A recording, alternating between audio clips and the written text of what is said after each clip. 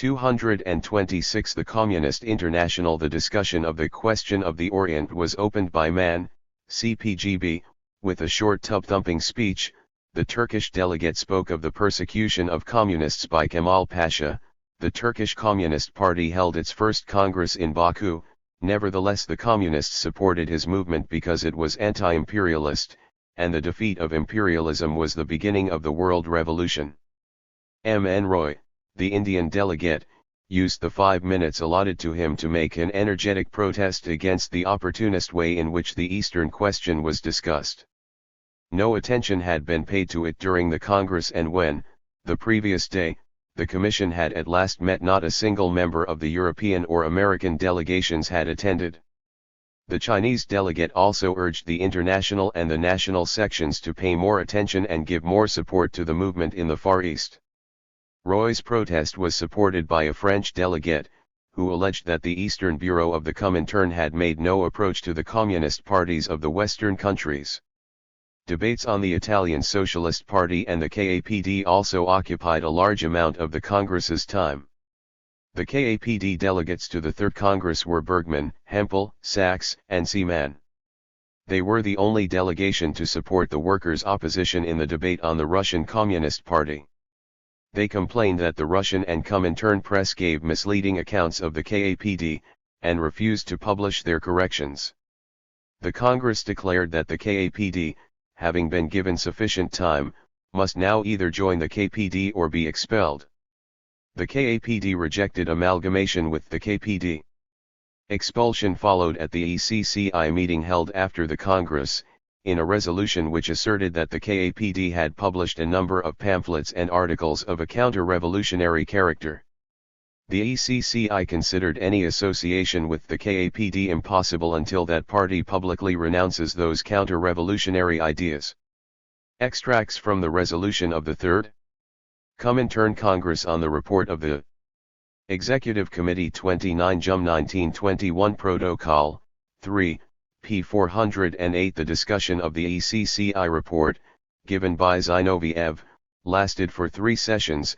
It was concerned chiefly with the German situation. Zinoviev stated that since the Second Congress the executive had held 31 sessions, and had set up an inner bureau of 7 members to deal, inter alia, with secret and illegal activities, it had met 39 times. He emphasized that while the executive was always subject to the next Congress, it had complete control of the conduct of the Comintern between Congresses, and its decisions must be carried out. Not all parties had sent their representatives to the ECCI. It was essential to have the best comrades on the ECCI, so that it could act as the general staff of the revolution. The adherence of the USPD had been the greatest success achieved since the Second Congress. He asserted that after Halle he had warned the German party not to allow itself to be provoked prematurely, but the March action was not a putsch, it was a June 1921 227 revolutionary episode, a defensive, not an offensive action. The charge that control from Moscow was too tight was unjustified. On the contrary, we have been a much too loose organization. We must be much more centralized. Our contacts must be firmer and tighter than before. A lot of nonsense is being talked about the dictatorship of Moscow. In fact, the only charge that can be leveled against us is that we were not centralist enough, not tightly enough organized. It was in the discussion of Zinoviev's report that the Dutch and KAPD delegates voiced their misgivings about the influence of Russian interests on Comintern policy. Zinoviev had referred to an article by Gorter urging the political and organizational separation of the Comintern from the system of Russian state policy. We must aim at this goal if we are to do justice to the conditions of the West European Revolution, and had said that they would be only too glad if a revolution in Germany enabled them to transfer the center of the world movement to Berlin. The argument was reiterated by the KAPD delegates at the Congress. We do not for a moment forget the difficulties into which Russian Soviet power has fallen owing to the postponement of world revolution. But we also see the danger that out of these difficulties there may arise an apparent or real contradiction between the interests of the revolutionary world proletariat and the momentary interests of Soviet Russia. Another KAPD delegate objected to the ECCI treating every criticism as counter-revolutionary. This means the throttling of all opposition, and proves that the need for an opposition is not understood. Without it, an organization as great as the International is condemned to stagnation. The French delegation asked for a full statement from the executive on the March action before voting on the report, but their proposal was rejected after a heated discussion. The paragraph on work in the Near and Far East was put forward as an amendment by the delegates from those areas. The national and colonial question was scarcely touched on in the proceedings of the Congress. M. N. Roy, the Indian delegate, criticized this as sheer opportunism, a reference to the Soviet-British trade agreement, which stipulated that the contracting parties would refrain from hostile propaganda, and to the agreements concluded by Russia in the spring of 1921 with Persia, Turkey, and Afghanistan. At the end of the discussion, the resolution was taken paragraph by paragraph. The Yugoslav delegation abstained from voting on the paragraph concerning Germany, and the Mexican delegation on the paragraph concerning the KAPD. The resolution as a whole was passed unanimously. The Congress takes cognizance with satisfaction of the report of the executive and states that the policy and activity of the executive over the past year were aimed at carrying out the decisions of the Second Congress. The Congress approves in particular the application by the executive of the 21 conditions drawn up by the Second Congress to the various countries. Likewise, it approves the actions of the executive directed to the formation of large communist mass parties and to the relentless combating of the opportunist tendencies manifested in these parties. 228. The Communist International 1. In Italy, the attitude of the Cerati group of leaders showed, directly after the Second Congress, that they were not seriously concerned with the decisions of the World Congress and the Communist International. Above all, the part played by this group in the September struggles, their attitude at Leghorn, and even more their subsequent policy, proved clearly that they want to use communism only as a sham facade for their opportunist policy. In these circumstances, the split was unavoidable. The Congress welcomes the firm and resolute action of the executive in this matter, which is of fundamental importance. It approves the decision of the EC, which recognized the Communist Party of Italy as the only communist section in that country. After the Communists had left the Leghorn Congress, it passed the following resolution. In once again fully confirming its adherence to the Communist International, the Congress submits the conflict to the forthcoming Congress of the Communist International, and in doing so undertakes to abide by and to carry out its decision. The Third Congress of the Communist International is convinced that this decision of the Cerati group of leaders was forced on them by the pressure of the revolutionary workers. The Congress expects that these revolutionary elements in the working class will do everything in their power, now that the Third World Congress has made its decisions, to put them into effect. In reply to the address of the Leghorn Congress to the Third World Congress, the Third World Congress declares, by way of ultimatum, so long as the Socialist Party of Italy does not expel those who took part in the Reformist Conference in Reccio Emilia and their followers, the SPI cannot belong to the CI. If this condition should be fulfilled, the Third World Congress instructs the executive to see that the necessary steps are taken to amalgamate the SPI, purged of its reformist and centrist elements, with the CPI into a unified section of the Communist International. 2. In Germany, the Congress of the USPD in Halle, held as a result of the decisions of the Second World Congress, took stock of the development of the workers' movement. The attitude of the executive was designed to promote the formation of a strong CP in Germany, and experience has shown that this policy was correct. The Congress also fully approves the attitude of the executive to the subsequent events within the VKPD. The Congress trusts that in the future too the executive will strictly apply the principles of international revolutionary discipline. 3. The admission of the KAPD to the CI as a sympathizing party was intended to test whether the KAPD would develop in the direction of the CI. The waiting period has been long enough. Now the KAPD must be. June 1921, 229 asked for its hitherto delayed adherence to the VKPD, otherwise it will be expelled as a sympathizing party from the CI. The Congress welcomes the manner in which the executive applied the 21 conditions to the French Party, which detached large masses of workers, who are on the road to communism, from the influence of Longuet, the opportunists and centrists, and accelerated their development. The Congress trusts that in future too the executive will actively promote the development of the French Party into a militant and clear principled party. In approving the work of the executive in the Near and Far East, the Congress welcomes the broadly conceived agitation carried on there, and thinks it essential that organizational work shall now be undertaken in these countries. Finally, the Congress rejects the objections to a strict international centralization of the communist movement raised by open and concealed enemies of communism. Rather, it expresses its conviction that the parties must place their best forces at the disposal of the executive in order to obtain an even more militant central political leadership of communist parties held together in one unbreakable union.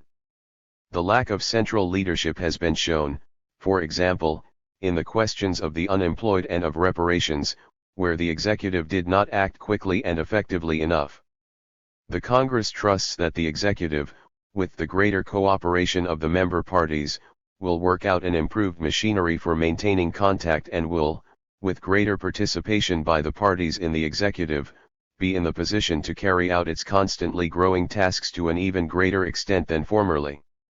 Extracts from the Theses on the World Situation and the Tasks of the Comintern adopted by the Third Comintern Congress July 4, 1921 Thesen und Resolutionen, 3, p. 7 in a long speech on June 23 on the world economic crisis and the new tasks of the Comintern, Trotsky, who with Varga drafted the theses, which were designed to combat the theory of the offensive, surveyed the various defeats suffered by revolutionary movements since 1919 and proceeded to an analysis of the economic position of the leading powers, world trade, the prospects of economic recovery, the social changes effected by the war, and the international political scene, particularly Anglo-American rivalry. He concluded that capitalism had managed to restore a temporary and uncertain equilibrium, while the situation remained at bottom revolutionary. Whether slow or quick, we will not argue about the rate of development, after history deceived us so badly on this question. 230 The Communist International. The development is towards revolution. We are not now confronted with the chaotic and elemental assault that we witnessed in Europe in 1918 to 1919. At that time it seemed to us, with some historical justification, possible that the assault would mount and move forward in higher and higher waves, and that the working class would in a year or two achieve state power. It was a historical possibility, but it did not happen. History has given the bourgeoisie a fairly long breathing spell. The revolution is not so obedient, so tame, that it can be led on a leash, as we imagined. It has its ups and downs, its crises and booms. 5. After a brief discussion, in which a KAPD delegate criticized the theses, they were passed unanimously. 1. The revolutionary movement at the end of the imperialist war and after it was marked by an amplitude unprecedented in history. It did not, however, end with the overthrow of world capitalism, or even of European capitalism. 2. During the year which has passed between the Second and Third Congresses of the Communist International, a series of working-class risings and struggles have ended in partial defeat: the advance of the Red Army on Warsaw in August 1920, the movement of the Italian proletariat in September 1920, the rising of the German workers in March 1921. The first period of the post-war revolutionary movement, distinguished by the spontaneous character of its assault, by the marked imprecision of its aims and methods, and by the extreme panic which it aroused among the ruling classes, seems in essentials to be over. The self-confidence of the bourgeoisie as a class, and the outward stability of their state organs, have undeniably been strengthened. The panic fear of communism has abated, even if it has not altogether disappeared. The leaders of the bourgeoisie are even boasting of the power of their state machine and have gone over to an offensive against the workers in all countries, both on the economic and the political front. 3. Consequently, the Communist International puts to itself and to the entire working class the following questions: To what extent do the new relations between the bourgeoisie and the proletariat correspond with the real relation of forces? Are the bourgeoisie really about to re-establish the social equilibrium destroyed by the war? Are there reasons for thinking that after the political upheavals and class struggles a new and prolonged epoch of the restoration and expansion of capitalism is about to open? Does it not follow from this that the program and tactics of the Communist International should be revised? 5. The period of demobilization, when the massacre that had been prolonged for 4 years had ceased, the period of transition from a state of war to a state of peace, inevitably accompanied by an economic crisis arising from the exhaustion and chaos of war, rightly appeared most dangerous in the eyes of the bourgeoisie. In fact, in the 2 years following July 1921-23 at its end, the countries which had been ravaged by war became the scene of powerful proletarian movements. The fact that a few months after the war it was not the apparently inevitable crisis but economic recovery which set in was one of the chief reasons why the bourgeoisie retained their dominant position. This period lasted about a year and a half. Industry absorbed practically all the demobilized workers. Although as a rule wages did not catch up with food prices, they rose enough to create a mirage of economic gain. It was precisely the favorable economic circumstances of 1919-1920 which, by ameliorating the most acute phase of liquidation of the war, encouraged the self-confidence of the bourgeoisie, and raised the question of the opening of a new epoch of organic capitalist development. At bottom, however, the recovery of 1919 to 1920 did not mark the beginning of the restoration of capitalist economy after the war. It only continued the artificial prosperity created by the war. 8. At the cost of the further organic dislocation of the economic system, increase in fictitious capital, currency depreciation, speculation instead of rehabilitation, the bourgeois governments, acting in concert with the banks and the industrial trusts, succeeded in staving off the outbreak of the economic crisis until the political crisis brought about by demobilization and the first post-war squaring of accounts had subsided. Having gained a substantial respite, the bourgeoisie imagined that the danger of a crisis had been averted for an indefinite time. They became extremely optimistic. It seemed that the needs of reconstruction would open a prolonged era of industrial and commercial prosperity and above all of successful speculation. The year 1920 shattered these hopes. 9. Thus the crisis of 1920, and this is essential to a correct understanding of the world's situation, was not an ordinary phase of the normal industrial cycle, but rather a profound reaction to the fictitious prosperity of wartime and the 2 years after the war, a prosperity based on destruction and exhaustion. The normal sequence of boom and crisis used to occur on a rising curve of industrial development.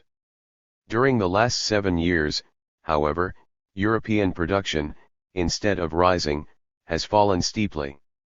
In these circumstances, periods of prosperity can only be of short duration, and largely speculative in character. Crises will be prolonged and severe. The present crisis in Europe is a crisis of underproduction. 12. The illusory character of the boom is most evident in Germany. Over a period of a year and a half, in which prices increased sevenfold, production steadily declined. Germany's ostensibly successful participation in post-war international trade was paid for both by squandering the country's basic capital and by a further decline in the working class's standard of life. The German workers are becoming the coolies of Europe. 232. The Communist International. 14. Developments in the United States during the war were in certain respects the opposite of those in Europe. Before the war it exported primarily agricultural products and raw materials which accounted for 2/3 of its total exports. Now, on the contrary, it exports primarily industrial products which account for 60%. Before the war America was a debtor country, now it has become the creditor of the entire world. About half of the total world's gold reserve has been concentrated in the United States, and gold continues to flow steadily towards America. The determining role of the pound sterling on the world market has passed to the dollar. 15. But even American capitalism has been shaken out of its equilibrium.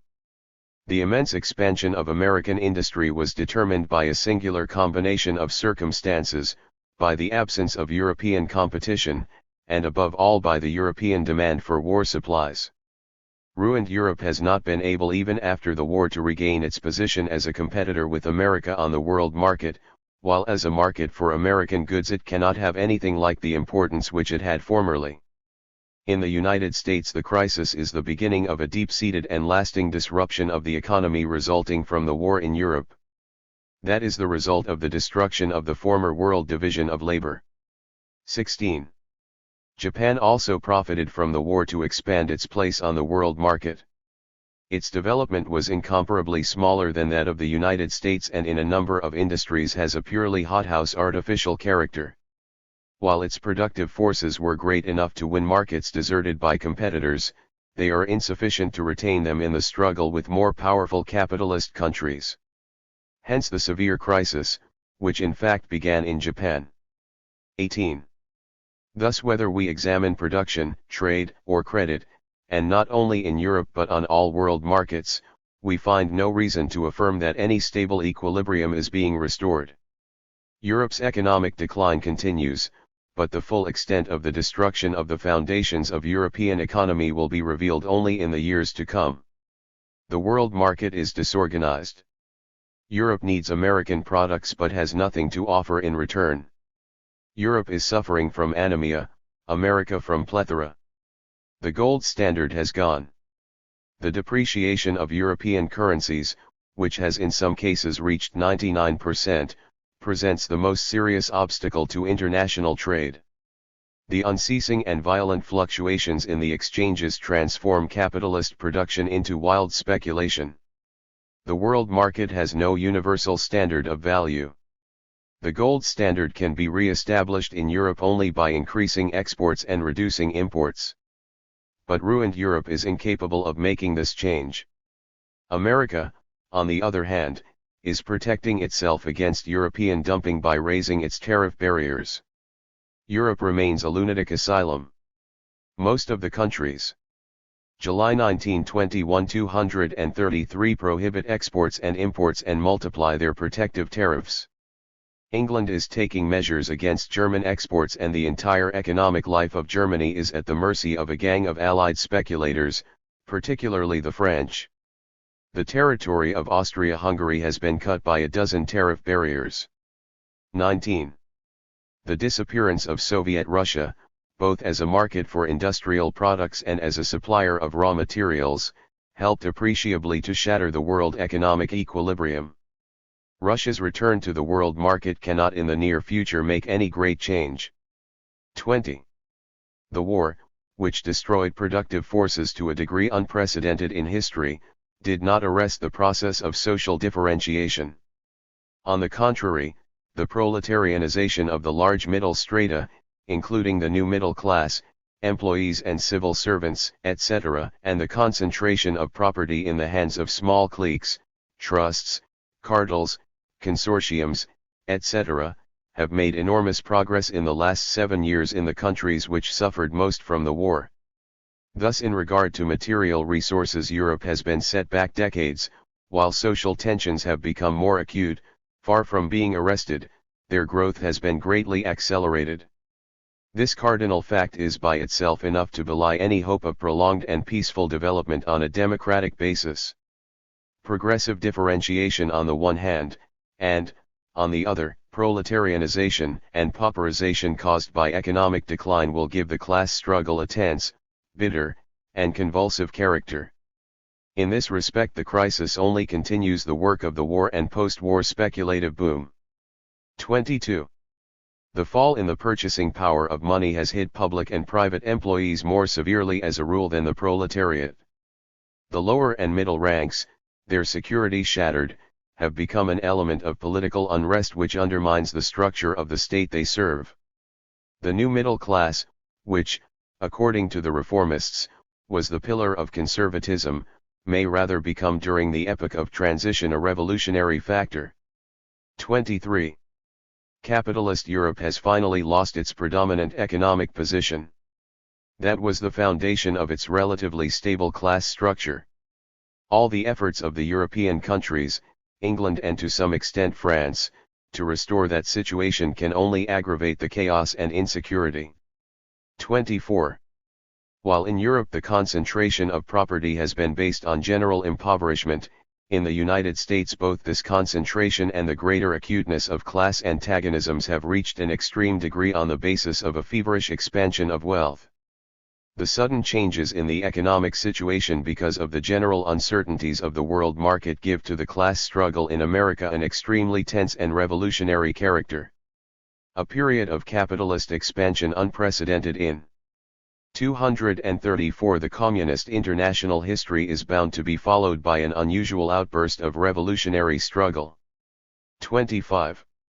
The emigration of workers and peasants has always acted as a safety valve for the capitalist regime in Europe. It rose during periods of prolonged depression and after the defeat of revolutionary movements, but now America and Australia are putting more and more checks on immigration. The safety valve is no longer working. 26.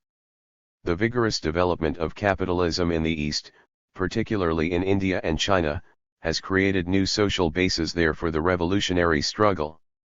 The bourgeoisie of these countries tightened their bonds with foreign capital, and so became an important instrument of its rule. Their struggle against foreign imperialism, the struggle of a very weak rival, is essentially half-hearted and feeble in character. The growth of the indigenous proletariat paralyzes the national revolutionary tendencies of the capitalist bourgeoisie, but at the same time the vast peasant masses are finding revolutionary leaders in the person of the conscious communist vanguard. The combination of military oppression by foreign imperialism, of capitalist exploitation by the native and the foreign bourgeoisie, and the survival of feudal servitude creates favorable conditions for the young proletariat of the colonies to develop rapidly and to take its place at the head of the revolutionary peasant movement. The popular revolutionary movement in India and in other colonies has now become as integral a part of the world revolution as the uprising of the proletariat in the capitalist countries of the Old and the New World. 27. The general world economic situation, and above all the decline of Europe, will give rise to a long period of grave economic difficulties, of shocks, of partial and general crises. The international relations established as a result of the war and the Treaty of Versailles make the situation even more difficult. Imperialism was born of the pressure of the productive forces to abolish national frontiers and to create a single economic territory in Europe and in the world. The result of the conflict of hostile imperialisms has been to create in Central and Eastern Europe new frontiers, new tariffs, and new armies. In the economic and political sense, Europe has relapsed into the Middle Ages. Its exhausted and devastated territory has now to support armies 1.5 times as large as in 1914, that is, at the height of the armed peace. 28. French policy on the European continent has two aspects: 1. Testifying to the blind rage of the usurer ready to strangle his bankrupt debtor, and the greed of rapacious heavy industry out to create with the help of the coal fields of the Saar and the Ruhr, and of Upper Silesia, the requisite conditions for industrial imperialism to replace bankrupt financial imperialism. The second tendency is directed against England.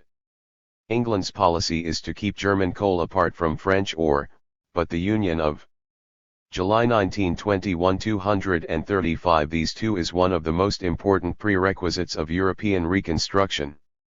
29. The British Empire seems to be at the height of its power. It has maintained its former possessions and gained new ones. But it is precisely now that the contradiction between England's predominant position in the world and its real economic decline becomes apparent. Germany, where capitalism is incomparably more advanced in technology and organization, has been laid low by armed force, but a triumphant rival more dangerous than Germany has arisen: the United States, in the economic field the master of both Americas. Because of its better organization and technology, the productivity of labor in American industry is substantially greater than in England.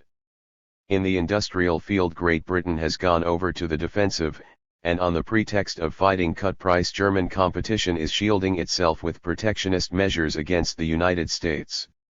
While England's navy, which has a great many obsolete units, has been arrested in its development. Harding's government has taken up Wilson's program of naval construction, which in 2 or 3 years will give naval mastery to the American flag. England therefore will either be automatically pushed into the background and, despite its victory over Germany, become a second-class power, or it will in the near future be forced to engage all the forces it has acquired in the past in a life-and-death struggle with the United States. It is with this in mind that England is maintaining its alliance with Japan, and trying by a policy of concessions to gain French support or at least French neutrality. France's growing importance in Europe in the past year is due, not to a strengthening of France, but to a weakening of England. Germany's capitulation last May on the question of war indemnities represented, however, a temporary victory for England and entails further economic decline for Central Europe, without excluding the possibility that in the near future France will occupy the Ruhr and Upper Silesia. 30. The hostility between Japan and the United States, temporarily disguised by their joint participation in the war against Germany, is now in full swing. Japan has drawn nearer to the American coast by getting strategically important islands in the Pacific. The Japanese industrial crisis has made the question of emigration more acute. Japan, a country with a dense population and poor in natural resources, must export either goods or men, and in either case it comes into collision with the United States. Japan is spending more than half its budget on the Army and Navy. In the struggle between England and America, Japan will have to play at sea the part played on land by France in the war against Germany. Japan is profiting momentarily from the antagonism between England and America, but the decisive struggle between these two giants for the domination of the world will be fought out at its cost. 236 The Communist International 31. The last Great War was European in origin and the chief belligerents were European. The axis of the struggle was the antagonism between England and Germany. American intervention merely widened the frame of the struggle but did not change its basic character. The European conflict was resolved on a world scale. The war, which in a fashion resolved the differences between England and Germany and between the United States and Germany, not only failed to settle the relations between the United States and England, but, on the contrary, brought them for the first time into the very foreground as the fundamental question of world politics. It made the question of the relations between the United States and Japan secondary. The last war was thus the European prelude to the real World War, the war to decide which imperialism shall predominate. 32. But that is only one axis of world politics. There is a second. The Russian Soviet Federation and the Third International were born of the last war. The group formed by the International Revolutionary Forces is hostile in principle to all imperialist groups. The maintenance of the alliance between England and France or its disruption is, from the standpoint of the interests of the proletariat and the securing of peace, in the same category as the renewal or denunciation of the Anglo-Japanese alliance, the entry of the United States into the League of Nations or its refusal to enter. The proletariat can see no security in the ephemeral, fraudulent, rapacious, and perfidious alliances of capitalist states whose policy, revolving more and more around the Anglo-American antagonism, makes it more acute and prepares a new bloody conflagration. The conclusion by some capitalist countries of treaties of peace and commercial agreements with Soviet Russia does not mean that the world bourgeoisie have abandoned the idea of destroying the Soviet Republic. It is probably no more than a temporary change in the forms and methods of struggle. It is absolutely clear that the more slowly the world proletarian revolutionary movement develops, the more inescapably will international economic and political antagonisms drive the bourgeoisie into seeking a new decision by force of arms. That would mean that the attempt to restore capitalist equilibrium after the new war would be made amidst economic impoverishment and cultural desolation, in comparison with which the present European situation would seem the height of well-being. 34. In the last analysis, the question of restoring capitalism on the foundations outlined above can be summarized in this way: is the working class ready, in the incomparably more difficult conditions of today, to make the sacrifices required to restore stable conditions for its own slavery, more harsh and more cruel than those which prevailed before the war? To restore European economy and to replace the productive apparatus destroyed during the war, an immense amount of new capital is necessary. That can only July 1921 237 be created if the proletariat is ready to work harder at much lower wages. This is what the capitalists are asking, and this is what the treacherous leaders of the Yellow International are recommending. First help to rebuild capitalism, and only then fight for an improvement in the workers' lot. But the European proletariat is not ready to sacrifice itself. It demands an improvement in its lot, which is at present absolutely incompatible with the objective possibilities of capitalism. Hence the endless strikes and uprisings and the impossibility of restoring European economy. For many European countries, Germany, France, Italy, Austria-Hungary, Poland, the Balkans, currency stabilization requires, first of all, getting rid of debts which it is beyond their capacity to pay, that is, declaring themselves bankrupt. But this means giving a powerful impulse to the class struggle for the division of the national income. Currency stabilization means further reducing state expenditure at the cost of the masses, abandoning the minimum wage and price control. It means preventing the import of cheap goods from abroad, and increasing exports by reducing the cost of production, that is, again, primarily by intensifying the exploitation of the working masses. Any serious step to restore capitalist equilibrium shakes the equilibrium of classes, already disrupted, and gives a new impetus to revolutionary struggle. The question whether capitalism can be regenerated thus becomes a question of struggle between living forces, between classes and parties. If, of the two primary classes, the bourgeoisie and the proletariat, one, the proletariat, abandons the revolutionary struggle, the other will in the end undoubtedly achieve a new capitalist equilibrium, an equilibrium of material and moral decay by means of new crises, new wars, the impoverishment of whole countries and the death of millions of workers. But the frame of mind of the international proletariat provides absolutely no ground for such a prognosis. 35. The elements of stability, conservative in their social import, have lost much of their authority over the minds of the working masses. If social democracy and the trade unions still preserve some influence over a considerable part of the proletariat, thanks to the organizational machine they inherited, that influence has already been deeply undermined. The war changed not only the state of mind but the very composition of the proletariat, and these changes are wholly incompatible with pre-war organizational gradualism. 36. The crisis fell on the proletariat of the entire world with a terrifying force. Wages fell more than prices. The number of unemployed and semi-employed is greater than it has ever been in the history of capitalism. The frequent changes in living conditions exercise a very unfavorable influence on the productivity of labor and make it impossible to establish class equilibrium on a firm basis, that is, on the basis of production. Uncertainty in the conditions of life, reflecting the general economic. 238 The Communist international instability, national and universal, is the most revolutionary factor at work at the present time. 37. The war did not end directly with the proletarian revolution. With some justification, the bourgeoisie regard this as a major victory. But only petty bourgeois blockheads can interpret the fact that the European proletariat did not overthrow the bourgeoisie during the war or immediately after it as the failure of the Communist International's program. The line of the Communist International is not set for the appearance of the proletarian revolution on a certain date fixed dogmatically beforehand, or by a mechanical policy of carrying through the revolution within a given time. The revolution was and is a struggle of living forces in given historical conditions.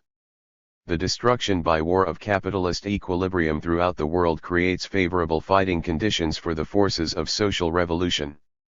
All the efforts of the Communist International were and are designed to exploit this situation to the full. The differences between the Communist International and the Social Democrats of both groups do not consist in our having fixed a date for the revolution, while they reject utopianism and putschism. The difference is that the Social Democrats obstruct real revolutionary development by doing all they can, whether in the government or in opposition, to help re-establish the stability of the bourgeois state, while the communists take advantage of every opportunity and of every means to overthrow or to destroy the bourgeois state. In the 2.5 years which have passed since the end of the war, the proletariat of many countries has shown more energy, militancy, and devotion than would have been required for a victorious revolution if at the head of the working class there had been a strong international communist party centralized and ready for action.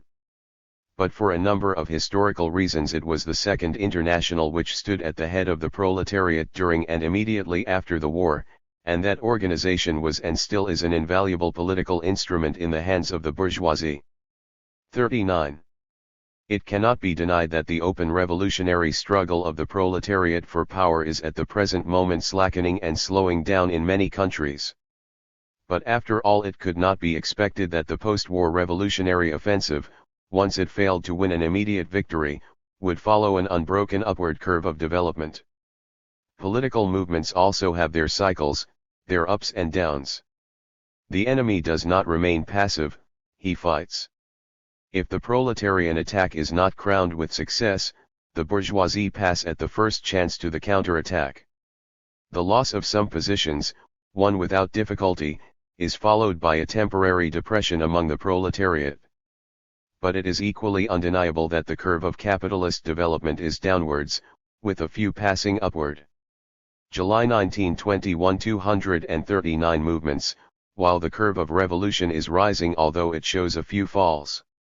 Capitalism can be restored only by infinitely greater exploitation, by the loss of millions of lives, by the reduction of the standard of living of other millions below the minimum, by perpetual uncertainty, and this makes for constant strikes and revolts. It is under this pressure and in these struggles that the mass will to overthrow capitalist society grows. 40. The chief task of the Communist Party in the present crisis is to direct the defensive struggles of the proletariat, to broaden and deepen them, to link them together and, in harmony with the march of events, to transform them into decisive political struggles for the final goal. But if events develop more slowly and a period of recovery follows in a greater or lesser number of countries the present economic crisis, that would not in any way mean the beginning of an organic epoch. So long as capitalism exists, recurrent fluctuations are inevitable. They will characterize capitalism in its death agony as they did in its youth and its maturity. 41. Whether the revolutionary movement in the forthcoming period advances more rapidly or slows down, in either case the Communist Party must remain the party of action. It stands at the head of the fighting masses, formulating clearly and vigorously the watchwords of the battle, exposing the evasive slogans of social democracy, designed for compromise. Throughout the changing course of the struggle, the Communist Party strives to consolidate its organizational footholds, to train the masses in active maneuvering, to arm them with new methods aimed at open conflict with the forces of the enemy. Utilizing every respite to assimilate the lessons of the preceding phase, the Communist Party strives to deepen and extend class conflicts, to coordinate them nationally and internationally by unity of aim and action, and in this way, as spearhead of the proletariat, to sweep aside every obstacle on the road to its dictatorship and to the social revolution. Resolution of the Third Comintern Congress on the situation in the German Communist Party July 9, 1921 Protocol, 3, p. 945. The resolution was intended as a compromise, the danger of a further split in the KPD, in which the conflicts of policies and personalities had become extremely bitter, was to be avoided by a conciliatory tone towards the left, although their policy was rejected. In the debate on the tactical theses, Zinoviev had said that it was less important to distribute praise or blame than to look ahead to what should be done. There can only be one answer. In no circumstances must there be a further. 240. The Communist International split in the KPD. I really do not know whether our party can bear another split. Nor are there any reasons for one, now that the tactical theses put forward by our Russian delegation have found general acceptance. The Zentrale has in many respects acknowledged the mistakes it made. Through Comrade Zetkin, the opposition has declared that it now sees that the struggle had great historical significance. The resolution was proposed by Zinoviev in the name of the Russian delegation. Although passed unanimously, the opposition delegates of the German party, including Clara Zetkin, put in a statement, not to be voted on but for the record, which, they claimed, distributed light and shadow more correctly than the resolution. In the course of the Congress, a peace treaty was agreed between the different German groups. 3 letters were sent to the subsequent Congress of the KPD at Jena, one from the ECCI, one from Lenin, and one from Radek. The ECCI letter contained an attack on the ultra-left, and in his letter Lenin singled out one of its leaders, Maslow, for attack. He was elected by the Congress as deputy member of the Central Committee of the KPD. The left wing, according to Ruth Fischer, had established friendly relations with leading members of the workers' opposition in the Russian Communist Party.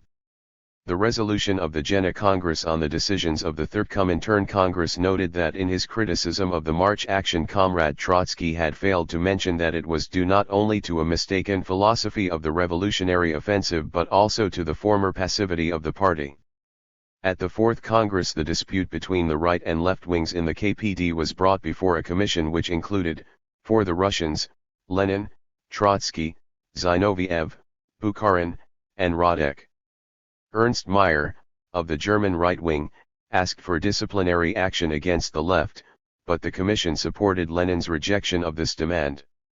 The Third World Congress notes with satisfaction that all the most important resolutions, and particularly the section of the resolution on tactics dealing with the hotly debated March action, were passed unanimously, and that the representatives of the German opposition themselves, in the resolutions they put forward on the March action, adopted by and large the same position as the Congress.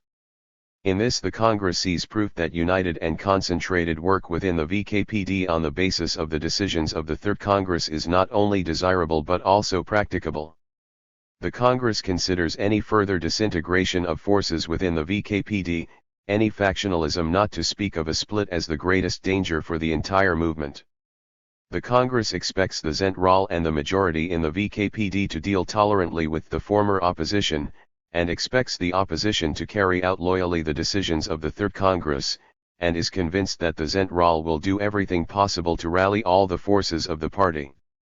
The Congress demands of the former opposition the immediate dissolution of any fractional organization, the complete and absolute subordination of July 1921 241 the parliamentary fraction to the party Zentrale, the complete subordination of the press to the relevant party bodies, the immediate cessation of any political collaboration with persons expelled from the party and the Communist International, in their newspapers, for example. The Congress instructs the executive to observe carefully the further development of the German movement and in the event of the slightest breach of discipline to take immediately the most energetic steps. Extracts from the Theses on Tactics adopted by the Third Comintern Congress July 12, 1921 Thesen UND Resolutionen, 3, p. 31. These theses were drafted by the Russian delegation in consultation with the German delegation, and introduced by Radek. He argued that if, as Trotsky's analysis showed, the capitalists had won a respite, Comintern tactics must be concerned not with direct preparations for civil war, but with organization and agitation. In the discussion, which occupied 4 sessions and was concerned chiefly with the March action, Lenin explained that the theses were a compromise. Trotsky added later that it was a compromise which favored the left, the maximum concession that could be made to those who supported the theory of the offensive. The German, Italian, Austrian, and youth delegations had wished to amend them in a left direction. The first stage in our struggle, Lenin said, was to create a genuine communist party, so that we could know with whom we were talking and in whom we could have complete confidence. At the first and second congresses we said, out with the centrists. But now we have to go a bit further. The second stage, after we have created the party, must be to learn how to prepare the revolution. In many countries we have not even begun to learn how to win the leadership. We have not only condemned the centrists, but chased them out. Now we must turn against the other side, which we think is also dangerous. These comrades must learn to wage a really revolutionary struggle. Hundreds of thousands of proletarians fought heroically in the March action. Anyone who comes out against this fight must be immediately expelled.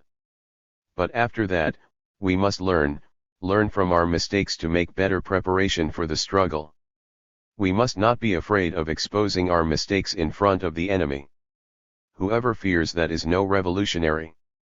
In dealing with the attempts of German delegates to amend the theses, Trotsky explained that, in describing the March action as a step forward, what was meant, or at least what he understood it to mean, was that the Communist Party was no longer an opposition within the USPD or a propagandist organization, but a homogeneous, independent, resolute, centralized party able to intervene independently in the struggle, and that this had happened for the first time in the March action.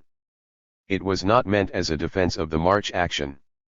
The Congress must tell the German workers that it was a mistake, and that the party's attempt to play a leading part in a great mass movement was an 242 the Communist International unhappy one, in the sense that, should it be repeated, it might really destroy this fine party. The open letter referred to in Section 3 was sent by the VKPD to the SPD, USPD, and the trade unions, proposing joint action on wages, workers' control, trade with Russia, etc. In an article published in Inpriker on the last day of 1921, Radek explained that the split at Halle had alienated a number of German workers, who could be reconciled if they saw that the KPD was prepared to join with the other parties in the practical daily struggle. In the course of that struggle they would learn that reformism could not give them what they wanted.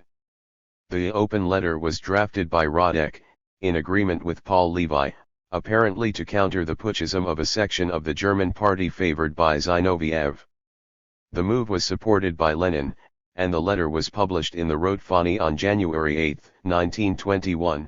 The proposal was rejected. The definition of the question: the new International Association of Workers is established to organize joint action by the proletariat of the different countries which pursue the one goal, the overthrow of capitalism, the establishment of the dictatorship of the proletariat and of an international Soviet republic which will completely abolish all classes and realize socialism, the first stage of communist society. This definition of aims recorded in the statutes of the Communist International clearly delimits all the tactical questions which are to be solved. They are the tactical questions of our fight for the proletarian dictatorship. They refer to the means for winning the majority of the working class for the principles of communism and to the means for organizing the socially decisive sections of the proletariat for the struggle to bring it into being. They refer to our attitude to the proletarianized petty bourgeois strata, to the ways and means for the most rapid disintegration of the organs of bourgeois power, their destruction, and the final international struggle for the dictatorship. The question of the dictatorship itself, as the only road to victory, is outside discussion. The development of the world revolution has demonstrated beyond the shadow of a doubt that in the given historical situation there is only one alternative: capitalist dictatorship or proletarian dictatorship.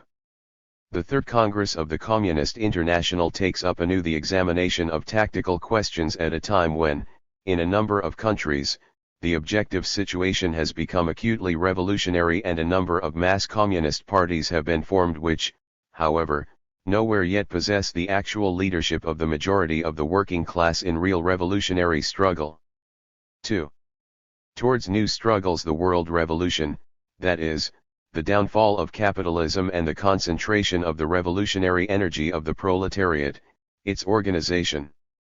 July 1921 243 into an attacking and victorious power, will require a fairly long period of revolutionary struggle. The variety in the degree of acuteness reached by contradictions in different countries, the variety in their social structure and in the obstacles to be surmounted, the high level of organization of the bourgeoisie in the highly developed capitalist countries of West Europe and North America, meant that the World War did not issue immediately in the victory of the World Revolution. Communists were therefore right when they said, even during the war, that the epoch of imperialism would develop into the epoch of social revolution, that is, into a long series of civil wars in various capitalist states, and of wars between the capitalist states on one side and proletarian states and the exploited colonial peoples on the other. The world revolution is not an undeviating process advancing along a straight line. In the period of chronic capitalist decay, the continuous revolutionary sapping comes at times to a head in an acute crisis. The world economic crisis, which began in the middle of 1920 and spread over the whole world, increasing unemployment everywhere, proves to the international proletariat that the bourgeoisie are unable to rebuild the world anew. The illusions which international social democracy and the trade union bureaucracy used to restrain the working masses from revolutionary struggle, the illusion that by renouncing the conquest of political power in revolutionary struggle they could gradually and peacefully achieve economic power and self-government, is fading away. 3. The most important task today, the most important question before the Communist International today is to win predominating influence over the majority of the working class, and to bring its decisive strata into the struggle. For despite the objectively revolutionary situation, political and economic, the majority of the workers are not yet under communist influence.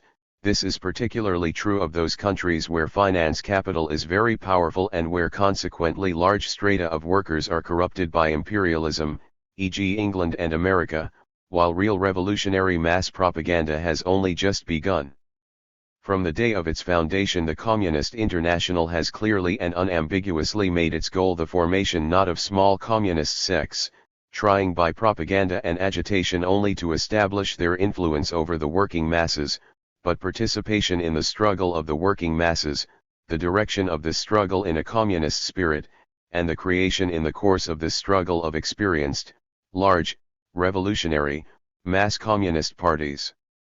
At its second Congress, the Communist International publicly rejected sectarian tendencies in its resolutions on the trade union question and on parliament.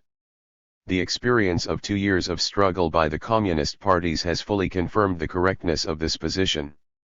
By its policy, the Communist International succeeded in a 244 the Communist International number of countries in detaching the revolutionary workers not only from the avowed reformists but also from the centrists. Thanks to the tactics of the Communist International, revolutionary work in the trade unions, the open letter, etc., communism in Germany, from being the mere political tendency which it represented in the January and March struggles of 1919, has become a great revolutionary mass party.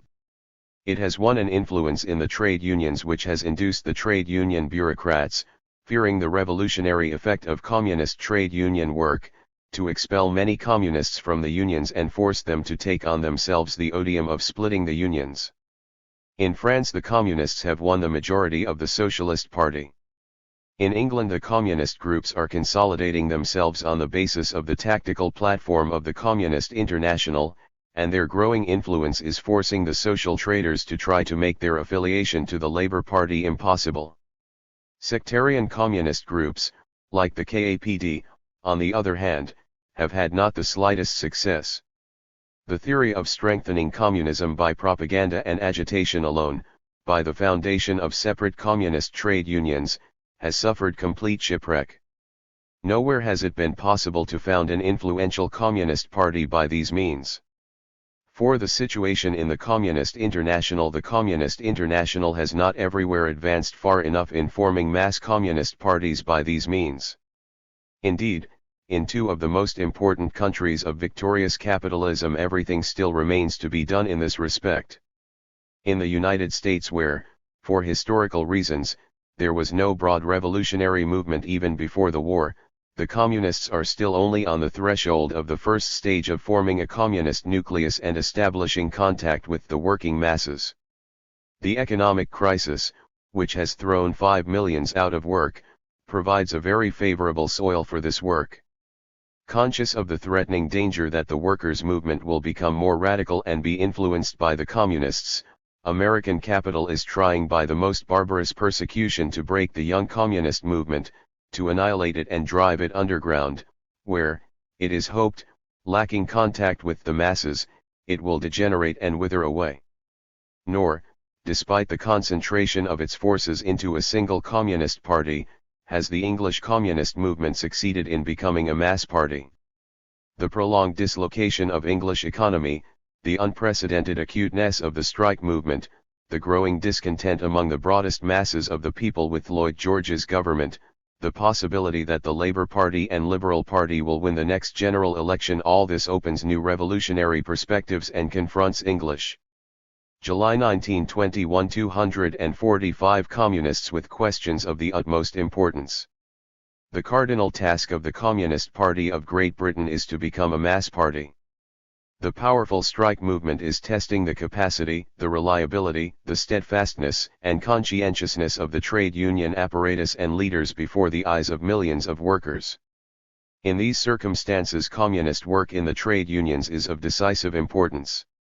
No criticism from outside can influence the masses to anything remotely like the extent of the influence which can be exerted by the steadfast day-to-day work of the communist trade union cells, by the work of exposing and discrediting the trade union traitors and Philistines who, in England more than in any other country, are the political pawns of capital.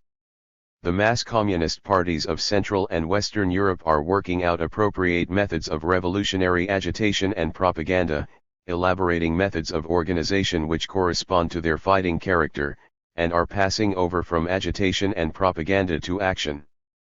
This process is hampered by the fact that in a number of countries the movement of the workers into the communist camp took place under leaders who had not overcome their centrist tendencies, and are unable to conduct genuinely communist popular agitation and propaganda, or who fear it because they know that it will carry the parties on to revolutionary struggles. In Italy, these centrist tendencies have led to a split in the party. The party and trade union leaders around Cerruti, instead of transforming the spontaneous movements of the working class and their growing activity into a conscious struggle for power, for which conditions in Italy were ripe, let these movements peter out. Since they differed from the reformists neither in word nor deed, they did not wish to separate themselves from them, but preferred to separate from the communists. The Cerruti policy, which strengthened the influence of the reformists, also created the danger of anarchist and syndicalist influence in the party, and of the growth of anti-parliamentary, sham radical tendencies. The split at Leghorn, the formation of the Italian Communist Party, the concentration of all genuinely communist elements, on the platform of the decisions of the Second Comintern Congress, into a communist party, will make communism a mass force in Italy if the party, while fighting steadily and unyieldingly against the opportunist Cerruti policy, is at the same time able to link itself with the proletarian masses in the trade unions, in their strikes, in the fight against the counter-revolutionary fascist movement, to fuse and to transform the spontaneous actions of the workers into carefully prepared struggles. In France, where the chauvinist poison of national defense and the subsequent frenzy of victory were stronger than in any other country, the reaction against the war developed more slowly than elsewhere. The 246 The Communist International French Socialist Party majority developed in a communist direction before the march of events raised the decisive questions of revolutionary action. The French Communist Party will be able to exploit this situation more fully and more advantageously, the more decisively it eliminates from its own ranks, and particularly from its leadership, the survivals, still very strong, of national pacifist and parliamentary reformist ideology. In its parliamentary struggle the party must make a decisive break with those hypocritical formalities and false personal courtesies of French parliamentary life which the bourgeoisie deliberately encourage in order to intimidate and hypnotize the workers' deputies. Communist Party deputies, in their strictly supervised action in Parliament, must seek to expose the deception of nationalist democratism and traditional revolutionism, and present every question as one of class interests and inexorable class struggle. The attempts of impatient and politically inexperienced revolutionary elements to resort to the most extreme methods, which by their very nature imply the decisive revolutionary uprising of the proletariat, for particular problems and tasks, such as the proposal that this year's conscripts shall resist the call-up, contain elements of the most dangerous adventurism and may, if they are employed, frustrate for a long time the genuinely revolutionary preparation of the proletariat for the seizure of power. The French Communist Party, like the parties of other countries, must reject these extremely dangerous methods. This, however, must in no circumstances be used as a pretext for inactivity. Strengthening the party's contact with the masses means above all closer links with the trade unions. In this field the task of the party does not consist in a mechanical external subordination of the unions to the party, and their renunciation of the autonomy required by the character of their work. It means that the truly revolutionary elements inside the unions, brought together and directed by the Communist Party, themselves give union work a direction in conformity with the general interests of the proletariat in its fight to capture power.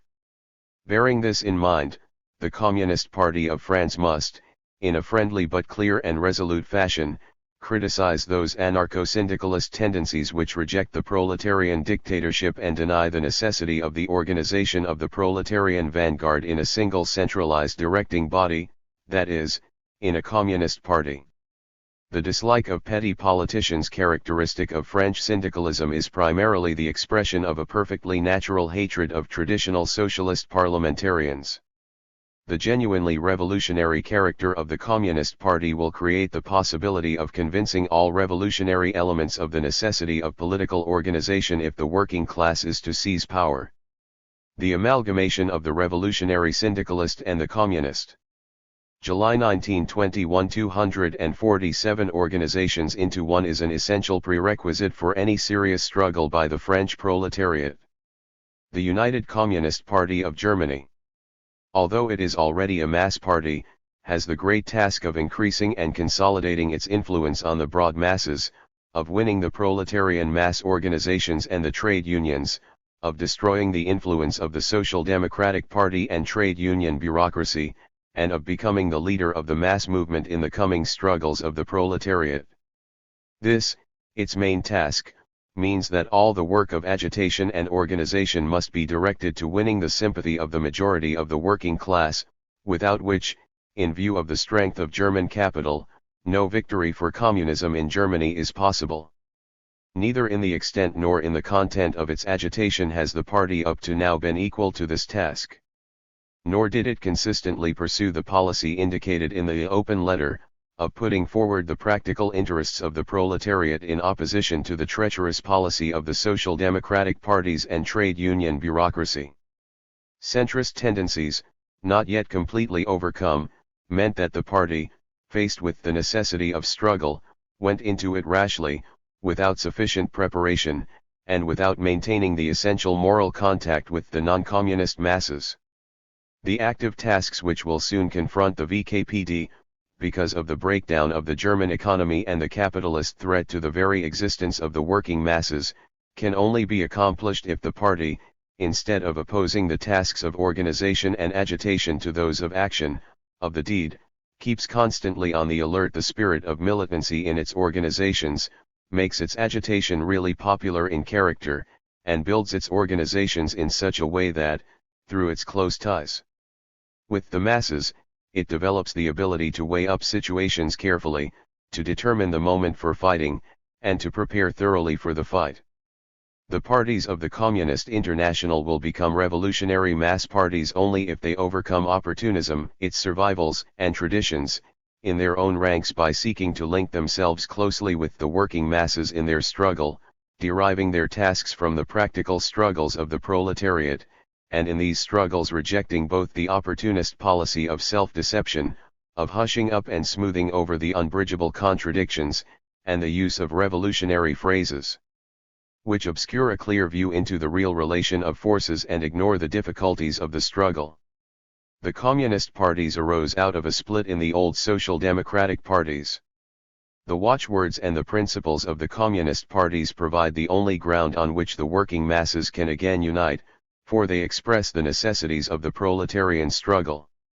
Since that is so, it is now the social democratic and centrist parties and groups which reflect. 248 The Communist International, the dispersal and division of the forces of the proletariat, while the communist parties represent the element of concentration. 5 Partial struggles and partial demands. Communist parties can develop only in struggle. Even the smallest communist parties should not restrict themselves to mere propaganda and agitation. They must form the spearhead of all proletarian mass organizations, showing the backward vacillating masses, by putting forward practical proposals for struggle, by urging on the struggle for all the daily needs of the proletariat, how the struggle should be waged, and thus exposing to the masses the treacherous character of all non-communist parties. Only by placing themselves at the head of the practical struggles of the proletariat, only by promoting these struggles, can they really win over large masses of the proletariat to the fight for the dictatorship. The entire agitation and propaganda, all the work of communist parties, must be informed with the consciousness that no lasting improvement in the position of the proletarian masses is possible on a capitalist basis. But this should not imply a renunciation of the struggle for the practical, urgent needs of the proletariat until it is ready to fight for the dictatorship. Social democracy, which today, in the period of capitalist collapse and decay, puts forward the old social democratic program of peaceful reforms, of reforms to be effected by peaceful means within the framework of bankrupt capitalism, is deliberately deceiving the working masses. Not only is capitalism in decay incapable of ensuring the workers' decent living conditions, but the social democrats, the reformists of all countries, are proving every day that they do not want to wage any struggle even for the most modest demands put forward in their own program. Equally deceptive is the demand put forward by the centrist parties for the socialization or nationalization of the most important industries. The centrists have misled the masses by trying to persuade them that the most important industries can be wrested from capital before the bourgeoisie have been defeated. Moreover, they try to deflect the workers from the real vital struggle for their immediate needs with the hope of gradually taking possession of one industry after another, to be followed by planned economic construction. Thus they get back to the social democratic minimum program of the reform of capitalism, which has become notoriously a counter-revolutionary deception. The communist parties do not put forward any minimum program to strengthen and improve the tottering structure of capitalism. The destruction of that structure remains their guiding aim and their immediate mission. But to carry out this mission, the communist parties must put forward demands whose fulfillment is an immediate and urgent working class need, and they must fight for these. July 1921, 249 demands in mass struggle, regardless of whether they are compatible with the profit economy of the capitalist class or not. It is not the viability and competitive capacity of capitalist industry, nor the profitability of capitalist finance to which communist parties should pay regard, but the poverty which the proletariat cannot and should not endure any longer. If the demands correspond to the vital needs of broad proletarian masses, and if these masses feel that they cannot exist unless these demands are met, then the struggle for these demands will become the starting point of the struggle for power. In place of the minimum program of the reformists and centrists, the Communist International puts the struggle for the concrete needs of the proletariat, for a system of demands which in their totality disintegrate the power of the bourgeoisie, organize the proletariat, represent stages in the struggle for the proletarian dictatorship, and each of which expresses in itself the need of the broadest masses, even if the masses themselves are not yet consciously in favor of the proletarian dictatorship. The task of the communist parties is to extend, to deepen, and to unify the struggle for concrete demands. Every partial action undertaken by the working masses to achieve a partial demand, every serious strike mobilizes the entire bourgeoisie, who as a class rally to the threatened section of the employers. The bourgeoisie also bring into action their entire state machine in the struggle against the workers. The workers who fight for partial demands will be automatically forced into a struggle against the entire bourgeoisie and their state apparatus. To the extent that the struggles for partial demands, and the partial struggles of particular groups of workers develop into a general struggle of the working class against capitalism, the Communist Party must also intensify and generalize its slogans, bringing them together under the single slogan of the direct defeat of the enemy. These partial demands, anchored in the needs of the broadest masses, must be put forward by the communist parties in a way which not only leads the masses to struggle, but by its very nature also organizes them. Every practical slogan which derives from the economic needs of the working masses must be channeled into the struggle for the control of production, not as a plan for the bureaucratic organization of the national economy under the capitalist regime, but through the factory councils and revolutionary trade unions. Only by building such organizations, linked together by industry and area, can the struggle of the working masses be organizationally unified and resistance put up to the splitting of the masses by social democracy and the trade union leaders. The factory councils will accomplish these tasks only if they arise in the struggles for economic ends which are common to the broadest working masses. Every objection to the putting forward of such partial demands, every charge of reformism on this account, is an emanation of the same inability. 250 The Communist International to grasp the essential conditions of revolutionary action as was expressed in the hostility of some communist groups to participation in the trade unions, or to making use of parliament. It is not a question of proclaiming the final goal to the proletariat, but of intensifying the practical struggle which is the only way of leading the proletariat to the struggle for the final goal. The revolutionary character of the present epoch consists precisely in this, that the most modest conditions of life for the working masses are incompatible with the existence of capitalist society, and that therefore the fight for even the most modest demands grows into the fight for communism. While the capitalists use the growing army of the unemployed to reduce the wages of organized labor, the Social Democrats, the independents, and the official trade union leaders keep themselves in cowardly fashion aloof from the unemployed, regarding them merely as the object of official and trade union charity, and politically as the lumpen proletariat.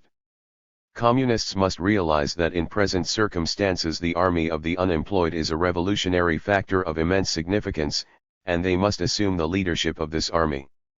Exerting pressure on the trade unions through the unemployed, communists must bring fresh life into the unions and hasten their emancipation from their treacherous leaders.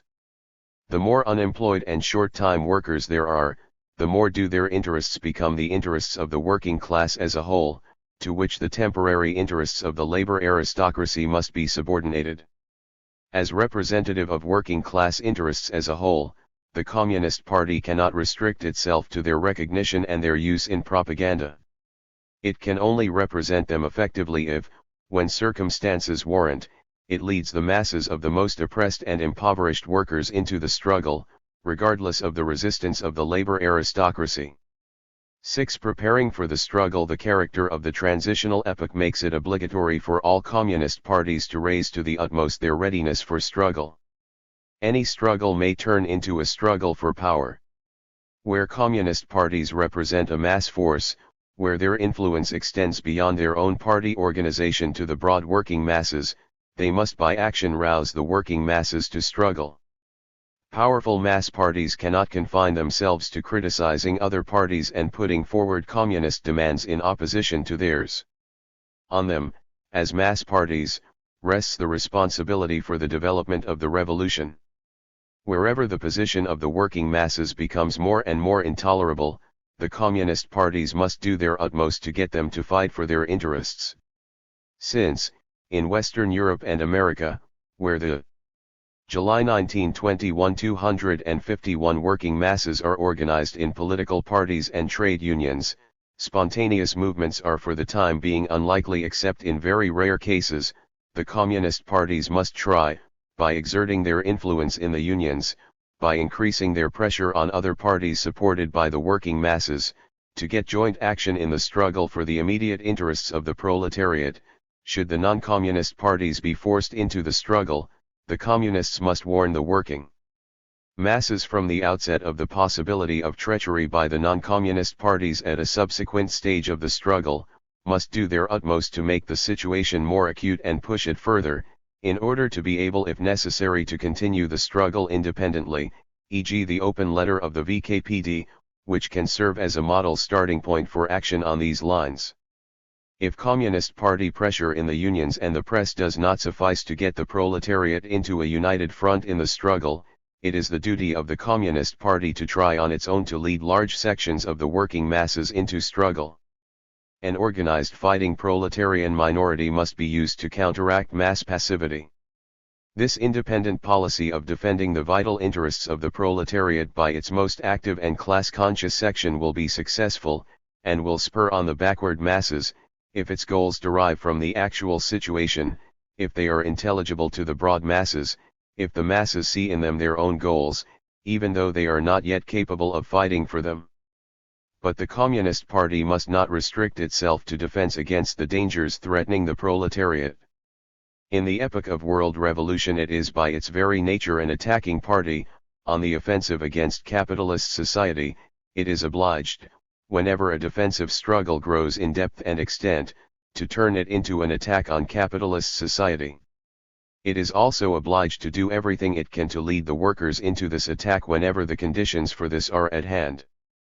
Whoever is opposed on principle to the policy of the offensive against capitalist society is retreating from the principles of communism. These conditions are, firstly, the sharpening of the struggle within the bourgeois camp itself, nationally and internationally.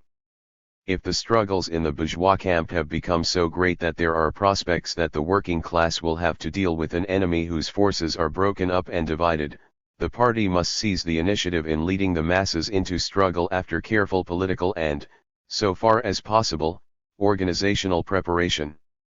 The second condition for offensive action on a broad front is great discontent among the decisive categories of the working class.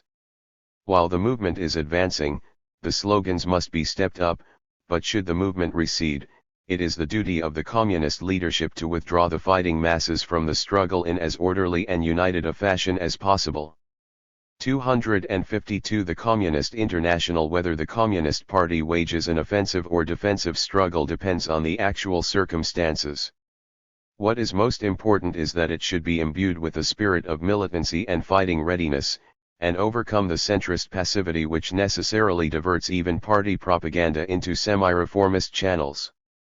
The period of capitalist decay must be shortened if the material foundations of communism are not to be destroyed and the energy of the working masses crushed. 7. The lessons of the March Action. The March Action was a struggle forced on the VKPD by the government's attack on the proletariat of Central Germany.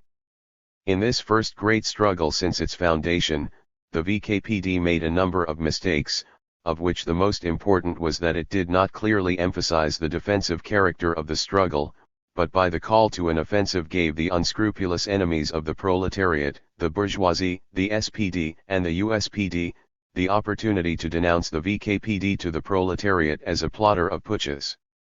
This mistake was aggravated by a number of party comrades who represented the offensive as the primary method of struggle for the VKPD in the present situation. Official party organs, and the party chairman Comrade Brandler, came out against these mistakes. The Third Congress of the Communist International considers the March Action of the VKPD as a step forward. It was a heroic struggle by hundreds of thousands of proletarians against the bourgeoisie.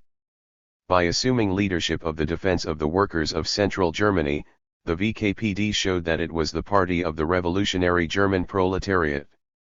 The Congress is of the opinion that the VKPD will in the future be in a position to carry through its mass actions more successfully the better it adapts its fighting slogans to the real situation, the more thoroughly it studies the situation, and the greater the extent of agreement to carry the action through.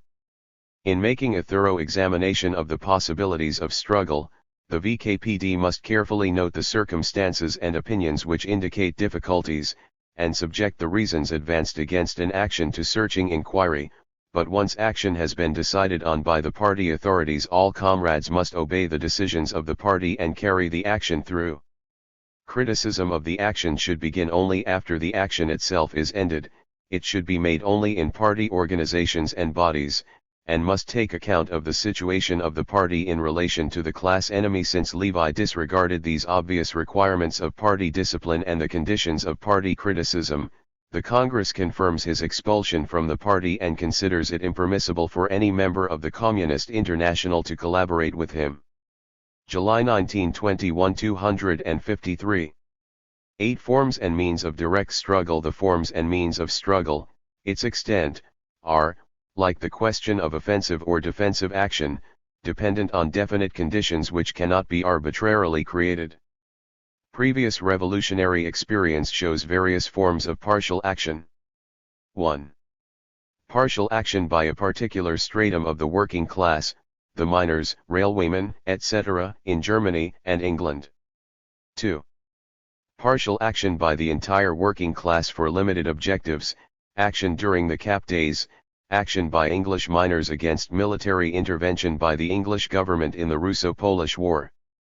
The Communist Party must strive to transform every important local struggle into a general struggle.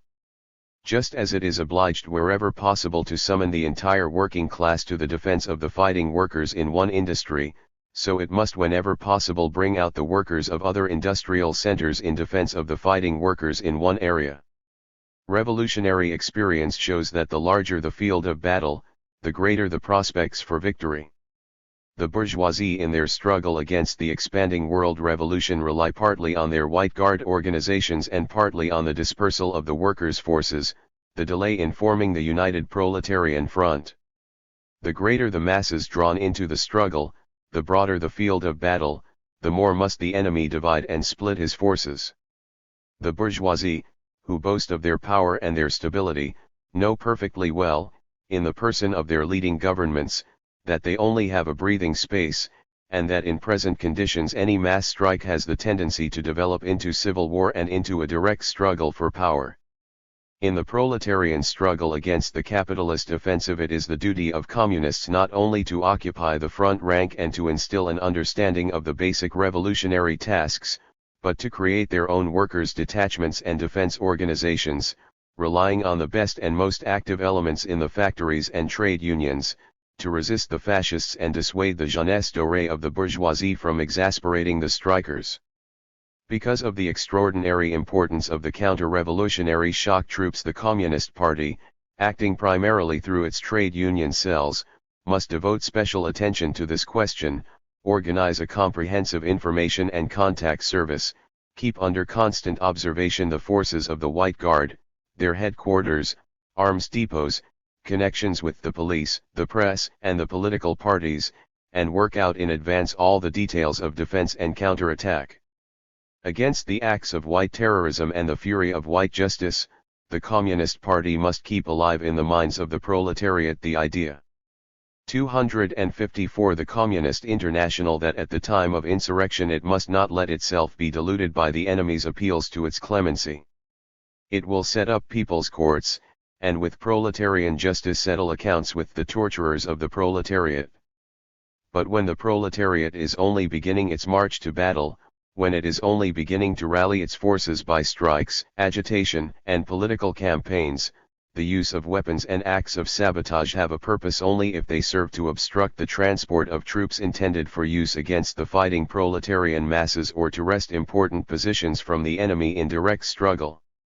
Individual acts of terrorism, clear symptoms of revolutionary indignation though they are, and however natural when employed against the lynch justice of the bourgeoisie and their social democratic lackeys, are in no way fitted to strengthen proletarian discipline and militancy, for they arouse among the masses the illusion that individual acts of terrorism can take the place of the revolutionary struggle of the proletariat. 9. Attitude to the proletarian middle strata. In Western Europe there is no large class apart from the proletariat which might become a decisive factor in the world revolution, as was the case in Russia, where from the First War and land hunger made the peasantry as well as the industrial workers a decisive factor in the revolutionary struggle. But even in Western Europe the conditions of life of parts of the peasantry, large parts of the urban petty bourgeoisie, and the broad stratum of the so-called new middle classes, white-collar workers, etc., are becoming more and more intolerable. Under the pressure of the rising cost of living, of the housing shortage, of insecurity, a ferment is at work among these masses which is shaking them out of their political indifference and drawing them into the fight between revolution and counter-revolution. The bankruptcy of imperialism in the defeated countries, and of pacifism and social reformism in the victor countries, drives one section of these middle strata into the counter-revolutionary and another into the revolutionary camp. The Communist Party must give constant attention to these strata. Winning the small peasants for the ideas of communism, and winning over and organizing the agricultural laborers, is one of the most important prerequisites for the victory of the proletarian dictatorship, for it makes it possible to carry the revolution from the industrial centers to the countryside and helps to solve the question of food supplies, which is a question of life and death for the revolution. By energetically taking up the economic demands of the lower and middle ranks of the civil service, regardless of the state of public finances, communist parties are working effectively for the destruction of bourgeois state institutions and preparing for the construction of the proletarian state. July 1921 255. 10. International coordination of action in order to bring to bear all the forces of the Communist International to effect a breach in the international counter-revolutionary front. In order to accelerate the victory of the revolution, it is essential to exert the utmost effort to bring about a unified international leadership of the revolutionary struggle. The Communist International imposes on all communist parties the duty of rendering one another the most vigorous support in the struggle. Whenever possible, the proletariat of other countries should immediately intervene when economic struggles are developing in one country. Communists must try to get the trade unions to prevent the dispatch of strike breakers, and also to prevent exports to countries where large sections of the proletariat are engaged in struggle. Where the capitalist government of one country resorts to coercive measures against another country, with the object of plundering or subjecting it, communist parties should not content themselves with protests, but do everything possible to obstruct their government. The Third Congress of the Communist International welcomes the French communist demonstrations as the beginning of increasing activity against the counter-revolutionary role of French capitalist exploitation. It reminds them of their duty to do everything they can to make the French soldiers in the occupied zone understand the part they are playing as policemen for French capital and reject the shameful task assigned to them. The presence of black troops in France and the occupied zone imposes special tasks on the French Communist Party. It provides the French party with the opportunity of approaching these colonial slaves and explaining to them that they are serving their own torturers and exploiters, of rallying them to the struggle against the colonial regime, and through them getting into touch with the peoples of the French colonies. In its activities, the German Communist Party must make the German proletariat understand that a struggle against Entente capitalist exploitation is impossible unless the German capitalist government is overthrown, for despite its clamor against the Entente it acts as overseer and deputy boss for Entente capital. Only if it proves by forceful and unrelenting struggle against the German government that it is not trying to save bankrupt German imperialism but to clear the ground of the ruins of German imperialism, can the VKPD intensify among the French proletarian masses the will to fight French imperialism. The German working class can help the Russian workers in their difficult struggle only if they hasten by their own victorious battle the union of agricultural Russia with industrial Germany. Unconditional support of Soviet Russia remains as before the cardinal duty of the communists of all countries. Not only must they vigorously oppose any attack on Soviet Russia. 256 The Communist International, but they must fight energetically to clear away all the obstacles which the capitalist states place in the way of Soviet Russian trade on the world market and with other nations.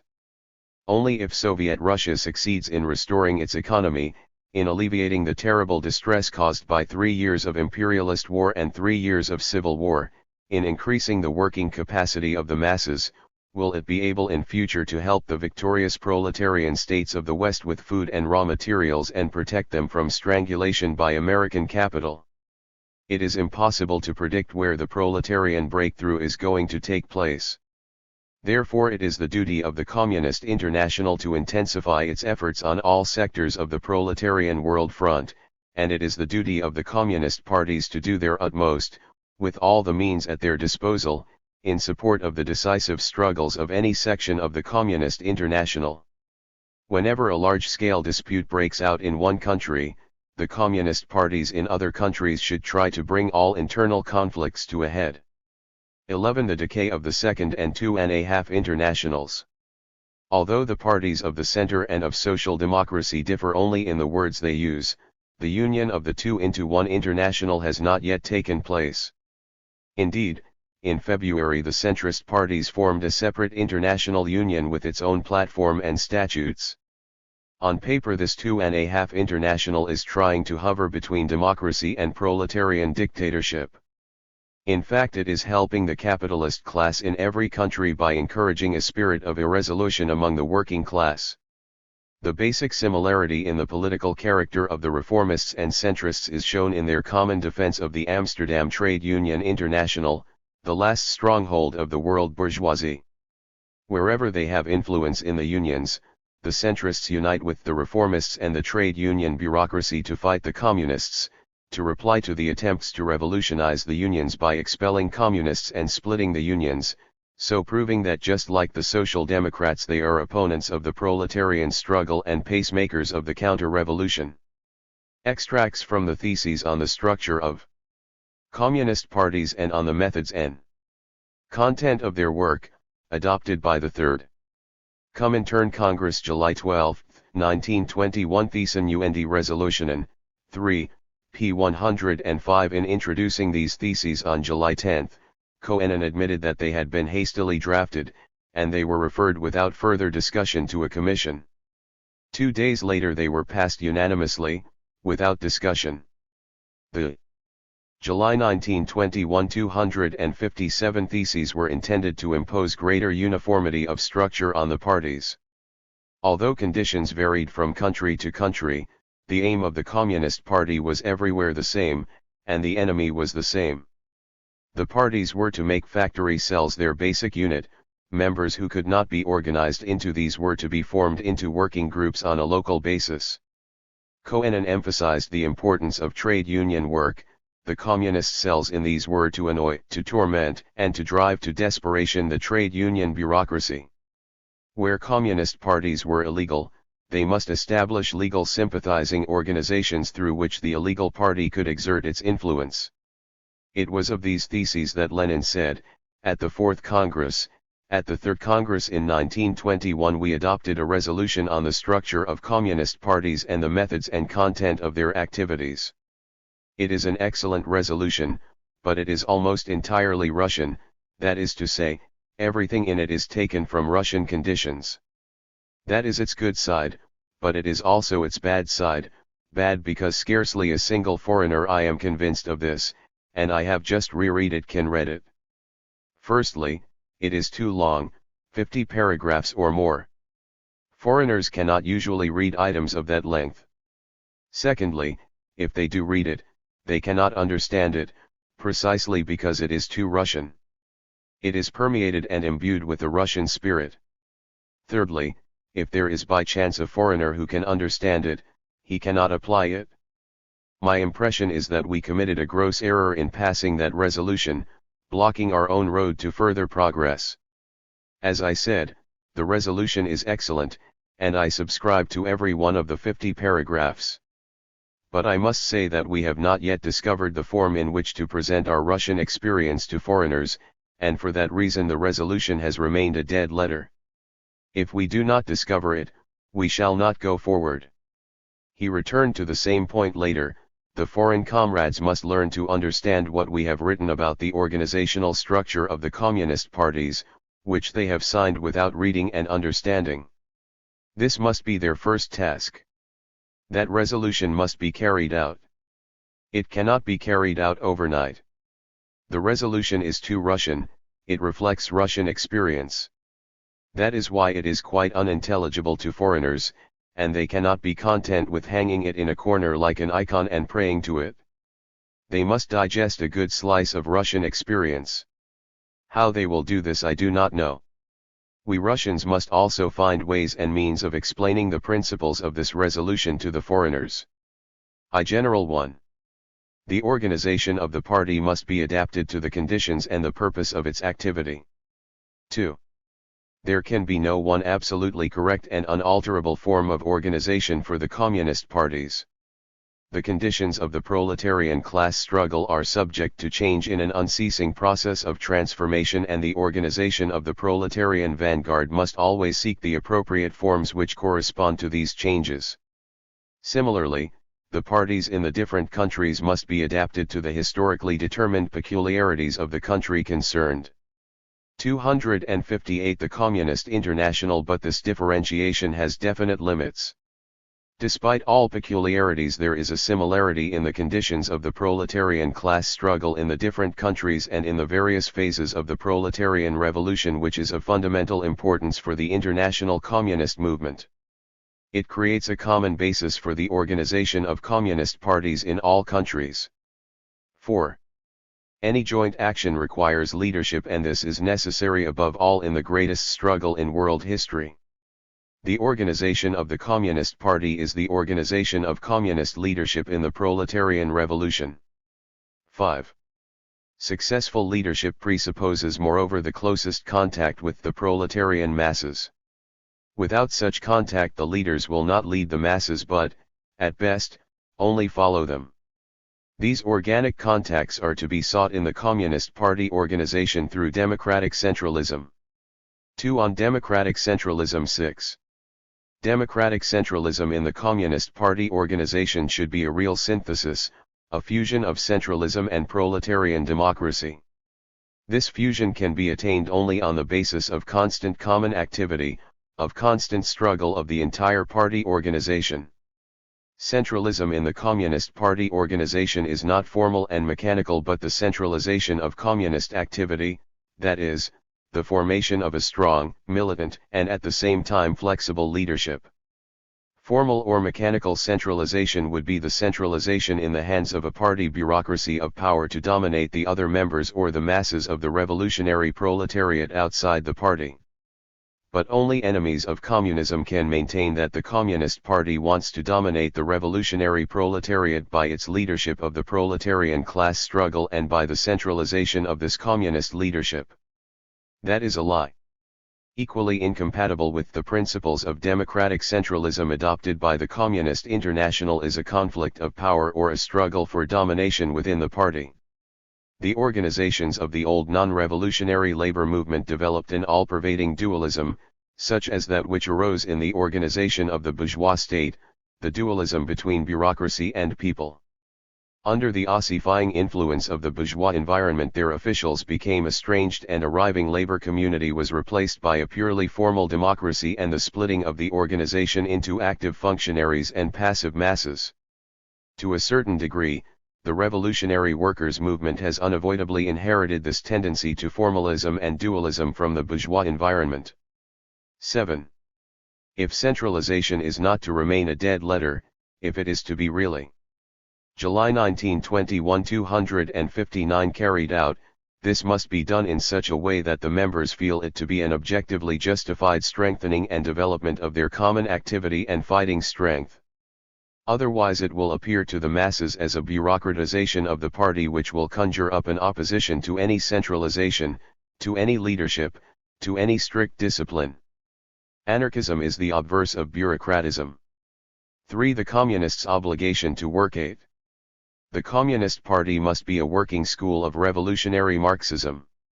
Organic links between the various parts and between the individual members will be forged by daily common work in the party organizations. In the legal communist parties there is still no regular participation of the majority of the members in daily party work. This is the chief defect of these parties and the cause of constant uncertainty in their development. 10. A communist party, if it is to have only truly active members, must demand of everyone in its ranks that he shall devote his strength and his time, in so far as they are at his disposal, to the party and always give his best in its service. 11. To carry out daily party work every member should as a rule belong to a small working group, a committee, a commission, a fraction, or a cell. Only in this way can party work be distributed, conducted, and carried out in an orderly fashion. It goes without saying that all members should take part in the general membership meetings of the local organizations. It is not good to wish to replace these periodic meetings in conditions of legality by local delegate meetings, rather all members should be obliged to attend these meetings regularly. But that is far from enough. The proper preparation of these meetings presupposes work in smaller groups or work by designated comrades, as does the preparation for the effective utilization of general workers' meetings, demonstrations, and mass actions by the working class. The manifold tasks involved can be examined with care and carried out only if prepared by small groups.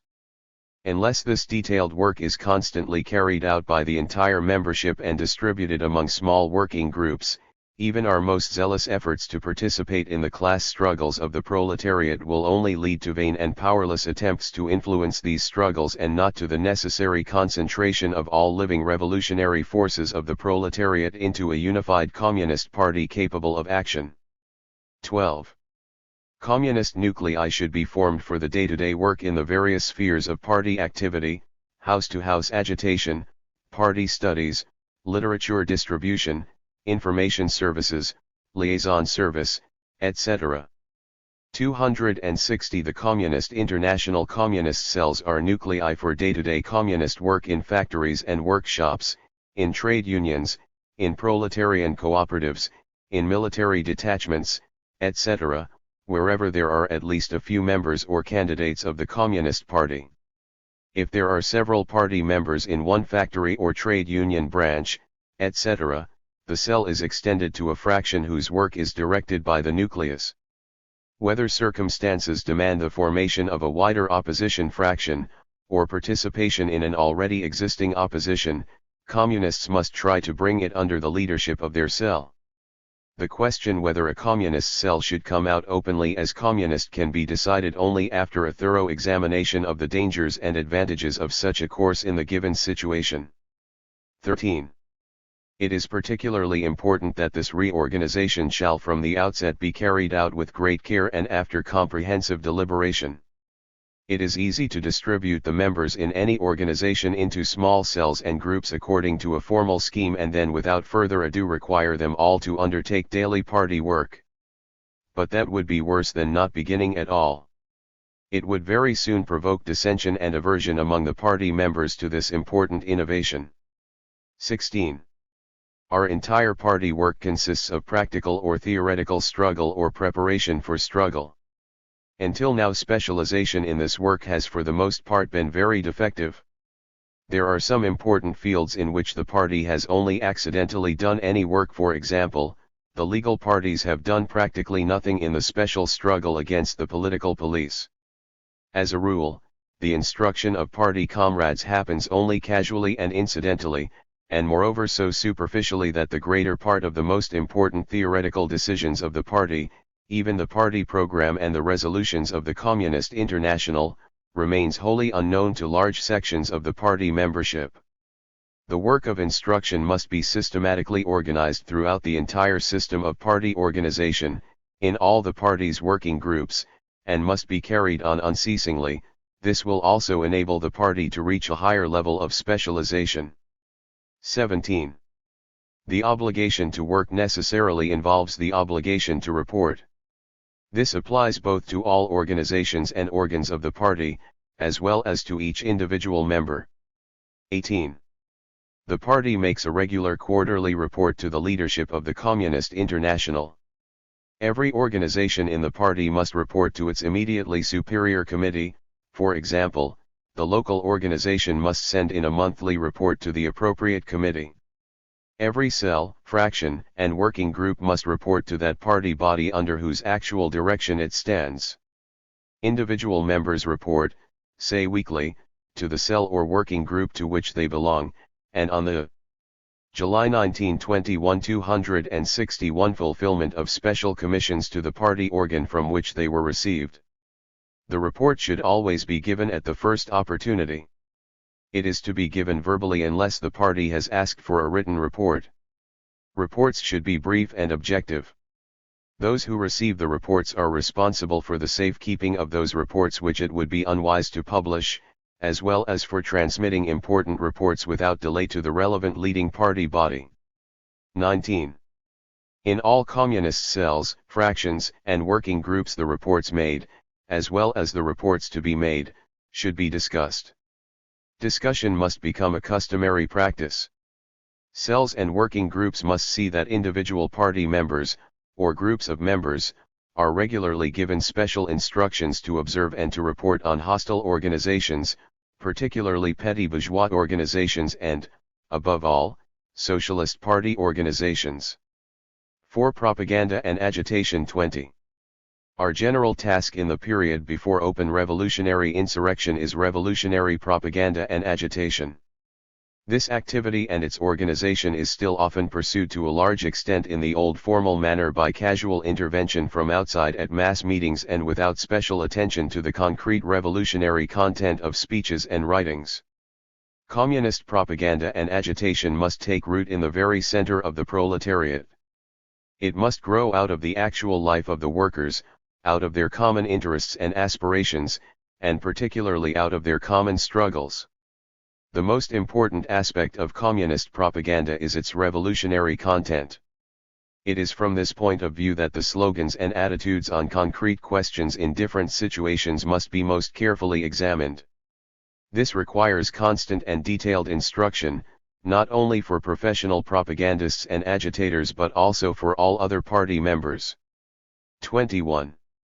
The principal forms of communist propaganda and agitation are, verbal personal persuasion, participation in the struggles of the trade union and political workers' movement, and through the party press and party literature. Every party member, whether in a legal or illegal party, is to take regular part in this activity.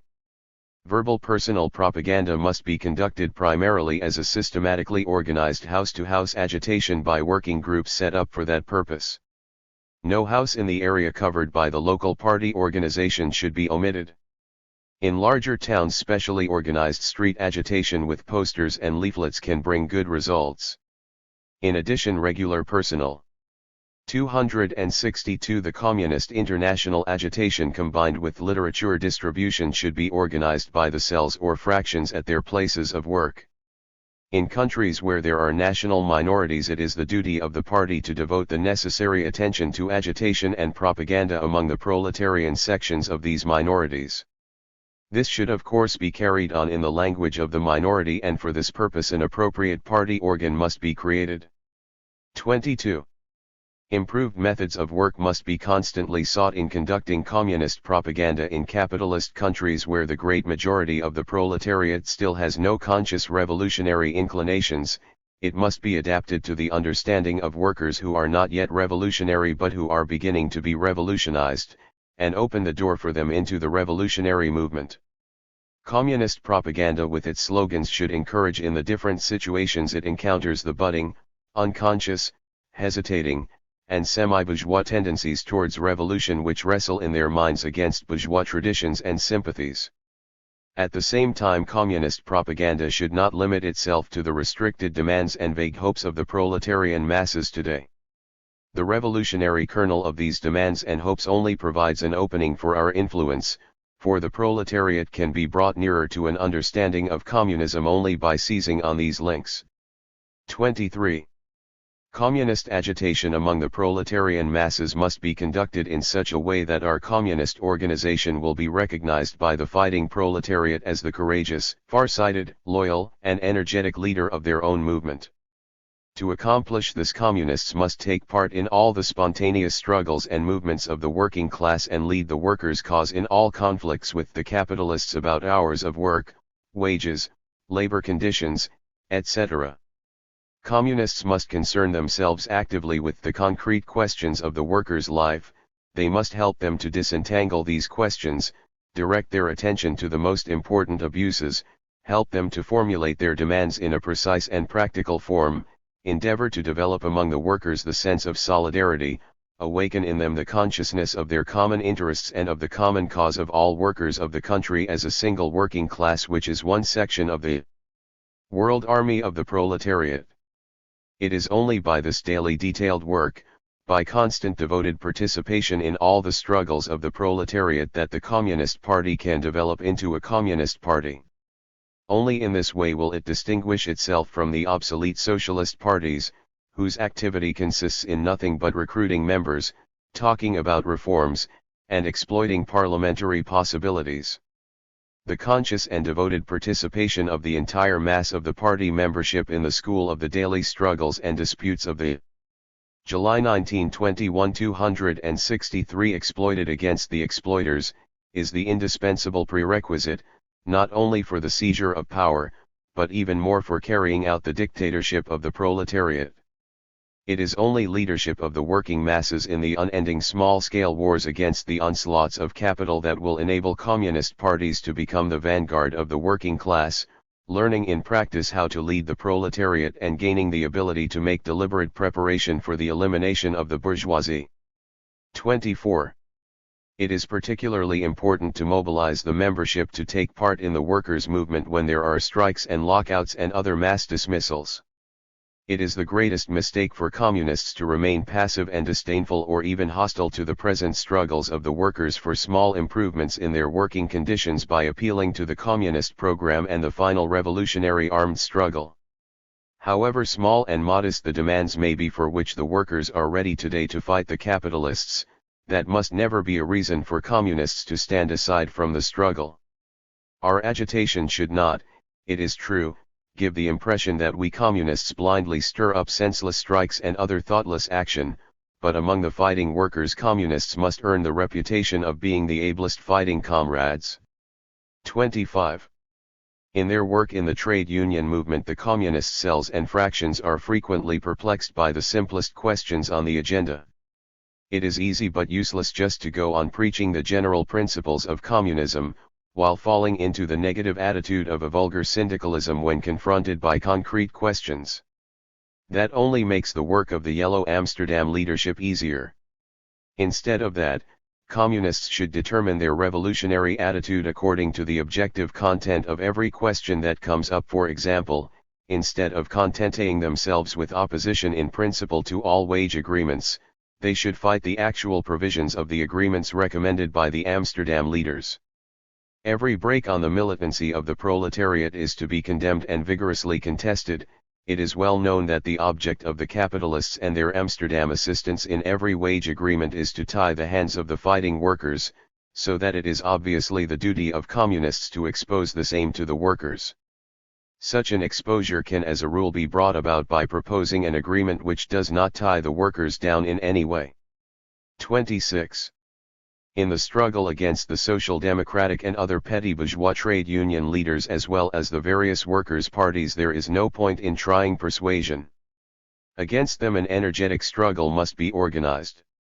But they can only be fought successfully by detaching their adherents from them, by convincing the workers that the social trader leaders are just the errand boys of capitalism. Therefore these leaders. 264 The Communist International should whenever possible be placed in situations in which they are forced to expose themselves, and then they can be attacked in the sharpest fashion. It is not enough to damn the Amsterdam leaders merely as yellow. Their yellow character must be demonstrated all the time by practical examples. Their activity in joint industrial councils, in the International Labour Office of the League of Nations, in bourgeois ministries and administrations, the treacherous words in their speeches at conferences and in Parliament, illuminating extracts from their soothing articles in hundreds of newspapers, and in particular their hesitating and reluctant attitude in preparing and carrying out even the smallest wage struggle, offer daily opportunities to expose in simply formulated resolutions and clear speeches the unreliable and treacherous activities of the Yellow Amsterdam leaders. 27. The fractions and working groups must carefully prepare in advance communist work in trade union meetings and conferences. For example, draft their own resolutions, choose speakers, nominate capable, experienced, and energetic comrades for election. Similarly, communist organizations through their working groups must make careful preparations for all workers' meetings, election meetings, demonstrations, and similar events arranged by hostile parties.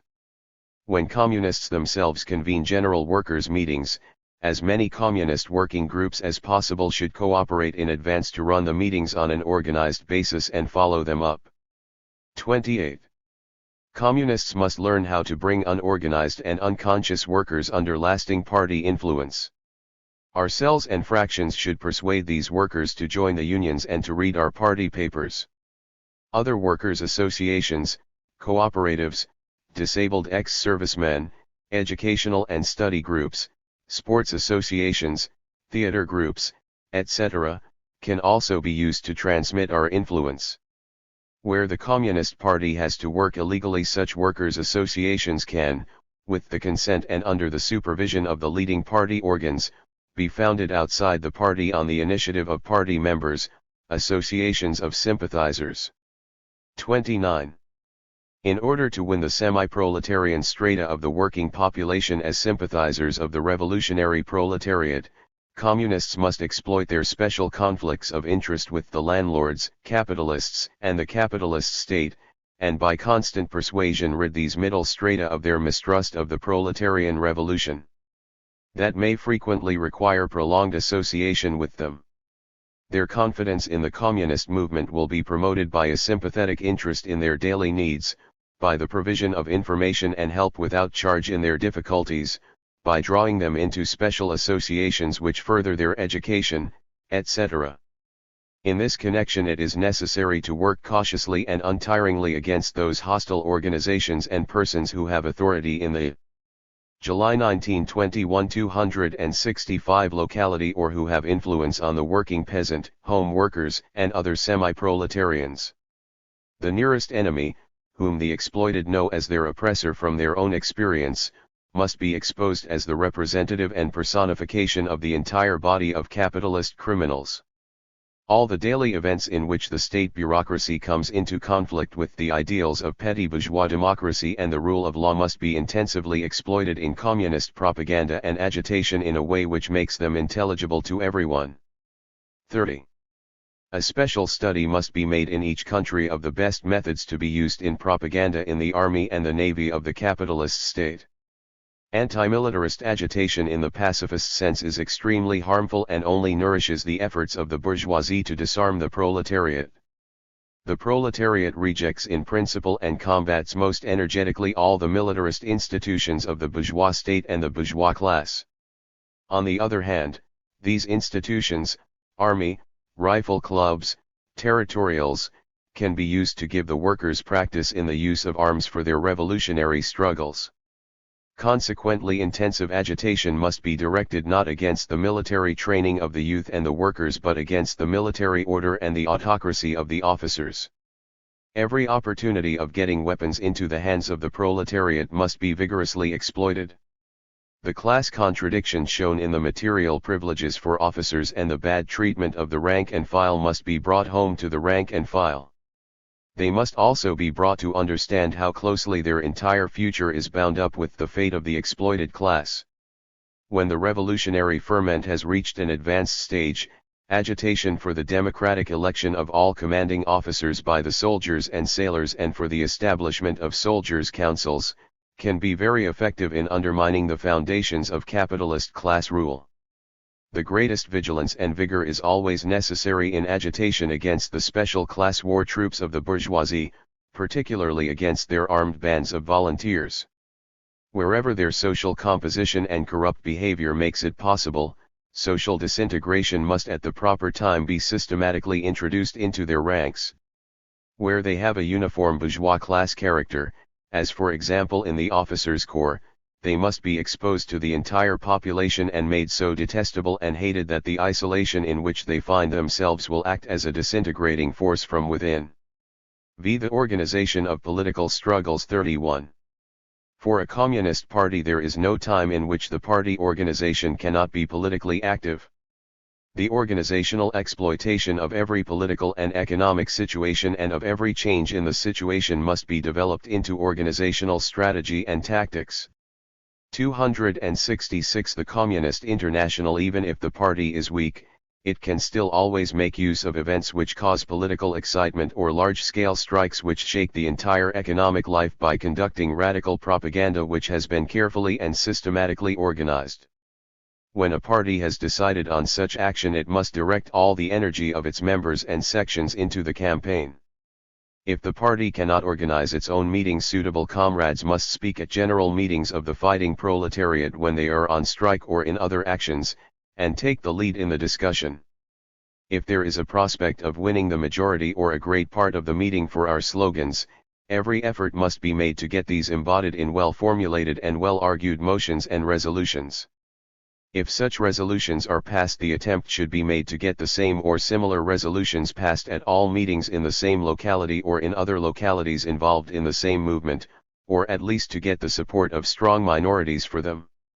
As circumstances require, posters and small leaflets can be used to bring our practical slogans to the knowledge of the workers concerned, or more detailed leaflets can be handed out which enlighten them about the situation and with the help of suitable slogans help them to understand communism. The use of posters requires specially organized groups who choose the best places and times for putting up the posters. The distribution of leaflets in and outside factories, at the places where the workers involved in the movement meet, at traffic centers, labor exchanges, railway stations, etc., should as far as possible be used in conjunction with popular discussion of the kind which gets home to the working masses. 34. Should the Communist Party make the attempt to take over the leadership of the masses at a time of political and economic tension which promises to lead on to the outbreak of new movements and struggles, special demands need not be put forward but appeals can be made directly to the members of socialist parties and trade unions in simple and popular language not to shrink from the struggles which their needs and the increasing oppression of the employers make necessary, even if this should be opposed by their bureaucratic leaders, otherwise they will be driven into complete ruin. The party press and, in particular, its daily newspapers, must in these circumstances emphasize and demonstrate every day that the communists are ready to intervene as leaders in the present and forthcoming struggles of the impoverished proletariat, that they are whenever possible prepared to come to the help of all the oppressed in the present tense situation. It must be proved every day that without these struggles the condition of the working class will become impossible and that nevertheless the old organizations avoid these struggles and try to prevent them. As the struggles increase in extent and become general it will be necessary. July 1921 267 to establish unified organs for directing the struggle. If the bureaucratic strike leaders in many unions abandon the struggle prematurely, timely efforts must be made to get them replaced by communists who must ensure strong and resolute leadership.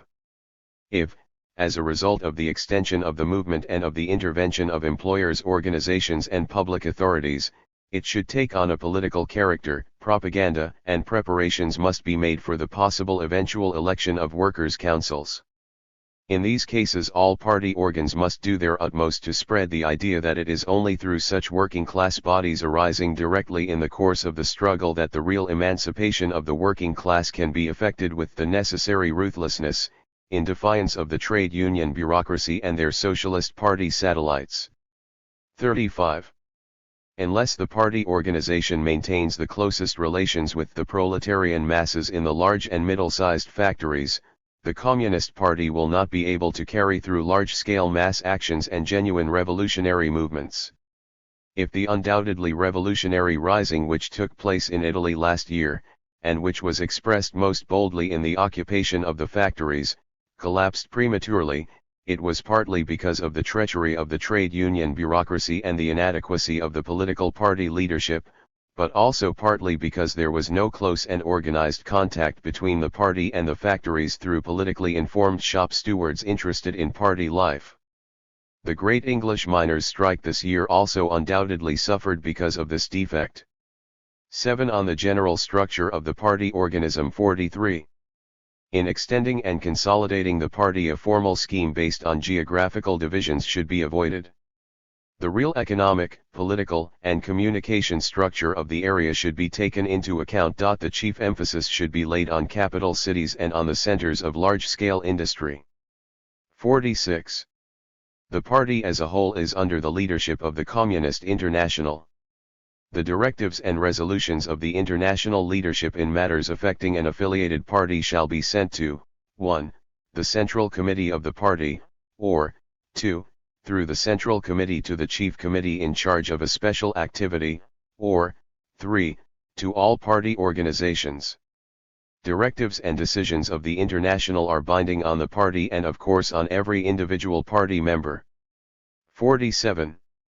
The central leadership of the party, Central Committee and Advisory Council or Committee, is responsible to the Party Congress and to the leadership of the Communist International.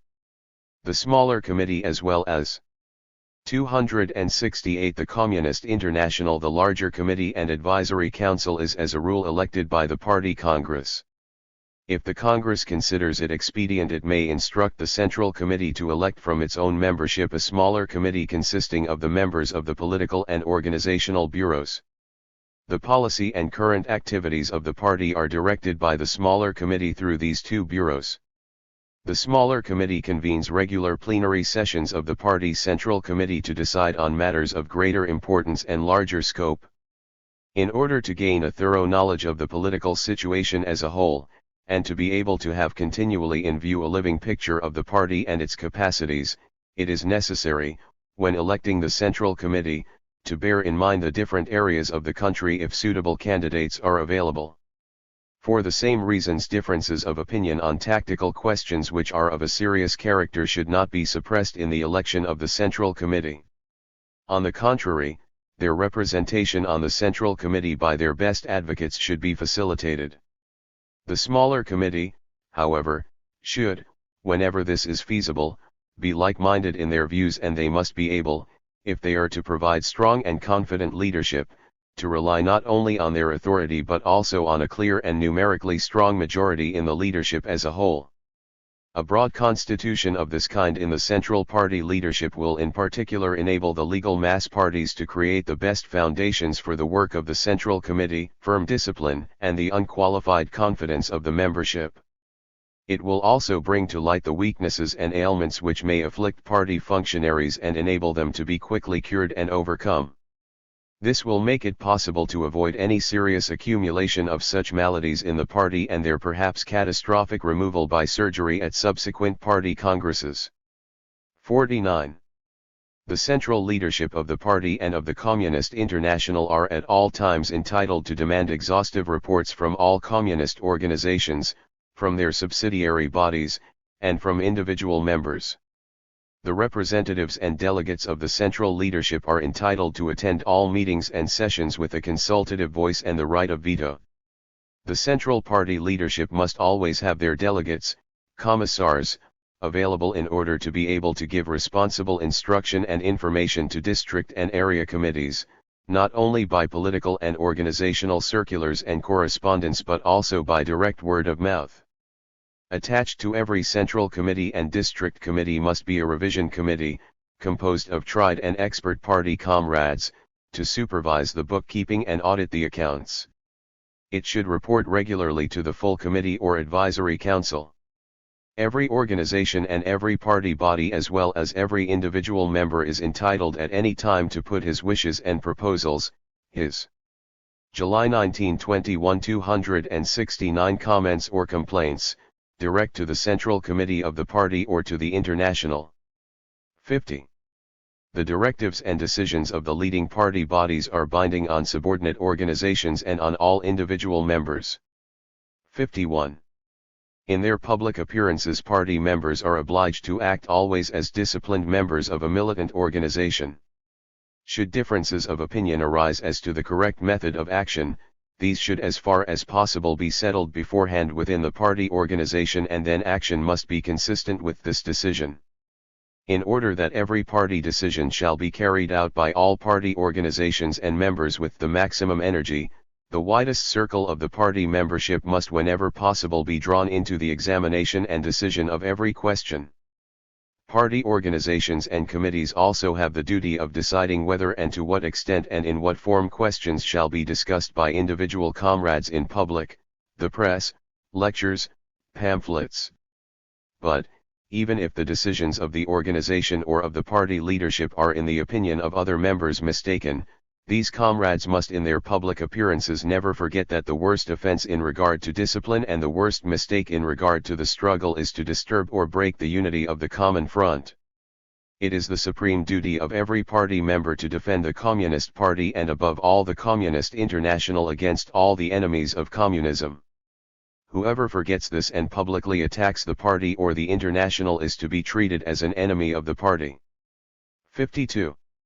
The decisions of the Communist International are to be carried out by affiliated parties without delay, even in those cases where the requisite changes in the existing statutes and party decisions can only be made subsequently. 8. On the combination of legal and illegal work. 53. At bottom there is no essential difference in the kind of party structure which should be aimed at by a legal or an illegal party. The party should be organized in such a way that it is always in a position to adapt itself quickly to changes in the conditions of struggle. The Communist Party must develop into a fighting organization capable, on the one hand, of avoiding open encounters with the enemy in a field where he has concentrated overwhelmingly superior forces, and, on the other, of exploiting the enemy's difficulties in order to fall on him when and where he least expects it. It would be the greatest mistake in building the party organization to calculate exclusively on insurrections and street battles, or even on conditions of extreme oppression. In their revolutionary work, communists must prepare for every situation, and always be ready for struggle, for it is often almost impossible to foresee the alternation from 270 the Communist International periods of insurrection to periods of calm, and even in cases where it is possible, this foresight cannot as a rule be used to reorganize the party, because the change usually takes place in a very short time, often indeed with great suddenness. 54. Legal communist parties in capitalist countries have not yet as a rule fully understood their task of learning how the party should arm itself for revolutionary risings, for the armed struggle, or for the illegal struggle in general. The party organization leans far too heavily on the assumption of permanent legality and is constructed according to the requirements of day-to-day legal work. In the illegal parties, on the other hand, the possibilities of legal activity are not sufficiently exploited, nor the party organization built in a way which maintains living contact with the revolutionary masses. In these cases, party work shows a tendency to become a labor of Sisyphus or a powerless conspiracy. Both are mistaken. Every legal communist party must know how to ensure the greatest possible militancy if it should have to go underground, and in particular it must be equipped for the outbreak of revolutionary risings. Every illegal communist party must energetically exploit the opportunities provided by the legal workers' movement to make itself by intensive party work the organizer and the real leader of the great revolutionary masses. The direction of legal and of illegal work must always be in the hands of the same single central party committee. 55. Among some members in both the legal and illegal parties, illegal communist organizational work is often understood as the foundation and maintenance of a closely knit and exclusively military organization isolated from other party work and party organizations. That is completely wrong. On the contrary, in the pre-revolutionary period our fighting organization must be primarily the result of general Communist Party work. The entire party should be trained as a fighting organization for the revolution. Isolated revolutionary military organizations, established far too soon before the revolution, are liable to early dissolution and demoralization because they do not engage in directly useful party work. 56. It is of course of decisive importance for an illegal party in all its activities to protect its members and organs from discovery and not to endanger them by membership registration, careless collection of dues, or distribution of literature. It cannot therefore use open forms of organization for conspirative purposes to the same degree as a legal party, but it can learn to do so to an increasing extent. All precautionary measures must be taken to prevent the penetration of dubious or unreliable elements into the party. The methods to be used will depend very largely on whether the party is legal or illegal, persecuted. July 1921 271 or tolerated, growing rapidly or stagnant. One method which has proved successful in certain circumstances is the system of candidature. Under this system an applicant for membership in the party is at first admitted as a candidate on the proposal of one or two party comrades, and it depends on the way the work entrusted to him is carried out whether he is accepted as a member. It is inevitable that the bourgeoisie should attempt to get spies and provocateurs into the illegal organizations. This must be fought with the utmost care and patience. One method is to combine legal with illegal activity. Prolonged legal revolutionary activity is the best way of finding out who is reliable, courageous, conscientious, energetic, capable, and accurate enough to be entrusted according to his capacity with important commissions concerned with illegal work. 58. It has often been observed in revolutionary situations that the central revolutionary leadership showed itself incapable of carrying out its tasks. In the revolution the proletariat may achieve great things, while disorder, bewilderment, and chaos reign at headquarters. Nor can it be otherwise if the leading revolutionary party has not organized in advance the special activities which will be required. For example, a system of secret communication can only work quickly and reliably if it has been in regular operation for a long time. In all these spheres of specialized revolutionary activity every legal communist party needs to make secret preparations, if only on a small scale. 59. The communist organizer regards every party member and every revolutionary worker from the outset in his future historical role as a soldier in our fighting organization at the time of revolution. Accordingly he introduces him in advance into that nucleus and that work which best corresponds with his future position and weapon. His activity today must also be useful in itself, necessary for today's struggle, not merely an exercise which the practical worker today does not understand. This activity is however training for the important demands of tomorrow's final struggle. Extracts from the resolution on the organization of the Executive Committee of the Communist International adopted by the Third Comintern Congress July 12, 1921 Thiessen und Resolutionen, 3, p. 144. This was originally part of the theses on the structure of communist parties, and was separated in the Commission. Paragraph 5 had been adopted in the Commission by a large majority. At the plenary session there was a protracted discussion on the question whether the little bureau should be drawn only from members of the Executive Committee. A resolution submitted by Severin at 272 The Communist International. The final session of the Congress on behalf of the French, Spanish, Swiss, Yugoslav, Austrian, and Australian delegations, that the members of the little bureau must be members of the executive, was opposed by Radek. Elasticity, he argued, was particularly necessary in illegal work, and furthermore the bureau might be hampered in its work when some members were in other countries, if it could not co-opt freely. The hands of the ECCI should not be tied. The resolution was defeated, and the compromise formula that exceptions could be made only in special cases was then passed without further discussion against one vote. At the meeting held immediately after the Third Congress the ECCI elected the small bureau, renamed Presidium at the end of August 1921, consisting of Zinoviev, Bukharin, Generi, Heckert, Radek, Belikun, and Severin. The secretaries were Humbert Draws, Kyosinen, and Rakosi. A committee was appointed to organize a conference on the Far East, to offset the Washington Conference to which Russia was not invited. The following were appointed as the editorial board for international press correspondence: in Preker Bukharin, Radek, Varga, Zinoviev, Belikun, Preobrazhensky, Shatskin, Kyosinin, Idron. It was to appear 3 times a week in the German edition, and twice weekly in English and French. The ECCI shall be constructed in such a way as to make it possible for it to define its attitude on all questions of proletarian action.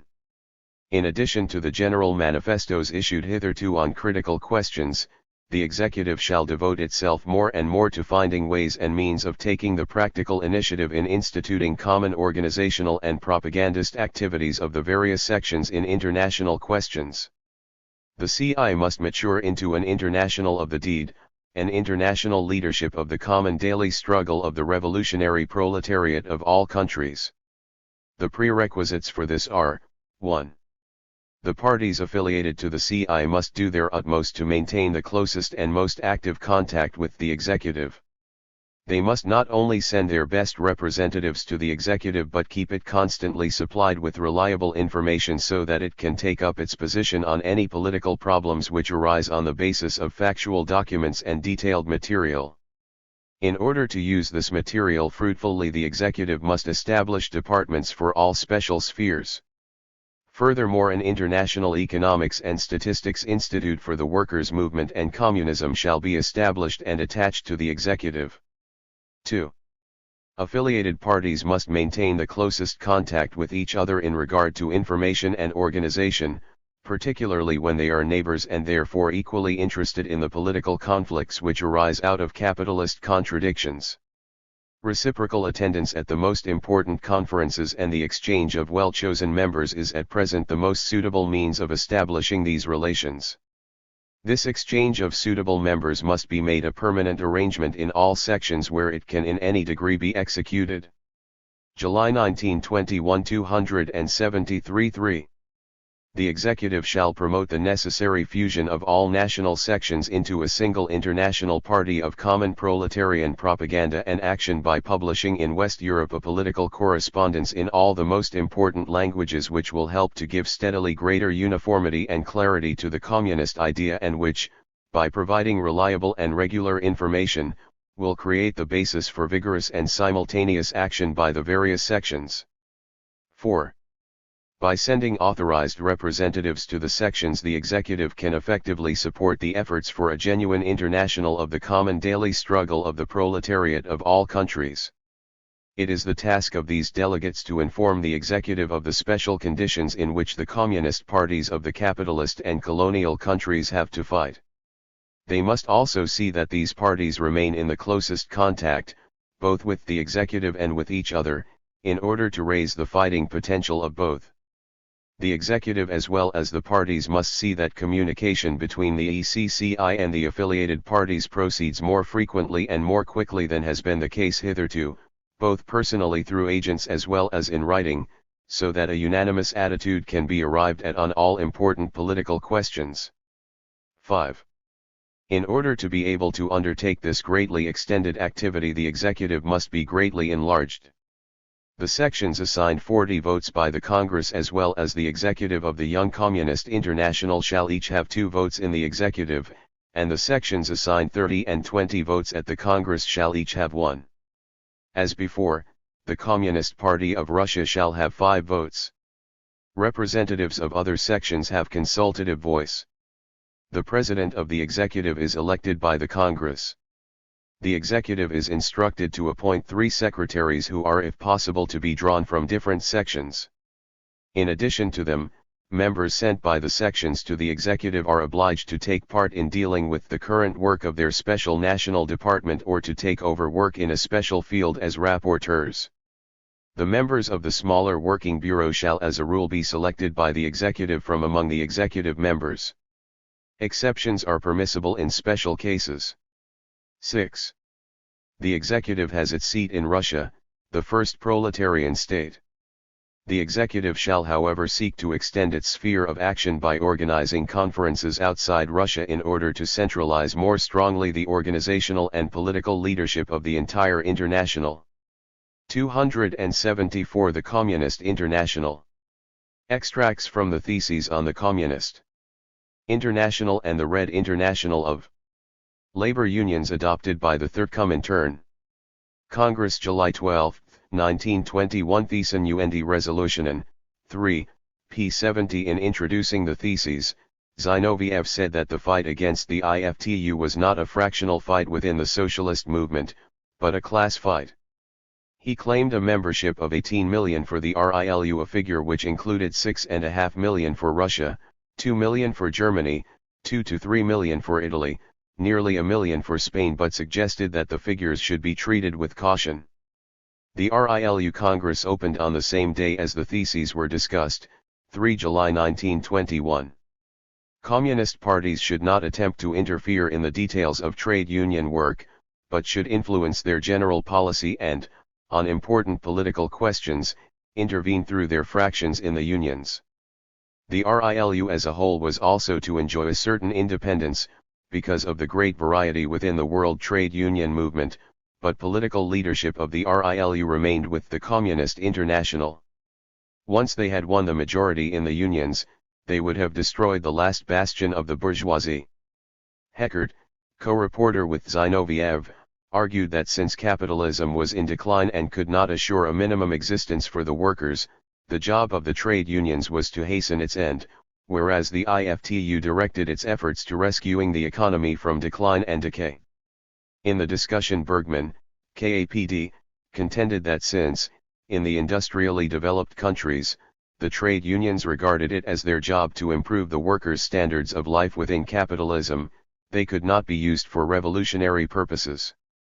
He claimed the support of the British shop stewards, the American IWW and the syndicalist organizations of France, Italy, and Spain for this view. The revolutionary movement would have to create its own factory organizations, apart from the unions. The new revolutionary unions would be built up from below. In the discussion, the delegates of the American Communist Party attacked Haywood and the IWW because of its anarchist tendencies. The theses were passed with one abstention. The Trade Union Commission, presided over by Heckert and Rosmer, met jointly with the parallel RILU Congress Commission. The first RILU Congress, held from 3 to July 19, 1921, was attended by 380 delegates from 41 countries. Most of the delegates represented minority or opposition groups within their unions. The debate on the relations between the RILU and the Comintern lasted for 3 days. The French delegates, the IWW, and the German and Spanish syndicalists, advocated complete separation. A compromise was reached which gave the Profintern organizational independence, but provided for close collaboration and reciprocal representation. The bourgeoisie hold the working class in slavery not only by means of naked force, but also by the most cunning fraud. Schools, church, parliament, art, literature, the press, all these in the hands of the bourgeoisie. July 1921, 275 become powerful means of deluding the working masses, of transmitting bourgeois ideas to the proletariat.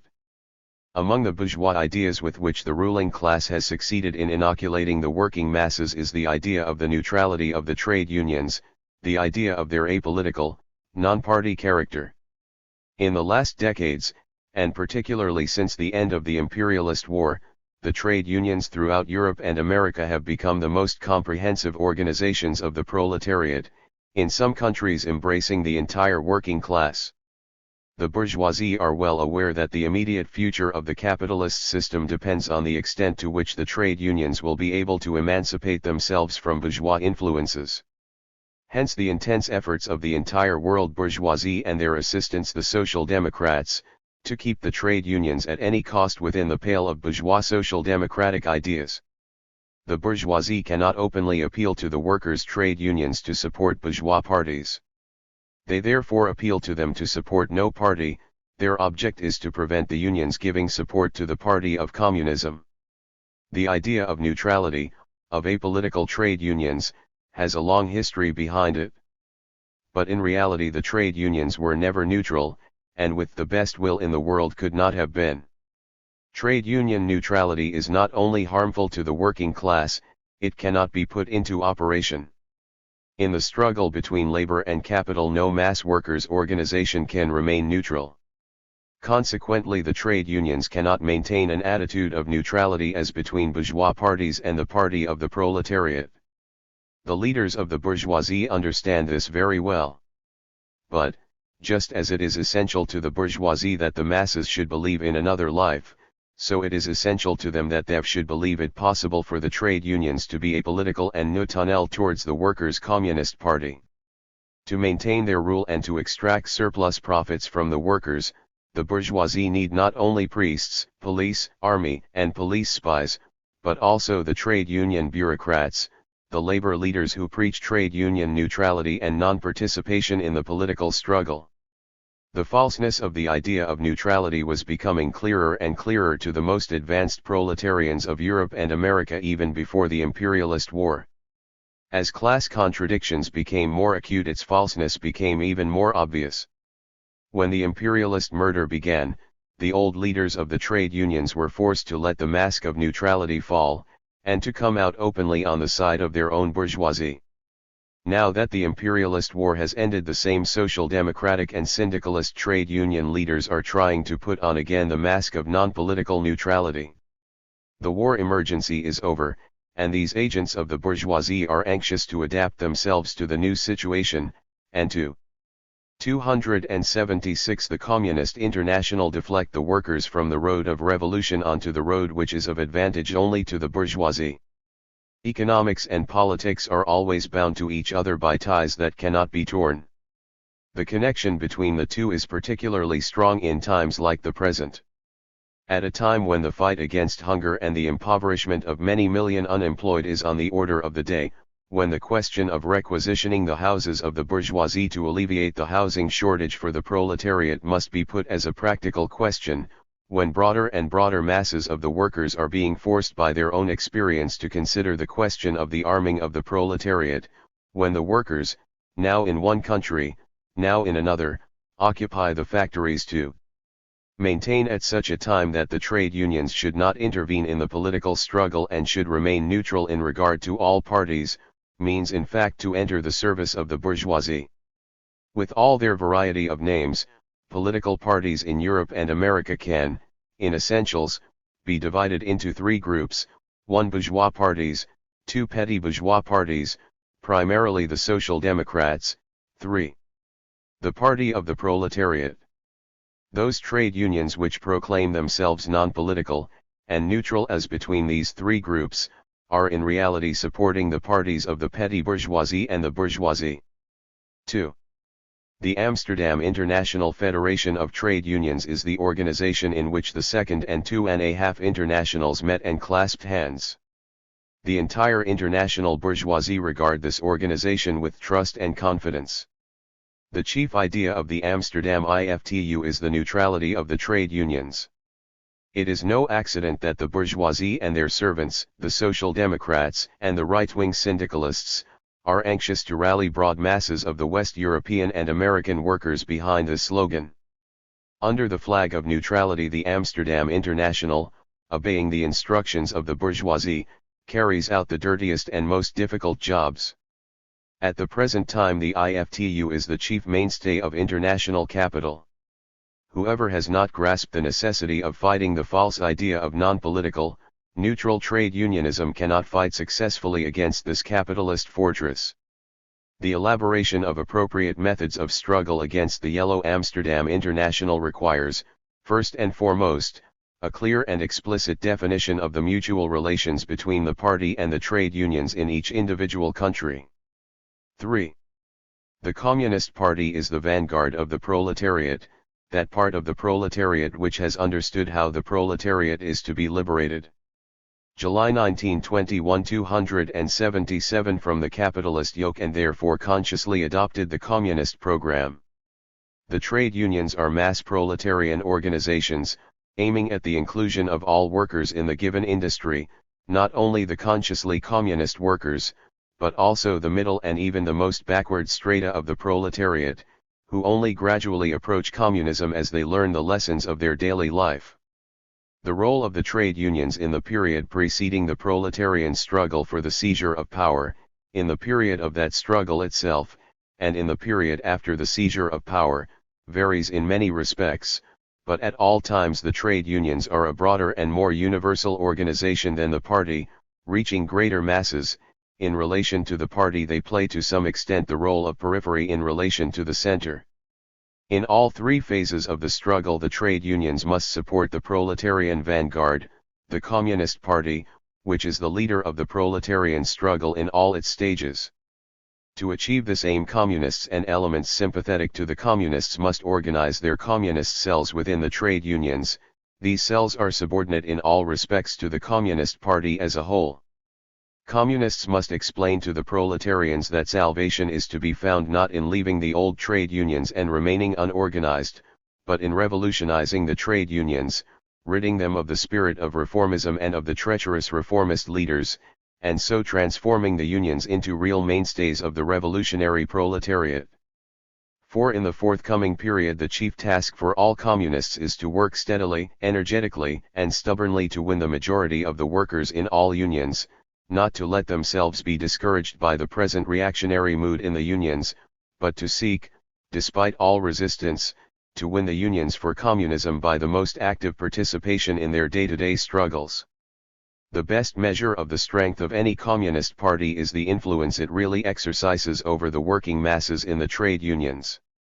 The party must learn to exercise decisive influence in the unions without subjecting them to petty control. It is the union cell, not the union as such, which is under the authority of the party. It is only by patient, devoted, and intelligent work by the cells in the unions that the party will be able to bring about a state of affairs in which the unions as a whole will readily and joyfully follow party advice. These considerations determine the relations to be established between the Communist International on the one side and the Red International of Labor Unions on the other.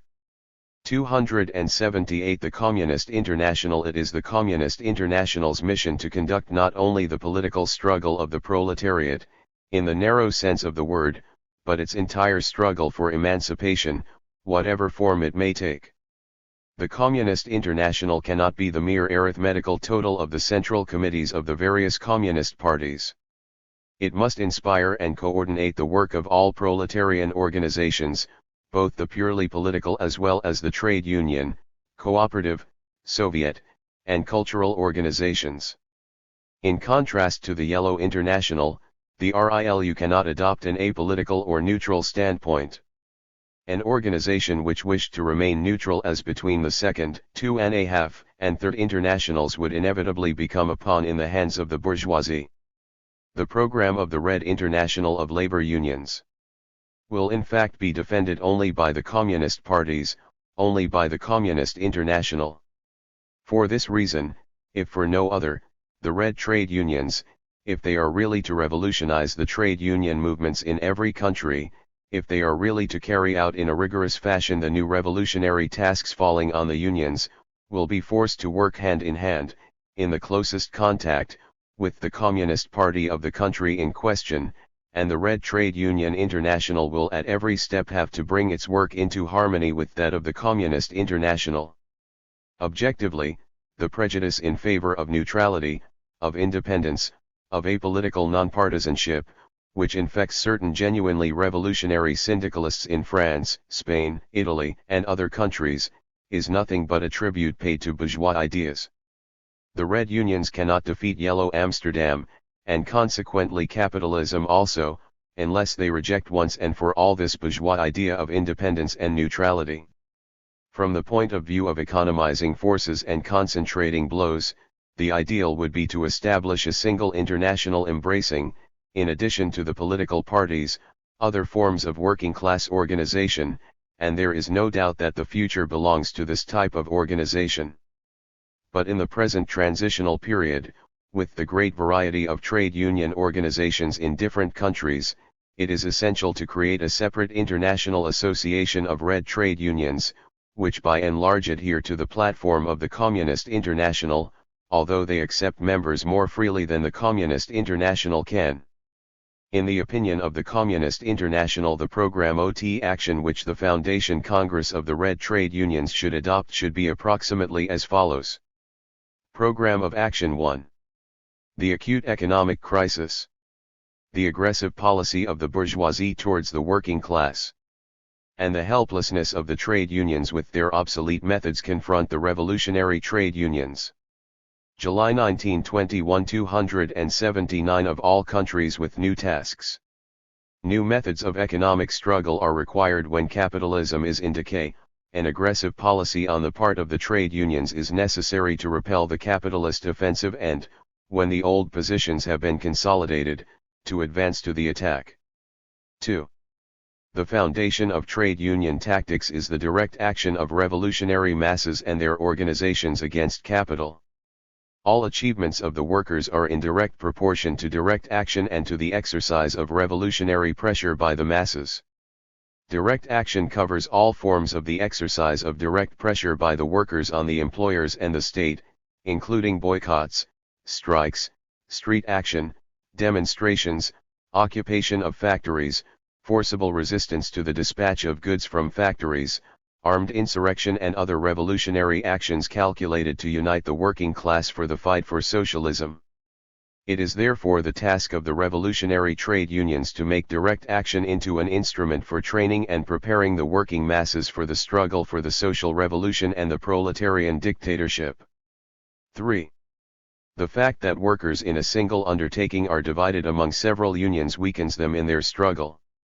The amalgamation of related unions into one union must be effected by revolutionary means, the question must be raised in the first place among union members in the factories, then at district and regional level, and finally at the national congresses of the unions. 4. Every factory and every plant should become a revolutionary stronghold. The old form of relations among the ordinary union members, treasurer, chairman, delegates, and others, must be replaced by the factory committee. Factory committees must be elected by all the workers in the undertaking irrespective of their political allegiance. The task of the adherents of the RILU is to persuade all the workers in the undertaking concerned to take part in electing the body which is to represent them. Any attempt to restrict factory committee elections to meetings of like-minded comrades, to carry through an exclusively party line, and thus to exclude the broad non-party masses from the elections, must be categorically condemned. That would make it a cell, not a factory committee. The revolutionary section of the workers must exercise their influence on the general meeting and on the factory committee it elects through their cell, through their committee of action, and finally through each individual member. 5. The first demand to put to the factory committee is provision at the cost of the factory for workers dismissed as a result of unemployment. In no circumstances should the factory be allowed to throw workers onto the streets without bearing any of the consequences. The employer must be obliged to pay the unemployed full wages. This is the platform on which to organize, not primarily the unemployed, but those at work in the factory, explaining to them that the problem of unemployment cannot be 280 the Communist International solved within the framework of the capitalist order, and that the best antidote to unemployment is the social revolution and the proletarian dictatorship. 6. The closing down of undertakings and short-time working are today among the most important means in the hands of the bourgeoisie for reducing wages, lengthening hours of work, and nullifying collective agreements. Therefore the workers must fight against the closing down of factories, and demand investigation of the reasons for such action. For this purpose special control commissions must be set up, to supervise raw materials, fuel, orders. Specially elected control commissions must thoroughly investigate the financial relations between the concern in question and other concerns, to do which it will be necessary to suggest to the workers as an immediate practical task to put an end to commercial secrecy. 7. One of the methods of fighting against the mass closing down of factories, wage cuts, and worsened conditions is occupation of the factory by the workers, who will continue production against the wishes of the employer. With the prevailing hunger for goods, the continuation of production is particularly important, and therefore the workers should not permit the deliberate closing down of factories. 8. Capitalist arguments about foreign competition should be in all circumstances disregarded. The revolutionary unions must consider questions of wages and labor conditions not from the standpoint of competition between the robbers of different countries, but from the standpoint of maintaining and protecting labor power. 9. If there is an economic crisis in the country and the capitalists employ the tactics of pressure on wages, it is the duty of the revolutionary unions to prevent piecemeal reductions in one industry after another, that is, they must not allow themselves to be split into several groups. The workers in the most essential industries, miners, railwaymen, electricians, etc., must from the first be drawn into the struggle. 10. The trade unions must make it one of their practical tasks to prepare and organize international strikes embracing a particular industry. And never for a moment lose sight of the fact that attack on an international scale, of whatever kind, will be possible only when genuinely revolutionary international unions have been formed, which have nothing in common with the Yellow Amsterdam International. 11. Collective agreements are nothing but an armistice. The employers always violate collective agreements when they have the least opportunity to do so. The religious attitude towards collective agreements shows that the leaders of the working class are deeply imbued with bourgeois ideology. Revolutionary unions should not reject collective agreements, but should recognize that they have only a relative value and July 1921 281 should always keep clearly in view the question of ways of breaking the agreement if it should be of advantage to the working class. 12. Every important strike must not only be well prepared by the workers beforehand, when it breaks out special cadres must be formed to fight strike breakers and to resist the various provocations of the White Guard organizations encouraged by the bourgeois governments. The Italian fascists, the German Technical Emergency Relief, the White Guard organizations composed of former officers and non-commissioned officers in France and England. All these organizations have as their object to disorganize and to break every worker's action, not only by acting as blacklegs but also by bringing about the material ruin and the death of the workers' leaders. 13. These newly formed fighting organizations should not only resist the attacks of the employers and strike breakers, but also take the initiative in preventing the dispatch of goods to and from the factory where the workers are on strike. 14. The entire industrial struggle of the working class in the immediate future should be concentrated around the party slogan, "Workers' control of production," and this control must be established before the government and the ruling classes have created substitutes for control. 18. Every economic struggle is at the same time a political struggle, that is, a general class struggle. The theory and practice of splitting the class struggle of the workers into two independent parts is, especially at the present stage of the revolution, extremely harmful. Every action demands the utmost concentration of forces, the exertion of the utmost revolutionary energy of the working class. Unity of action and the organic alliance of the Communist Party and the unions are essential prerequisites for success in the fight against capitalism. Extracts from a manifesto of the ECCI on the conclusion of the Third Comintern Congress, July 17, 1921. Thesson-UND Resolutions, 3, p. 184. In a letter to the KPD written immediately after the Congress, Lenin wrote, "The Third Congress had to start on positive activities. It had to decide concretely, on the basis of the practical experience of the communist struggle which had already begun, how tactical and organizational work was to be carried further. We have now taken the third step. We have a communist army throughout the world. It is still badly trained and badly organized. It would do the greatest injury to our cause if we were to forget this or were afraid to admit it." Lenin went on to attack the prevalent exaggeration of the fight against centrism, which came from some of the best and most devoted elements. Reporting to the 11th Congress. 282. The Communist International of the Russian Communist Party, Zinoviev said that since the Comintern now had to face a prolonged period of organizational work, greater attention would have to be paid to homogeneity. Anarchists and others who had been admitted earlier in the hope that the post-war crisis would clear their minds could no longer be retained in the Comintern. In an unsigned editorial article published in the second number of Inpriker entitled "Coordination of Action," it was stated that the Third Congress laid it down that unreserved support of Soviet Russia must remain the primary and most important international obligation of communists of all countries because it was the first outpost of the world revolution. When the fate of Soviet Russia is at stake, no sacrifice can be too great, no burden too heavy. That is a categorical imperative for every communist. The first meeting of the executive after the Third Congress admitted the Communist Party of Argentina, which was asked to set up a propaganda bureau for Latin America. The same meeting instructed the German, Czech, and Polish Communist parties of Czechoslovakia to convene a unity congress. It also considered the situation in the Finnish Communist Party.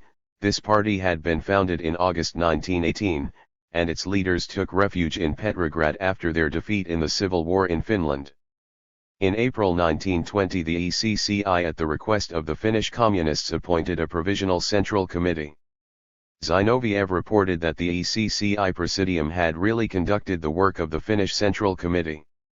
What he referred to as tactical differences led to a fight on August 31, 1920 in which 8 leading members of the Finnish Communist Party, including 2 members of the Central Committee, had been killed, and 12 wounded. Other subjects discussed were the famine in Russia, the Washington Conference, the KAPD, and the French section. It was decided to set up a joint ECCIRILU bureau in Berlin as a propaganda and information center for famine relief work. To the proletarians of all countries. The Third Congress of the Communist International has ended. The Great Review of the Communist Proletariat of all countries has been concluded. It showed that in the course of the past year communism has become in a number of countries, where formerly it was only in its earliest stages, a mighty power which moves the masses and threatens capital. The Communist International, which at its foundation Congress represented, apart from Russia, only small groups of comrades, which at its second Congress last year was only seeking the road by which mass parties could be created, now disposes, not only in Russia but also in Germany, Poland, Czechoslovakia, Italy, France, Norway, Yugoslavia, and Bulgaria, of parties about whose banner great masses rally. The Third Congress calls upon the communists of all countries to continue further along this road and to do everything to mobilize into the ranks of the Communist International further millions of working men and women. For the power o. July 1921 283 capital can only be broken if the idea of communism is embodied in the stormy pressure of the great majority of the proletariat led by mass communist parties which must form the iron clamp holding together the fighting proletarian class. To the masses, that is the first battle cry of the Third Congress to the communists of all countries. Build the universal fighting front of the proletariat. The world bourgeoisie are incapable of guaranteeing work and bread, homes and clothing to the workers, but they are showing great capacity in organizing war against the world proletariat. From the moment of their first great disorientation, from the moment that they overcame their great fear of the workers returning from the war, from the moment that they managed to drive the workers back into the factories and to defeat their first revolts, managed to prolong the alliance with the Social Democratic and trade union traitors to the proletariat and so to split the proletariat, they have devoted all their forces to the organization of White Guards and to the disarming of the proletariat. The world bourgeoisie, armed to the teeth, are not only prepared to oppose every revolt of the proletariat by armed force, but are ready when necessary to provoke premature risings of the proletariat which is preparing for the struggle and to defeat them before the universal and invincible proletarian front has been erected. To this strategy of the world bourgeoisie the Communist International must oppose its own strategy. If millions and millions move into battle in closed ranks, the tricks of the bourgeoisie will misfire and their power fail. The railways on which the White Guard troops are moved against the proletariat will stop. If the proletariat is led into battle united, then capital, the world bourgeoisie, will lose the most important prerequisite of victory, the belief in victory, which was restored to them only by the treachery of social democracy and the splitting of the working masses. Victory over world capital, the road to victory against world capital, is gained by gaining the hearts of the majority of the working class. The Third World Congress of the Communist International calls on the communist parties of all countries and on communists in the trade unions to direct all their strength and all their efforts to wresting the broadest working masses from the influence of the social democratic parties and the treacherous trade union bureaucracy. We must show the broad working masses that it is only the communists who fight for an improvement in their position and that social democracy and the reactionary trade union bureaucracy would let the proletariat die of hunger rather than fight. The traitors to the proletariat, the agents of the bourgeoisie, will be beaten not by theoretical arguments about democracy and dictatorship, but on the question of bread, of wages, of clothes and homes for the workers. The first and most important field of battle on which they must 284 the Communist International be beaten is the trade union field. The fight against the Yellow Amsterdam Trade Union International, the fight for the Red International of Labor Unions, that is the fight to capture the enemy fortress in our own camp, to build a fighting front before which world capital must retreat. But this proletarian front will grow strong only if it is held together by communist parties whose spirit is single and firm, whose discipline is iron. Therefore the Third World Congress, while calling on all communists to build a single proletarian front, must add, keep your ranks free of those elements which may demoralize the fighting spirit and the fighting discipline of the shock troops of the world proletariat, the communist parties. The Congress of the Communist International ratifies the expulsion of the Italian Socialist Party until it shall have broken with the reformists and excluded them from its ranks. Armies which tolerate leaders who are seeking reconciliation with the enemy will be betrayed and sold by those leaders to the enemy. Oppose proletarian strategy to capitalist strategy. Prepare your struggles. The enemy is strong because he has centuries of the exercise of power behind him which have given him a consciousness of power and the will to maintain it. The enemy is strong because for centuries he has learned how to split the proletarian masses, how to keep them down and defeat them. The enemy knows how the civil war should be fought, and therefore the Third World Congress of the Communist International warns the communist parties of all countries of the dangers arising from the expert strategy of the ruling and possessing classes and from the defective strategy, which is only now beginning to take shape, of the working class in its struggle for power. The March events in Germany showed the great danger that the front ranks of the working class, the communist vanguard of the proletariat, may be forced by the enemy into battle before the great proletarian masses have begun to move. The Communist International rejoiced that hundreds of thousands of workers throughout Germany hastened to the help of the threatened workers of central Germany. In this spirit of solidarity, in the rising of the proletarians of the whole country, indeed of the whole world, in defense of one threatened section of the proletariat, the Communist International sees the road to victory. It rejoiced that the United Communist Party of Germany placed itself at the head of the working masses who hastened to the defense of their threatened brothers. But at the same time it is the duty of the Communist International to say clearly and openly to the workers of all countries, even if the vanguard is not able to avoid struggles, and although these struggles are capable of accelerating the mobilization of the entire working class, the vanguard must never, July 1921 285 forget that it should not let itself be forced into decisive struggles alone and isolated, that if forced isolated into the struggle the vanguard of the proletarian army must avoid armed encounter with the enemy, for it is the mass weight of the proletariat which is the source of its victory over the armed white guards. If it does not march out as an overwhelming mass, then the vanguard should avoid encountering the armed enemy as an unarmed minority. The March struggles taught another lesson which the Communist International brings to the attention of the proletarians of all countries. The broadest working masses must be prepared for the coming struggles by unceasing daily agitation on an ever-broadening and more intense scale, and the battle must be entered under watchwords which are clear and intelligible to the broadest masses of the proletariat.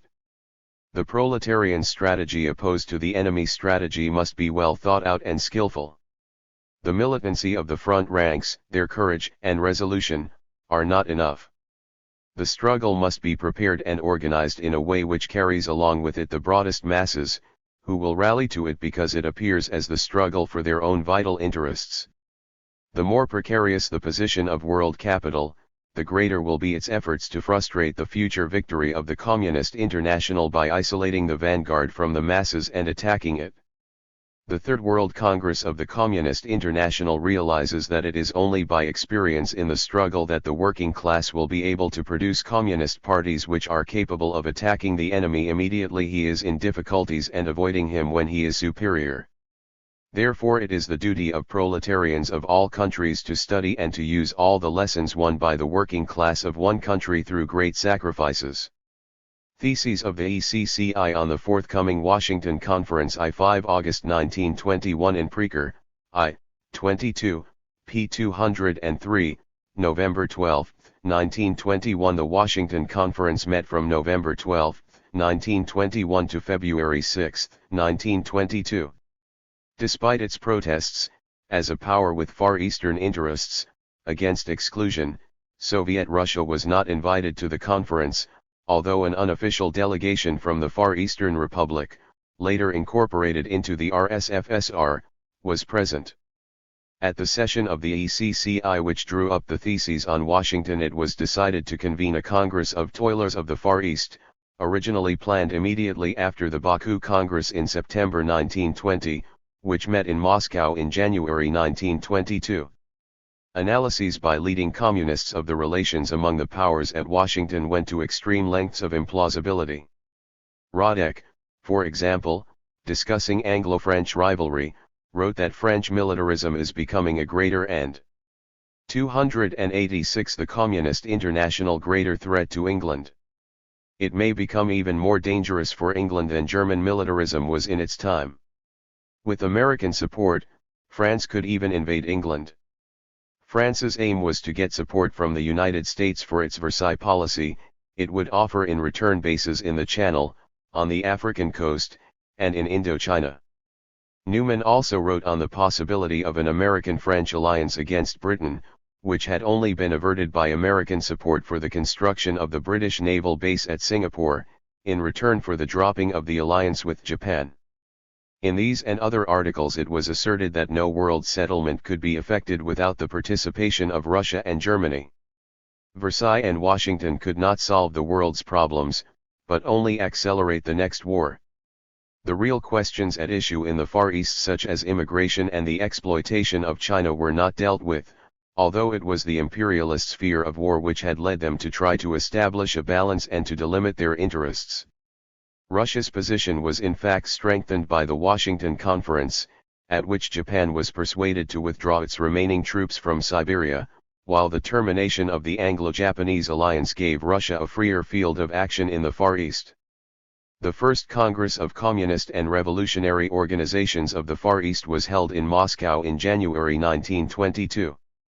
The voting delegates included 52 from Korea, of whom 42 were Communists, 37 from China, of whom 14 were Communists, 73 from Japan, of whom 9 were Communists, and 14 from Mongolia.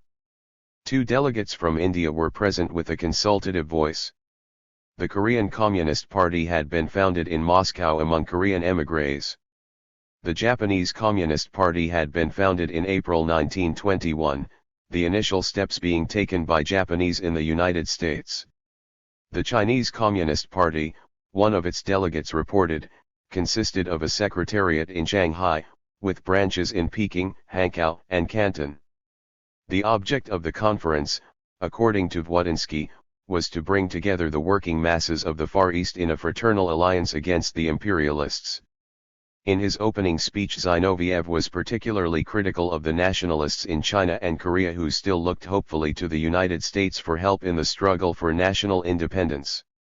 Of Mongolia, where Soviet troops were stationed, he said it would be unrealistic to ask for its return to China until China had driven the imperialists from its own territory. Japan, he concluded, was the key to the Far Eastern situation.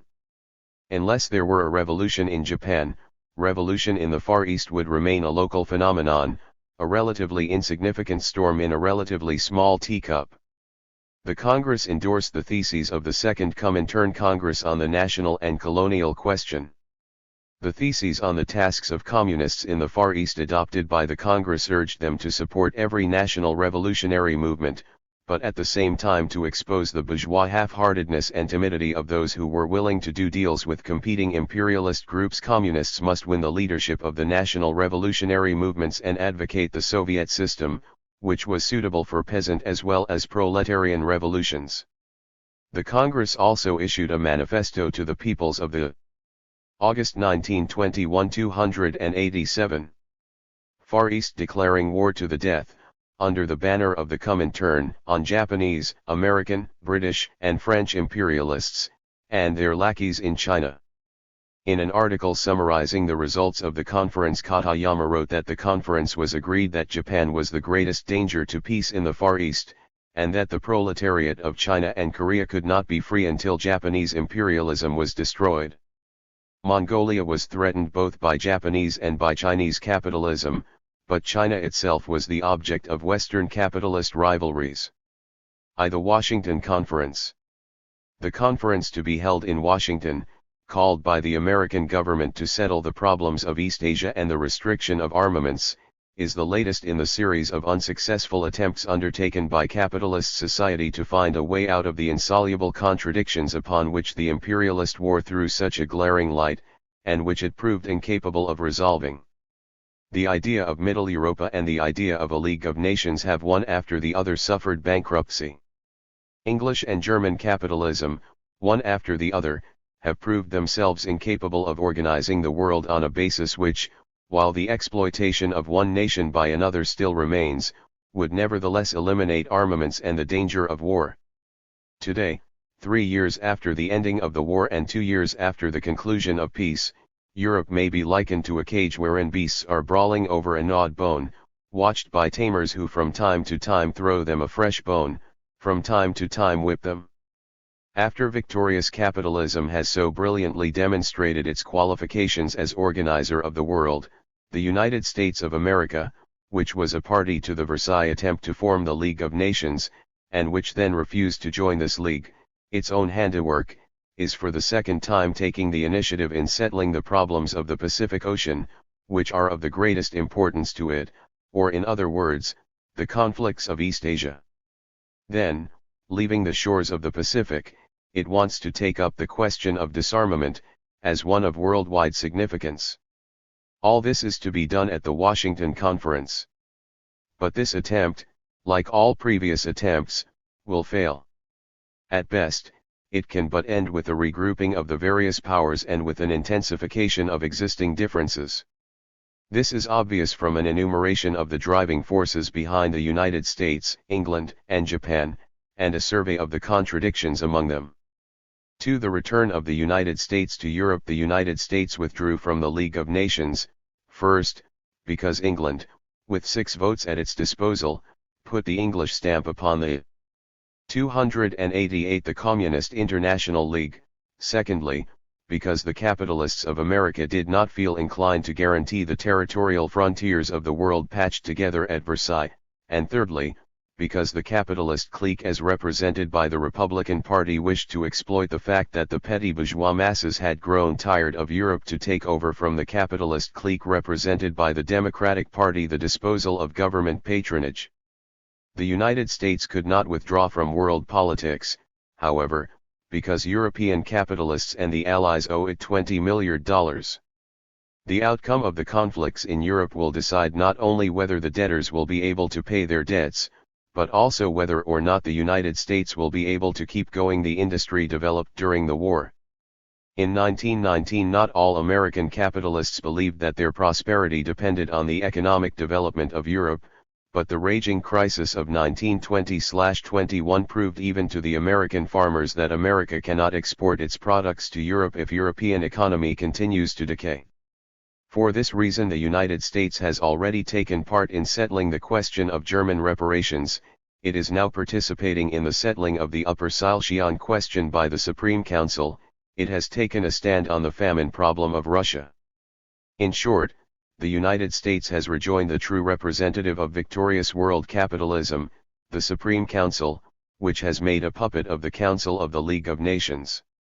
The United States is now endeavoring to gain control of the Supreme Council and is exploiting the present difficult situation of its English competitor to this end. 3. England's situation. In order to win, English imperialism was obliged to draw its colonies into the war, in the course of which they grew stronger economically. In 1917 they were given a voice in deciding British foreign policy. Now this nominal right must be made a reality, because English imperialism is unable to bear alone the cost of the naval armaments which it must keep up both against the United States and against its allies, France and Japan, as well, and because it must consider the colonies as factors in the power situation. Great Britain has now been replaced by a federation of Great Britain and its self-governing capitalist English colonies, whose foreign interests are not identical with those of their mother country.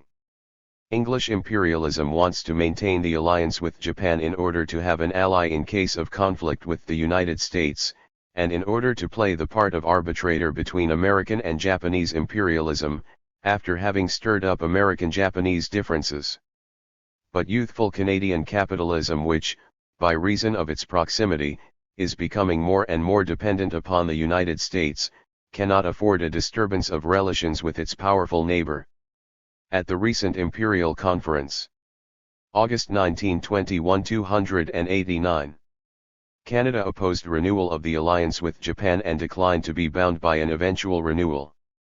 Australia, whose only possible enemy is Japan, would in the event of a conflict with that country find an ally in the United States. The farmers of South Africa want to have nothing to do with world political conflicts. This attitude of its most important colonies has deprived English imperialism of freedom of movement in regard to the United States. In this atmosphere of unsettled world political differences, the increasing economic competition between Great Britain and the United States raises for both countries the question whether or not it will eventually lead to an increase of competitive armaments which might lead to a new world war. In such a war, Great Britain would be in a more dangerous position than in the War of 1914-18, because while on the one hand it could not wholly rely on its colonies, it would, on the other hand, probably have as an enemy France, whose attempt to dominate continental Europe by a network of vassal states, Poland, Czechoslovakia, and Romania, and whose policy in the Near East, place it more and more in opposition to Great Britain. English imperialism has helped to destroy not only the naval, but also the military strength of German capitalism. The disarming of German capitalism has established French militarism as the deciding factor on the European continent. The development of long-distance weapons and of aircraft and submarines would, in case of war, enable France, in alliance with the United States, not only to blockade England, but to mount an invasion as well. This situation is compelling the English government to try to come to an understanding with the United States. The object of this understanding is the formation of an Anglo-Saxon capitalist trust. The United States will be the center of gravity of this trust, while Japan is to foot the bill. For the isolation of Japan. Japanese imperialism at very little expense to itself amassed riches during the war by supplying the Allies and by exploiting England's inability to furnish its colonies with enough manufactured goods. Having at the beginning of the war shrewdly prevented China from participating in it, Japan forcibly took Kyoko and the province of Shantung from German imperialism and put herself in its place. It exacerbated China's difficulties and in the guise of organizer exploited them in order to gain mastery over the vast empire which, under the leadership of the bourgeois South, is slowly groping its way from feudal disunity to unity. The results of the war threatened to deny to the Japanese the fruits of their victory. Germany's defeat, and the disappearance of Russia as an imperialist factor which could join Japan in pillaging expeditions, reduced Japan to reliance upon England alone for assistance against the United States. 290 The Communist International. V. The plans of the United States in East Asia. The United States sees in China and in Russia, especially Siberia, the markets to satisfy its gigantic need for economic expansion, and the fields to be won for American capital investment. The monopoly position enjoyed by the United States as the world's creditor and, further, the ability of American industry to compete not only with Japanese industry but also with English, prompt the United States to oppose all the imperialist privileges formerly acquired in China by the older imperialist states, France, England, and Japan, or those which they might now acquire in Siberia. The United States, under the slogan of the Open Door in China coined by the American Secretary of State John Hay as far back as 1900, is trying to force Japan back. Its treatment of the question of the Chinese wireless stations on the island of Yap goes far to prove that it is determined to take up the battle along the whole front. This policy threatens English interests, though to a far less degree than the Japanese. Not only because England is a better match for American competition than Japan, but also because the Pacific question, vital for Japan, is only one of England's preoccupations. Hence Japan can rely upon England only to a certain extent. Obliged to choose between Japan and the United States, England will side with the latter. The Washington Conference therefore represents a diplomatic attempt on the part of the United States to snatch the fruits of victory from Japan. 6. Prospects for the Washington Conference. Any agreement on the limitation of armaments in the Pacific, or on its division into areas where each power has supremacy, depends on the outcome of the diplomatic negotiations on the disputed Pacific problems. England will side with Japan and endeavor to bring about a compromise between the United States and Japan, enabling it to continue the alliance with Japan by the formal inclusion of the United States. The military value of the alliance with Japan in case of war with the United States is not to be underestimated. The compromise is to be brought about either by Japan receiving compensation in Siberia or by the United States being given concessions in China, the right to share in the exploitation of Mesopotamia's oil, etc. etc. If England succeeds in bringing about this compromise, it will, within the English-Japanese-American alliance, endeavor to maintain especially close relations with Japan.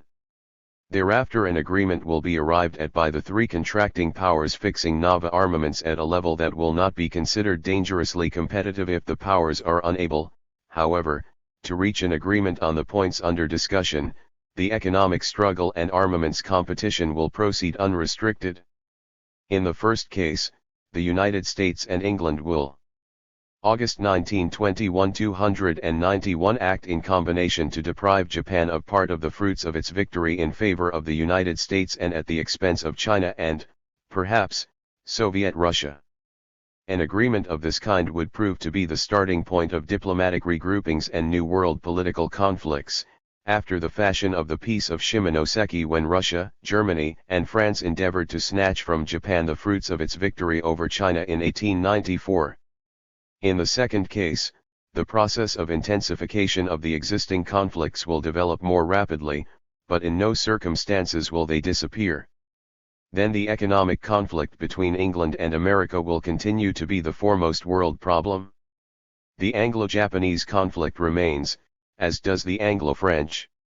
In the background of these conflicts dividing the world of capitalist victors looms their conflict with the defeated capitalist countries, and, further, with the colonial peoples and, finally, with Soviet Russia, who represents a breach in the system of capitalist states. 7. The Washington Conference and the Communist International. The attempt to settle the international question of limitation of armaments on the European continent as well is doomed to failure. Even though, since the complete disarmament of Germany, French security would not be endangered if France abandoned its military preparations, France would not give up the position of first military power in Europe, because it is the policy of French imperialism to dominate the European continent.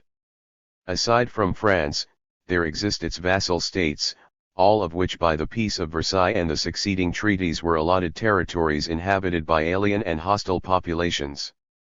Poland has a great many Ukrainian, Little Russian, and German inhabitants, while Czechoslovakia may be likened to the former Austrian Empire, because, apart from Czechoslovakians, it is populated by Germans and Hungarians. A great many Hungarians and Bessarabians have been enslaved by Romania. Large numbers of Bulgarians have been brought under Romanian and Yugoslav rule. The status quo in Central, Southern, and Eastern Europe rests today on bayonets. In the Near East, France, from her African possessions and from Syria, is endeavoring to outflank England at its most sensitive spot, the Suez Canal. This is intended to hamper the English policy of establishing by means of the territory of a great Arab state dependent upon English imperialism the lines of communication between Egypt and India. In order to compel France to forego its armaments in such a situation, England must come to an agreement with France on all world problems. How little the capitalist powers themselves believe in the likelihood of disarmament is shown by the fact that, having cordially welcomed Harding's proposal to discuss disarmament at Washington, the English 292 the Communist International Government immediately afterwards decided to spend £30 million on building new warships. It justified this by pointing out that Japan is building 8 dreadnoughts to be finished by 1925 and has already made appropriations for another series of 8, and that in 1925 the United States would possess 12 super dreadnoughts. The executive of the Communist International maintains that the Washington Conference can result neither in disarmament nor in the establishment of peace among the nations, and that it represents only an attempt to reconcile the interests of the great Anglo-Saxon imperialist robbers at the expense of the weaker robber, Japan, of China, and of Soviet Russia. Emphasis is lent to this analysis of the character of the Washington Conference by the fact that Russia has not been invited to it, in order to make it impossible for it to expose the shameful game being played at Washington with the fates of peoples. The executive of the Communist International warns the working masses and enslaved colonial peoples against harboring the hope that any diplomatic combination whatever arrived at in Washington could free them from the menace of a heavily armed capitalist world and from exploitation by capitalist states. The executive of the Communist International calls upon all communist parties and all trade unions affiliated to the Red Trade Union International to intensify the agitation and the struggle against the imperialist governments whose conflicting interests are certain to result in a new worldwide clash, unless the proletarian revolution disarms the capitalist class and thus creates the prerequisite for a true worldwide federation of all toiling peoples. The executive draws the attention of the working class throughout the world to the intrigues that are being spun at Washington against Soviet Russia. It calls upon the masses in China, Korea, and Eastern Siberia to adhere more closely to Soviet Russia, the only state in the world willing to render assistance upon a basis of equality and of fraternal help to the peoples of the Orient who are being menaced by world imperialism.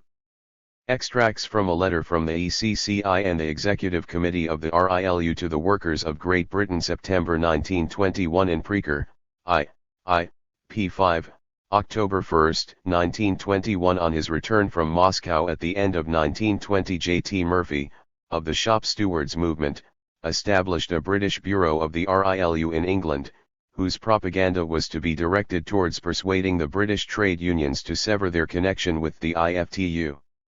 An affiliate to the Moscow Trade Union International.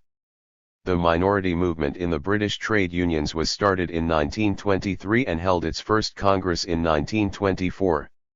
September 1921, 293. This letter was sent to coincide with the opening of the Trade Union Congress in Cardiff on September 5.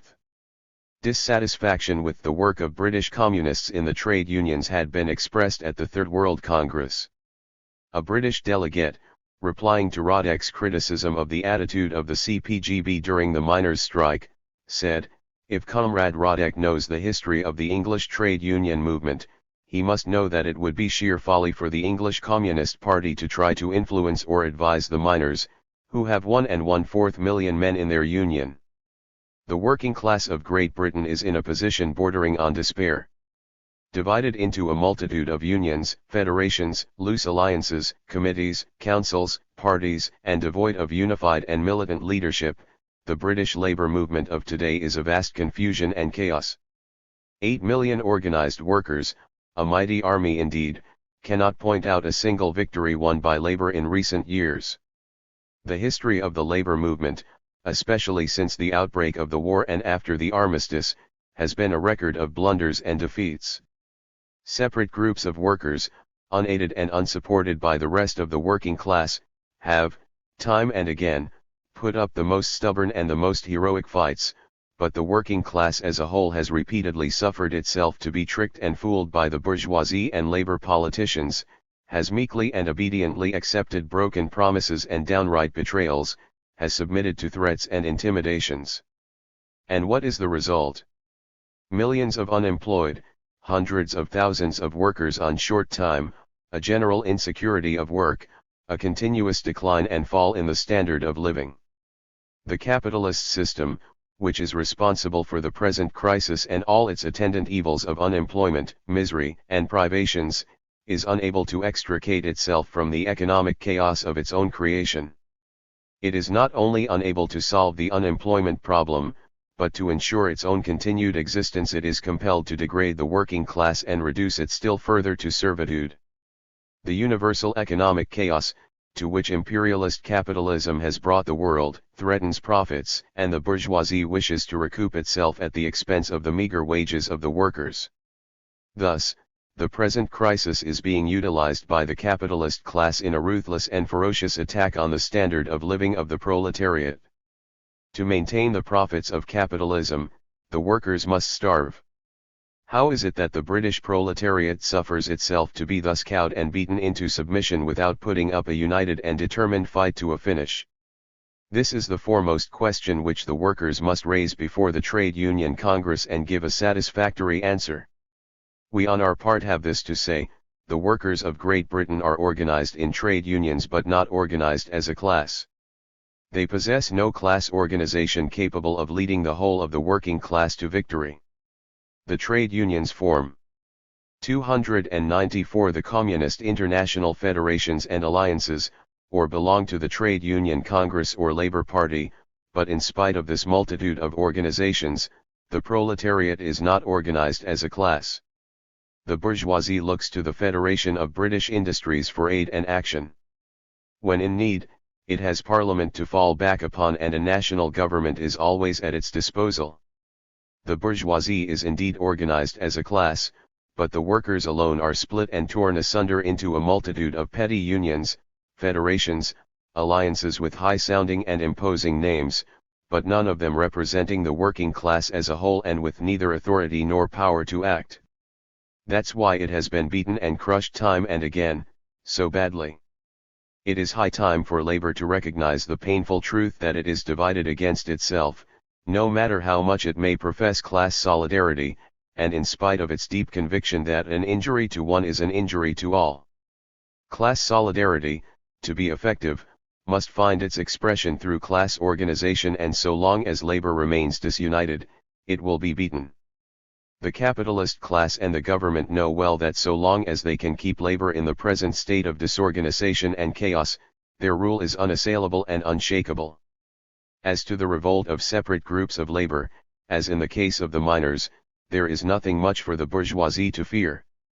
These can be crushed with comparative ease, and what is more, crushed by the aid of other groups of the working class which, while the struggle goes on, supply the enemy with the sinews of war to be used against their fellow workers. For, and let us not deceive ourselves on that score, when 1 million miners are engaged in a deadly grip with the employers, and the rest of the workers stand at their benches, drive engines, and load cars, they help the enemy to beat the miners. The Trade Union Congress. The Trade Union Congress, loose and involuntary as it has been till now, is not the organization capable of leading the working class to victory over the bourgeoisie, or even to defend the workers from capitalist aggression. The annual meetings of the Trade Union Congress only afford an additional platform to a few labor leaders to give vent to their eloquence before a labor audience. Its practical work results in a multitude of resolutions and recommendations, and that is all. The leaders of the Trade Union Congress readily turned into diplomats of the working class and concluded peace with the bourgeoisie and the government by voluntarily assigning to them the rights of labor on empty promises for the future, but did nothing to compel the government and the bourgeoisie to fulfill them. When the industries and the soldiers were demobilized, and hundreds of thousands of men and women were thrown out of work to become a public charge, when every promise made to the workers during the war was broken soon after, what did the trade union? September 1921 295. Congress do to show to the capitalists and the government that labor cannot and will not be trifled with? It did nothing except silently witness the dignity of labor being gradually degraded and dragged into the mire. Was the Trade Union Congress of any assistance to the workers in 1919? Did it bring active pressure of the whole working class to bear upon the government to yield to the railwaymen? No, it did not. Did the Trade Union Congress help the miners to secure nationalization at a time when the position of labor was most favorable? No, it did not. Its threat of direct action remained on paper, notwithstanding the fact that over 4 million workers voted for direct action. Was the Trade Union Congress of any practical use in the labor disputes of 1920? No, it was not. Is it not then correct, fellow workers, to say that labor has not found in the Trade Union Congress the class organization it needs, and is it not high time that every worker realizes this before the capitalist class has got you securely by the throat? The present position of British labor is such that we are quite justified in pointing out to every worker the immediate need for a centralist, efficient, and militant class organization. In fact, the workers themselves realized that the present state of affairs in the labor movement is intolerable, and that drastic changes are needed immediately to avoid further and more crushing defeat. We must never for a moment forget that the leaders, such as Thomas and his like, do not want a real union of labor, for that means that the large masses of the workers will be involved into a direct struggle with the capitalist class. This is precisely what the leaders do not want. Did not Thomas state during the lockout of the miners that nobody could foretell the consequences of a combined strike of the Triple Alliance and other bodies of labor, and did he not say that whichever side would win, the nation would lose? That means that even if the workers won, the nation would lose. And so Thomas is against common action by the workers because the nation, that is to say the capitalist class, would lose. Both the petty leaders and the leaders of national fame, those who represent labor in the bourgeoisie newspapers, in the trade union congress and in parliament, those who are hailed as the leaders of the future labor government will with a few exceptions oppose a centralist and disciplined organization of the whole of the working class, because such an organization would destroy their power of aiding the bourgeoisie and the government to play off one group of workers against the other. It would eliminate that chaos in the labor movement which heretofore afforded to them the very excellent opportunity of keeping labor under their domination, and thus preventing every attempt on the part of the workers to revolt against the capitalist system. Their object is, as Thomas has more than once declared, to keep the ring in the big battles of labor. 296 The Communist International and Capital. Their object can be best attained by holding the working class disunited, disorganized, and decentralist. To ensure ourselves against the tricks and machinations of the leaders who will make every attempt to reduce the whole question of the unification of the labor movement to a mere change in the names of the old organizations, leaving everything else as it existed heretofore, the workers must take the work of unification into their own hands and see to it that first of all the shops and the works are united, along the lines of industry. The Workers' Committee is the foundation of working class unity. The Workers' Committee and the trade unions must form the local trades and labor councils with authority to act as the general staff of labor for the given locality. Finally, the Trades and Labor Congress must be representatives of the whole of the working class and responsible only to the working class. Unity in the factory, in the pit, and so on, unity on the point of production, unity in the locality, working class unity in the whole country. It unites all the workers at the point of production irrespective of grade, craft, color, or sex. The creation of directing staffs in the English labor movement is only one part of the problem. What will the executive organs, invested with authority, do? Will they, like the general staffs of the trade union movement in other countries, look for salvation in collaboration with the bourgeoisie, or will they carry on a revolutionary struggle against it? Will the new staff spend the revolutionary energy of the working class in bartering, or will it, clearly understanding the contradictions which tear apart the existing capitalist society, struggle with all its organized power for the overthrow of capitalism and the establishment of the power of the toilers? Here are the questions that are of the utmost interest to every proletarian, to every worker of Great Britain. You have witnessed the great struggles and social conflicts of the last years. The workers were being vanquished not only because they were poorly organized but also because they were striving for sectional aims. The bourgeoisie had triumphed over you not only because it is better organized than you, but also because it understands its class interests better than the working class. It never pursues merely economic problems. It always regards its problems as class problems, and all its activities are permeated with the spirit of its class. Being numerically weaker than the working class, it succeeds by the strength of its organization and class consciousness. If the general staff of the English labor movement will be permeated with the spirit of hatred against the dominating class, if each little conflict, each skirmish, will serve for the education of the masses, for the single aim of the overthrow of bourgeois domination, your staff will be worthy of the confidence of the English labor movement, and will be worthy of its great mission.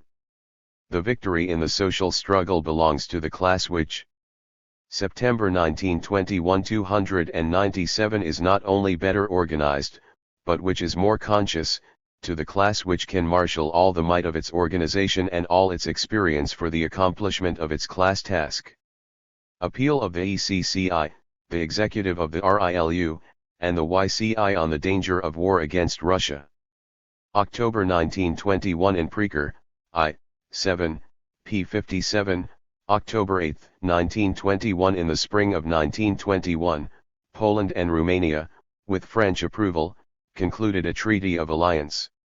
In September 1921, the Russian Foreign Affairs Commissariat stated that the French government had proposed joint action by itself and the two allies against Russia. According to Radek, it was the French ambassador who had invited the Polish government to send its ultimatum of September 18, charging Russia with non-fulfillment of the Riga Treaty. The French, he argued, hoped that with sufficient pressure Russia would be forced to recognize the pre-war debts. The British note of September 7 charged Russia with violating the pledges given in the Anglo-Soviet Agreement of March 1921 to refrain from hostile propaganda. In its reply of September 27, the Foreign Affairs Commissariat wrote that the mere facts of the Third International having for obvious reasons chosen Russia as the seat of its executive committee as the only land which allows full freedom to the spreading of communist ideas and personal freedom to communists, and of some of the members of the Russian government in their individual capacity belonging to the executive committee, did not justify the identification of the Third International with the Russian government. Later in the year the ECCI issued another manifesto which referred to the danger of a Franco-Polish attack on Russia. Harassed from the left by the growing revolutionary wave and from the right by the frightened bourgeoisie trembling for their power, the military oligarchy of Poland is preparing to proclaim its dictatorship in the interior and to drown the proletarian movement in blood, and at the same time, if it only can, to prepare for war against Soviet Russia. It is speculating upon the possibility that the French government will add further sums to the 20 milliard francs that it has thrown into the jaws of Polish militarism, in order to obtain payment for its earlier sacrifices by putting a White Guard government in the saddle in Russia, which would immediately begin to extort the interest on the Tsarist debts from the Russian people. The Polish government has protected itself in the event of war by an agreement with the Romanian Bohars, and it has recently signed an agreement with the Czechoslovakian bourgeoisie, which assures it the free passage of munitions. These criminal plans must be opposed with all the energy at our disposal. The workers of all countries, above all those which are Poland's neighbors, must do everything in their power so that not a single railway wagon, not a single ship with war equipment shall enter Poland this winter and spring. 298 The Communist International. To the proletarians of all countries. World capital is preparing a Polish-Romanian campaign against starving Soviet Russia. In our first appeal about the famine in Russia we warned you not to place confidence in the humanitarian speeches and declarations of readiness to help made by the capitalist states. We told you that now as formerly world capital sees in Soviet Russia the center of world revolution, and it will exploit the famine caused by the drought and intensified by the consequences of intervention to prepare a new onslaught on Soviet Russia. Our prophecies are already being fulfilled. While real help for the hungry is being given only to a minimum extent, while France, making a mockery of the need of the Russian people, wanted to put the work of relief in the hands of Nuland's, the organizer of the Russian counter-revolution, while the Allied Commission under the leadership of the same Nuland's tried to turn the relief organization into an espionage organization in Russia, the French government, working behind a diplomatic screen, is taking preparatory steps to organize war on Soviet Russia. On September 3 it asked the Polish government to present Soviet Russia with an ultimatum under which the Soviet government was to make immediately the payments due under the Riga Treaty, otherwise Poland would sever diplomatic relations with Soviet Russia. Since Soviet Russia ceased making payments under this provision because Poland supplied arms to Savinkov's White Guard bands who attacked Russia, burned the crops and destroyed railways, it was clear that it could not meet these demands of the Polish government. France promised Poland military help and the support of Romania. The Polish government which rejected the French request was overthrown. Marshal Pilsudski took over the helm. It was he who organized the attack on Soviet Russia last year, and the Polish government has now sent the ultimatum asked for by France. It went even further than the French demands by including a number of demands which from the outset could not be met. At the same time the Polish government is beginning to organize frontier conflicts in order to create the necessary atmosphere in Poland. In Poland, where the bourgeois regime is on the point of falling, because of its own incapacity, and where one wave of strikes succeeds another, nationalist instincts have to be whipped up to get control of the masses and to suppress any revolutionary movement by the establishment of a military dictatorship. France hopes by overthrowing the Soviet government in war or by diplomatic intimidation to squeeze out the old Tsarist debts from a country where the economic chaos was caused largely by French intervention. At first it seemed that France was acting alone, but the last few days, October 1921 299, have shown that that is not the case. On September 7, 4 days after the French action in Warsaw, of which ostensibly it knew nothing, the English government decided to demand that the Soviet government cease all revolutionary propaganda in the East. It dispatched a note in which, as the ECCI has ascertained, it made its complaint on the basis of forgeries manufactured by the dirtiest German gang of spies left over from Ludendorff's police and reinforced by a band of international adventurers. This English démarche means that the clique of the English War Minister Winston Churchill, who has not for a moment ceased to rage against Soviet Russia, is getting ready to tow English policy out of peaceful channels into French channels, that is, into war. For the time being, the English government is using its forgeries and threats only with the object of crippling Soviet Russia in the East. But this makes no difference. The result of Lloyd George's yielding to warmonger Churchill encourages France in its criminal game. If, with French help, Poland begins war on Soviet Russia, Churchill will have the opportunity to carry England along in this policy. Together with the representatives of the RILU, the ECCI has examined the situation closely and considers it necessary to tell you that the international situation is in the broadest meaning of the word serious. Even if the exposure of France's secret steps in Poland and of Lord Curzon's shameless forgeries were for a time to dam the interventionist currents, the French campaign and the English forgeries have shown that powerful forces are at work preparing for further intervention. Once again stirred up and urged on by the French imperialist bourgeoisie, munitions and transports are reaching Poland and Germany. Once again in the Central European states arms are being manufactured for Poland or delivered from existing stocks. The attack on Soviet Russia is being systematically prepared. The ECCI and the RILU call on the workers of all countries without distinction of party, who would without any doubt consider it a crime to give the hungry millions lead instead of bread, to take up the struggle against these preparations on the widest scale. We call on you to organize meetings and demonstrations in every country under the slogans "Help for Soviet Russia," "Down with the criminals who are preparing an offensive against Soviet Russia," "Stop the transport of arms to Poland, Romania, Estonia, Latvia, and Finland." In every country, strengthen your influence among the soldiers so that they will not let themselves be misused as cannon fodder for international capital against Soviet Russia. Make your rulers realize that you will use every means at your disposal to counter every threat and every pressure against Soviet Russia. Bread and peace for the hungry Russian people. Fight to the last against any threat to Soviet Russia. 300 The Communist International. ECCI Resolution on Members' Contributions. December 4, 1921 in Preker, I. 38, p. 339, December 20, 1921 The Executive Committee in its session of December 4 unanimously adopted the following draft prepared by a subcommission concerning the introduction of membership dues for the Communist International. 1. The ECCI resolves that all members of the Communist International shall pay international membership dues. 2. The yearly dues in each of the sections affiliated to the Communist International shall be fixed at the average monthly dues of the respective section. 3.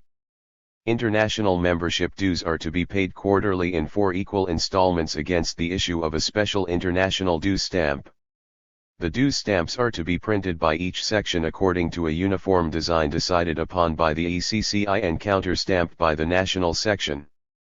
4. In all affiliated parties working legally, the dues stamp is to be pasted in the membership book. On moving from the territory of one section to that of another, the rights accorded to a member by the statutes of the Comintern will be granted only upon proof of the payment of the international dues. 5. The international membership dues are to be transmitted to the ECCI through the central committees of the communist parties. The sections are obliged to settle their accounts quarterly, at the latest before the end of the next quarter.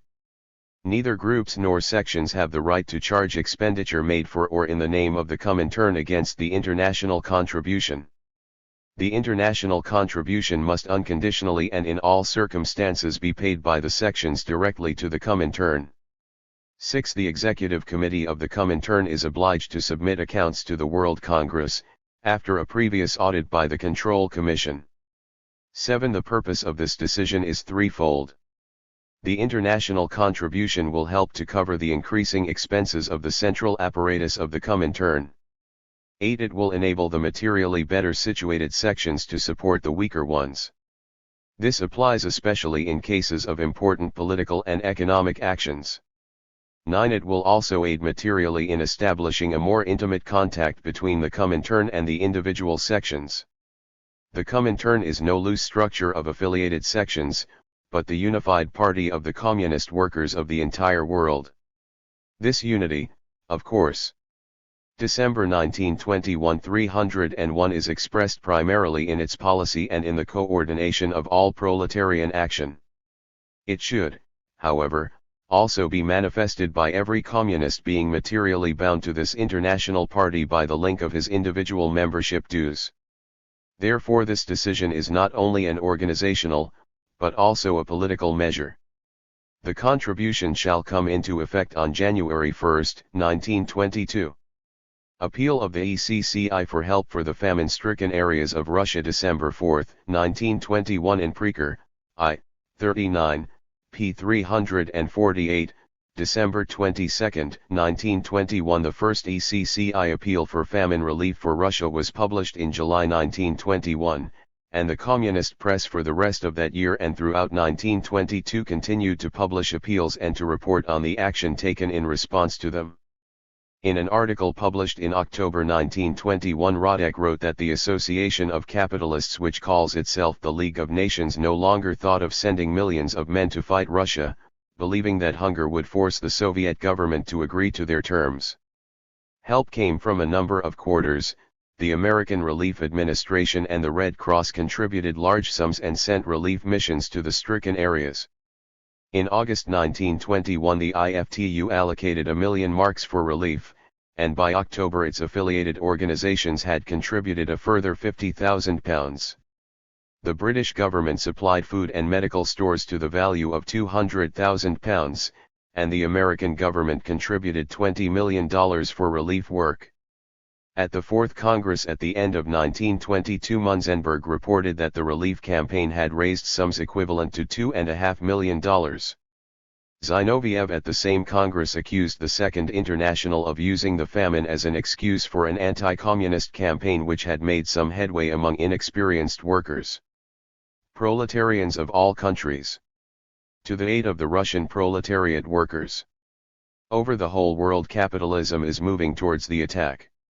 The more the capitalist world decays, the higher the wave of unemployment and crisis rises, rolling like an avalanche from country to country. The more impudently capital attacks your organizations, the louder it boasts of its strength and its power. But its foremost heralds and trumpeters, ministers and presidents, bankers and kings, are preparing new wars for humanity and are working out new armament programs, pushing all the countries of the world into a war which will be more destructive, inhuman, and horrible than its predecessor. It will leave nothing standing and will kill and cripple millions of human beings, workers and peasants, the productive population of city and country. 302. The Communist International comrades. All of you, without distinction of party, must realize this. You must all understand that the only guarantee for your victory is your own strength, your own proletarian power. Who at the present time holds in check the insane plans of the capitalists? Who fills them with terror and fear? Tour Soviet Russia. For every capitalist government fears the armed Russian workers. For every capitalist government understands that Soviet Russia is today the chief instrument, the main weapon in the hands of the world proletariat. Imagine that Soviet Russia has fallen. Then the wave of bloody reaction would overwhelm the entire world. Capitalism would then stride in a triumphal march over the skulls of the working class. It would consolidate its position for long, long years. Therefore help Soviet Russia. Help its workers who have borne the brunt of the first combined blows of the capitalist governments. In your own interests hasten to the assistance of the first Soviet state. The Russian workers have only now won the possibility of building up their economy. Only now is production beginning to rise, are the chimneys of its factories beginning to smoke. But the drought is clipping the wings of the Russian proletariat. In the rich Volga region the grain has completely withered. Millions of human beings are dying in horrible agony. Sickness and starvation are mowing down old and young, and little children are dying with a cry for help on their lips. The situation is serious. The misfortune is great.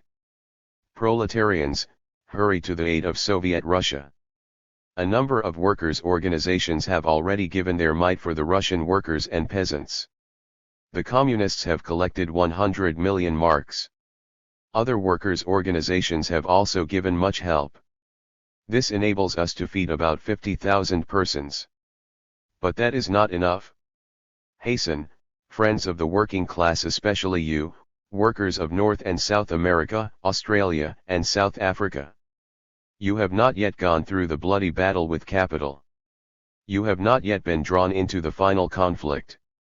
But the capitalist monster is already grasping you by the throat. It is already throwing millions of workers onto the streets. It is ready to deal you to the final blow. December 1921 303. Hurry to the assistance of your chief fortress, Soviet Russia. Help it to grow strong and to consolidate. You will be repaid 100-fold. Together, in serried battle ranks, enter the struggle against the famine in Russia. Long live the solidarity of the workers who will not let down their brothers in distress and misery. Extracts from a letter from the ECCI to the Marseille Congress of the French Communist Party. December 5, 1921 in Preaker, I. 43, p. 378, December 31, 1921. This was the first Congress of the French Communist Party. It claimed a membership of 120,000. During its first year of existence it had suffered a series of internal crises and conducted a number of disputes with the ECCI. The French delegation at the Third World Congress had been severely criticized for tolerating attacks on the ECCI by the right wing. Souverin, French representative on the ECCI, was considered to have inspired these criticisms. Fabre's Journal du Peuple described them as Souverin's ukases. He was defeated in the elections to the Central Committee, and 4 elected members, Laureat, Traint, Dunois, Valiant Couturier, resigned in protest. 1 year separates us from the Tours Congress. Today there is no longer a single revolutionary who regrets the work of splitting and cleansing which was carried out there. The CI warmly welcomes the results of your efforts to regroup and to reorganize your federations, to build a great party of 130,000 members and to improve your press. It is only the Communist Party and its press which can organize resistance to imperialism and reaction, whose stoutest pillars throughout the world are the French bourgeoisie. In this past year the party succeeded in winning steadily growing influence among the working masses and the small peasants of France. These results, which give us great satisfaction, should not however blind us to the weaknesses and defects displayed during this first year. The CI must do more than send greetings and good wishes to its sections. It is its duty to point out in a fraternal fashion their weaknesses and, guided solely by the interests of the world revolution, in closest collaboration with them to find ways of eliminating these weaknesses. In appraising the work of this first year we do not ignore the situation in which the party was left by the split at Tours. We know that a party which was brought into such confusion during the war cannot become communist overnight by passing resolutions at a congress. The voting at Tours indicated the will of the 304 the Communist International Party to become a communist party. Therefore this first year had to display a constant effort and steady work to impart to the party a communist character. The efforts of the party were great but not great enough. Together with you we want to discover the reasons for this, convinced that the Marseille Congress is anxious to do everything in its power to continue the work begun at Tours, to take into consideration the suggestions of the International designed to reinforce the communist character of the party and of its policy. The party has suffered from weakness of leadership. The Central Committee spent too much time on administrative work but was unable to give the party firm political leadership. In its daily work it was not guided by the idea of developing party activity. It did not create a collective consciousness. The party has suffered from the absence of an agrarian policy, a trade union policy, and an electoral policy. The Central Committee left the examination and solution of all these problems to the Marseille Congress, fearing that the federations would accuse it of dictatorship if it settled these problems itself. But every revolutionary will understand that the leadership of a communist party elected by the Congress and so enjoying the confidence of the party must have the most comprehensive powers if it is to conduct the party's policy in accordance with the resolutions and decisions of the national and international congresses. A far stronger leadership must come from the Marseille Congress, able to exercise political leadership, effectively to supervise and influence the party press, guide its parliamentary work and define its position day by day on all questions of French and international policy. We think it would be useful to transfer minor administrative affairs to a special secretariat and to appoint from the Central Committee a central bureau of at least 5 members whose most important task will be this daily guidance of party work and thought. Side by side with building a stronger leadership, it is necessary to develop a spirit of greater discipline in the party. Communists must think of themselves primarily as members of the party and must act as such throughout their public and private lives. The question of trade union policy is certainly the most important and most difficult confronting the Marseille Congress, and the one where the absence of a policy was most felt during the past year. If the Communist Party wants to be the spearhead and champion of the social revolution, it must give serious thought to trade union questions. There are no questions of concern to the workers which do not also concern the party. The party must therefore keep to a steady policy on trade union questions. It must loudly assert before the working class its right and its duty to concern itself actively with these questions. It must demand of its members to be as communist in the trade unions as they are in the party. A communist party cannot allow its members to go on supporting the policy of Jouherho and December 1921 305 The Amsterdam International. It must say clearly to all those who agree with Jouherho that their place is in the party of Renaudel, Albert Thomas, and Longuet. Similarly, the party must energetically combat the anarchist and syndicalist ideas which deny the role of the party in the revolution. Nobody must be left in doubt that it is not the desire of the party and of the CI to subordinate the trade unions to the party. It is anxious to ensure that all party members play their part in the struggle of the trade union minority in France. The party must seek to collaborate as closely as possible with those syndicalists who have revised their revolutionary ideas as a result of the history of the last few years. By discussing with them in a fraternal way all revolutionary problems, the party must try to get them to define clearly their present attitude, and it must combat their old anarcho-syndicalist traditions. We do not doubt that the party, if it becomes a truly revolutionary and communist party, will not only win the sympathy and confidence of the proletarian masses in France but will also be able to win into its ranks the syndicalist communist comrades who still mistrust it. It will win these elements by a policy that is not opportunist and not vacillating. The draft thesis on the trade union question worked out by your Central Committee is only the first outline of a clarification of this fundamental question. Those who say that the economic struggle does not concern the party are either hopeless fools or they are making fun of communism. The party must draw to itself all the best elements of the working classes, and it must on the theoretical side inspire all forms of the proletarian struggle, including the economic struggle. The trade union, as trade union, is not subordinate to the party as party. In this sense the trade unions are autonomous. The communists who are active in the trade unions must however always act as disciplined communists. As a result of a number of special circumstances, there are still today outside the ranks of the French Communist Party a number of valuable revolutionary elements who regard themselves as syndicalists. We must come to an understanding with them and sooner or later unite with them in the ranks of the single Communist Party, but we cannot and must not encourage syndicalist prejudices against parties and against political action. When the French party delegation was in Moscow for the Third Congress, the ECCI called their attention to the necessity of Central Committee supervision of the unofficial party press. The ECCI was thinking primarily of Brizensweg and Fabre's Journal du Peuple, both of which were conducting a policy incompatible with the policy of the party and the International. The unequivocal theses of the Second Congress laid it down that 306 The Communist International. No party member can claim for himself a so-called press freedom in order to publish a journal which is not under the complete control of the party. With the unanimous consent of the French delegation, the executive passed a resolution on this question and informed the French Central Committee, but it has received no official reply. It asks the Marseille Congress to give the executive the party's answer to this question, which it regards as a most fundamental question of communist discipline which should have been decided by the party leadership.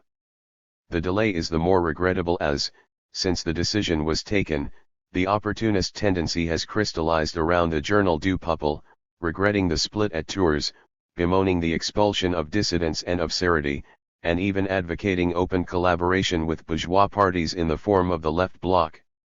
It is not surprising that these comrades who are pursuing a policy so wholly inconsistent with communist principles should feel themselves injured by our resolution and should try to shift responsibility onto the French representative on the executive. We hope that the party at Marseille will clearly express its hostility to such a policy and will summon this group of comrades back to communist discipline. It seems necessary to us that the French party should try to remain in the closest and most continuous contact with the workers in the factories.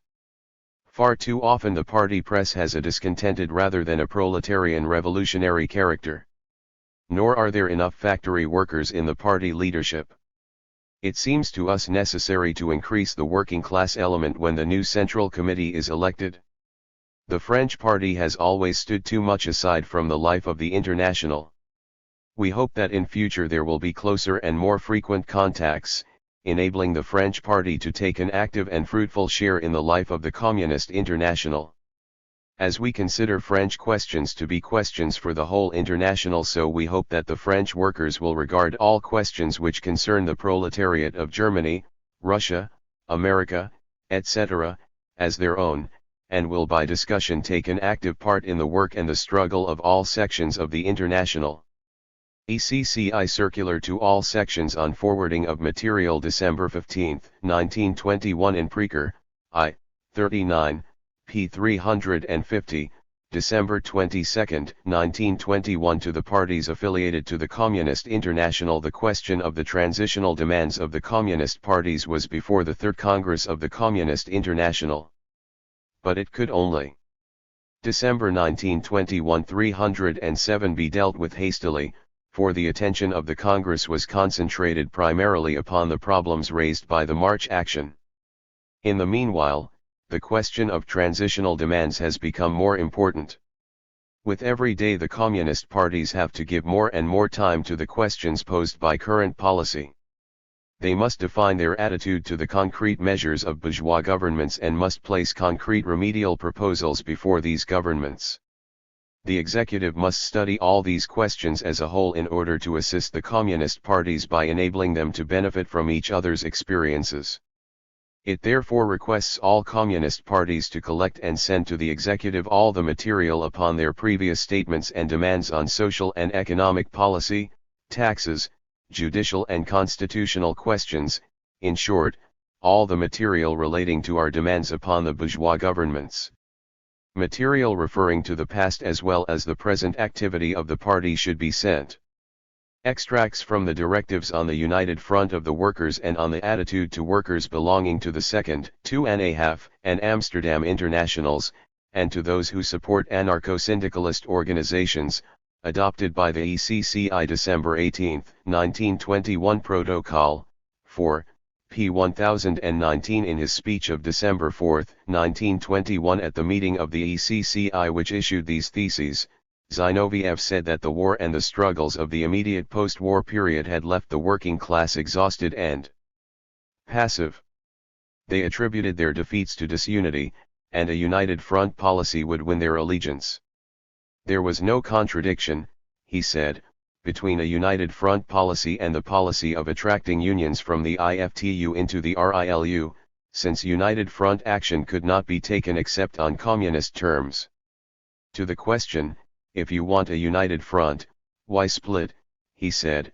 This is a dialectical question which every communist must understand. Precisely because it is an epoch of splits, and because we have now become a force, we can on certain conditions work together with the Second and 2.5 Internationals, in order to draw the masses over to the side of communism most quickly. But if we had not made the split, we would not be the factor which we now are, and could not carry this maneuver through. It is possible that we shall have to carry out many more splits, and we shall still go to the socialists and say, yes, we want unity, unity on this platform. At the end of the year, in a long article on the tasks of the Communist International, Radek wrote that reformist hostility to the United Front policy showed how right it was. If it succeeded, they would have won the ear of the Social Democratic workers and pushed their leaders to the left. If it failed, the leaders would be exposed. The new tactic therefore has such indisputable 308 the Communist International advantages and opens such favorable perspectives for international communism for the class struggle of the proletariat, that it will certainly become the common property of all communist parties. It corresponded with certain general changes in the international situation. Until 1920 they had used other methods of struggle, the methods of assault. At that time we not only did not propose joint action with the social democratic parties, but sought by all means in our power to force a split in them. We placed in the foreground the slogan of Soviet dictatorship, while now, we place in the foreground concrete transitional demands. An international explosion could not be expected, but only the slow ripening of the revolution. The program therefore was not the assault itself, but the accumulation of forces for the assault, and this could be done inter alia by work inside the social democratic parties, with the object of winning or splitting them. At the meeting of the enlarged ECCI in February 1922, Zinoviev said, had the Red Army in 1920 taken Warsaw, the tactics of the CI today would be other than they are. The strategic setback was followed by a political setback for the whole workers' movement. The Russian Proletarian Party was compelled to make extensive concessions. That slowed down the tempo of the proletarian revolution, but the reverse is also true. The setback which the proletariat of the Western European countries suffered from 1919 to 1921 influenced the policy of the first proletarian state and slowed down the tempo in Russia. Meyer, KPD, echoed the same thought. The slowing down of revolutionary tempo in Central and Western Europe forced Soviet Russia to a policy of concessions, as shown most recently in its agreement to participate in the Genoa Conference. The new course in Soviet Russia and the new tactics of the International since the Third Congress are most closely connected. Both are a consequence of the changes in the international situation. At the Fourth World Congress Radek said, we entered on this road not because we want to merge with the Social Democrats, but in the knowledge that we shall stifle them in our embrace. In 1924, at the Fifth World Congress, Zinoviev said, the tactics of the United Front were in reality, an expression of our consciousness, first, that we have not yet a majority of the working class, secondly, that social democracy is still very strong, thirdly, that we occupy defensive positions, and fourthly, that the decisive battles are still not yet on the immediate agenda. The theses aroused deep and prolonged controversy within the International. They were discussed by the French Central Committee in January at 3 meetings.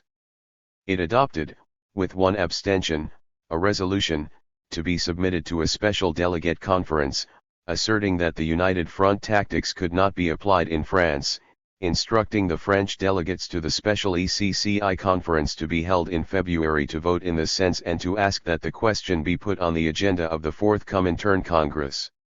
The Special Delegate Conference endorsed the committee's resolution by a vote of 46 to 12. At the first enlarged plenary session of the ECCI, which met from February 21 to March 4, 1922, and consisted of 105 delegates from 36 parties, the French, Italian, and Spanish delegations opposed the United Front theses, which were adopted by 46 votes to 10. The chief argument of the opponents was that, having emphasized in all their propaganda that the Social Democrats were the worst enemies of the working class, the new tactics would only bewilder and confuse. December 1921 309 The workers. The Congress of the Italian Communist Party in Rome at the end of March 1922 passed, against 8 votes, a resolution put forward by Bordiga which rejected the application of United Front tactics in the political field, while accepting them for trade union work. Kakin, speaking at the February meeting, asked the ECCI to take note that 3 delegations, the French, Italian, and Spanish, had expressed reservations about the new tactics. The French party would, however, observe discipline and carry out ECCI decisions. But at the meeting of the National Council of the CPF on 22–23 April 1922, a resolution was adopted that the party was bound to maintain until its next Congress the objections previously put forward, while proclaiming its firm determination to fight as a whole alongside the CI. It was opposed to any understanding with the reformist and syndicalist leaders and regretted that in some countries the communist parliamentary fractions were cooperating with the socialists. It regretted the joint activities with the Second and 2½ Internationals.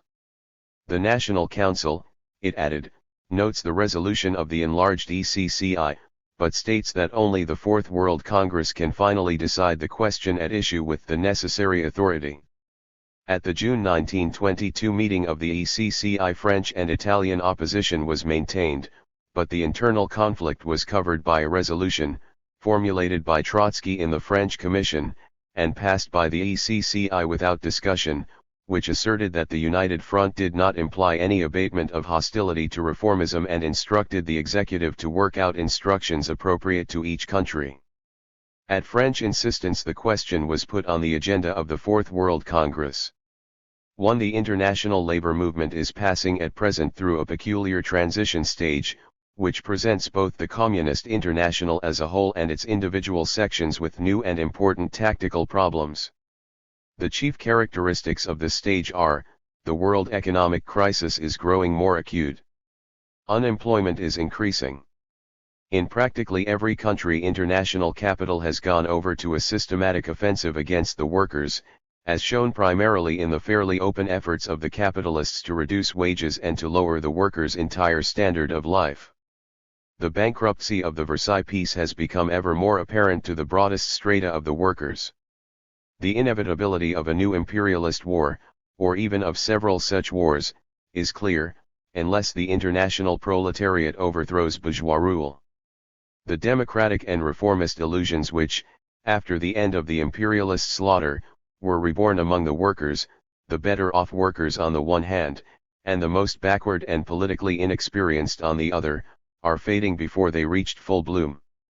The labors of the Washington Conference will shake these illusions even more. If, 6 months ago, it was possible to speak with some justification of a general swing to the right among the working masses in Europe and 310 the Communist International America, there is no doubt that today, on the contrary, the beginning of a swing to the left can be observed. 2. On the other hand, under the influence of the mounting capitalist attack, there has awakened among the workers a spontaneous striving toward unity which literally cannot be restrained, and which goes hand in hand with a gradual growth in the confidence placed by the broad working masses in the communists. 3.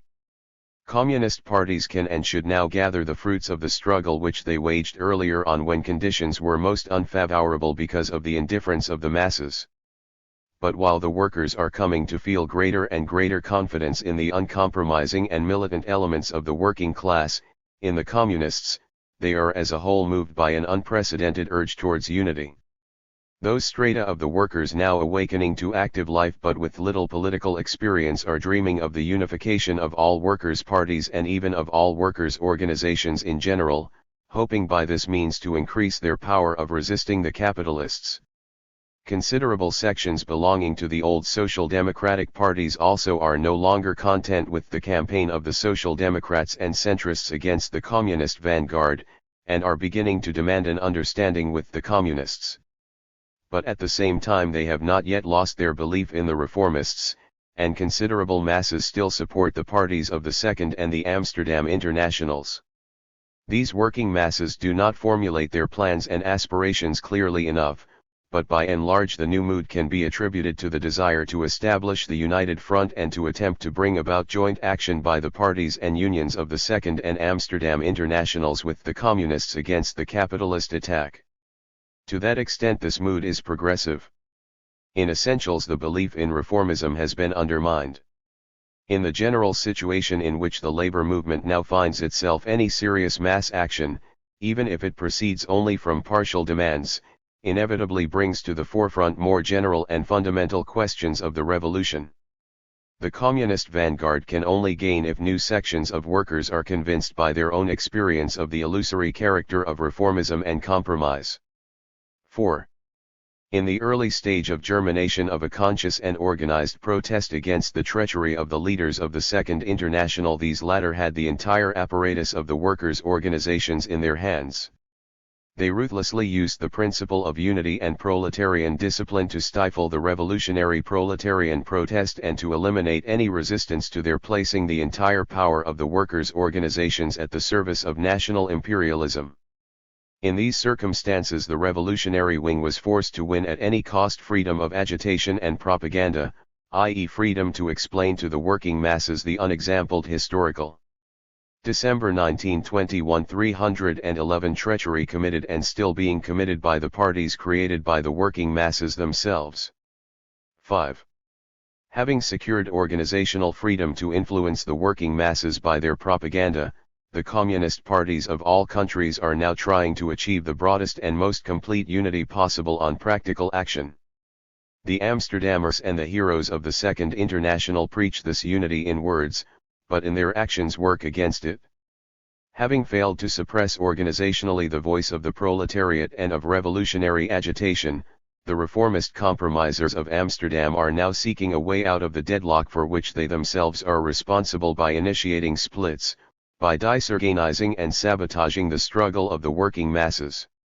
It is at present one of the most important tasks of the Communist Party to expose publicly these new forms of an old treachery.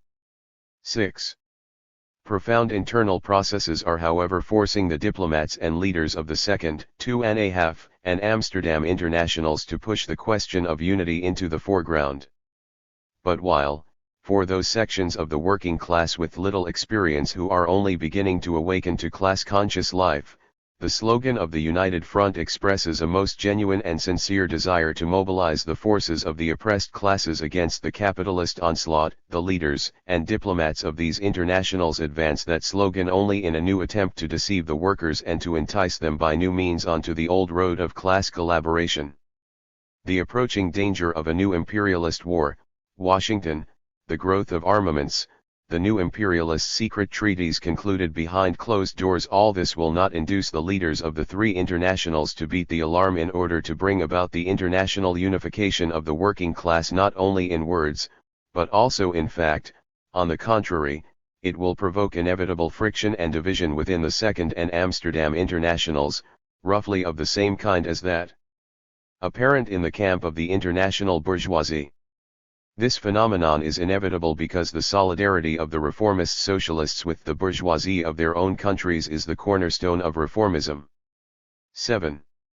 Confronted by this situation, the ECCI is of the opinion that the slogan of the Third World Congress of the Communist International to the masses, and the interests of the communist movement generally, require the Communist parties and the Communist International as a whole to support the slogan of the United Front of the Workers and to take the initiative in this matter.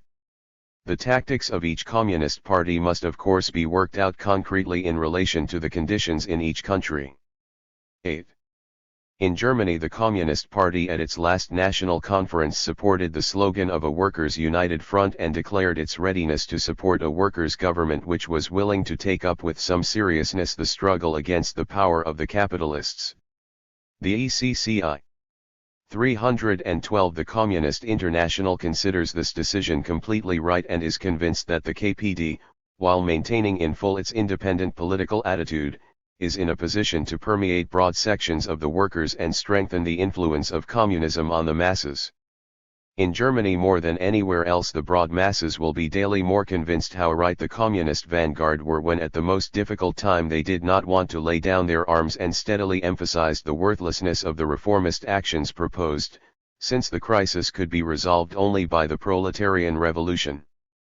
By pursuing those tactics the party will in time also rally round itself the revolutionary elements among the anarchists and syndicalists who now stand aside from the mass struggle. 9. In France the Communist Party has a majority among the politically organized workers. Hence the United Front question has a different bearing there from what it has in other countries. But even there it is necessary that the entire responsibility for the split in the United Workers' camp should fall on our opponents. The revolutionary section of the French syndicalists are rightly fighting against a split in the French unions, that is, fighting for the unity of the working class in the economic struggle against the bourgeoisie. But the workers' struggle does not stop in the factories. Unity is necessary also in the face of growing reaction, of imperialist policies, etc. The policy of the reformists and centrists, on the other hand, led to the split in the party and now also threatens the unity of the trade union movement, which shows that Zhao just like Longuet objectively serves the cause of the bourgeoisie. The slogan of the United Front of the Proletariat in the economic and the political struggle against the bourgeoisie remains the best means of counteracting these splitting plans. Even though the reformist CGT, led by Zhao, Mérame, and Co., betrays the interests of the French working class, French communists, and the revolutionary elements among the French working class in general must, before every mass strike, every revolutionary demonstration, or any other revolutionary mass action, propose to the reformists support for such action, and if they refuse to support the revolutionary struggle of the workers they must be exposed. This will be the easiest way of winning the non-party working masses. In no circumstances, of course, must the Communist Party of France allow its independence to be restricted, e.g. by supporting the left bloc during election campaigns, or behave tolerantly towards those vacillating communists who still bemoan the break with the social patriots. 10. In England the reformist Labour Party has rejected Communist Party affiliation although other workers' organisations are accepted. Under the influence of the growing desire among the workers for the United Front, the London workers' organisations recently passed a resolution in favour of the affiliation of the CPGB to the Labour Party. December 1921 313. England is of course in this respect an exception because as a result of peculiar circumstances the English Labour Party is a kind of general workers' association for the entire country. It is the task of the English Communists to begin a vigorous campaign for their acceptance by the Labour Party. The recent treachery of the union leaders during the miners' strike, the systematic capitalist pressure on wages, etc. have stirred up a deep ferment among the English proletariat, who are becoming more revolutionary. English communists should make every effort, using the slogan of the Revolutionary United Front against the capitalists, to penetrate at all costs deep into the working masses. 11. In Italy the Young Communist Party is beginning to conduct its agitation according to the slogan of the Proletarian United Front against the capitalist offensive, although it is most irreconcilably opposed to the reformist Italian Socialist Party and the Social Trader Labour Confederation, which recently put the finishing touch to their open treachery to the proletarian revolution. The ECCI considers this agitation by the Italian communists completely correct and insists only that it shall be intensified. The ECCI is convinced that with sufficient foresight the CP of Italy can give an example to the entire international of militant Marxism which mercilessly exposes at every step the half-heartedness and the treachery of the reformists and centrists who clothe themselves in the mantle of communism, and at the same time conduct an untiring and ever-mounting campaign among ever broader masses for the united front of the workers against the bourgeoisie. The party must of course do its utmost to draw all the revolutionary elements among the anarchists and syndicalists into the common struggle.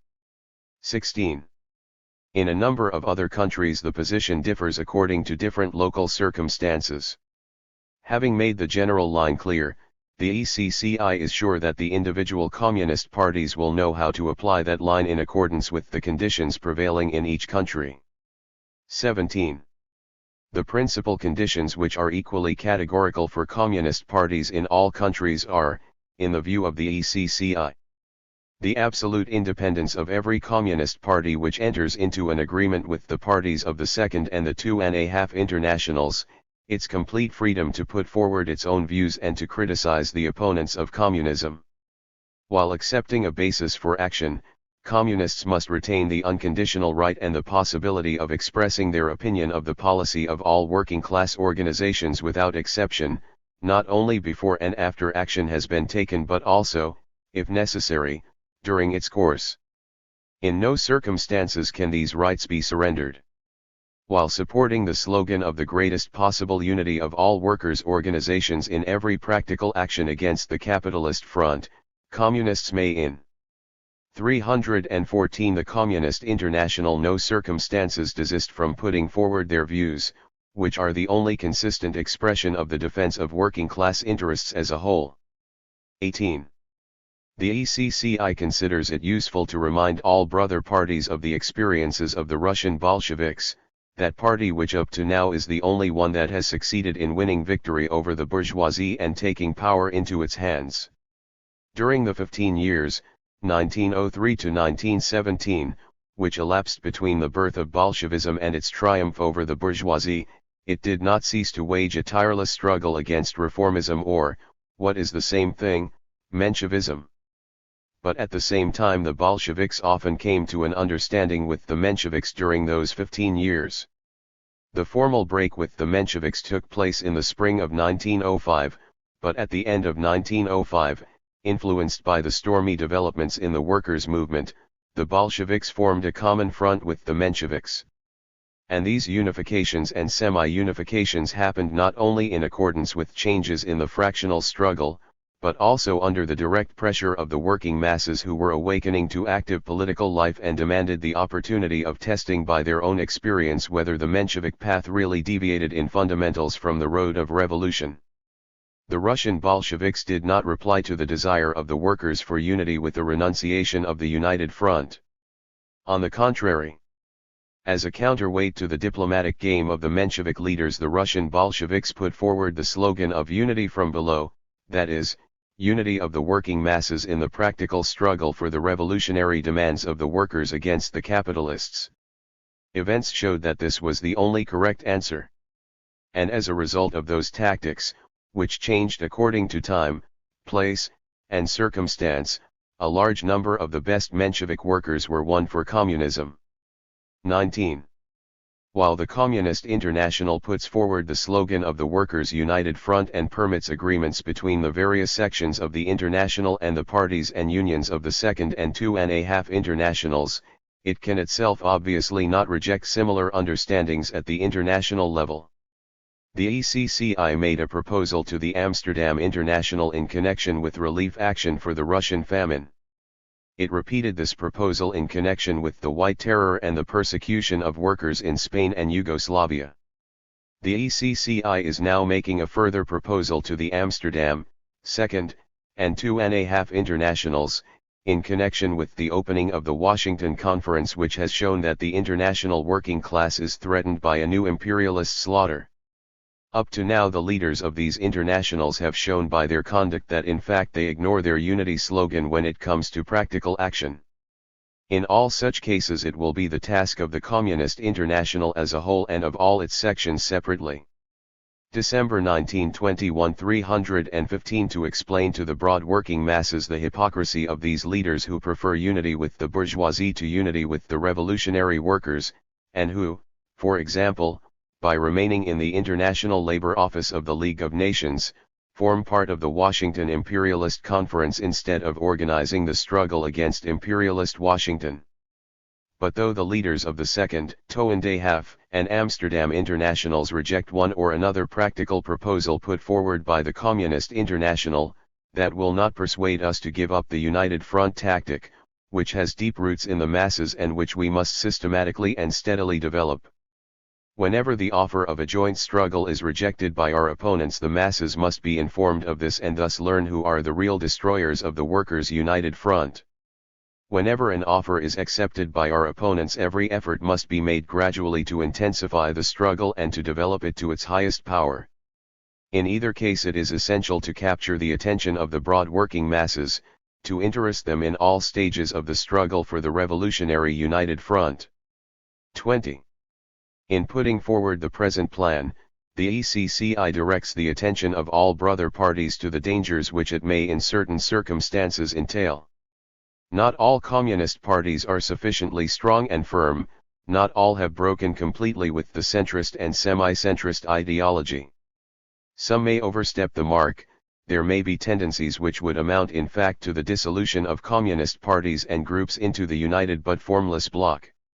To carry out the new tactics successfully for the communist cause, it is necessary for the communist parties who put them into operation to be strong and firmly welded together, and for their leaders to possess great theoretical clarity. 21. Within the Communist International itself, there are two tendencies among the groups which may with more or less reason be classed as right or even semi-centrist. One has not really broken with the ideology and methods of the Second International, has not emancipated itself completely from reverence for its former numerical strength, and, half consciously or unconsciously, is looking for a path of intellectual understanding with the Second International and consequently with bourgeois society. Other elements, who are opposed to formal radicalism, to the mistakes of the so-called left, are anxious to give the tactics of the young Communist Party greater flexibility and maneuverability, in order to ensure for it the possibility of more rapid penetration among the masses. The rapid development of the communist parties has occasionally thrust both apparently into the same camp, to some extent into the same group. The use of the methods noted above, which are designed to provide a prop for communist agitation in the united mass actions of the proletariat, is the best way of exposing the really reformist tendencies within. 316. The Communist International, the communist parties, and if rightly used, will contribute in a high degree to their internal revolutionary consolidation, both by educating the impatient and sectarian elements through experience, as well as by ridding the parties of reformist ballast. 22. The united front of the workers means the united front of all workers who want to fight against capitalism, which includes those who still follow the anarchists, syndicalists, etc. In many countries such workers can help in the revolutionary struggle. From the first days of its existence, the Communist International has taken a friendly line to these workers, who are gradually overcoming their prejudices and drawing nearer to communism. Communists must pay even greater attention to them now, when the united front of the workers against the capitalists is becoming a reality. 23. In order to give definite form to future work on the lines laid down, the ECCI resolves to convene a meeting of the executive in the near future at which the parties will be represented by double the usual number of members. 24. The ECCI will follow carefully every practical step taken in the field under discussion, and asks every party to inform the executive of every attempt and every success, giving full factual details. Extracts from an ECCIRILU manifesto on the United Front, January 1, 1922, and Preker, 2, p. 9, January 5, 1922. In a speech on October 20, 1922, Trotsky, explaining the United Front policy, said that the Third Congress had made it clear that the immediate task of communists in Europe was not to capture power, but to win the majority of the working class. If we consider that the party is on the eve of the conquest of power and the working class will follow it, then the question of the united front does not arise. But, if we become convinced that a certain interval must elapse, perhaps several years, before the conquest of power, it is necessary to consider what will happen in the interim to the working class. At the Fourth Congress he said that the basic idea underlying the decisions of the Third Congress was as follows. After the war the masses were seized by a revolutionary mood and were eager to take up the battle, but there was no revolutionary party capable of leading them to victory.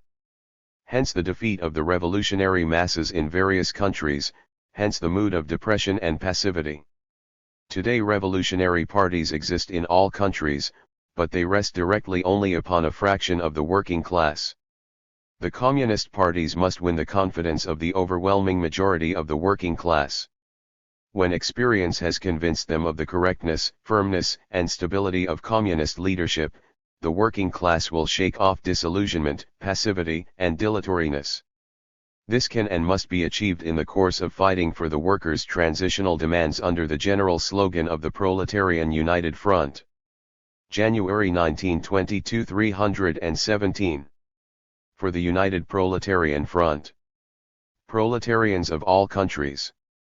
The executive committees of the Communist International and the Red International of Labor Unions have at 3 meetings examined the world's situation and the situation of the international proletariat, and have come to the conclusion that this situation demands the concentration of all the forces of the international proletariat, the establishment of a united front of all parties supported by the proletariat, regardless of the differences separating them, so long as they are anxious to wage a common fight for the immediate and urgent needs of the proletariat.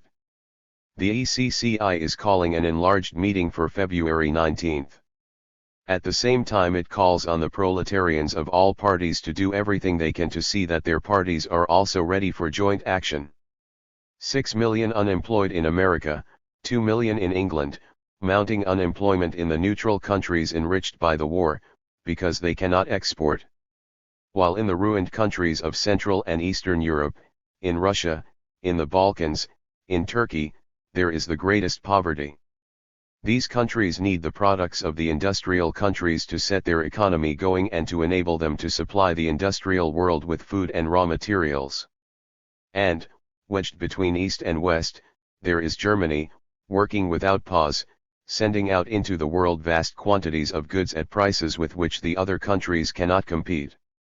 There is practically no unemployment there, but the German workers are worse off than the unemployed in England.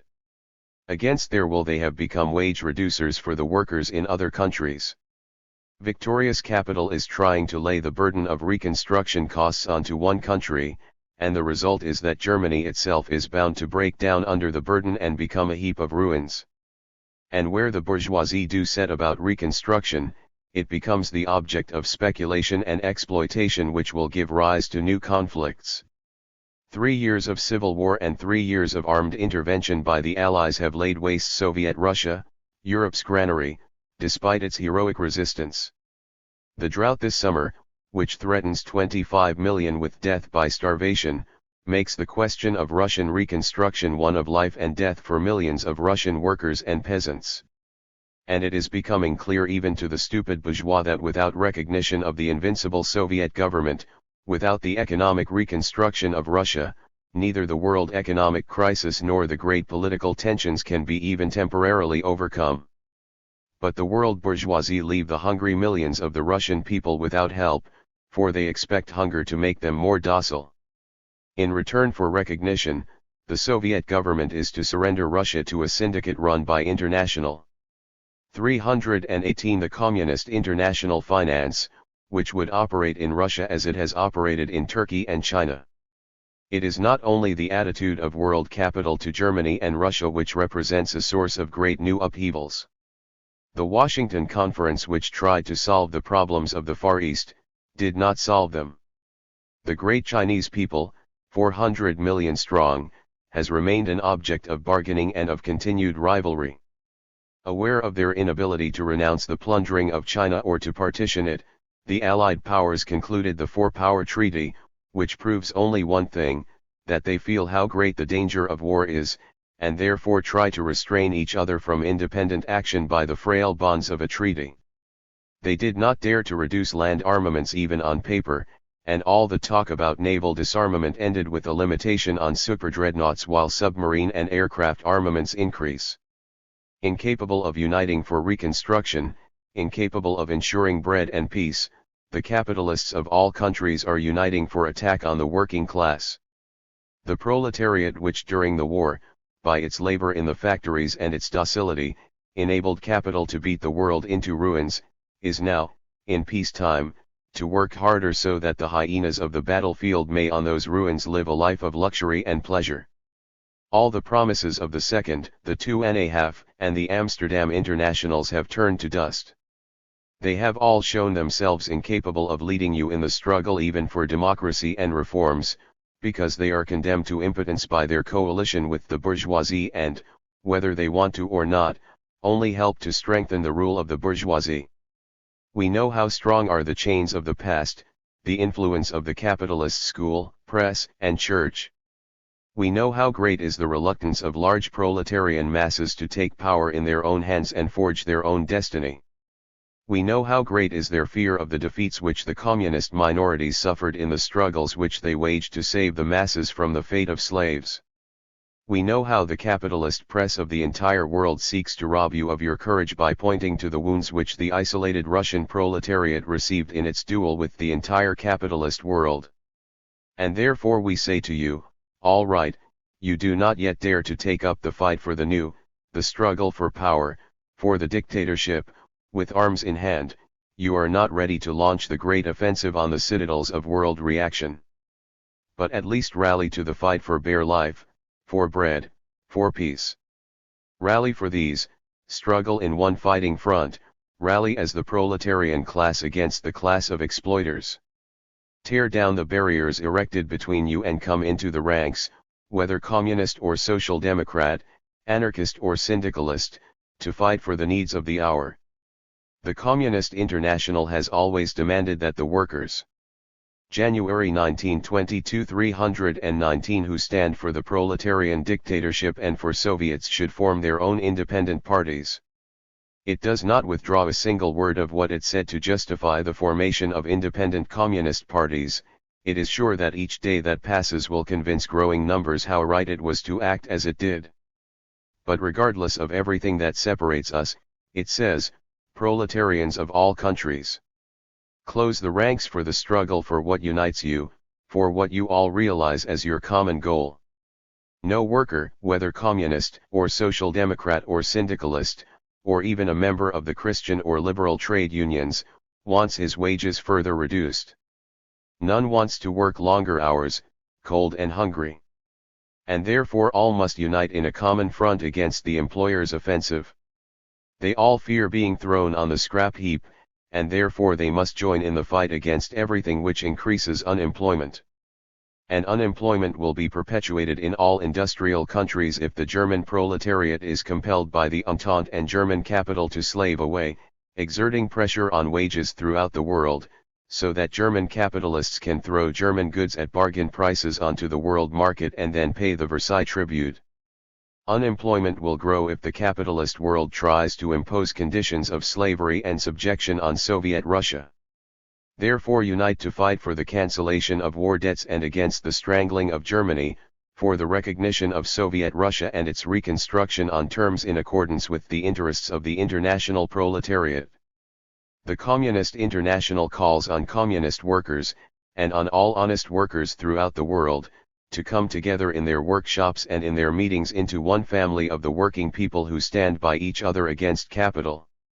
Only in this way will all the parties which rely on the proletariat and want the proletariat to follow them, be compelled to come together for the common defensive struggle against capital.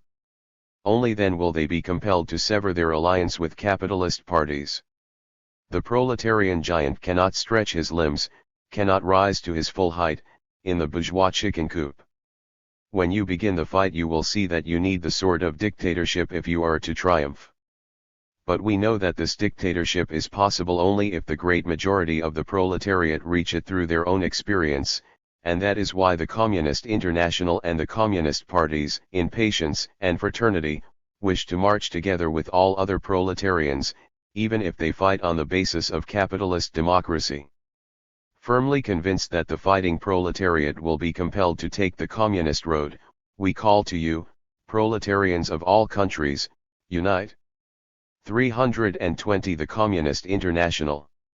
ECCI Resolution on the Tasks of Communists in Trade Unions February 1922 and Preker, 2, 30, p. 239, March 14, 1922 The first enlarged plenum of the ECCI, held from February 21 to March 4, 1922, was attended by 105 delegates from 36 sections. It considered inter alia the theses on the United Front and the proposal from the Vienna Union for a conference of the three internationals, the war danger and communist work in the trade unions, and the position in the French and British Communist parties. The resolution on the Communist Party of Great Britain urged the CPGB to seek admission to the Labour Party, thus making possible working-class unity in the political field, particularly in view of the forthcoming elections, with the object of electing a Labour government. While affiliating to the Labour Party, the CPGB must retain complete freedom of propaganda. The Presidium elected at this meeting consisted of Zinoviev, Radek, Bukharin, Brandler, Suvarin, Terracini, Krabik, and Carr. Lozovsky reported on the RILU, and said, "Inter alia, of course we are against splits. But we can in no circumstances conclude from that we should not make use of splits organizationally when we win the majority in a union. A union in which the left had won a majority should not remain affiliated to the IFTU." The question of liquidating the RILU was brought up at the fourth Comintern Congress later in the year. 1. The enlarged plenum confirms that there is no need to introduce any change of principle into the decisions of the third Comintern Congress on the trade union question. The half-yearly report has shown that the directives on trade union work were correct and appropriate. The present session is dealing with the trade union question only in order to instruct communists that it is necessary, in accordance with their increased influence in the unions, to make their work more concrete and to adapt it to the special conditions of the different countries and industries. 2. As a result of the mounting capitalist offensive, the trade union movement in all countries is going through a critical period. This is shown in the decline of membership and the exhaustion of trade union funds. On the other hand, the growing poverty of the broad masses is exerting an elemental pressure towards unity in the struggle against the capitalist offensive, towards putting an end to the dilatory tactics of the reformist leaders which rob the trade unions of their fighting strength, and, if all else fails, towards defending their basic vital rights by means of united action without the reformist leaders and over their heads. 3. This situation in the international trade union movement is particularly favorable for the further development and deepening of activity to capture the unions and to extend communist influence among the masses. Communists who work in the trade union movement must take this state of affairs as their starting point when they carry on the struggle for the RILU. February 1922 321-4. In some countries the RILU is still only a tendency within the old organizations. In others it embraces the majority of the membership, while in still others it has won the trade union center. With this in mind, it is the task of communists in countries where the RILU is only a tendency to rally all these workers inside each union, national and international, into a strong center which has the will to take up the struggle against the bourgeoisie seriously and carry it through. Where we have a majority of revolutionary-minded workers in the trade unions, it is the task of communists to advocate adherence of the national trade union movement to the RILU. 5. In the forthcoming period, the task of communists is to extend their influence in the old reformist trade unions, to fight the splitting policy of the Amsterdam leaders, and to carry out carefully and consistently the tactics of the United Front in the trade union movement. However large the minority within an individual union or trade union federation is, communists must see that this minority stays within its organization and fights for carrying through the program and tactics of the minority. The adherence of such trade union minorities to the RILU can only be an ideological one, which they must demonstrate by the practical execution of the decisions of the First Congress of the Revolutionary Unions and by following Profintern tactics. 6. Communists are obliged to work in favor of the individual unions affiliated to the RILU remaining inside the international trade and industrial secretariats. If such unions have not already entered these bodies, they must do so. We have put the issue openly and squarely before the international proletariat. We remain inside the national trade union associations and only join the Profintern as organizations if we succeed in winning the majority for the principles of the RILU. At their trade union congress, the workers of every country will have to decide whose program and tactics serve the interests of the working class, those of the Amsterdam International or those of the RILU. This is the only way in which the broad masses will learn who are the splitters, who are hampering the formation of a powerful center against the powerful employing class. This is the only way in which the masses will recognize that the Amsterdammers are servants of the bourgeoisie who defend bourgeois democracy against the proletarian dictatorship, but who trample on proletarian democracy whenever communists by the methods of proletarian democracy try to win a majority in the unions in order to try to change these unions in accordance with the will of the majority from subsidiary agencies of the bourgeoisie into militant bodies fighting against the bourgeoisie. 7. The liquidationist tendencies to be noted in some parties in regard to the RILU arose from a number of misunderstandings and from the false hope that the Amsterdam leaders would turn left. These tendencies must be sharply and categorically condemned. The Amsterdammers will.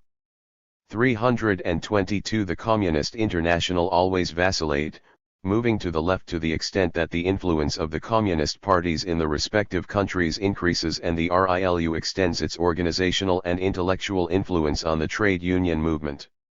Communists must not count on the leftward turn of the trade union leaders. They must base their tactics on the inevitable revolutionizing of the masses. As social contradictions grow, as the communist parties and the Communist International strengthen their influence, as the working class becomes more revolutionary, the Amsterdam International will make greater efforts to conceal their reformist deeds, their retreat from struggle, even from the struggle for the most urgent daily needs, behind revolutionary phrases. 8. The Communist parties and the Communist International which took the initiative in creating the RILU must continue their work by strengthening and developing this organization, which embraces not only communist but also syndicalist and non-party revolutionary elements. Message from the enlarged ECCI on the 4th anniversary of the foundation of the Red Army, February 22, 1922 in Preker, 2 Sondervillage, P12, April 1, 1922 At the Foundation Congress, Trotsky assured the delegates that the communist workers who form the real kernel of the Red Army, are acting not only as troops defending the Russian Socialist Republic, but also as the Red Army of the Third International. Those who fell died not only for Soviet Russia, but for the Third International too. When the call came from their brothers in the West, the Red Army would answer, "We are here, we have learned the use of weapons, we are ready to fight and to die for the cause of world revolution." In speaking on the draft program at the 4th Comintern Congress, Bukharin said that one of the tactical points that should be included was the right to red intervention.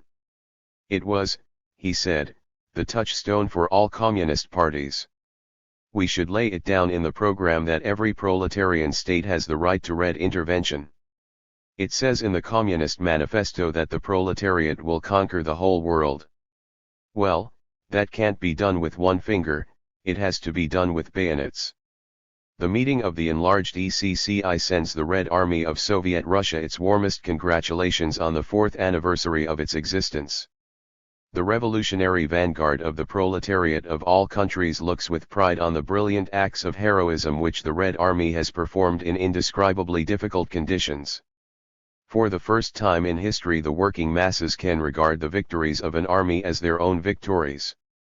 The Red Army defeated the internal enemies of Soviet Russia one after the other. By a series of powerful blows it accomplished the miracle. February 1922, 323 of hammering into the imperialist powers of Europe and America, infinitely superior both technically and numerically, the lesson that the Russian bulwark of the world revolution cannot be subdued by arms. But this unexampled triumph over the power of world imperialism is not the work of guns and bayonets alone. Behind the ranks of the Red Army march the invisible millions of Russian workers and peasants, and millions of workers of all countries.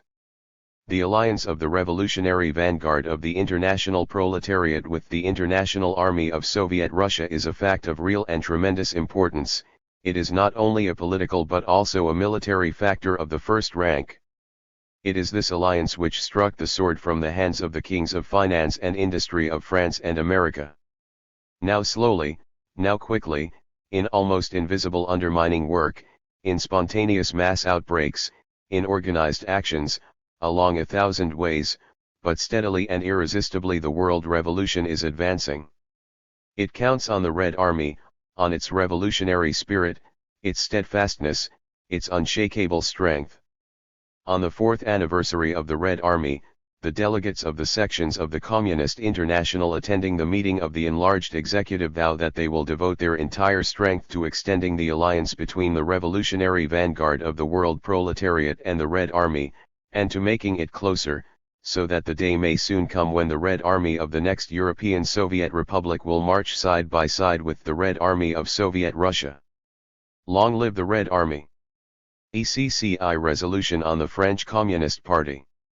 March 2, 1922 in Preker, 2 Sondervillage, P6, April 1, 1922. This resolution, drafted and moved by Trotsky, and carried unanimously, summarized a long set of theses in which he elaborated the tasks of the French Communist Party, and advocated the expulsion of all members who supported a government of the left bloc in France.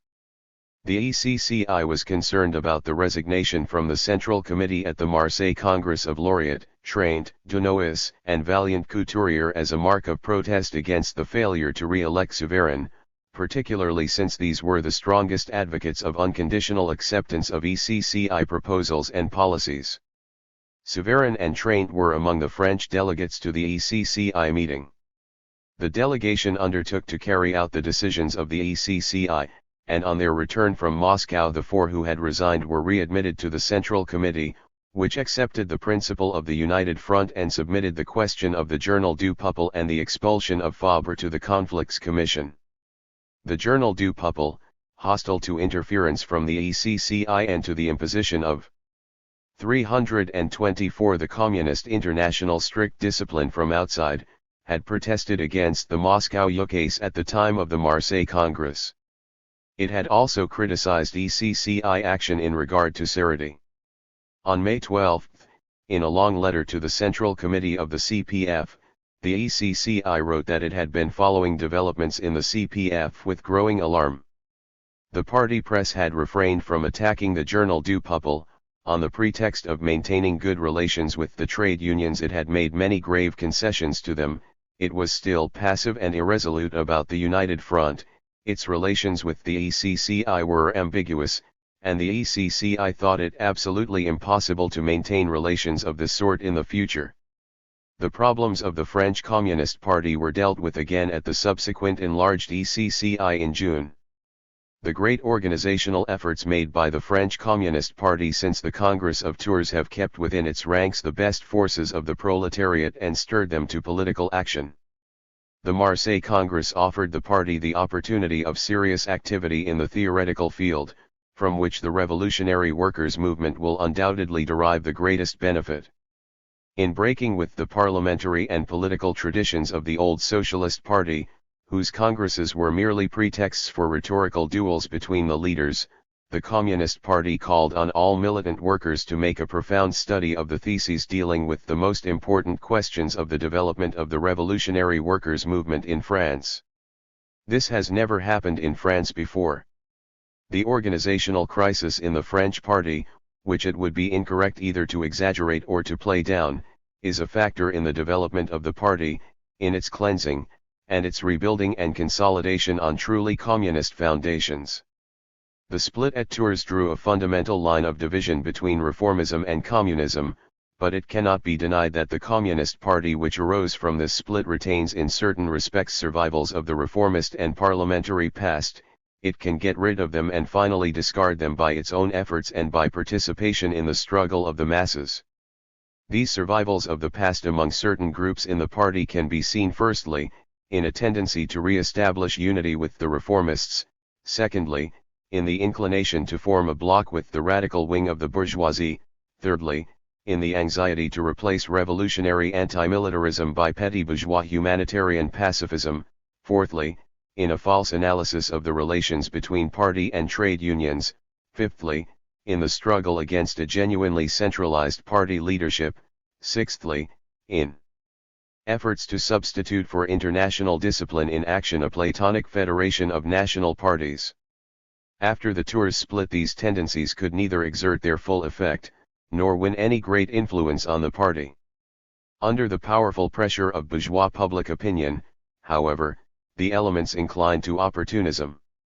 March 1922 325 exert a natural attraction for each other and try to create their own agencies and footholds. Although they have had little success in this, it would be a mistake to underestimate the dangers which their work represents for the revolutionary character and the unity of the party.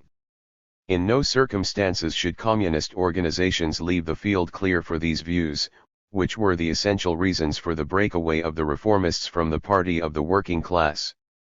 Any lack of clarity in this respect would inevitably prejudice in a lasting fashion the work of the revolutionary education of the masses. The plenary session of the Executive Committee declares that the resolutions of the Marseille Congress are permeated with the spirit of the Communist International and create extremely important points d'appui for party activity among the working masses both urban and rural. At the same time the Executive notes with satisfaction the declaration of the French delegation, that within the shortest possible time the party will sever its connection with the Journal du Peuple, a paper in which the reformist and confusionist tendencies are concentrated and which takes up an attitude in direct contradiction to the program of the International, the decisions of the French Communist Party taken at the Tours and Marseille Congresses, and to the revolutionary irreconcilability of the class-conscious French proletariat.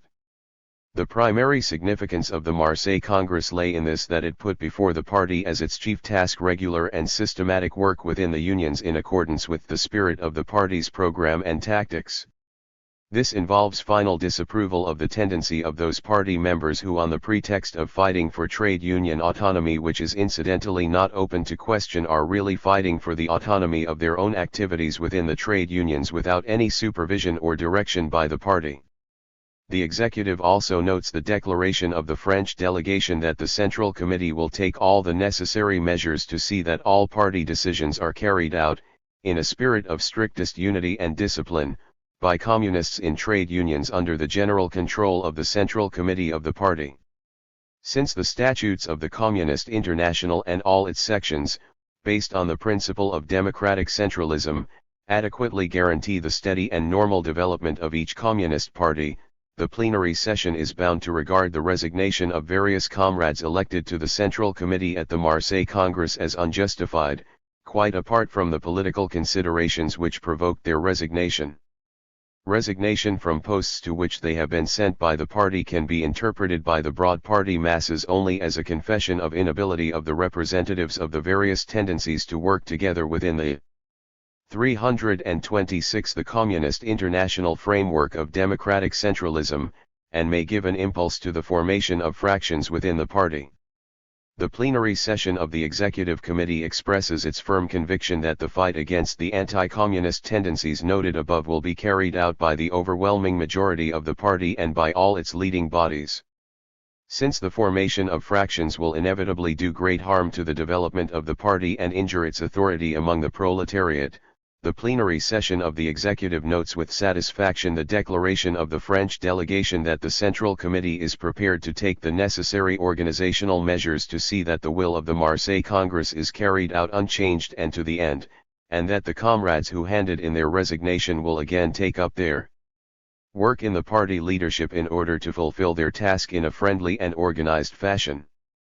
Resolution of the ECCI on the Eastern Question March 4, 1922 in Preker, 2 Sondervillage, p. 9, April 1, 1922 in an article published later in 1922 on the work of the ECCI Zinoviev reported that with the help of the Executive Committee organized communist parties and groups have been formed in such countries as Japan, China, India, Turkey, Egypt, and Persia, that is, in countries where even at the time of the Third Congress we only had weak circles of supporters. These parties are still weak in numbers, but the kernel is at last there. The ECCI meeting after the Third Congress appointed a special committee to reorganize the Turkish Communist Party and re-register its members. 1. Because of the great importance of the national revolutionary movements which are steadily developing in the colonial countries of the Near East, and in Neutral Asia, and especially in Egypt and India, the plenary session of the Executive proposes to all the parties of the countries which are associated with these areas the organization of a systematic campaign in the press, in Parliament, and among the masses for the liberation of the colonies. In particular, the English Communist Party should initiate a well-organized and long-term action to support the revolutionary movements in India and Egypt. 2. The three parties which are most closely associated with Northern Africa, Asia Minor, and India, that is, the Communist parties of France, Italy, and England, should, following the example of the French party, set up a special colonial commission of the Central Committee for the purpose of supplying regular information about colonial affairs, of establishing regular contact with the revolutionary organizations of the colonial Crown. March 1922 327 tries, and of making this contact practically operative. The Balkan Communist Federation undertakes to concern itself with the organization of the communist movement in Turkey. 3. The Executive Committee proposes to all parties to make use of every possibility of publishing communist literature in the languages of the colonies and so to establish a closer contact with the oppressed colonial masses. Extracts from the resolution of the ECCI on the English question March 4, 1922 in Preker, 2 Sondervillage, p. 8, April 1, 1922 in Left-Wing Communism. Lenin wrote, "In my opinion the British Communists should form a single communist party on the basis of the principles of the Third International and of obligatory participation in Parliament. The Communist Party should propose a compromise to the Hendersons and Snowdens, an election agreement. And let us retain complete liberty of agitation, propaganda, and political activity. The British Communists must absolutely insist on and secure complete liberty to expose the Hendersons and Snowdens. If the Labour Party agreed, the Communists would gain the opportunity of conducting agitation among the masses. If they refused, the gain would be even greater, for this would prove to the masses that the Labour Party leaders preferred good relations with the bourgeoisie to workers' unity." It was when urging communist support for Labour Party candidates that Lenin said they were to be supported in the same way as the rope supports a hanged man. When writing this pamphlet, April 1920, Lenin had not yet made up his mind whether the future CPGB should or should not affiliate to the Labour Party. At the Second Comintern Congress he said that after talking to a number of comrades he was convinced that it was right for communists to work inside the Labour Party. The question had been fully investigated at a special commission of the Congress of which Lenin was chairman. Sylvia Pankhurst and W. Gallagher were the two principal British opponents of affiliation to the Labour Party, on the ground that it would confuse and mislead the working class. They were supported by Saradi. The delegates from the British Socialist Party were in favour of affiliation. The decision to affiliate was passed by 58 votes to 24, with 2 abstentions, at the last plenary session of the Second Congress. The British Communist Party was formed in August 1920, and voted 115 to 85 for affiliation. Its application to affiliate was rejected by the Labour Party. In a letter to Saradi written from Berlin on October 22, 1920, Zinoviev said, "We shall not surrender lightly to Mr. Henderson. We are advising our friends to organize within the unions and the Labour Party communist cells, illegal not only in regard to the police but also, if necessary, in regard to Mr. Henderson too." In reporting on the work of the ECCI to the Fourth Congress, Zinoviev suggested that the new executive would have to pay more attention to Britain. 328 The Communist International, the CPGB, was stagnating, and they could not understand why development there had been so slow. In the discussion, Murphy, for the CPGB, said that it was only in October 1922 that the British Party had elected a central committee, this having been delayed by the strong syndicalist tendencies within the party. At a meeting in March 1922 they had appointed a commission of 3 to inquire into the general decline in the party, and on its recommendation the federal structure of the CPGB had been replaced by centralism. At its Edinburgh Congress the Labour Party had voted not to admit any party which put forward candidates of its own in opposition to the Labour Party. The CPGB had immediately withdrawn its candidates and announced its acceptance of the Labour Party constitution, but its application for affiliation was again rejected. 3. Since the Council of Action in 1920, when for the first time in the history of the British labour movement the proletariat was arrayed in a single common front against the bourgeoisie, who were trying to drive the country into war with the Russian Workers' Republic, the Labour Party has allowed the ranks of the workers to be split up, and to become again incapable of defending themselves against the capitalist offensive. Today the labor movement is not united either industrially or politically, nor centralized enough to counter successfully the united and centralized attacks of the capitalists. For the only salvation for the British working class, now more than ever before, is a united front against the bourgeoisie. Together with preparations for bringing the working class together on a common program, and for carrying this program through, the labor movement must be mobilized in a united effort to return a workers' government at the next general election. If the Labour Party approaches the masses with such a program, it will succeed in creating a united front of the working class which will ensure its victory at the polls. 5. The Communist Party of Great Britain fights for a united working class. It has tried to organize the unemployed and the ex-servicemen and to make their fight a part of the fight of the entire working class. In the trade unions and workshop organizations, the CPGB is making every effort to bring about complete unity among the workers. 6. The General Council elected at the last Trade Union Congress in Cardiff does not have the authority of a Labour General Staff. The situation, however, demands the centralization and concentration of the workers' movement. Since it was elected, the General Council has not taken a single important step in this direction. The enlarged executive of the CI therefore demands of the CPGB that it should approach the General Council with the object of establishing the unity of the working class on the program of minimum demands as formulated above and which are designed to facilitate the formation of a workers' government at the next general election as a means of carrying out such a program. March 1922 329-7. The Labour Party is the political organization of the trade unions. It includes various political tendencies within the workers' movement, such as those represented by the Independent Labour Party, the Fabians, the Guild Socialists, etc. But the defensive struggle of the working class against the increasing oppression of the bourgeoisie requires that the Labour Party should include within its ranks all the political aspirations of the workers' movement. The Labour Party cannot claim that it unites the working class in the political field if it does not also include the Communist Party, which has long become an undeniable factor in the workers' movement.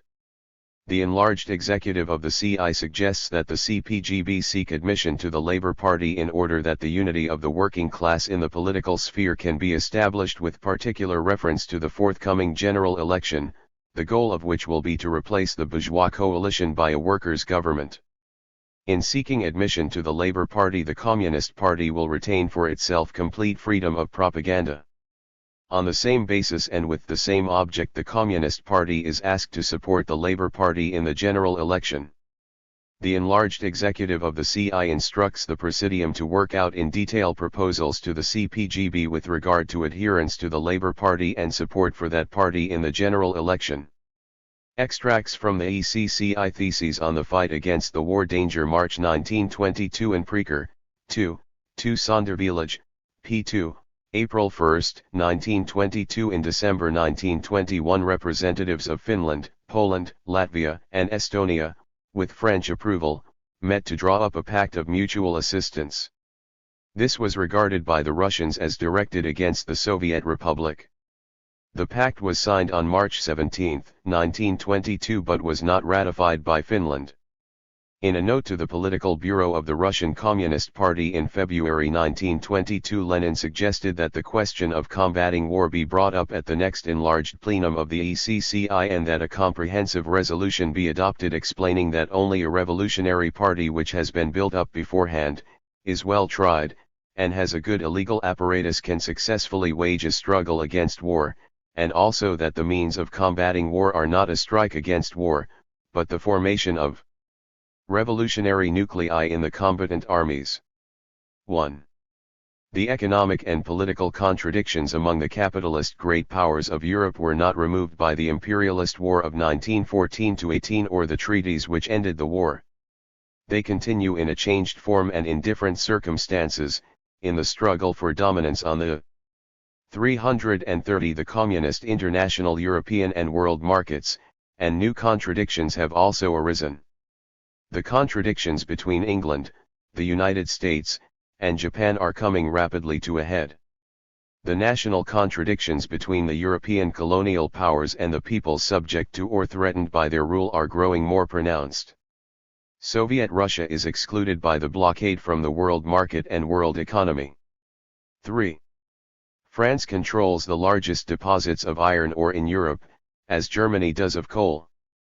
The power to exploit these two, whether by conquest or agreement, would deal a death blow to England's economic and political position in Europe and elsewhere. Even without this, France is being rapidly transformed into a state with an expanding heavy industry.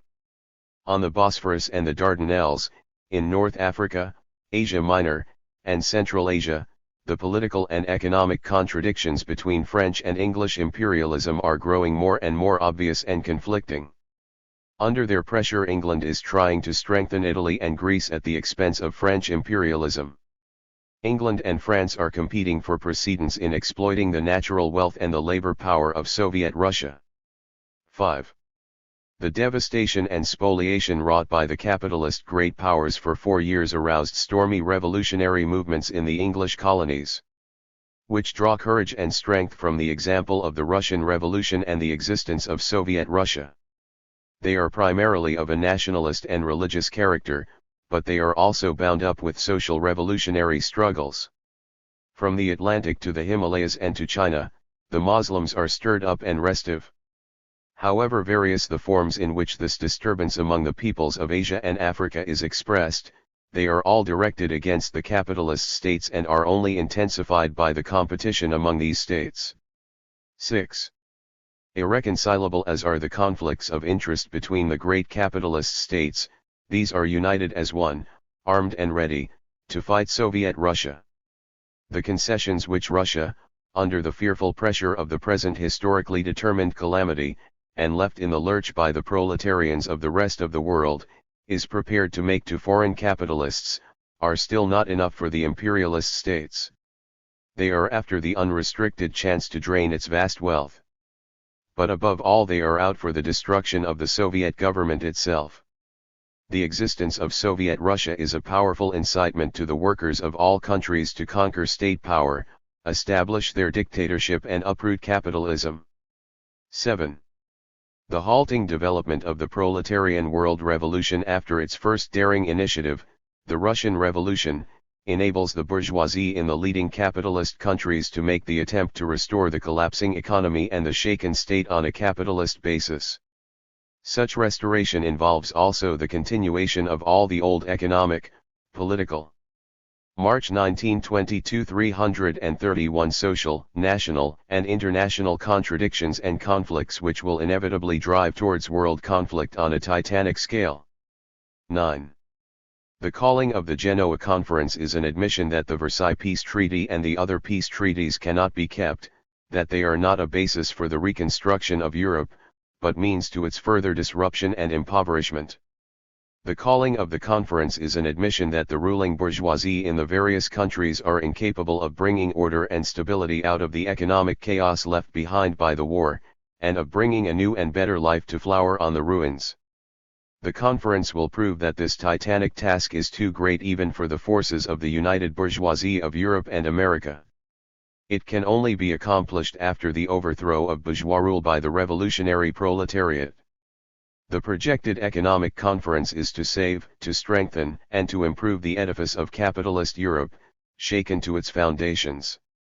It is to square the circle by satisfying the claims of French imperialism on German economy, while at the same time keeping that economy strong enough to provide profitable markets in Germany for English goods, and protecting English industry against cutthroat German competition.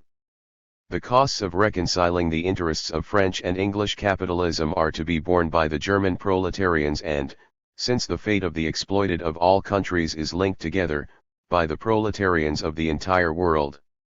The international bourgeoisie are dreaming of imposing these costs on the state in which the workers and peasants have seized power, Soviet Russia. The question seems to be, shall a single international mammoth syndicate of capitalists take on the job of Soviet Russia's economic reconstruction, or shall there be several companies? However uncertain the outcome of the conference, it is already clear that Germany will be the object about which the Entente imperialists negotiate. Germany will not even dare to raise the question of a revision of the Versailles Treaty, although it is almost palpably obvious that without revision European economy cannot be rebuilt on capitalist foundations. But the Entente imperialists will have to negotiate with Soviet Russia, despite the wretched state of its economy. De facto, if not de jure, recognition of the Soviet government by the invitation to the International Economic Conference, will aggravate the contradictions between the capitalist states. Just as it is uncertain whether they can reach agreement at Genoa about the reconstruction of Europe, so it is certain that at the most the capitalists there can win no more than a breathing spell, they cannot find salvation. World war or proletarian world revolution, that question will remain on the agenda of history after as before the discussions and decisions of Genoa. 910. Imperialism is the capitalist reality, bourgeois pacifism the capitalist illusion. Pacifism is as incapable as bourgeois social reform of 332 The Communist International overcoming the contradictions, the evils, and the crimes of capitalism. But it will introduce dissension and uncertainty into the ranks of the bourgeoisie, the middle and petty bourgeoisie, and hence weaken the class enemy of the proletariat. Communists must take advantage of any such weakening by using the opportunity of every bourgeois pacifist initiative to lead the working class into struggle, in the course of which they will learn that militarism and imperialism cannot be abolished by the gradual triumph of reason and love of peace. This conviction will counteract any crippling and debilitating effects of pacifism on the revolutionary militant energy of the proletariat, a danger associated with bourgeois pacifist propaganda. The mists of pacifist sentimental hopes must not obscure the recognition that the bourgeoisie rule and exploit thanks to their command of the means of production of life and the means of production of death. The proletariat must take possession of both to liberate themselves from exploitation and bondage. Since they are kept from their freedom by force of arms, they must conquer it and defend it by force of arms. 1011. Proceeding from these facts and considerations, the enlarged executive of the Communist International declares that the only effective defense against the threatening danger of war is a proletarian revolution. The assembled representatives of 36 nations therefore consider it the duty of all communist parties to prepare ideologically and organizationally for the most intense revolutionary class struggle to avert war. As means to this end they suggest, 1. Systematic education of the working masses, including youth, on the causes and character of wars. 2. Bringing before the court of the broadest masses all problems and decisions concerning foreign policy, armaments, etc. 3. Well-organized legal and illegal propaganda among the forces and armed formations of every kind to enlighten them on these questions. 4. Imbuing the proletariat with the resolve to prevent the transport of troops and army supplies by all means and at whatever cost, should imperialist war break out. 5. Strengthening the revolutionary will of the broadest masses to fight against the outbreak of imperialist war by street demonstrations, general strikes, armed uprisings. 6. The creation of legal and illegal bodies to work for the execution of these tasks. 7. The creation of legal and illegal bodies and institutions to ensure unified and energetic international cooperation of communists in those countries between whom contradictions are most acute. In regard to the International Economic Conference of Governments at Genoa, this meeting of the enlarged executive of the Communist. March 1922 333. International calls on the toiling and the exploited in every country to put forward, in opposition to the desperate attempt of the international bourgeoisie at economic reconstruction, their demands for 1. Abrogation of all the treaties ending the imperialist war of 1914-18. 2. Limitation of armaments of every kind. 3. The costs of the war, reparations, and reconstruction to be borne entirely by the bourgeoisie. 4. Hands off Soviet Russia's independence, and establishment of normal political relations with Russia. 5. Wide support by states and private undertakings for the economic development of Soviet Russia. ECCI statement on the meeting of the representatives of the Second, 2.5, and Third Internationals April 2, 1922 in Preker, 2, 39, p. 312, April 3, 1922. Early in 1922 the Vienna Union proposed a World Conference of all workers' organizations, but at the request of the Second International it was decided to hold a preliminary meeting of representatives of the three internationals, and of the Italian Socialist Party, which was affiliated to none of them, in Berlin on April 2. The ECCI agreed to the proposal, and suggested that all trade union organizations be invited. Since it was in accordance with the recently adopted United Front policy, it was opposed by the delegates of the French, Italian, and Spanish parties, who had also opposed the theses on the United Front. This statement was read to the conference at its opening session by Clara Zetkin. The delegation of the Communist International considers it its duty to make the following declaration at the opening of the negotiations with the representatives of the executives of the Second International and the Union of Socialist Parties. This is the first time since July 1914, when the last meeting of the International Bureau was held in Brussels and was followed by the World War and the collapse of the Second International, that representatives of all sections of the international labor movement, which once formed a single international association, are to deliberate together at one table. This event cannot be passed over in silence. It cannot take place without our placing on record before the international proletariat the origin of the present split in the working class. This was the fact that some strata of the working class agreed to a temporary community of interest with the imperialist states, a fact expressed in the counter-revolutionary attitude of many working class parties and organizations. So long as the working class does not come together in a common struggle. 334 The Communist International for its interests against international capital, so long as it maintains a coalition with the representatives of capitalism, so long as it fails to rise to the struggle for political power, so long will the split endure, which is one of capitalism's most important sources of strength. This cannot be changed by regrets or by wishes.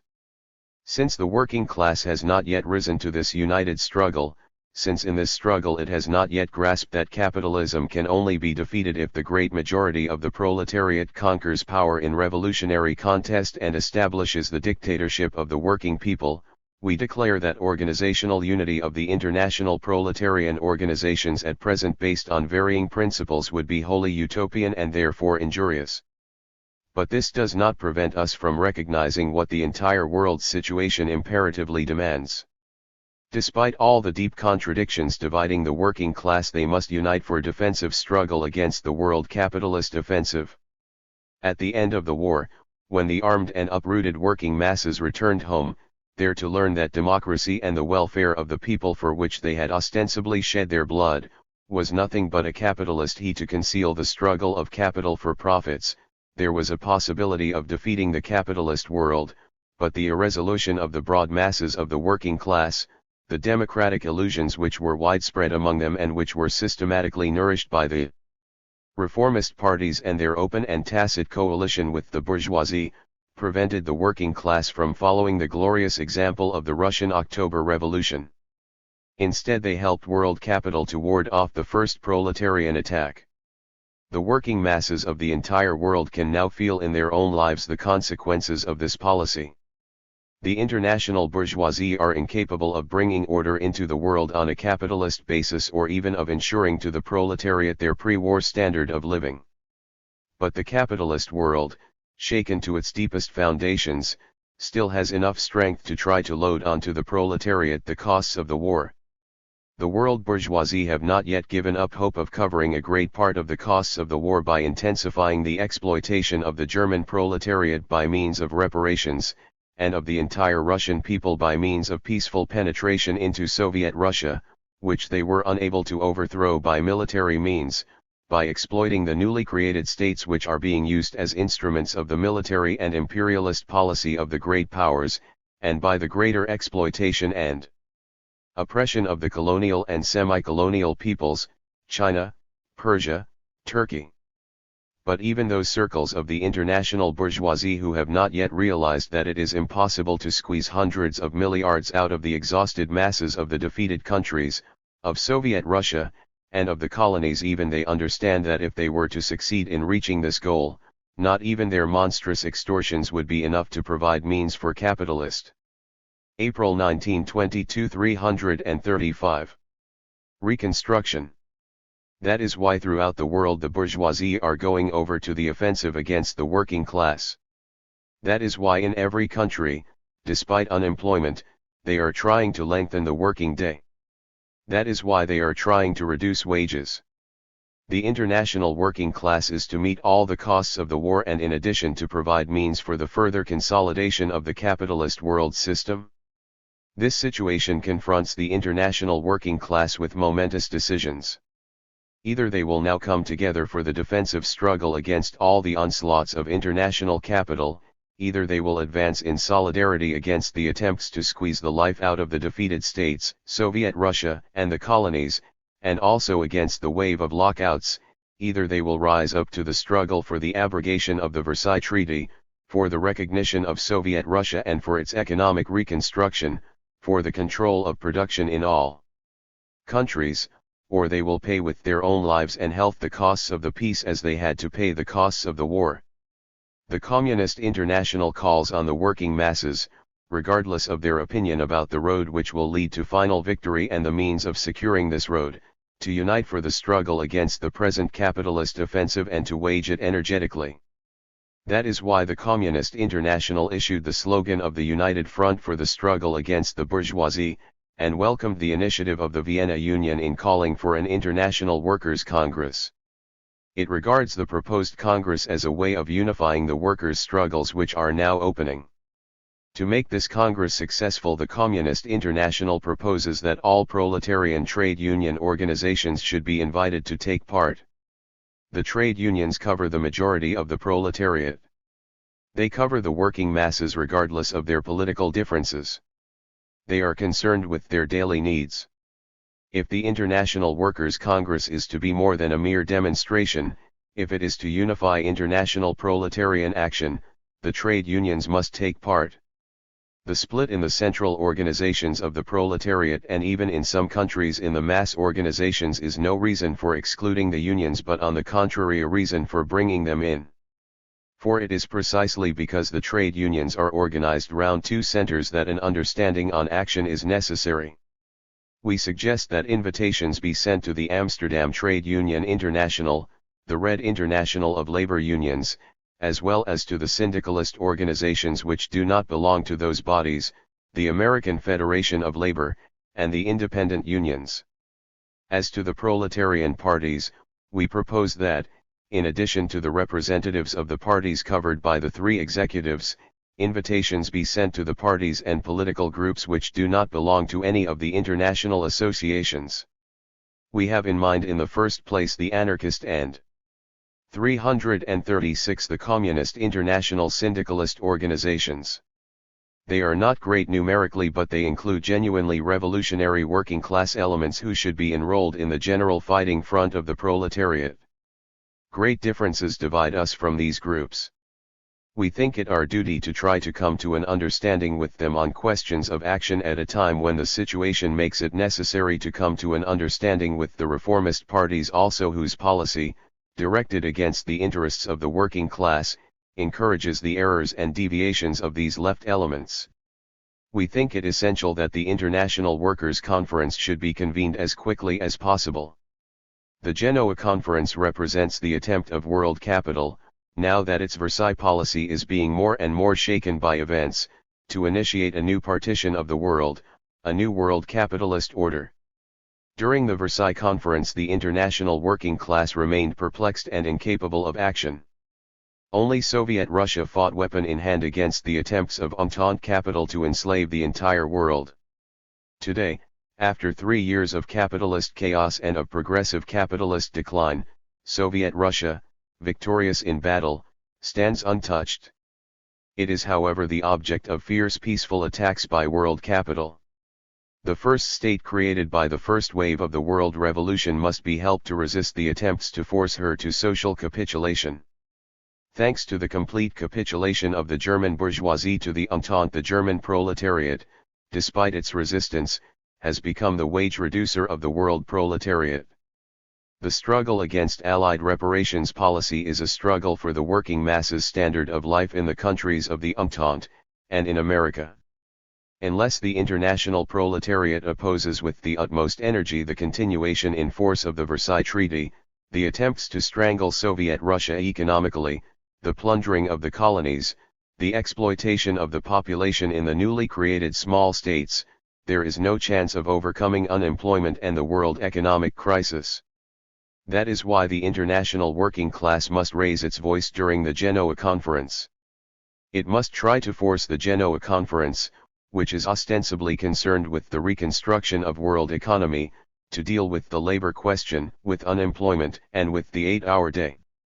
Not as at Versailles, where the representatives of the various workers' organizations, who were not backed up by any militant masses, came hat in hand to request the Entente to consider the interests of the proletariat, but supported by fighting and demonstrating masses. That is how the international representatives of the working class should demand of the representatives of world capital assembled in Genoa to make good the promises they have so shamelessly broken.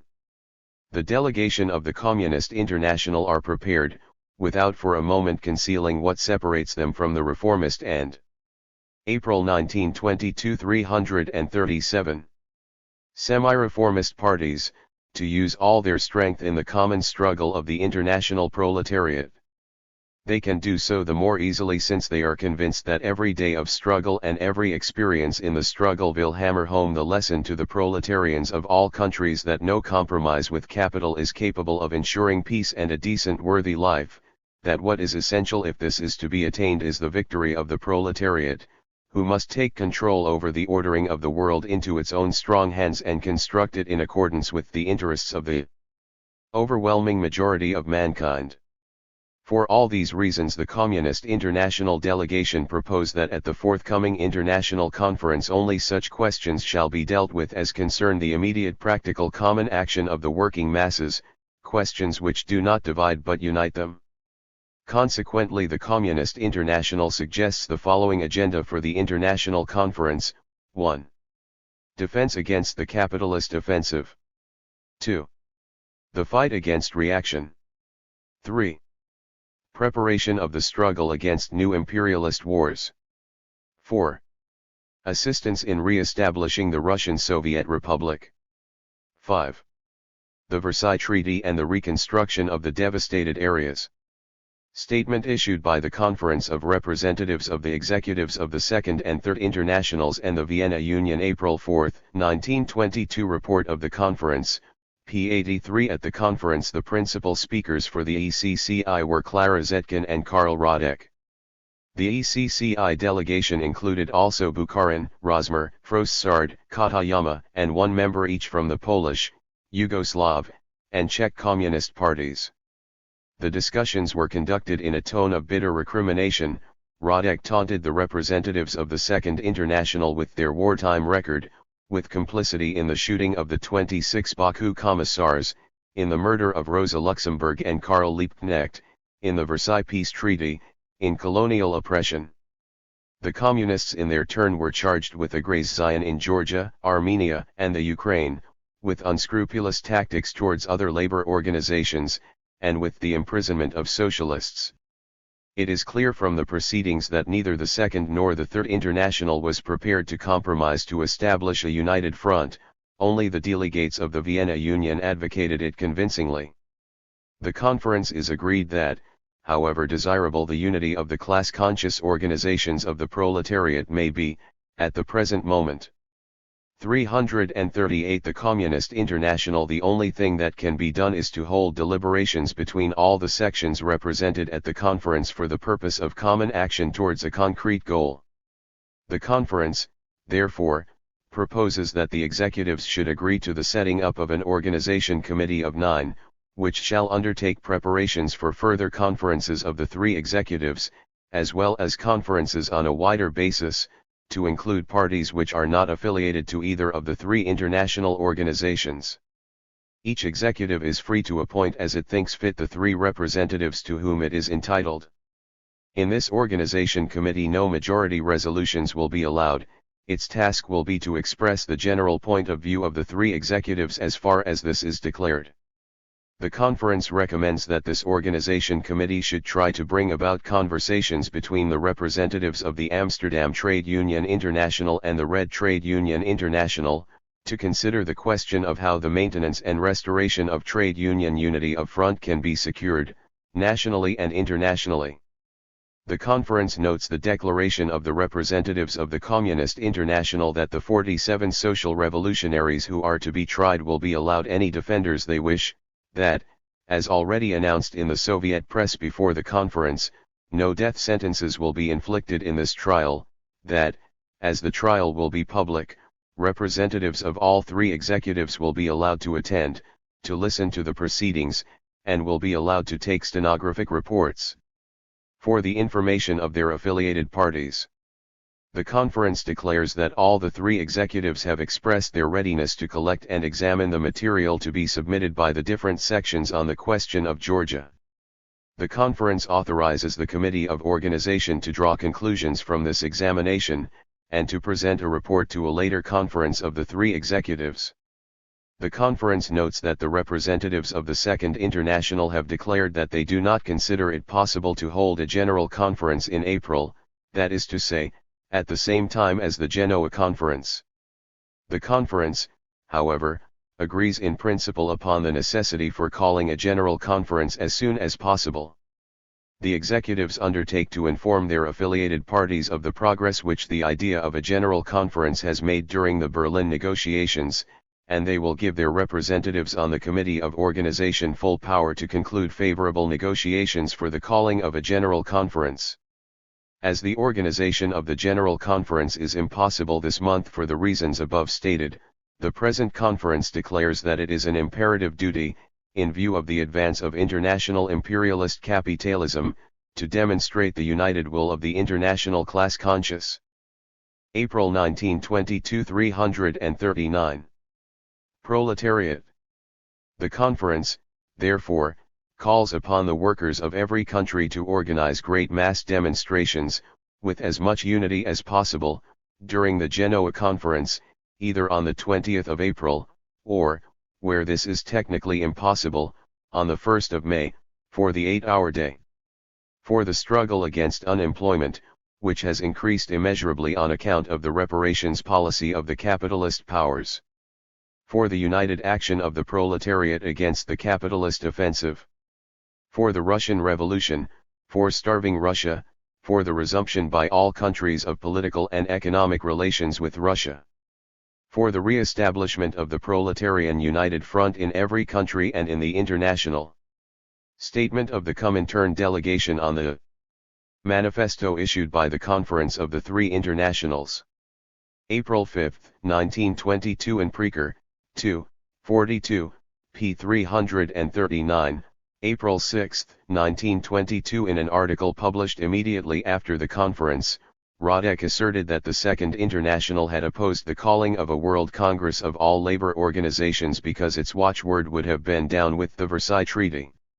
Just as the German government were not allowed to raise the question of the treaty at Genoa, so the German Social Democrats did not dare raise it at Berlin because the British and Belgian parties of the Second International were determined to exclude it. It was at Genoa, 10 days after this article was published, that the Soviet and German governments concluded the Treaty of Rapallo, which registered their common opposition to Versailles. He contended further that the Social Democratic parties feared united action at the international level because it would encourage united action within each country. Although they had been compelled to agree to the formation of the Committee OF9, which was to consider a World Congress, and to joint demonstrations against the capitalist offensive, against reparations, and for the recognition of Soviet Russia, they would probably do everything in their power to sabotage the committee's work. In a manifesto issued a few weeks later, the ECCI singled out the German Social Democratic Party as primarily responsible for the failure to summon a World Congress.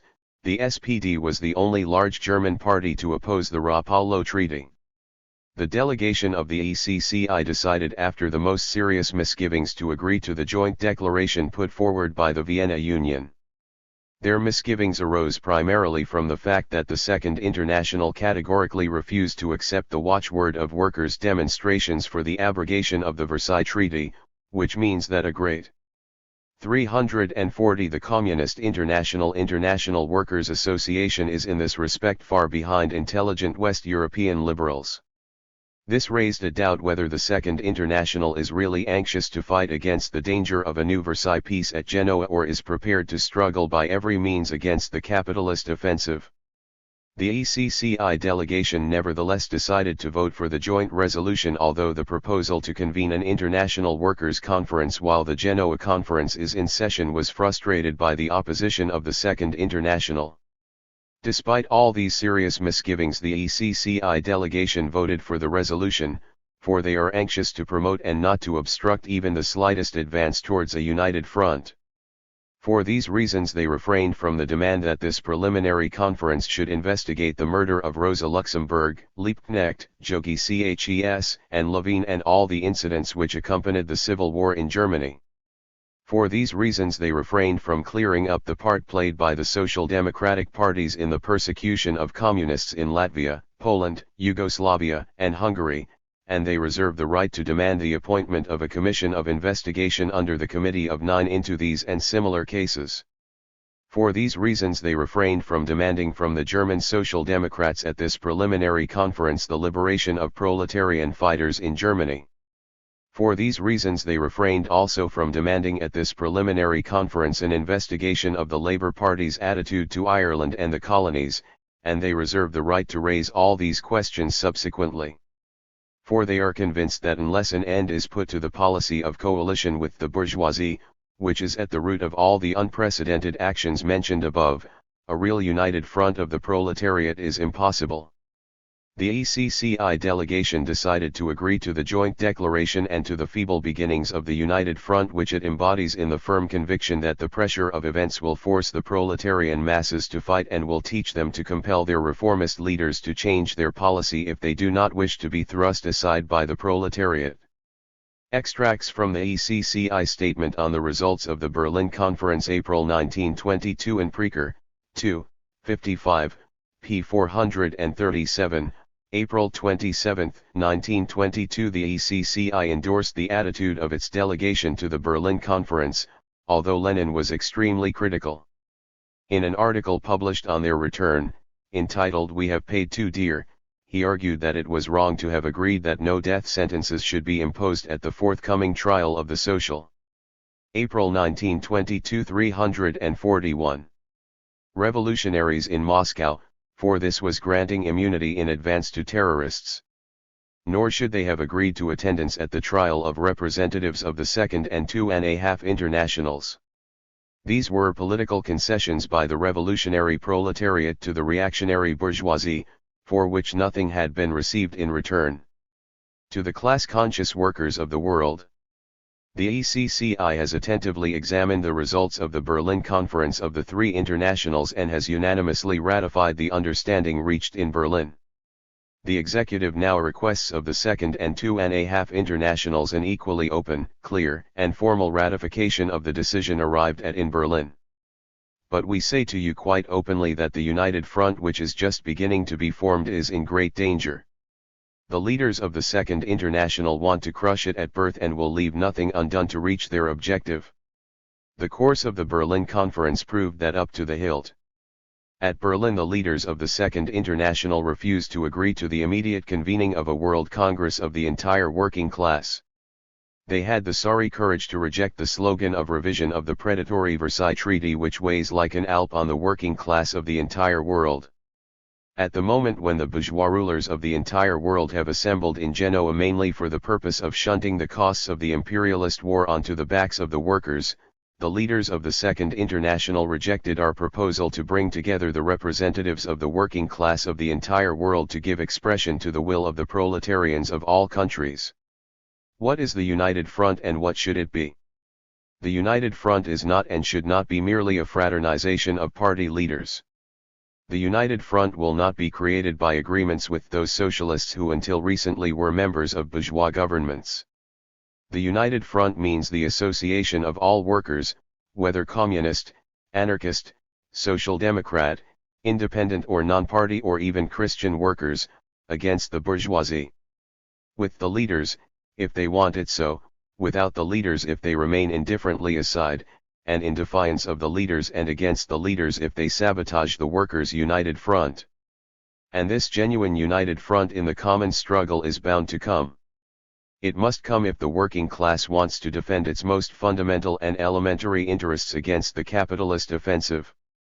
We appeal in particular to the non-party workers and to those who still support the Second and 2.5 Internationals.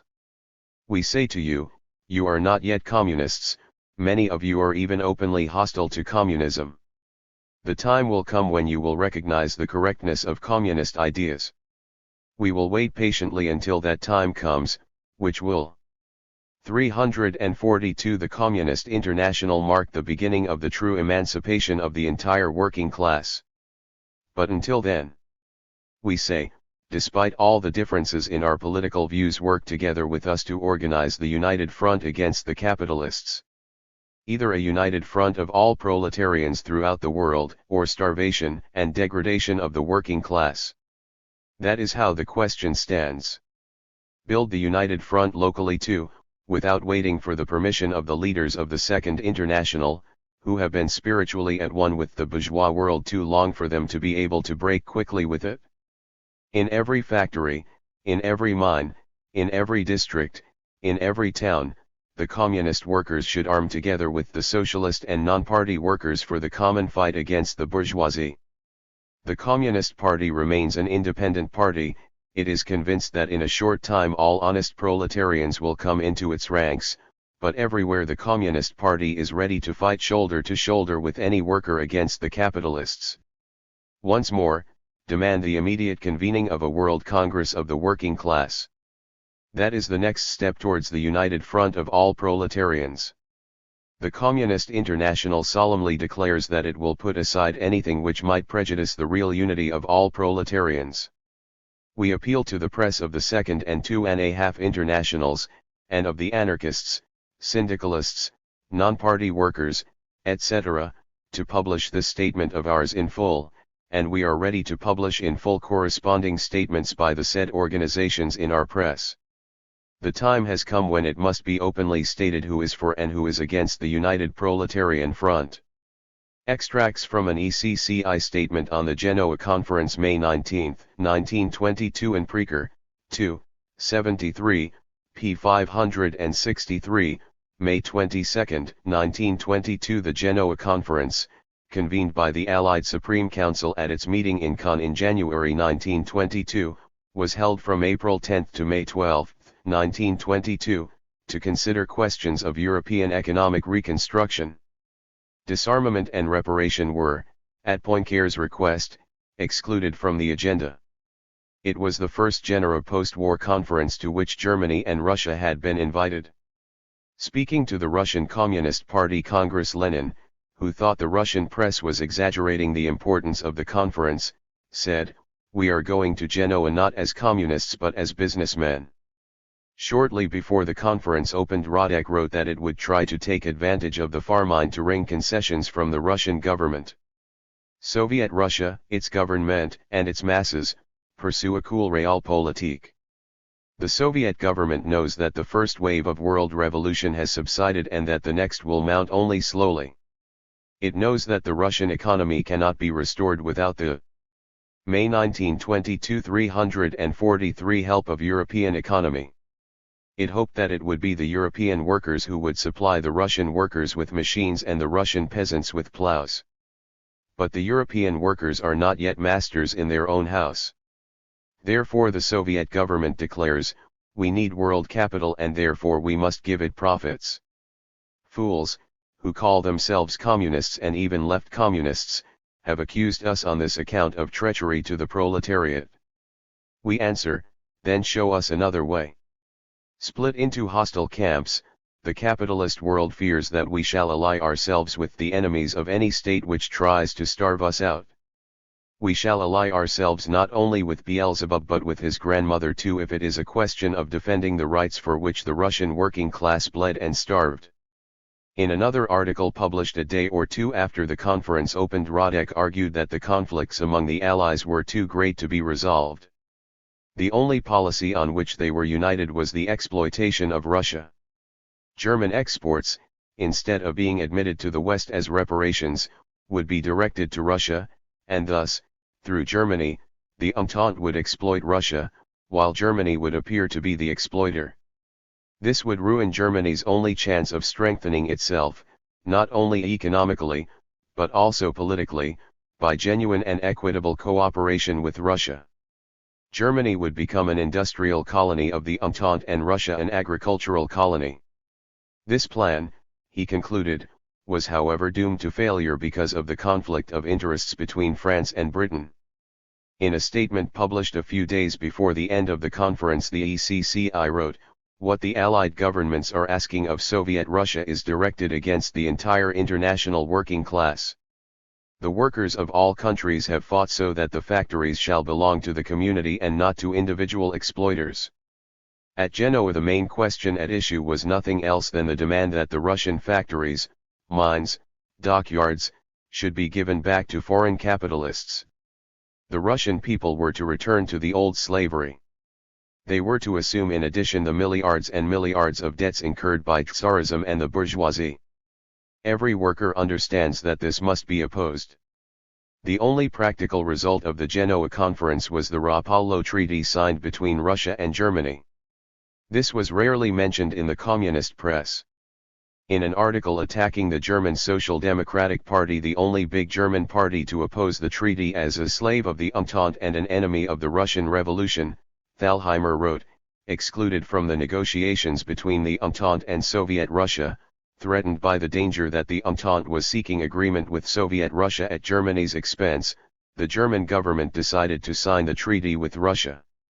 We say to the German workers, it is your duty to see that this step is not followed by a step back, but by further steps in the direction of Anschluss with Soviet Russia. The international working class must counter as energetically as possible the hypocritical and malicious campaign of their respective governments against this treaty."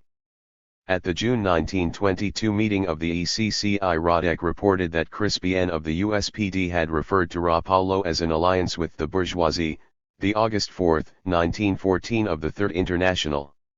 Radek observed later that Russia could neither have remained a great power nor acquired the economic and technical means.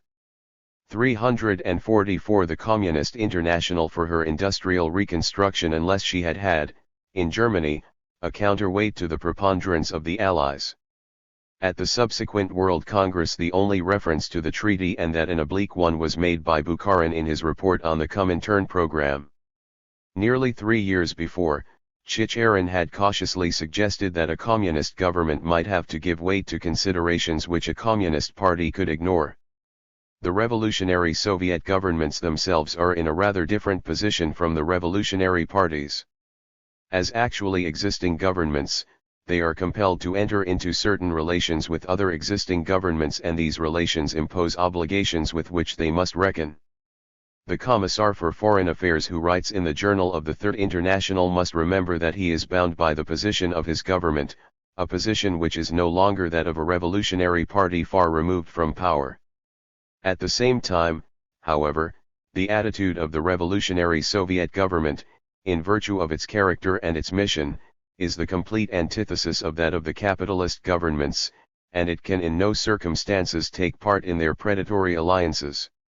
Its task is to live in peace with all governments, or to try to do so, but to keep itself carefully apart from any coalitions and combinations serving imperialist appetites. All Soviet governments, alike completely opposed to capitalist governments, are necessarily allies of each other, of course allies in the sense of defense, for an aggressive policy is equally alien to all of them. The requirements of national defense, which are the most important factor in the foreign policy of capitalist governments, also come first in the foreign policy of Soviet governments. Where capitalist governments are concerned, the attitude of the revolutionary proletariat to defense of the fatherland must be one of absolute rejection. The defense of the Soviet government, on the other hand, is of the utmost importance for the revolutionary proletariat. In the defense of Soviet governments, relations with foreign governments which are aimed at removing the dangers of hostile coalitions have an important part to play. But international relations designed to eliminate the danger of an attack also impose certain obligations. At the present moment in history, when the Soviet governments are surrounded by enemies on all sides and have to battle against incredible difficulties and dangers, these requirements of foreign policy must be regarded with the greatest seriousness. Soviet diplomacy is defensive and it is also highly responsible, so that when we speak of the positive tasks of the Third International, we cannot identify the communist parties with the Soviet governments in which these parties predominate. The lessons of Genoa. The bourgeois entente is breaking down. Soviet Russia is growing stronger. To the workers of all countries, the Genoa Conference has come to an end. In the intention of its initiators, it was to do nothing more nor less than restore the European. May 1922 345. Economic equilibrium which was shattered by the imperialist World War. The braggarts. Nobody can get outside his own skin.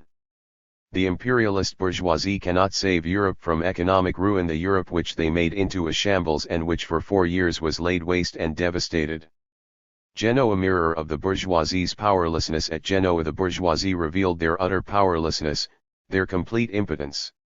There was a great deal of noise and the prime ministers of the richest bourgeois states attended. And what was the upshot? The talk went on for several weeks. The diplomats beat about the bush and did not stir from the spot, and finally they reached a happy ending, moving with God's help from Genoa to The Hague. The petty skirmishes and quarrels of the victor states among themselves have shown the entire world how deep are the contradictions between England and France, between Japan and the United States, between Italy and France, and between the victor states and Germany. The League of Nations is a stinking corpse which the Genoa Conference was unable to clear out of the way. The Entente itself is creaking at every seam, junk fit only for the lumber room.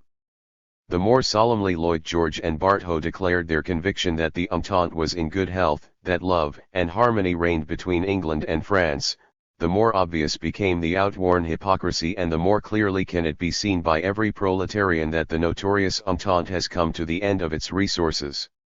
Never has the decadence of bourgeois society been exposed so clearly as now. The decay and disintegration of the bourgeois state are proceeding at a gigantic pace. The outward glitter of bourgeois governments is like the hectic flush on the cheeks of a consumptive, a declining class.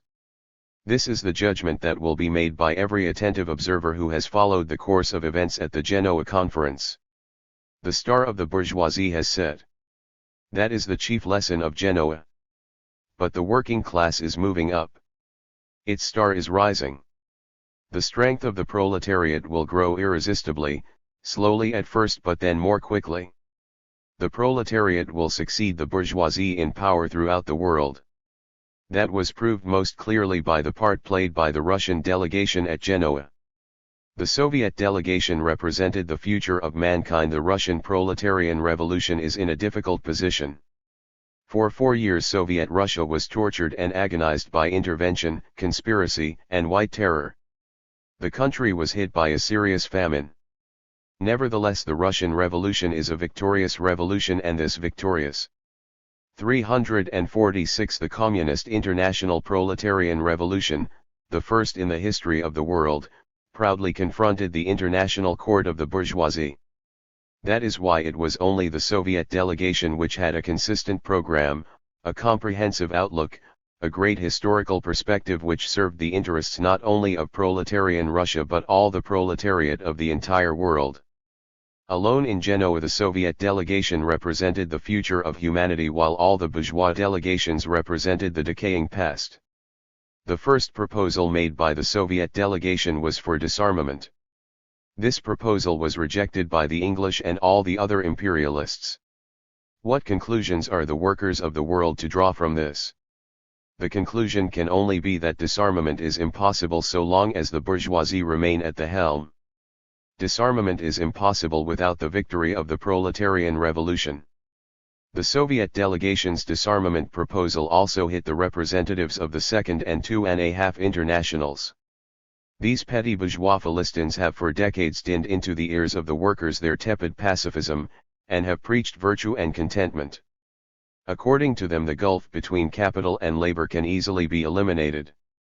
All that needs to be done is to adopt the panaceas of the leaders of the Second and 2.5 Internationals, and lo and behold, the bourgeoisie will disarm, there will be no more war, and the wolf will lie down with the lamb. The leaders of the Second and 2.5 Internationals are lackeys of the bourgeoisie. But what happened at Genoa? Did the leaders of the Second and 2.5 Internationals support the Soviet delegation's disarmament proposals? Of course not. They would not be the servants of the bourgeoisie if at the decisive moment they failed to do what their masters told them to do. On this question, the Second and 2.5 Internationals showed that they were really on the side of the bourgeoisie, and again every class-conscious worker will have to say, if you want disarmament, then you must fight for the proletarian revolution. If you want disarmament, you must fight for the dictatorship of the proletariat, but if this is what you want, you must support the Communist Party. A handful of magnates wanted to enslave the Russian proletariat when the attempt was made in Genoa to despoil Soviet Russia, the first proletarian republic. The bourgeoisie formed a united front. Restitution, that was the battle cry of the bourgeoisie at Genoa. Restitution forever. Restitution, the last cry of civilization, no salvation without restitution. May 1922, 347. The treaty with the German people. Soviet Russia concluded a treaty with the bourgeois German Republic. The Democrats and Social Democrats who are at the helm in Germany resisted for a long time the alliance with Soviet Russia, although the entire German working class for 2 years unanimously demanded this alliance.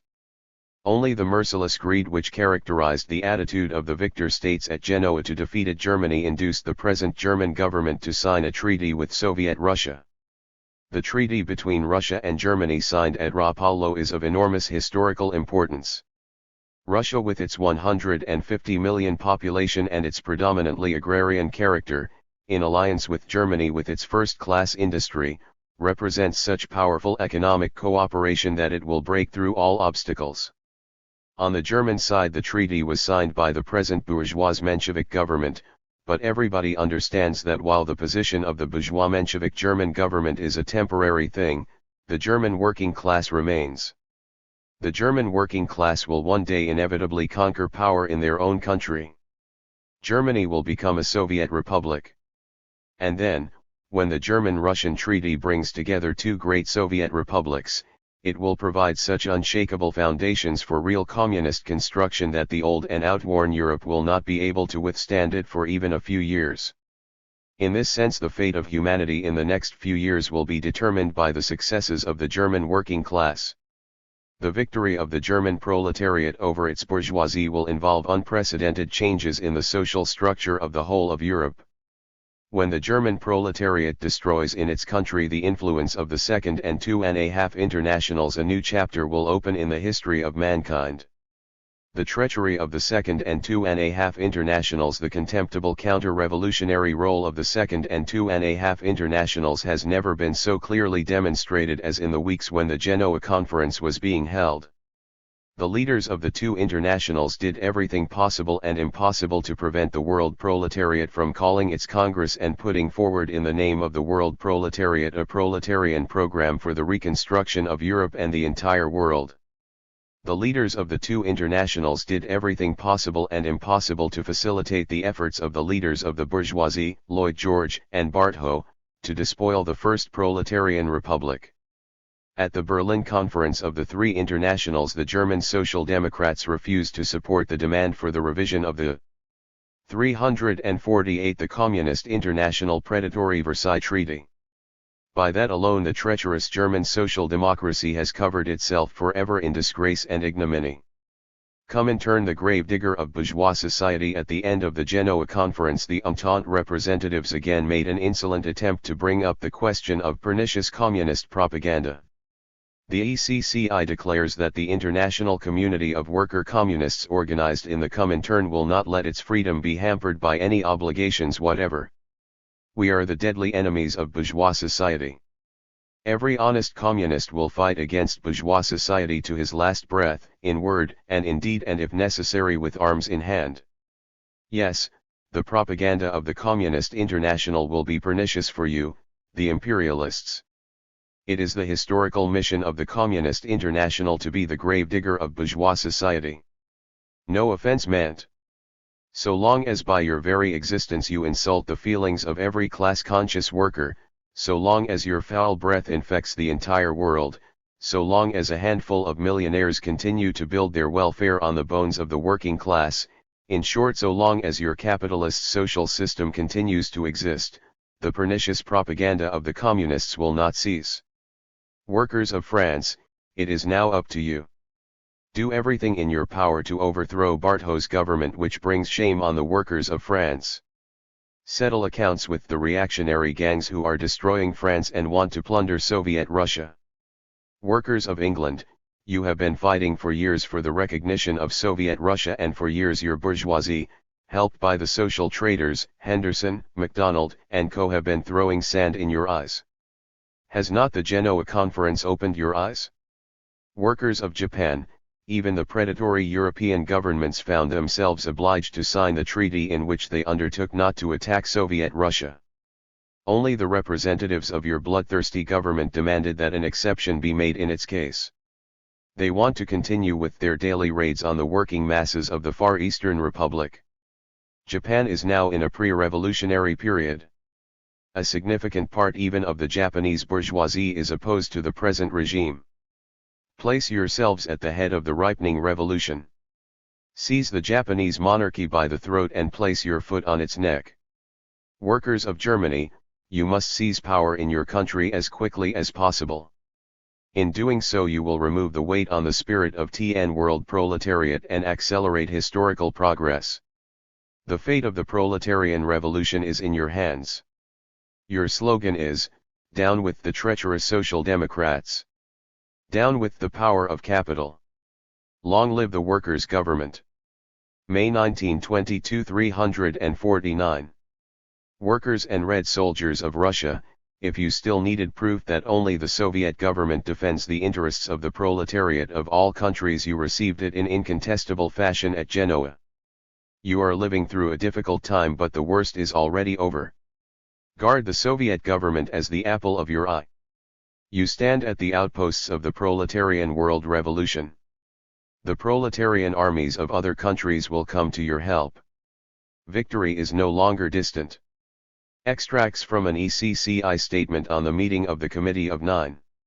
May 24, 1922 in Preker, 2, 77, p. 583, May 24, 1922. The Committee of 9 set up by the Berlin Conference met on May 23.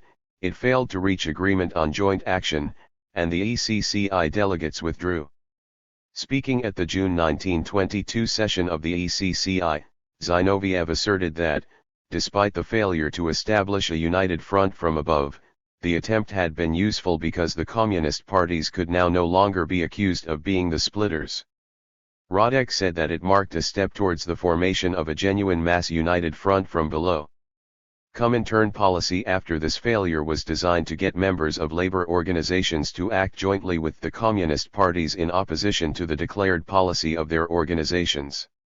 Writing on the dissolution of the Committee of 9 representing the three internationals which, he said, marked the end of the first stage of the United Front campaign, Radek suggested that it would be a mistake to think that it was only the leaders of the Second International who had sabotaged the United Front. While the masses behind them were anxious to fight, it was true that the masses wanted unity, but they did not want the struggle. Their attitude was one of passivity. There had also been sabotage within the Comintern itself, from the French party. At the Fourth Congress, Radek said that the conference of the three internationals broke down not on the question of the World Workers' Congress. If you analyze the situation, you will see that it was wrecked because the Second and 2.5 internationals had a plan of their own for capitulation, against our plan of defense. The Committee of 9 wrecked by the Second International. Long live the struggle for the united front from below to the workers of all countries. What the Communist International feared has happened. The leaders of the Second International have prevented the World Workers' Congress from meeting. According to them, such a Congress could be called only if the Communist parties renounced criticism of the policy of the Social Democratic leaders and the trade union bureaucracy, and if at the same 350 the Communist International time the Soviet government gave the Mensheviks and the SRS the opportunity of organizing revolts with impunity. In reply to the demagogic assertions of the representatives of the Second International that the Communist International is calling for a World Workers' Congress only in order to hitch the world proletariat to the wagon of Soviet-Russian foreign policy, the Communist International declared, at the request of the Russian Communist Party, that it is ready to agree that the question of defense of Soviet Russia shall not be placed on the agenda of the World Workers' Congress. The Second International wanted to make the World Workers' Congress impossible in any circumstances. But it had no objection to the continued existence of the Commission of Nine because that made the communist struggle against social democracy more difficult. The Communist International could not allow the Social Democrats of all countries and the trade union bureaucracy to prevent any united proletarian front and at the same time shield themselves from responsibility for this criminal policy. For these reasons the Communist International presented the two internationals with an ultimatum: either cease sabotaging the World Workers' Congress or the Communist International will withdraw its representatives from the Commission of Nine. The Vienna International immediately declared that the attitude of the Second and Third Internationals made the Congress impossible. Not content with putting the fight of the Communist delegation for the carrying out of the Berlin decisions on the same footing as the fight of the Second International against these decisions, Adler, to defend his position, spoke of the differences in the executive of the Communist International, which make the convening of the Congress more difficult. And this although he must have known that the executive ratified the Berlin decisions unanimously. And at the end of the meeting he even allowed himself to hint that the Communists were now opposed to the World Workers' Congress because the Soviet government was about to reach a compromise with the Entente. This campaign of lies is designed to conceal the fact that on the 21st of this month an agreement was reached in Brussels between the French Socialist Party, which belongs to the 2.5 International, and the English Labour Party as well as the Belgian Labour Party, two leading parties in the Second International, on the convening of a World Congress of reformist and semi-reformist parties at The Hague. This agreement means that the characterless 2.5 International, which cannot decide between the revolution and counter-revolution, between bourgeois pseudo-democracy and proletarian dictatorship, has now reached a palm in its seesaw policy which again favors cooperation with the most outright reformists. In view of this there was nothing for the representatives of the Communist International to do but to leave the Commission of Nine. May 1922 351, which was to be transformed from an instrument of struggle for the proletarian united front into a bargaining counter for declared and secret reformists in which the communists were to be assigned the part of a screen. The proletariat without distinction of party has had the opportunity of convincing itself who is for the united front and who is against. The resistance of the leaders of the Second International has frustrated the attempt to organize the proletarian united front from above. That makes it a duty to rally all forces to organize the proletariat for the common struggle in opposition to the leaders of the Second International. Communist workers, it is your duty to spread the lesson of this first attempt to establish the united front among the broadest masses of the working classes. Workers of the parties of the Second and 2.5 Internationals. After this experience with your leaders it is your duty to do everything, to omit nothing, to show the leaders of your parties who have forgotten their duty that you will no longer tolerate sabotage of the united front, that you want to unite with the communist workers in the struggle against the capitalist offensive. The slogan of the World Workers' Congress will be the slogan of further struggle, but the experience of this first attempt has shown that to be successful it is necessary to break the resistance of the social democratic leaders, particularly those of Germany and England, that in these countries it is necessary to organize the working masses in the practical daily struggle regardless of their party allegiance into a united front which will then spread to all countries. Fight the leaders of the Second International who are splitting the working class. Build the united front from below. Extracts from an ECCI manifesto on the nationalist movement in French North Africa, May 1922 in Preaker, 2, 84, p. 649, June 8, 1922. The Tunisian delegate to the Fourth World Congress criticized the inactivity of the French Communist Party. It had no colonial action program and at its Paris Congress had postponed discussion of the colonial question for electoral reasons. Communist cells had been organized in Tunis after the Tours Congress, and had, according to the speaker, been so successful that the government had suppressed them and their Arab language press. In the disorders of April 1922 the government had been unable to rely on the local garrison and had brought Negro troops into the area. The same delegate was also highly critical of the 352 the Communist International Algerian pseudo-communists who, he said, had too much influence on the French party. They believed that liberation could come only as the result of revolution in France, not as the result of local action. They condemned the Comintern appeal as a mistake, because the bourgeois colonial press had used it to stir up public opinion against the communists.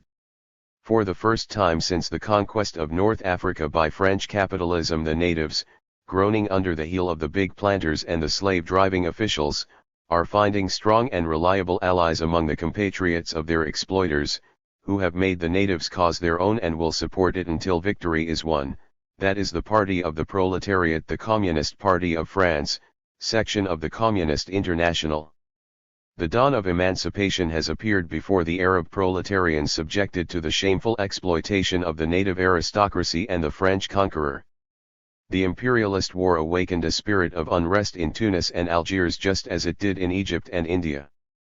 And, together with the nationalist demands, class demands are being mingled, ever more frequently and more urgently.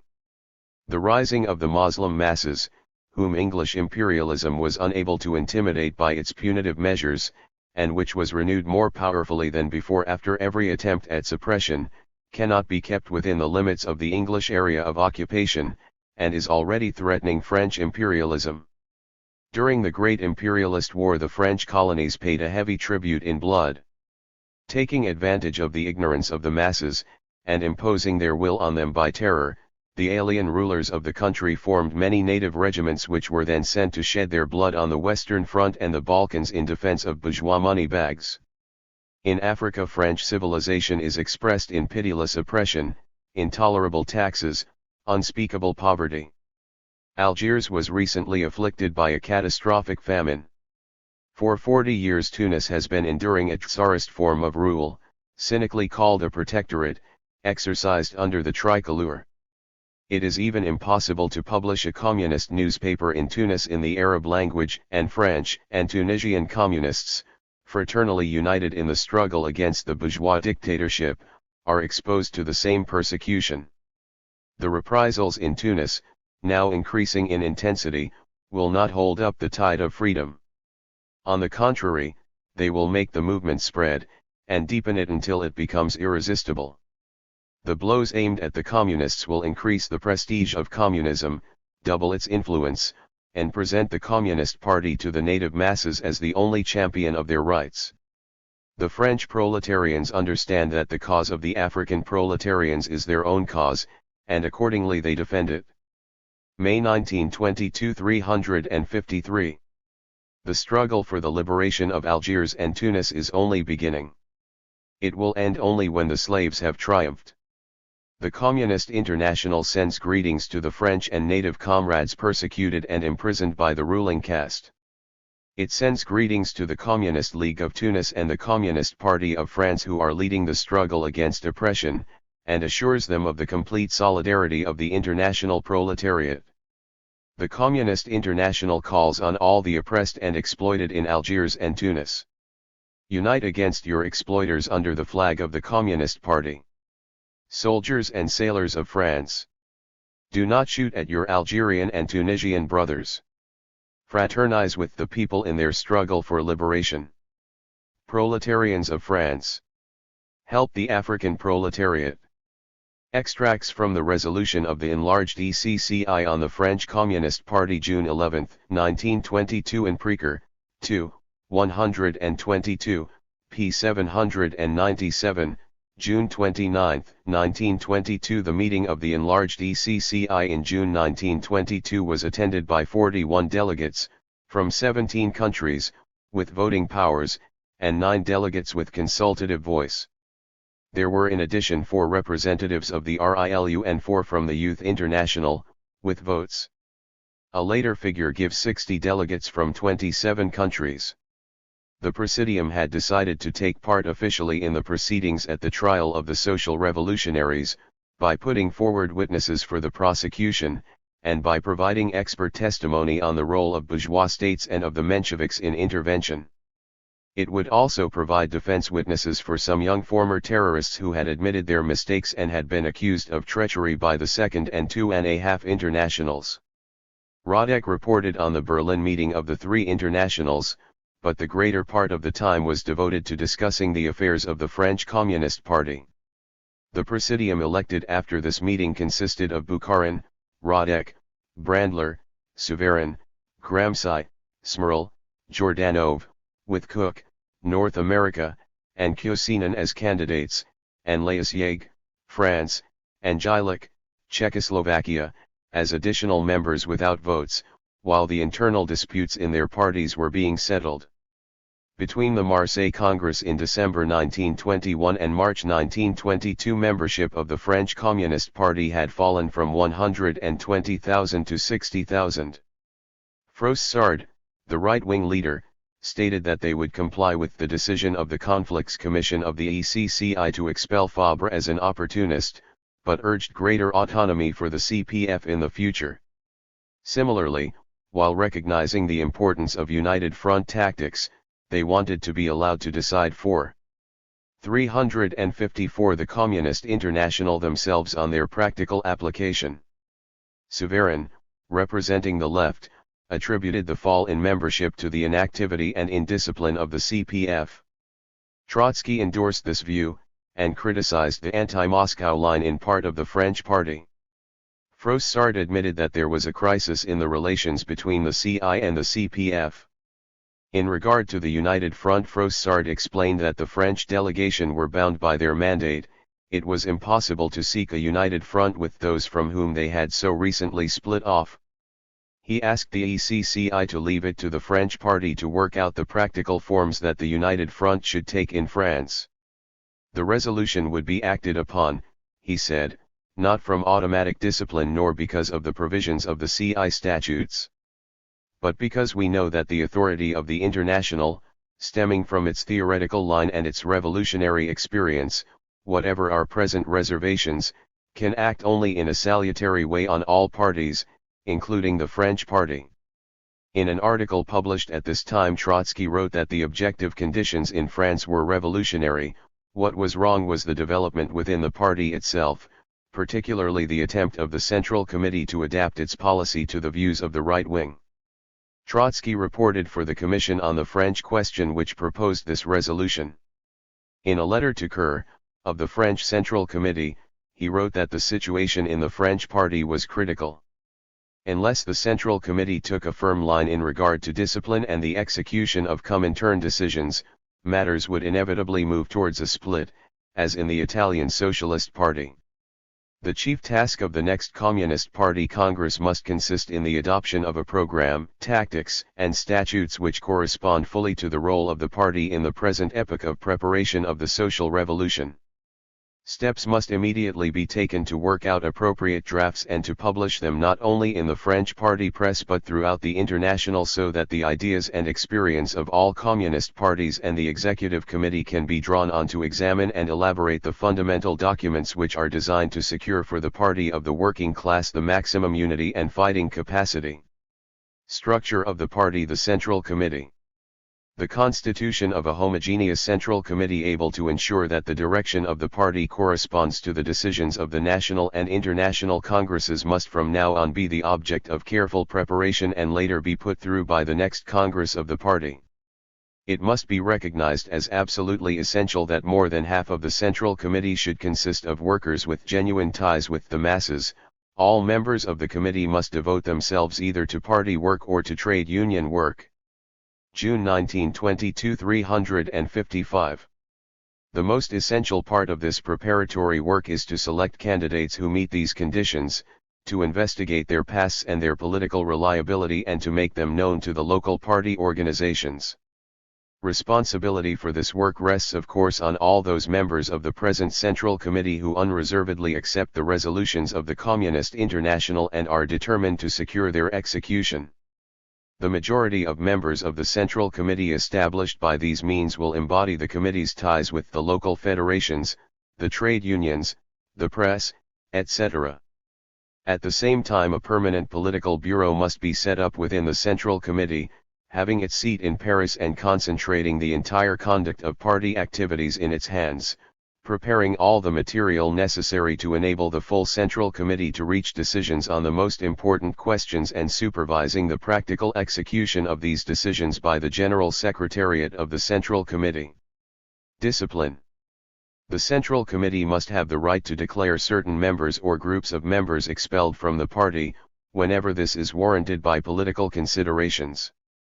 In cases which require detailed investigation of a violation of discipline or of other offenses or crimes against the interests of the party, the Central Committee may refer the question to the Conflicts Commission for examination. Whenever a case occurs in which the political question admits of no doubt and the vital interests of the party require expulsion, the Central Committee itself decides on expulsion. Appeals against this decision can be made only to the Party Congress. The principle of federalism is wholly incompatible with the true interests of a revolutionary organization. Any reference to the federal constitution of the Soviet Republic is utterly misplaced because the structure of the Communist Party cannot be compared with the structure of the Soviet state. In all the federal republics the party of the communists is one and the same party and is strictly centralized. The communists of the Ukraine, Georgia, etc., are bound to the communists of Moscow and Petrograd not by the bonds of federalism but by strict democratic centralism. It was only thanks to the unity of this centralized organization of the working class that Russia was able to defend its existence victoriously against its innumerable enemies. The International condemns in the most categorical fashion the application of the principle of federalism and local autonomy to a revolutionary party which must act as the lever of revolution. An organization which has at the top a committee with 100 heads is deprived of resolute and consistent leadership. 356 The Communist International. The trade union question. The International notes the enormous danger to the labor movement and particularly to the trade union movement represented by the petty bourgeois individualist elements who are hostile to the spirit of proletarian discipline. Since there are communists, members of the party, in trade unions which still belong to the CGT, the party must maintain the usual organic contact with these comrades. Communists in the reformist trade unions must organize communist cells which meet regularly and which maintain close contact with the appropriate party bodies. However the relations between the CGT and the CGTU may develop, and whatever action the party takes in its struggle against the reformists, communists must fight to win all CGT bodies from within. The United Front. The International notes that the press and the leading bodies of the French Communist Party dealt in a wholly incorrect fashion with the meaning and significance of the United Front tactics. The International roundly rejects the superficial judgment of journalists who see a rebirth of reformism in what is in fact an intensification of the methods of fighting against reformism. The most glorious page in the history of the French proletariat, the Commune, was nothing other than a block of all organizations and tendencies in the working class against the bourgeoisie. That the Commune, despite the realization of a united front, was quickly crushed, was due primarily to the absence on the left wing of that front of a genuinely revolutionary, disciplined, and resolute organization capable of rapidly taking over the leadership in the fire of events. The idea of a left bloc can in the given circumstances exercise a spell over a great many workers who have little political experience. The Communist Party of France must give serious consideration to this danger. In its daily propaganda the party must systematically oppose to the idea of the left bloc the idea of a bloc of all workers against the bourgeoisie. Naturally, when it comes to elections, the party must put forward its own independent communist lists. Fractions. The International notes that in the French party, in addition to other manifestations of crisis, there are symptoms of the rebirth of fractions. The extreme right wing of the party has achieved an importance in the party and in the press which is wholly out of proportion to its theoretical and political standing. The failure of the Central Committee to take June 1922 357 decisive measures against this right wing has naturally led to attempts to revive the left-wing fraction. The struggle between these two fractions is bound in its turn to undermine the fighting capacity of the party and may in the future endanger its unity. The International is firmly convinced that only the complete concentration of the overwhelming majority of the party against its insignificant right wing and the energetic execution of all decisions of the present conference can cut the ground from under the feet of all fractional groupings. At the same time, the International calls on the left wing never to constitute itself as an independent fraction but, while continuing to uphold revolutionary principles, to confine its activities within the framework of the party's institutions and organizations and to cooperate actively with the solid core of the party in all practical work and particularly in the struggle against the disruptive activities of the reformists, pacifists, and anarcho-syndicalists. The next Party Congress. The preparations for the next Party Congress must consist of a campaign for the theoretical and organizational consolidation of the French party against all anarcho-syndicalist and petty bourgeois pacifist tendencies, against those who only talk of revolution, against the theories which subordinate the action of the proletariat to the stage of maturity reached by the peasants and which are therefore inimical to the class character of the party. Since these various tendencies have already caused the utmost confusion in the party, the communist press must establish clarity on all these questions, reminding party members of the relevant resolutions of the Communist International, in particular, the 21 conditions of admission. All these decisions should be explained in the light of the experience of the last year or illustrated by examples of the literary and political statements made by many responsible party fighters which are incompatible with these resolutions. The date of the Congress must be settled by agreement between the Central Committee of the French Party and the Presidium of the ECCI. Extracts from an ECCI statement on the third anniversary of the Versailles Treaty. June 24, 1922 in Preaker, 2, 118, p. 787, June 28, 1922. The constant preoccupation of the Soviet government with the need to prevent a united capitalist anti-Soviet front was reflected in Comintern propaganda against the Versailles Treaty, which was designed to keep alive in Germany. 358. The Communist International feelings of resentment against the Western powers.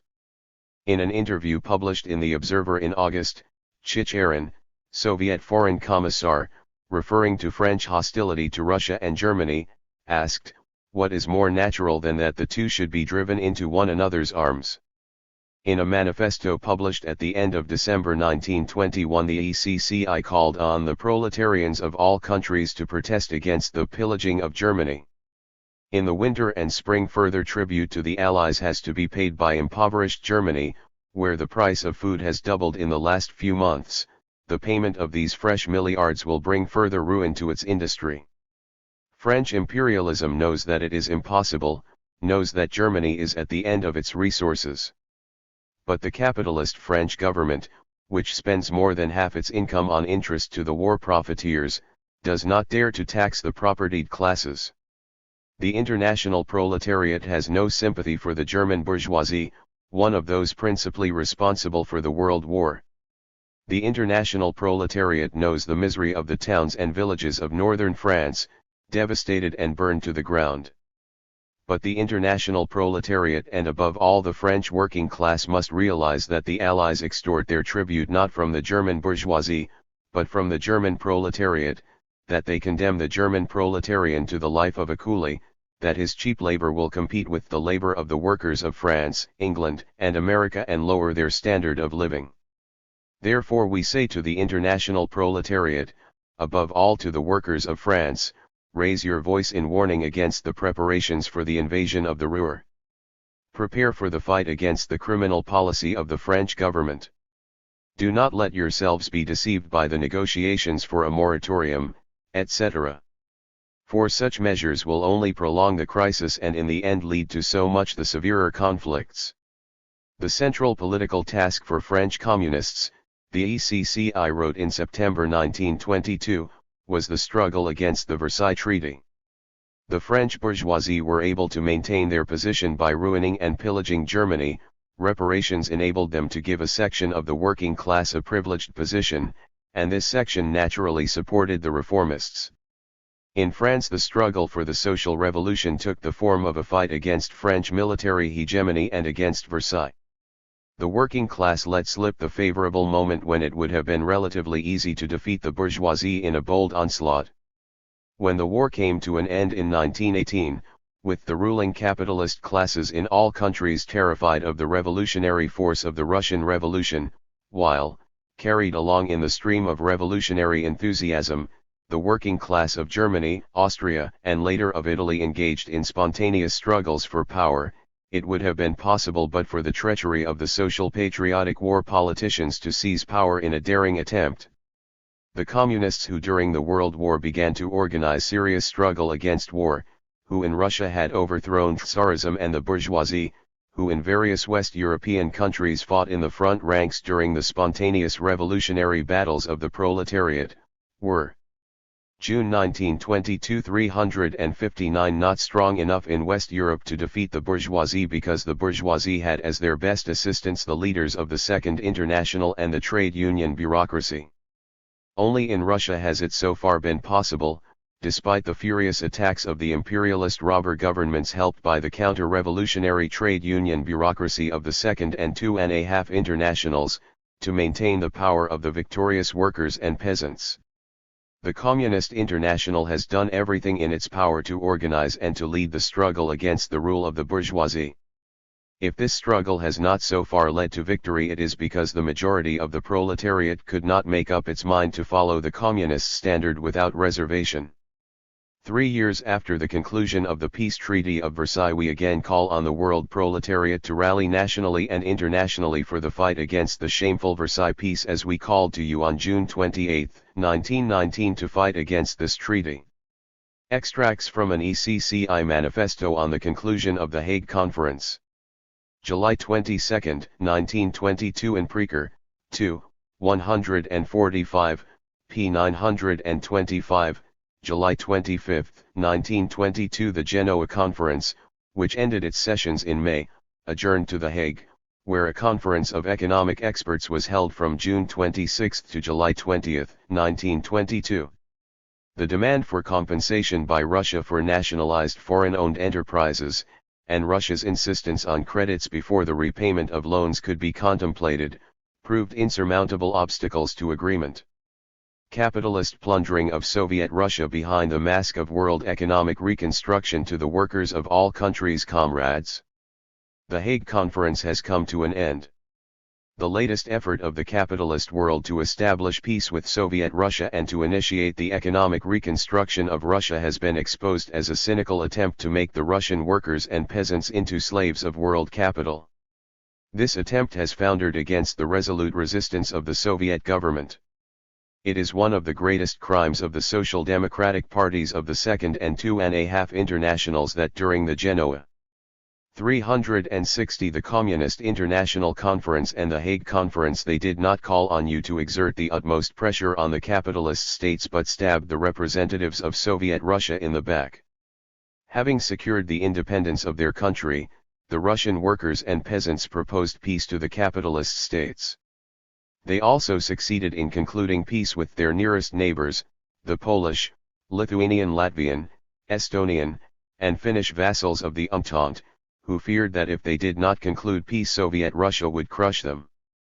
They have made a provisional trade agreement with England, who hoped in this way to hamper Russian revolutionary activity in the Near East. They have made similar trade agreements with the small northern capitalist states who were forced to seek markets in Russia because of the severe economic crisis.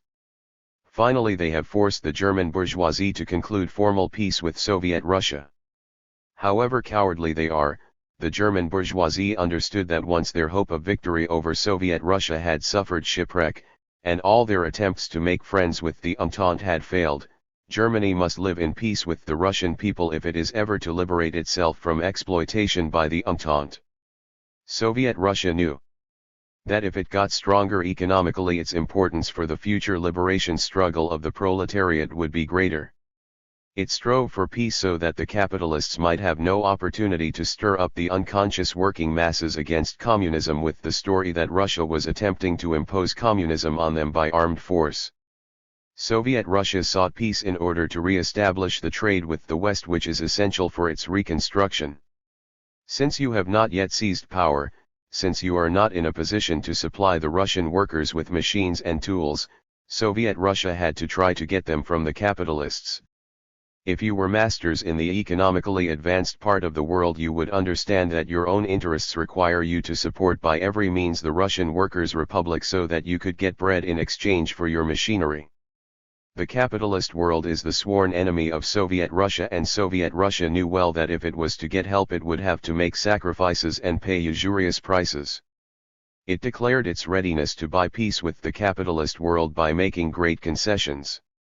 As a condition of peace, the capitalist governments demanded recognition of the debts incurred by the Tsarist and Kerensky governments. They demanded the restitution of the factories and mines which formerly belonged to foreign capitalists and which were made the property of the Russian people by the October Revolution. Soviet Russia answered that the Tsarist debts had been incurred without the consent of the Russian working people. They were incurred to enslave and exploit the people. The Russian people has paid these debts in rivers of bloodshed on the Allied side for the interests and triumph of July 1922. 361 The Entente stock jobbers. Without declaring war, the Allies shamefully attacked Soviet Russia and by their intervention destroyed more than was ever owed to them. Their demands therefore are justified by nothing except their power and their exploitation of the famine in Russia and the needs of the Russian people.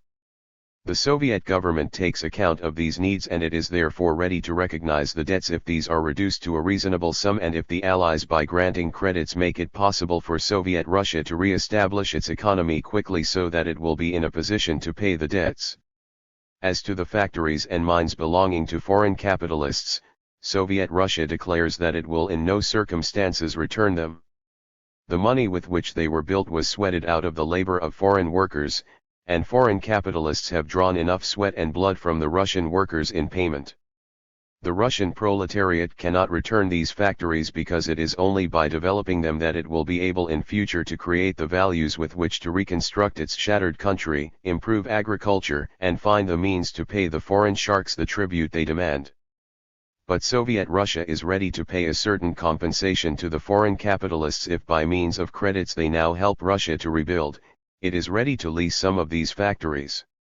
The Soviet government was prepared to make great sacrifices in order to conclude peace at last with the capitalist state so that the Russian workers and peasants, after the severe fighting, after hunger and poverty, could at last get on with peaceful work.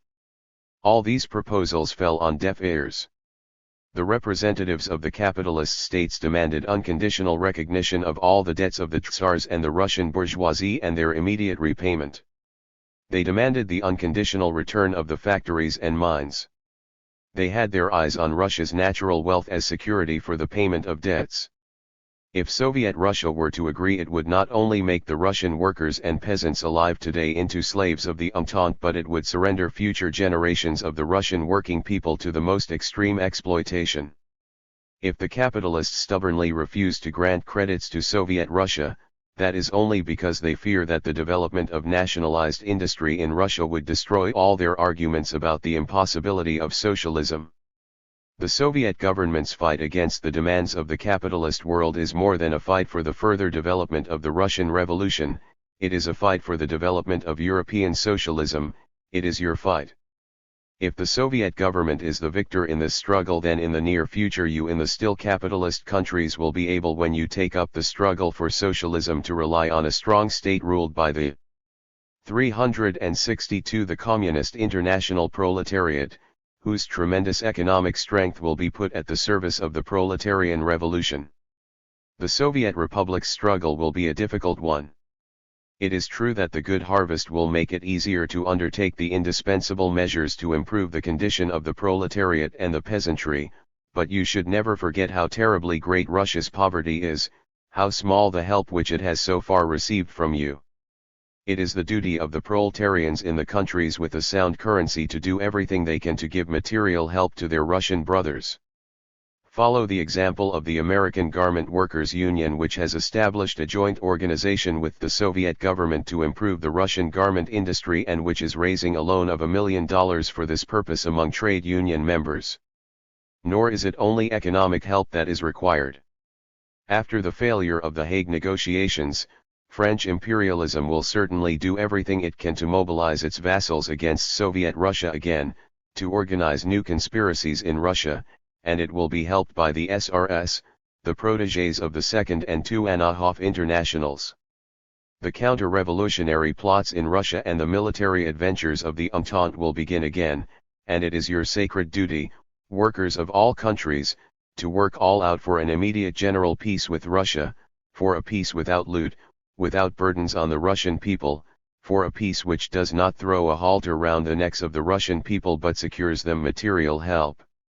Organize the Proletarian United Front for Soviet Russia and you will serve the cause not only of the Russian proletariat and the Russian Revolution but your own cause, the cause of your own emancipation. Extracts from an ECCI manifesto to the workers of Italy. July 22, 1922 in Preker, 2, 145, p. 931, July 25, 1922. Throughout 1922 the power and activities of the fascists were increasing, and violence and disorder spread over the whole country. In a number of cities and rural areas Mussolini's squads were in virtual control, and government forces were unable to provide protection for their victims. After the fall of the Facta government in July 1922, and a number of unsuccessful attempts by various Italian political figures to form a new government, the Socialist Party, which had earlier agreed to support, but not participate in, a bourgeois government, decided for the first time in its history on participation.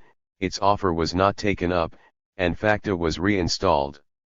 The Alliance of Labor, a recently created body founded on the initiative of the Railwaymen's Union, called a general strike for July 31 in defense of civil and trade union liberties. The Fascist Council issued an ultimatum: we give the state 48 hours to assert its authority. When that July 1922 363 time has elapsed, fascism will claim full liberty of action and will take the place of the state, which will once more have proved its impotence. The alliance decided to end the strike on August 3. After the strike, Mussolini claimed that during its course the fascists had destroyed the headquarters of socialist, trade union, and communist organizations in 43 cities and forced the resignation of several socialist municipal councils. Terracini, of the Italian Communist Party, writing a few days later, attributed the failure of the strike to the conflict between revolutionaries and reformists in the alliance. At the ECCI meeting in January 1922, Terracini, reporting on the state of parties in Italy, had ignored the fascists. What remains of the Italian Socialist Party will be meeting in a few days in a congress that will seal its fate. At this moment we appeal not only to the workers who are members of that party, but to all Italian workers, faced with the public collapse of the Italian Socialist Party, to reflect on the lessons of this collapse and to decide whether it is to be the final defeat of the Italian workers' movement, or the beginning of its rapid recovery. At the end of the war the Italian bourgeois state was economically shattered, it had no army on which the bourgeoisie could rely, its bureaucracy was dispersed, the proletariat in revolt, the bourgeoisie disheartened. The Italian Socialist Party was the hope of the Italian worker. It alone bore no responsibility for the war which had ruined Italy, on the contrary, it had the glory of having fought against the murderous war. The Italian proletariat rejoiced in the Russian Revolution and wanted to follow the Russian example. A flood of strikes swept over the land, the workers occupied the factories, the streets of the towns were in their hands. The sun of the revolution seemed to be rising in Italy.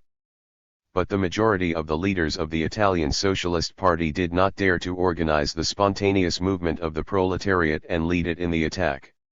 And when the proletariat went over to the attack itself, in September 1920, and the bourgeoisie did not dare to use arms against the workers. The trade union leaders, D'Aragona and Co., reached an agreement with the bourgeoisie, while the leaders of the party, while Cerruti, did nothing to stop them, accepting Giolidi's promise to submit a bill on workers' control of industry to Parliament. When the bourgeoisie saw how the socialist leaders feared the revolution, they forgot their own fears and organized the fascist squads who instituted a rule of terror throughout the country, killing thousands of revolutionary workers, raiding their homes, and becoming masters of the situation. Cerruti undertook to prepare for the revolution by systematic propaganda and organization. What he accomplished was the disorganization of the revolutionary forces and the victory of the fascists. The Communist International foresaw these developments, and it said to the leaders of the Italian Socialist Party, "You maintain that the Italian proletariat is not yet ready to seize power. Well, if that is true, the greater 364 the Communist International must be the preparation for the struggle for power. And the first step is to break with the reformists, with Turati, Treves, D'Aragona. They are few in number, but they control the proletarian mass organizations, the trade unions and cooperatives, as well as the parliamentary fraction. They are enemies of the proletarian revolution, advocates of class collaboration." Cerruti swore that they were not traitors to the proletariat, that they were disciplined comrades who would submit to the will of the party. And he decided to break with the Communist International rather than break with this handful of reformist bureaucrats. Now the parliamentary fraction is rebelling against the Central Committee and is coming out openly for collaboration with the bourgeoisie, for taking part in the bourgeois government. And Cerruti is forced to threaten to break with the reformists, a step which he fought so stubbornly at Leghorn. What has happened? The attacks of the fascist squads have met with success. The weakest strata of the proletariat, the agricultural laborers, the workers in small towns, abandoned by the passivity of the Italian Socialist Party to the White Terror, allowed themselves to be persuaded by the reformist trade union bureaucrats, parliamentarians, and municipal councillors that they would be freed of this terror if the Socialist Party joined the government and got control of the state machine. That is nothing but an illusion. We do not know if the bourgeoisie will still take the Treves, Turatis, Modiglianis, and D'Aragonas into the government. They do not need them now that they have demoralized the proletariat, have helped the bourgeoisie to disarm the workers. But even if they do take them in, it is ludicrous to think of fighting the fascists with the help of the bourgeois apparatus. The fascists get weapons from the bourgeois monarchist army, the officials work together with them, and the government is as powerless against the fascists as it is strong with them. Cerruti and his followers are talking of setting up an independent socialist party to fight the reformists. How will he fight them? What will his fight consist of? That is the question. The reformists can be fought only by mustering the working class for the fight against the fascist attack, by leading the proletariat along the road of struggle. This is the road pointed out by the Italian communists in their proposals to the Alleanza del Lavoro, in which they indicate concretely what the workers should do to save their skins. If Cerruti has really recognized his mistakes, he will have no choice but to reconsider everything that he has said and written against the Communist International. He feared to prepare for the revolutionary struggle, and now he can see that to renounce it was preparation for the victory of the fascists. If it were a question merely of Cerruti, we might mock him, tu l'hai Georges Dandin. But behind Cerruti there are still tens of thousands of workers, and so we say, every party can make. July 1922 365 mistakes. Honest workers' leaders can also make mistakes, but they must prove their honesty by recognizing their mistakes, learning from them, and finding the way back to the correct road of struggle marked out for the proletarians of the entire world by the Communist International. Extracts from an ECCI statement on the decision of the Poles' Ion not to affiliate to the Third International. July 25, 1922 in Preker, 2, 148, p. 954, July 29, 1922. At its meeting on September 21, 1920, the ECCI approved the work of the Poale Zion, Socialist Labour Party of Palestine, but affirmed that it was not quite free of bourgeois nationalist prejudices. Its resolution on the question suggested that the Poale Zion put into operation the decisions of the Second Comintern Congress and change its name. The ECCI would then consider its application to join. The Poale Zion reported in 1921 that it had expelled its reformist and centrist members and again requested admission to the International. The ECCI, at its meeting after the Third World Congress, stipulated that the Poale Zion should call a Congress to decide on the dissolution of the organization, and that within 2 months of the Congress its members should join their national sections of the Comintern. The Congress was also to make a radical break with Zionist tendencies and theories, and to disavow Zionist colonial aspirations in Palestine, which served the interests of British imperialism. The communists in Poale Zion resigned at the time of the Fourth Comintern Congress and enrolled individually in their national communist parties. To the communists of all countries, to the Jewish proletariat, the Congress of the Poale Zion World Federation has taken its decision on the conditions of admission to the Communist International jointly discussed by the ECCI and representatives of the majority and minority in the Federation. The Congress rejected these conditions.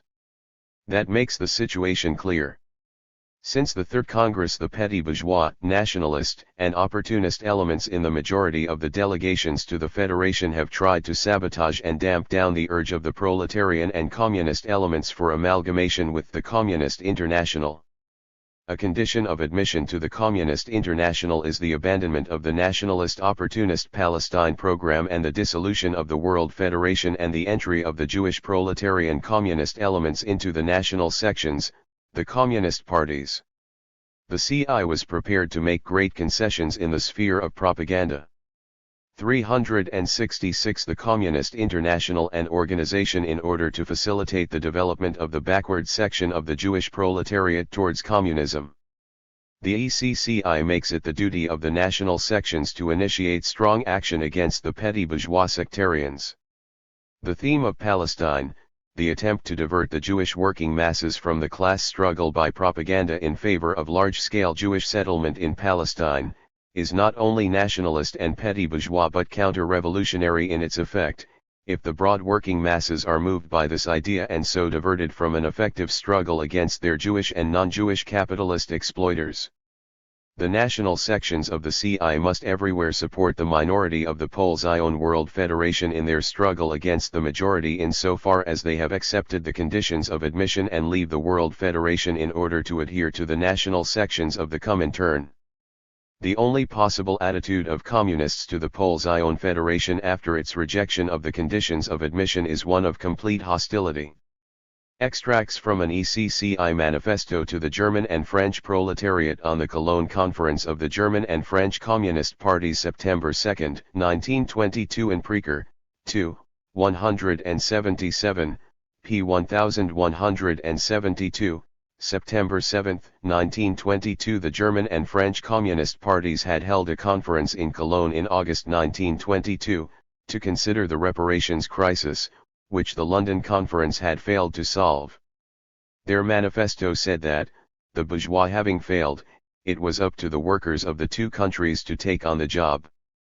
The German economy was facing ruin, and the German people starving.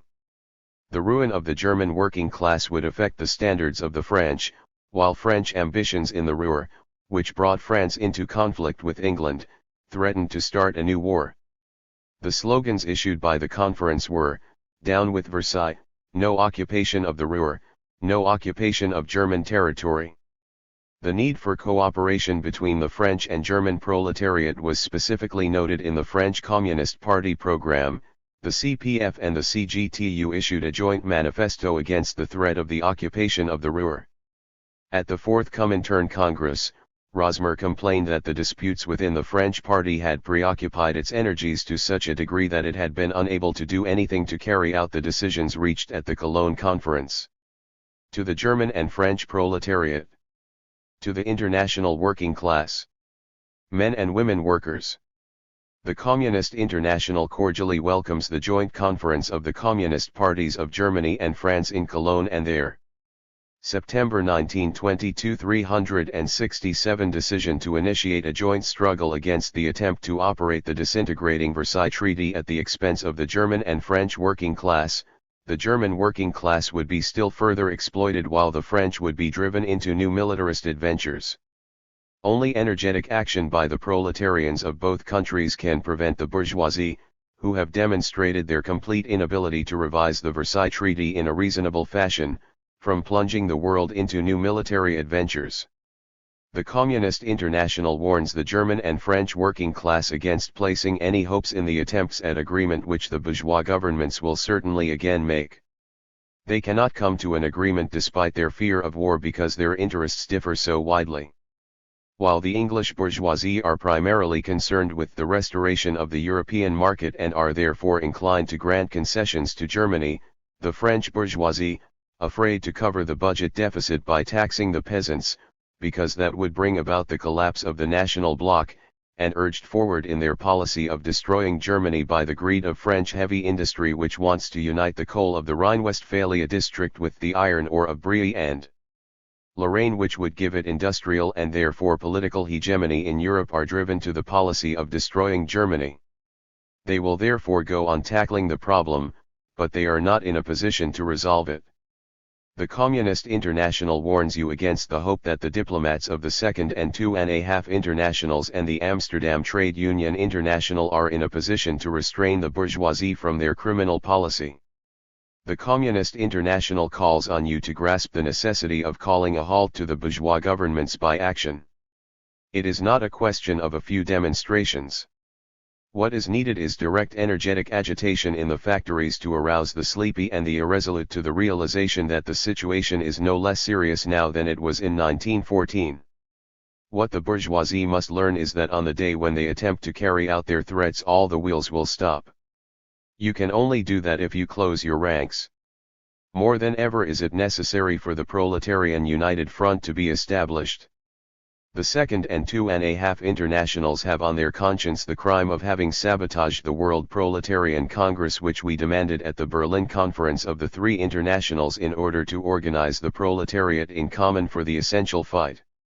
What did not succeed by means of agreement from above must be won by unity from below, by the spontaneous drive of the proletarians of all countries in defiance of the leaders who want to avoid the struggle. 368 The Communist International Workers of France. We summon you to revolutionary struggle against the policy of your government, against French imperialism, not in order to help German imperialism to get on its feet again, but so that the removal of the military pressure of French imperialism may liberate the forces of the German proletariat for the German Revolution. Workers of Germany. We summon you to fight against the German bourgeois social democratic government, for a proletarian workers' government, which will relieve the French masses of the fear of a resurgence of German militarism and help them to liberate themselves from the spell of nationalism. ECCI Manifesto on Turkey. September 25, 1922 in Preker, 2, 189, p. 1251, September 27, 1922 Early in 1920 Kemal and his supporters established a center in Ankara, independent of Constantinople, with a program of fighting for national independence. Small British forces occupied Constantinople in March. In April 1920 Kemal established a rival government and made friendly overtures to Russia. The Allied peace terms for Turkey, published in May 1920, drew the Kemalists and Bolsheviks closer together. In the summer of 1921 Greek forces, supported by the British, advanced against the Turks in Anatolia. Kemal's counterattack, launched in May 1922, ended with the complete defeat of the Greeks, but the British garrison remained in Constantinople. In their war with Greece the Turks received material and moral support from Russia. The danger of further hostilities was avoided by agreement to negotiate a new peace treaty to replace the Sèvres Treaty and a new regime for the Straits. These were concluded at the Lausanne Conference in 1923. On September 24, 1922, that is, The day before this manifesto, the Soviet Commissariat for Foreign Affairs had addressed a note to a number of countries, including Britain and France, interpreting British policy as a threat to Turkey and Russia, and warning them against repeating the mistakes which arise from ignoring the vital interests of the states concerned in deciding the future of the Straits. No decision taken without Russia will be final and enduring. In an article published early in October 1922, Radek explained that Russia supported Turkey, firstly, because everything that strengthens the Eastern peoples, oppressed and exploited by international imperialism, also strengthens Soviet Russia, which is threatened by the same danger, and secondly, because Russia was deeply interested in ensuring that the ships carrying grain to Russia, and oil from Russia should not be held up by orders from the British Admiralty. September 1922. Peace to the Turkish people. War on European imperialism. Men and women workers.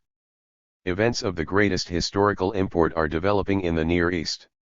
The capitalists of the victorious Entente have condemned the Turkish people to death.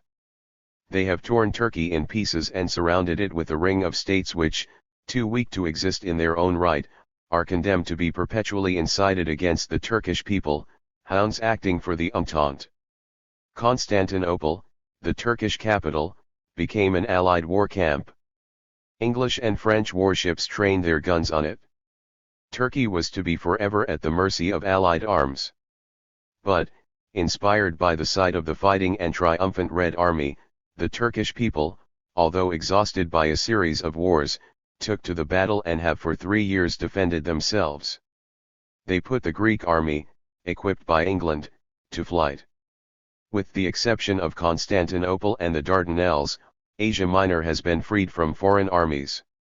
The victory of the Turkish army demonstrates again that the power of tyrants is not unbounded, and that the chains of slavery forged at Versailles break like glass when nations rise for their freedom. But the defeat of England's vassal Greece does not mean the final defeat of Entente imperialism. Constantinople and the Dardanelles are still in the hands of the Allies. That means that the Allies can still not only threaten Turkey but use the Dardanelles to send their warships into the Black Sea against Soviet Russia. English imperialism has the impudence to threaten a new war in the name of the freedom of the seas if Turkey should dare to occupy its capital and the shores of its own country. It is not many years since the blood of English and Australian workers was shed in Gallipoli in order that English imperialism might rule Russia and Turkey. But English imperialism again dares to threaten the world with a new war. If it succeeds in carrying out its threats, it will be the blood not only of English and Turkish soldiers but other peoples too that will flow. In the last few years France has helped Turkey because as a competitor it wanted to weaken England's position in the East and use this to bargain for freedom to exploit the German people. But if it should come to a showdown, if Turkey were to stretch out its hands to the shores of the Straits, France would be on England's side, because French imperialism fears to lose England's help in the exploitation of Germany. It can demonstrate against England but it cannot break with English imperialism. Thus the French workers too would have to fight again for the joint rule of the Entente. But the war would not be restricted to these peoples. The Entente would drag in Serbia and Romania, Italy and Greece, and the fire once started in the Balkans would. 369. 370. The Communist International spread further and again make Europe into one vast battlefield. If that were to be avoided by Turkish surrender, it would only mean that the war in the Near East would be postponed. Turkey cannot exist with the knife of the Entente in its back, and Russia is not secure so long as its grain and coal areas are within the operational scope of the English Navy. The Turkish government is not a government of workers and peasants, it is a government of the officer class, a government of intellectuals, a government which certainly does not correspond to our ideals. There is therefore no doubt that as Turkey develops economically, the Turkish working class will have to fight against the government. But the Turkish workers understand that, whatever their attitude to this government, Turkey's fight is the fight of a poor peasant people against enslavement by international capital, and the international proletariat must in its own interest and regardless of its attitude to the Turkish government, do everything it can to prevent Entente imperialism from taking up arms again against Turkey and from shedding the blood of the European proletariat once more in the interests of English world domination. Men and women workers, and, above all, workers of England, France, Italy, Serbia, and Romania. It is your duty to fight with all your strength against any attempt at military action against Turkey. It is your duty to use all your forces to prevent the Entente from forcing Turkey to abandon the Straits to the Allies, which would be the prelude to new wars. The questions now being decided in the Near East are questions of life and death, not only for the people living on the Black Sea but also for the European proletariat. Down with English imperialism. Freedom and peace to the Turkish people. Down with new imperialist wars. Down with the diplomatic hucksters. Extracts from a letter from the ECCI to the Italian Socialist Party. October 1922 in Preker, 2, 197, p. 1323, October 10, 1922 at the Rome Congress of the Italian Socialist Party in October 1922, Cerruti, with 32,000 votes, split from the right wing, which mustered 29,000 votes, Anna voted for affiliation to the Third International. Writing at this time, Zinoviev said that objectively, Italy is still the country nearest to revolution. This letter was addressed to the left-wing majority at its opening session after the split. Bordiga, and other Italian delegates to the Fourth Comintern Congress, expressed misgivings about accepting Cerruti and his followers, known as Maximalists, into the Communist Party. The split, he argued, did not denote any change in Cerruti's policy, but merely demonstrated its bankruptcy. October 1922 371. At its meeting on 30–31 December 1922, the Committee of the Italian Socialist Party decided to accept the Fourth Congress resolution on the Italian question, and instructed their delegates remaining in Moscow to continue with the practical work of amalgamation. The resolution was cautious in tone, and one group, which included Nani, at that time editor of Avanti, was opposed to fusion with the CPI. Negotiations were not completed when, early in 1923, the leaders of both parties were arrested. 4 members of the Italian Socialist Party were present at the Fourth Congress, with consultative voice. The split between Maximalists and Reformists in Italy has at last been completed. What the Communist International demanded 2 years ago has inevitably come about. The necessary surgical operation was delayed for 2 years, the disease was neglected, and that of course has done untold harm to the organism of the Italian Socialist Party. The Italian working class has suffered enormous losses because of the mistakes made in 1920 by the Maximalist leaders. The bourgeoisie exploited the mistakes of the socialists to consolidate their own position and to begin an unconcealed and cynical offensive against the Italian working class. Today every honest Maximalist worker realizes that in 1920 the Maximalist leaders made a terrible mistake, when he is told that the split is necessary in 1922, but was not yet necessary in 1920 because, as was said at the time, there were no concrete facts to prove the treachery of the reformists. Such a statement is either childish or a blameworthy attempt to conceal the real meaning of events from the workers. Nobody can claim to be a leader of the proletarian masses who is able to draw the right conclusion only slowly.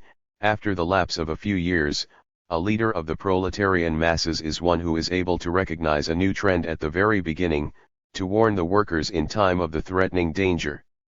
That is precisely what Marxists are for. They study the course of the class struggle and know how to reach conclusions about it and to fight against dangers as soon as they begin to appear. At the end of 1922 it is indeed quite easy to see where reformism has led us, for it has already gone over body and soul into the bourgeois camp. The Communist International saw that in good time, but a few Maximalist leaders either did not see it or deliberately closed their eyes to the treachery of the reformists. However that may be, the situation of the Italian working class today is so terrible that those whose sole concern is the interests of the proletariat should not spend too much time on arguing who was right and who wrong. The most vital and urgent task in Italy is to unite all revolutionary forces as quickly as possible and to build up the bloc of the proletariat against the bloc of the reformist, fascist, and imperialist forces. Comrade Maximalists. Two roads lie before you: either you will try to create some kind of middle thing, a so-called independent center party, and in that case your 372 the Communist International Party will in 6 months' time or in a year again become the prey of the reformists and the bourgeoisie. In the present conditions in Italy and the present phase of the class struggle, such an independent centrist middle party could for a few years lead a wretched existence but would inevitably be condemned to a shameful end. Or you will take the other road and come out resolutely and without turning aside for unification with the Communist Party of Italy. This is the true road of revolutionary struggle, and to do this you must come back under the banner of the Communist International. Choose, comrades. Your Congress must consider the significance of the situation and of the choice. Take care. While you have at last broken the rusty chains which bound you to the reformist traitors, the Second and 2.5 Internationals are at the same time uniting. The 2.5 International has ceased to exist. It has capitulated and waits on the mercy of the Yellow Social Democrats. Is it possible for you to fail to see the enormous significance of this event in the camp of the international labor movement? Is it possible for you still not to see that there are only two roads, the Second International, the Two-Faced International, and the Communist International, the International of class struggle? You must choose. The ECCI is inspired by the sincere desire to do everything it can to facilitate your return to the banner of the Communist International. The situation of the Italian working class is such that you must be given the opportunity to put your point of view to the Third International and to hear its opinions on those questions which are of the most vital importance for the Italian working class movement. Recognize the necessity of forming as quickly as possible a joint proletarian committee of action in common with the Italian Communist Party, which is the only representative of the Communist International in Italy today. This action committee should try to organize in the trade union and political field, regardless of the deep differences which still exist, a joint struggle against the bourgeoisie and against the reformists, which would be the best way of preparing the unity of the truly revolutionary forces in Italy. We repeat, your fate is in your own hands.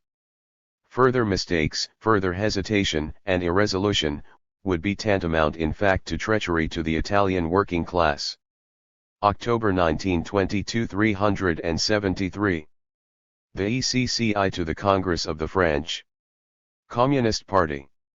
October 6, 1922 in Preacher, 2, 197, p. 1323, October 10, 1922. The Second Congress of the French Communist Party opened in Paris on October 15, 1922 with Manuelski and Humbert Draws as ECCI delegates. Attempts made before the opening to get agreement between the left and center had failed. A joint center-left, Frossard-Souverin, resolution on the United Front had been agreed on for submission to the Congress, but the two groups entered into public controversy before the Congress opened. The left had also prepared a resolution on the trade union question, but this was withdrawn when the CGTU made it clear that its acceptance would mean a break between the CGTU and the CPF. In committee, Manuelski proposed that the Central Committee should consist of equal numbers of the left and center. Equal representation should also be established in the political bureau, with the ECCI delegate holding a casting vote. The proposals were not subject to amendment, and Frossard, for the center, objected to the implied choice between obedience and rebellion, and to the total exclusion of the right wing. It was up to the Congress itself to decide the composition of the central bodies. The voting, after a speech by Manuelski to the plenary session, was 1,516 for his proposal, to accept the ECCI suggestions until the Fourth World Congress met, against 1,698 for Kakin's list of 24 centrists, with 814 abstentions. The last session continued throughout the night till noon of the following day. In an earlier letter to the French Communist Party, dated September 13, 1922, The ECCI attributed the internal crisis in the French party to its failure to discard reformist and anarcho-syndicalist ideas. The right wing gained confidence as the proletarian revolution slowed down and Russia's difficulties increased. They challenged the right of the International to intervene, and suggested that Comintern decisions were dictated by passing Russian interests. The new Central Committee must embody the unification of the left and center against the right wing, and must have a working-class majority. Verfuriel, elected candidate member of the Central Committee at the Marseille Congress, collaborated with Fabre on the journal Du Peuple. He had been expelled by the Seine Federation of the CPF. Following the Congress, 3 leading members of the left-wing Souverin, Traint, and Dunois resigned their posts on the ground that the Congress decisions implied a break with the International. The new Central Committee issued an appeal to the party asking the members to wait until the fourth Comintern Congress decided whether the French party could be deprived of its right to choose the men who were to lead it. On the eve of the opening of the Paris Congress of the French Communist Party, the situation in the party has become so complicated that the ECCI finds itself compelled, in addition to the documents already published, to address the following remarks to the Congress. 1. The ECCI asks the Paris Congress to take a formal vote by roll call. 374 The Communist International on the 21 conditions accepted by the Second World Congress of the Comintern. It will be better for the French party as well as for the Comintern to get the position on this question completely clear. Of course, if the French Communist Party wishes to put before the Fourth Congress proposals for changing the 21 conditions, the Paris Congress has every right to do so. The Fourth Congress will examine with the utmost care and attention any proposal put forward by the Paris Congress. 2. Since the majority of the old Central Committee, to the astonishment of the Comintern executive, did not exclude from the party Verfuriel and the comrades who share his views, even after their last flagrantly anti-communist action, the ECCI finds itself compelled to notify the Paris Congress that it no longer regards as members of the Comintern Raoul Verfuriel and those who signed the well-known appeal which begins with the words, La situation dans laquelle le parti s'est trouvé. The contents of this appeal completely corroborate the previous statement of the ECCI that Raoul Verfuriel and his adherents are malicious enemies of communism who remained in the Communist Party of France only in order to disrupt it from within. Should the Paris Congress disagree with the ECCI on this question, the final decision will be left to the Fourth World Congress of the Comintern. The ECCI again asks the Congress to give a clear appraisal of all the important questions which at present divide the French party. The grave lessons learned by the Italian party when, after 2 difficult years full of mistakes and vacillations, it was forced to recognize the correctness of the Comintern's demands, should not be uselessly lost. The Comintern is convinced that the Paris Congress will put an end to all hesitations and create a real communist party worthy to lead the heroic French proletariat.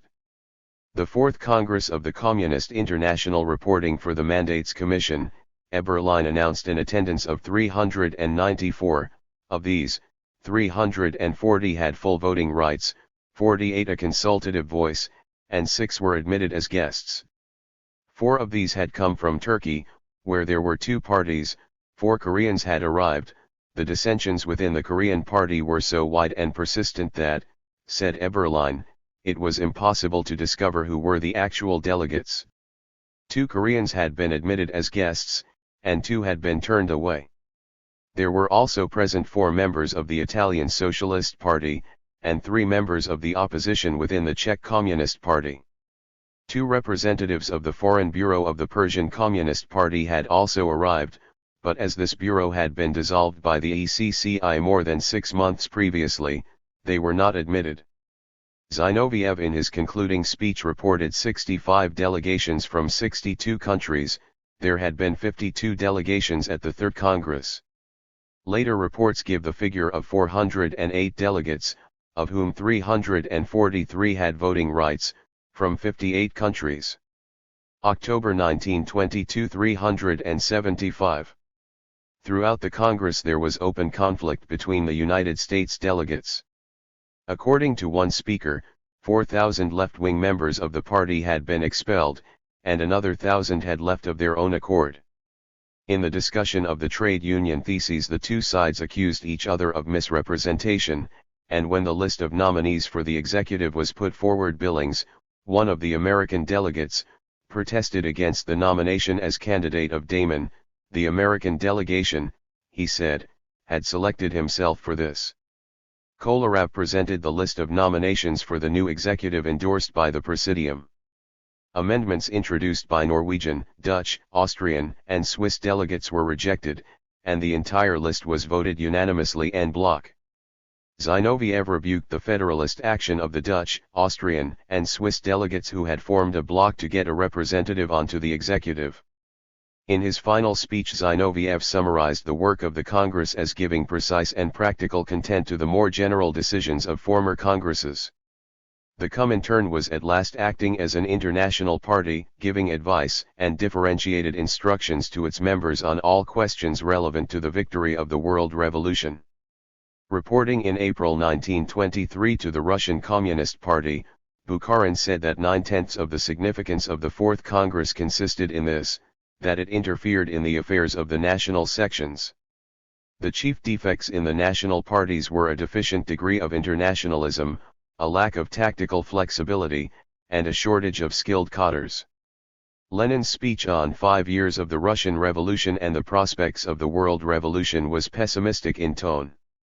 It was devoted largely to an explanation of the retreat to the new economic policy introduced in Russia in the spring of 1921. I think we must take note of this. From the viewpoint of the Communist International, and of the advanced West European countries.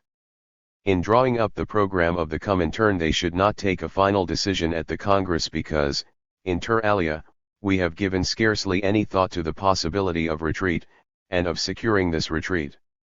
In view of the fundamental change that has taken place in the world, we cannot absolutely ignore this question. We must not only know how to act when we are passing to the offensive and are victorious. If the enemy possesses sufficient power of endurance, he can rally his forces, and so forth, he can easily provoke us to attack him, and then throw us back for many years. That is why I think that the idea that we must prepare for the possibility of retreat is very important. Even from the practical point of view, all the parties which are preparing to pass to the direct onslaught upon capitalism in the near future must now also think of securing for themselves the possibility of retreat. At the end of his speech he repeated his appeal for caution and deliberation. I think that after 5 years of the Russian Revolution, the most important thing for all of us, Russian and foreign comrades alike, is to sit down and study. I do not know how long the capitalist powers will permit us to enjoy the opportunity to study in peace. But we must take advantage of every moment of respite. To start learning from the beginning. We must tell both the Russian and the foreign comrades that the most important thing in the ensuing period is to study. We are studying in the general sense. They, however, must study in the special sense in order that they may. 376 The Communist International really understand the organization, structure, method, and content of revolutionary activity. If they do that, I am sure the prospects of the world revolution will be not only good, but excellent. Extracts from a manifesto to the Italian workers passed at the opening session of the Fourth Comintern Congress. November 5, 1922. Protocol 4, P18. A manifesto issued by the Italian Communist Party on October 29 referred to the conflict between the constitutional and fascist forces and said that the workers could not show solidarity either with the present system of government with its so-called constitutional democratic guarantees or with the fascist dictatorship. The proletariat must muster its forces and act as an independent participant against both enemies. A bloc between the proletariat and the Democrats, that is, a coalition, means the final disarming of the proletariat in its struggle against the rule of the employer. Anybody who proposed collaboration with other classes was to be denounced as an agent of capitalist exploitation. Mussolini became prime minister on the following day, October 30, 1922. His party held fewer than 10% of the seats in parliament. Writing a few days later in Prekar, Terracini contended that the events of October 27 to November 1 did not constitute a coup d'état or a revolution. The class situation in Italy was unchanged. The existing state of affairs had been confirmed, hardened, legalized. The fascist action was part of the attempt to re-establish bourgeois state power. Italian parliamentary democracy had accomplished its task of whittling away the post-war gains of the proletariat. The bourgeoisie had had time to pull themselves together, and the bourgeois state had now put an end to an expensive form of dualism. The proletariat was confused and disorganized, the split in the Socialist Party, and the preoccupation both of the Communist Party, which was not unanimously in favor of fusion with the SPI, and of the Socialist Party, with internal affairs, had paralyzed the forces of the proletariat. On 28 October the Trade Union Committee of the Communist Party had addressed a letter to all Italian trade unions suggesting united action and proposing a general strike, but the fascist coup had come sooner than they expected, and the communists had now gone over to an illegal system, preparations for which had been made over the past year. Dear brothers, comrades, workers, peasants of Italy. On the solemn opening day of the Fourth World Congress of the Third International, which coincides with the 5th anniversary of the victory of the proletarian revolution in Russia, the International of Communists addresses itself to you. For the events which have occurred during the last few days in your country place your struggle against the naked reaction which is rising against you in the very foreground. November 1922 377. 2 years ago the Communist International strongly recommended the leaders of the then United Italian Party to go over to the offensive. The Communist International expressly urged that the adherents of compromise, the opportunist wing, should be shaken off, and that, taking advantage of the panic among the bourgeoisie and of the mounting revolutionary sentiments among the working masses after the trials of the war and the disappointments of the peace, a decisive blow be dealt at the old order. But the opinion of those who incline to half measures and prudence gained the upper hand. The fascists have become masters of the situation, they have established a dictatorship, and trodden underfoot democracy and legality, those false decorations which won the naive admiration of the feeble leaders of Italian socialism.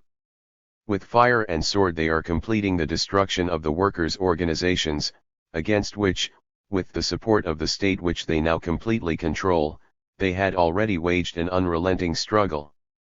But do not despair. The fight is not yet lost, your victory is certain if you act resolutely and correctly. In the most important industrial centers, Turin, Milan, Venice, and Trieste, the forces of the proletariat are still unbroken, and can get ready for defense comparatively quickly. The Italian Communist Party, having broken in time with those irresolute elements which behind the mask of maximalism pursued tactics of weakening and of concessions which a year ago went as far as a treaty of peace with the fascist gangs, the Communist Party holds high the red flag, and will summon not only all socialists who are still capable of revolutionary action, not only all the working masses and the class-conscious peasants, but also all honest people who regard the approaching black cloud of reaction with horror, to rally to that banner.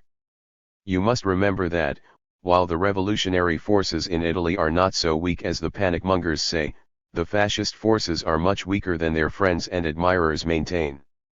Not only will a substantial part of the radically minded democracy turn away from them, in the camp of your direct class enemies itself there is no unity.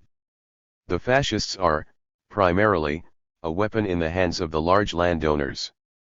The industrial and commercial bourgeoisie are following with anxiety the experiment of ferocious reaction, which they regard as black Bolshevism. On the other hand, apart from such politically indeterminate elements which are, however, energetic when it comes to a direct fight as the reactionary students, demobilized officers, and simple rogues, the fascists also have battalions composed of workers, rural proletarians, and part of 378 the Communist International, the peasantry. These elements will soon realize how deceptive were the promises which attracted them into this counter-revolutionary adventure and turned them into an army of the landlords against their kindred. Finally, fascism means an adventurist foreign policy. Fascism, which has no program and no ideals, no firm and uniform class basis, will very soon create a movement of public indignation against itself. We must direct this movement into our own channels. The entire Communist International is with you, dear comrades. It is carefully watching the different stages of your difficult and responsible struggle. It is drawing the attention of the proletarians of all countries to the serious tactical errors of opportunism and semi-opportunism, and it will be happy to refer to the later history of your movement as an example of how such mistakes can be corrected. The Communist International is ready to support you in this struggle, to give you all the help in its power. Resolution of the Fourth Comintern Congress on the report of the ECCI November 1922 Thiessen UND Resolutionen, 4, P5 Zinoviev reported for the ECCI. What had become clear, he said, was that although the bourgeoisie were demonstrably incapable of ruling, the proletariat was not yet ready to take their place. The International had been described as an international of action, but it would require years and years to accomplish the action. In a later speech Radek said that the broad masses of the proletariat have lost belief in their ability to conquer power in any foreseeable time. The conquest of power as an immediate task of the day is not on the agenda. Zinoviev dealt with the relations between the ECCI and the major parties. Contact with the German party was maintained better than with any other. The Third Congress had not been severe enough with the French party. It was to the left wing in that party that the Comintern owed its moral support. The ECCI still had serious differences with the Italian party, where abstentionist and anti-parliamentary tendencies had not yet been eliminated. If the Italian party had seized power in the autumn of 1920, it might have suffered Hungary's fate, but it had come out too late with the slogan of a workers' government. The ECCI had held 30 meetings since the Third Congress, and the Presidium had met 75 times. The problems of the French party had been on the agenda 42 times, of the Italian party 31 times, of the German party 27, and of the Russian party once. The executive had considered in advance the theses and resolutions to be submitted to national party congresses. Since the Third Congress the Presidium had sent 54 delegates to various countries. The numerous divisions and conflicts within some sections, Bukharin said later, the struggles of fractions and groups, required the most authoritative intervention. In the Commission the report of the ECCI had been passed against the votes. November 1922 379 of 2 delegations, in the full Congress it was passed against 1 vote, with 16 abstentions. The abstentions included the Italian delegation, who disapproved both of the United Front policy and the attitude to the Italian question. The Fourth World Congress of the CI fully approves the political work of the ECCI, which has correctly carried out during the last 15 months the decisions of the Third World Congress and correctly applied them to individual political situations. In particular, the Congress fully approves the tactic of the United Front as formulated by the ECCI in the theses of December 1921 and in the subsequent executive documents on this question. The Fourth CI Congress approves the attitude adopted by the ECCI in the French CP crisis, in the events in the Italian workers' movement, in the Norwegian and the Czechoslovakian communist parties. Purely practical questions of detail concerning these parties will be dealt with in special commissions whose decisions will be subsequently examined by the Congress. Bearing in mind the events which have occurred in some parties, the Fourth Congress again notes and confirms that in the periods between World Congresses the ECCI is the supreme body of the entire communist movement and that its decisions are binding on all affiliated parties.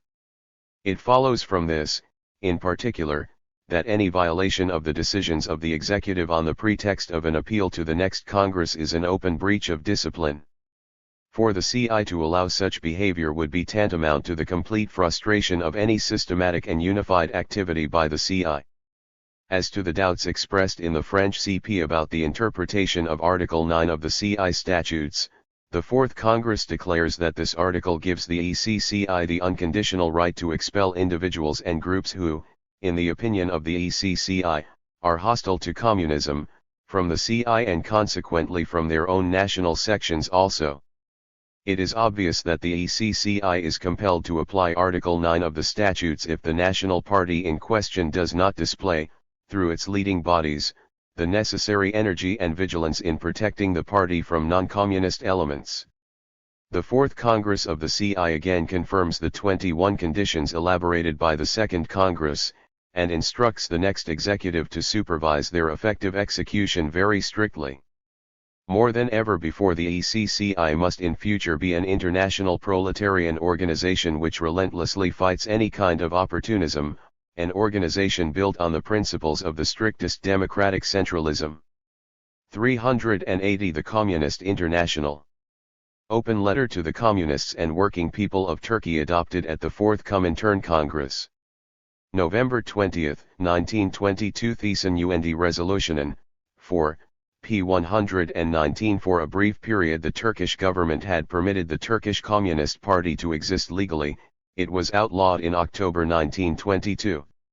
Having defeated Greece, and gained the acquiescence of the Allied governments to the abrogation of the Sèvres Treaty, the Turkish government was no longer in need of Russian diplomatic support, and was anxious not to arouse antagonism before the Lausanne Conference by maintaining close ties with Russia. The Turkish delegate who moved the resolution gave a long account of Kemal Pasha's betrayal and persecution of the Turkish communists.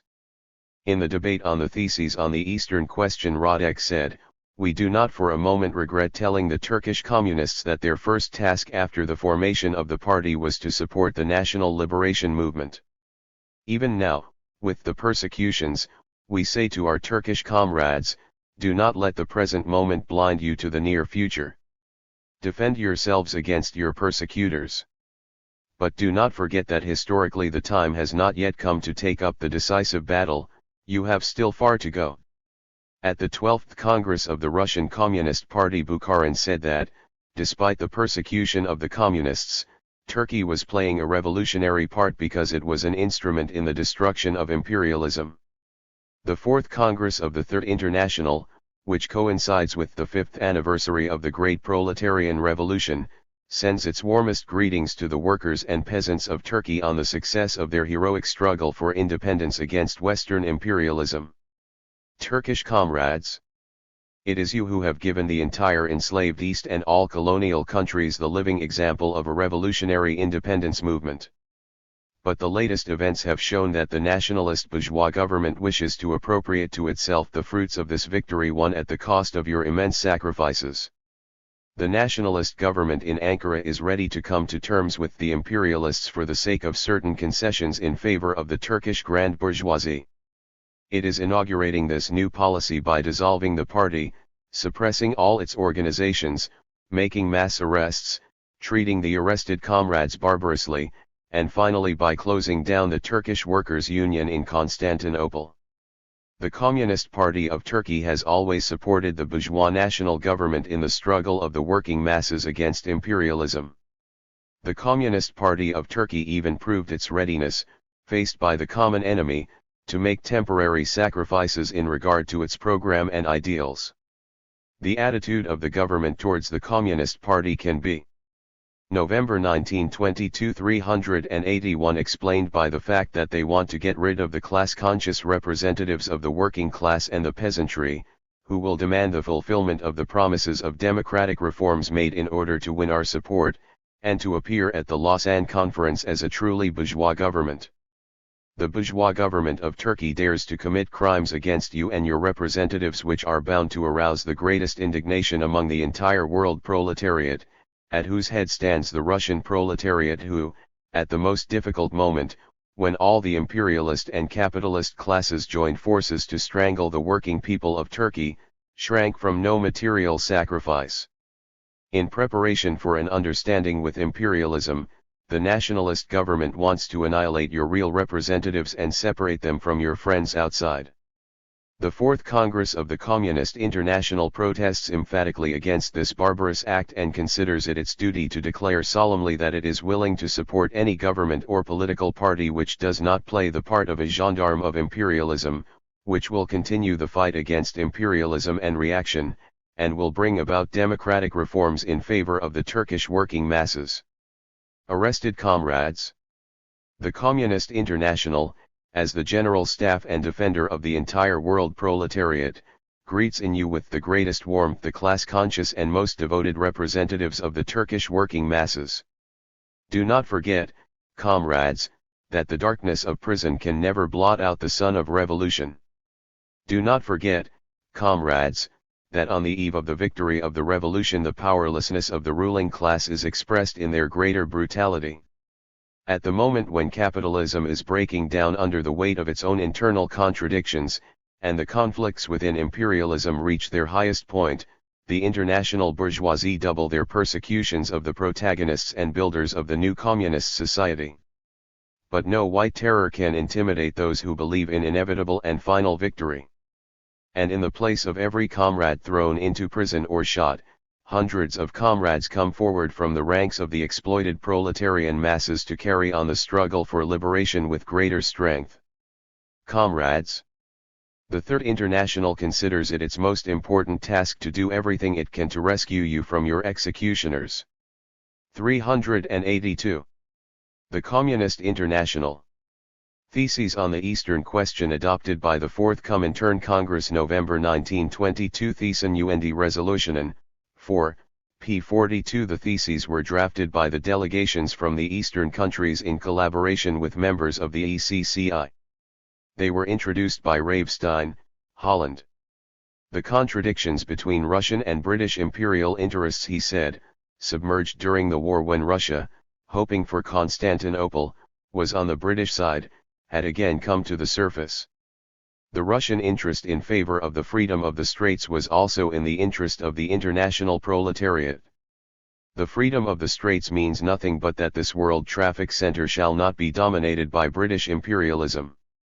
Since tribute from the East was a main source of capital accumulation, the independence of the Eastern world as a whole, the independence of Asia, the independence of the Muslim peoples, means in itself the end of Western imperialism, and preeminently of British imperialism, which was the most powerful enemy of all Eastern, and particularly of the Muslim peoples.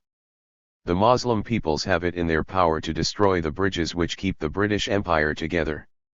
Speaking at an earlier session of the Congress, Malaka, Java, had asked whether and how far communists should support local boycott movements and pan-Islamic movements. Until they quarreled in 1921, the Javanese communists, numbering 13,000, had worked with the Muslim association Sarkat Islam, which had millions of members, and had persuaded them to adopt communist slogans. The hostility to pan-Islam expressed by the Second Congress had damaged the position of the communists. Sarkat Islam was founded in 1912, the Indonesian Communist Party was founded in May 1920 and in December voted to affiliate to the Comintern. The delegate from Tunis criticized the British and French parties because of their inactivity in the colonial question. He was in favor of support for Pan-Islam, because it was an association of all Muslims against their oppressors. Roy, India, said that, since the Second Congress, the Comintern had realized that different action was required in different countries. There were colonies with a fairly strong indigenous bourgeoisie, others where capitalism was only in its initial stages, and others that were still quite primitive. Bourgeois nationalist movements in the colonies were objectively revolutionary, but if they were directed only against the foreign bourgeoisie and not against native feudalism, they represented not a class struggle, but capitalist competition. Revolutionary national movements in those countries where millions and millions are pining for national liberation, and which must free themselves economically and politically from imperialism before they can make further progress, will not succeed under the leadership of the bourgeoisie. Leadership would have to be taken over by the communist parties when the bourgeoisie deserted and betrayed the national revolution, as they were bound to do. The same argument had been put forward at the meeting of the ECCI in January 1921, the bourgeois nationalists were uncertain and unreliable allies. The Comintern should base its activities on the industrial workers in countries. November 1922 383 like India, and on the peasants in less developed countries like Persia and Afghanistan. The Japanese delegate thought that a Japanese workers' insurrection was possible in the near future, and the Egyptian delegate that the red flag would soon be waving over the pyramids. Lin Yanqian, China, said in the course of the discussion, on the assumption that the anti-imperialist united front is necessary to get rid of imperialism in China, our party has decided to form a national front with the National Revolutionary Party of the Kuomintang. Members of the Communist Party join the Kuomintang as individuals. If we do not enter this party, we shall remain isolated, preaching a communism which is, it is true, a great and sublime ideal, but which the masses do not follow. If we enter the Kuomintang, we shall be able to show the masses that we too are for revolutionary democracy, but that for us revolutionary democracy is only a means, although we do not ignore the daily demands of the masses. We can rally the masses round us and split the Kuomintang party.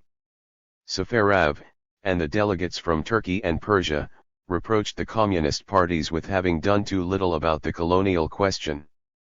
Radek, replying to the discussion, suggested that some of the speakers had been too optimistic. The Second Congress theses, which spoke of support for the movements in the East, did not refer to class struggles. Marx, too, advocated support of the bourgeoisie so long as it was revolutionary. By carrying out their historical task of supporting the liberation movements, communists gained a firm foothold among the masses. In his report for the ECCI, Zinoviev said that the nucleus of parties had been formed in China, Egypt, and Turkey. They were quite small, but represented a positive advance. The theses were passed unanimously. During the course of the debate, the Japanese and Chinese delegates introduced a resolution condemning the Japanese occupation of North Sakhalin. General theses. The Second Comintern Congress drew up a general statement of principles on the national and colonial question in the epoch of the protracted struggle between imperialism and the proletarian dictatorship, taking as its basis Soviet experience in the East and the advance of national revolutionary movements in the colonies. Since then, the struggle against imperialist oppression in the colonial and semi-colonial countries has become far more acute as the result of an intensification in the political and economic post-war crisis of imperialism. Evidence of this is seen in 1. The failure of the Sèvres Treaty for the division of Turkey, and the possibility of the complete restoration of Turkey's national and political independence. 2. The tempestuous growth of the national revolutionary movement in India, Mesopotamia, Egypt, Morocco, China, and Korea. 3. The hopeless internal crisis of Japanese imperialism, which is provoking in that country a rapid growth in the elements of the bourgeois democratic. 384. The Communist International Revolution and the movement of the Japanese proletariat towards independent class struggle. 4. The awakening of the workers' movement in all countries of the East and the formation in practically all of them of communist parties. The facts enumerated are synonymous with a change in the social basis of the colonial revolutionary movement. This change leads to an intensification of the anti-imperialist struggle, whose leadership is no longer solely in the hands of the feudal elements and the national bourgeoisie who are prepared to compromise with imperialism. The imperialist war of 1914-18 and the subsequent continuing crisis of imperialism above all European imperialism have weakened the economic hold of the great powers over the colonies. On the other hand, the same factors which have narrowed the economic basis and the political influence of European capitalism have sharpened imperialist competition for colonies and thus disturbed the balance of the imperialist world system as a whole. The struggle for oil, the Anglo-French conflict in Asia Minor, Japanese-American rivalry in the Pacific, etc. Precisely this weakening of imperialist pressure on the colonies, together with the steady intensification of the rivalry between the various imperialist groups, has facilitated the development of indigenous capitalism in the colonial and semi-colonial countries. It has outgrown the narrow and restricting limits of the imperialist rule of the great powers, and this process is continuing. Until now, great power capital has striven to isolate the backward countries from world trade, and thus make sure of its monopoly rights to super profits from the commercial, industrial, and fiscal exploitation of these countries. The demand for national and economic independence advanced by the national movement in the colonies expresses the needs of bourgeois development in these countries. The progress of indigenous productive forces in the colonies thus comes into irreconcilable conflict with the interests of world imperialism, For the essence of imperialism consists in exploiting the different stages of development of the productive forces in the different areas of world economy to gain monopoly super profits. 2. The conditions of struggle. The backwardness of the colonies is expressed in that variety of national revolutionary movements against imperialism which reflects the different stages of transition from feudal and feudal patriarchal relations to capitalism. This variety gives a special stamp to the ideology of this movement. To the extent that capitalism in the colonial countries arises on feudal foundations, and develops in distorted and incomplete transitional forms, which give commercial capital predominance, the differentiation of bourgeois democracy from the feudal bureaucratic and feudal agrarian. November 1922. 385 elements frequently proceeds in a devious and protracted manner. This represents the chief obstacle to a successful mass struggle against imperialist oppression, for in all backward countries alien imperialism makes the feudal, and in part also semi-feudal, semi-bourgeois, upper class of native society into an instrument for the exercise of its rule, the military governors tujuns in China, the native aristocracy and the land tax farmers zemindars and talukdars in India, the feudal bureaucracy and aristocracy in Persia, the more or less capitalist plantation owners in Egypt, etc. That is why the ruling classes among the colonial and semi-colonial peoples are unable and unwilling to lead the struggle against imperialism insofar as that struggle assumes the form of a revolutionary mass movement. Only where feudal patriarchal relations are not sufficiently disintegrated to separate the indigenous aristocracy completely from the masses as, for example, among nomads and semi-nomads can the representatives of these upper strata come forward as active leaders in the struggle against imperialist oppression, Mesopotamia, Mongolia. In Muslim countries the national movement at first finds its ideology in the religio-political watchwords of Pan-Islam, and this enables the officials and diplomats of the great powers to exploit the prejudices and ignorance of the broad masses in the struggle against this movement. English imperialism's game with Pan-Islamism and Pan-Arabism, English plans to transfer the Caliphate to India, French imperialism's playing on its Muslim sympathies. But to the extent that the national liberation movements grow and expand, the religio-political watchwords of Pan-Islam are increasingly replaced by concrete political demands. The struggle recently waged in Turkey to deprive the Caliphate of temporal power confirms this. The chief task which is common to all national revolutionary movements is to bring about national unity and achieve political independence. The real and logically consistent solution of this question depends on the extent to which such a national movement is able to break with the reactionary feudal elements and to win over the broad working masses to its cause, and in its program to give expression to the social demands of these masses. Taking full cognizance of the fact that those who represent the national will to state independence may, because of the variety of historical circumstances, be themselves of the most varied kind, the Communist International supports every national revolutionary movement against imperialism. At the same time it does not forget that only a consistent revolutionary policy, designed to draw the broadest masses into active struggle, and a complete break with all adherents of reconciliation with imperialism for the sake of their own class domination, can lead the 386 the Communist International oppressed masses to victory.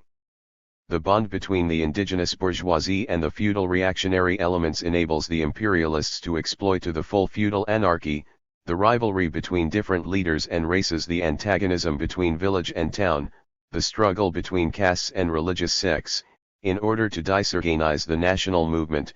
See China, Persia, Kurdistan, Mesopotamia. 3. The agrarian question. In most Eastern countries, India, Persia, Egypt, Syria, Mesopotamia, the agrarian question is of primary importance in the struggle for emancipation from the yoke of the great powers' despotism. By exploiting and ruining the peasant majority of the backward nations, imperialism deprives them of their elementary means of existence, while industry, which is only poorly developed and confined to a few centers, is incapable of absorbing the resulting surplus agricultural population, who are also deprived of any opportunity to emigrate. The impoverished peasants remaining on the land become bondsmen. In the advanced countries before the war, industrial crises played the part of regulator of social production. In the colonies this part is played by famine. Since imperialism has the strongest interest in getting the largest profits with the least capital outlay, in the backward countries it supports as long as possible the feudal usurer forms of exploiting labor power.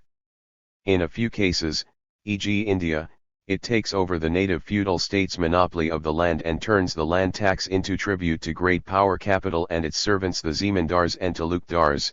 In others it makes sure of its ground rents by acting through the native organizations of the large landowners, e.g. in Persia, Morocco, Egypt, etc. The struggle to free the land from feudal dues and restrictions thus assumes the character of a national liberation struggle against imperialism and the feudal large landowners. Examples of this were provided by the Mopla rising against the feudal landowners and the English in India in the autumn of 1921 and the Sikh rising in 1922. Only the agrarian revolution, whose object is to expropriate the large estates, can set in motion the enormous peasant masses. It is destined to exercise a decisive influence on the struggle against imperialism. The bourgeois nationalists fear, in India, Persia, Egypt, of the agrarian watchwords, and their anxiety to prune them down as far as possible, bear witness to the close connection between the native bourgeoisie and the feudal and feudal bourgeois landlords, and to the intellectual and political dependence of the former on the latter. These vacillations and hesitations must be used by all revolutionary elements for the systematic criticism and exposure of the timidity of the bourgeois leaders of the nationalist movements. It is precisely this timidity which places obstacles in the way of November 1922 387 organizing and rallying the working masses, as the bankruptcy of the non-cooperation tactics in India shows.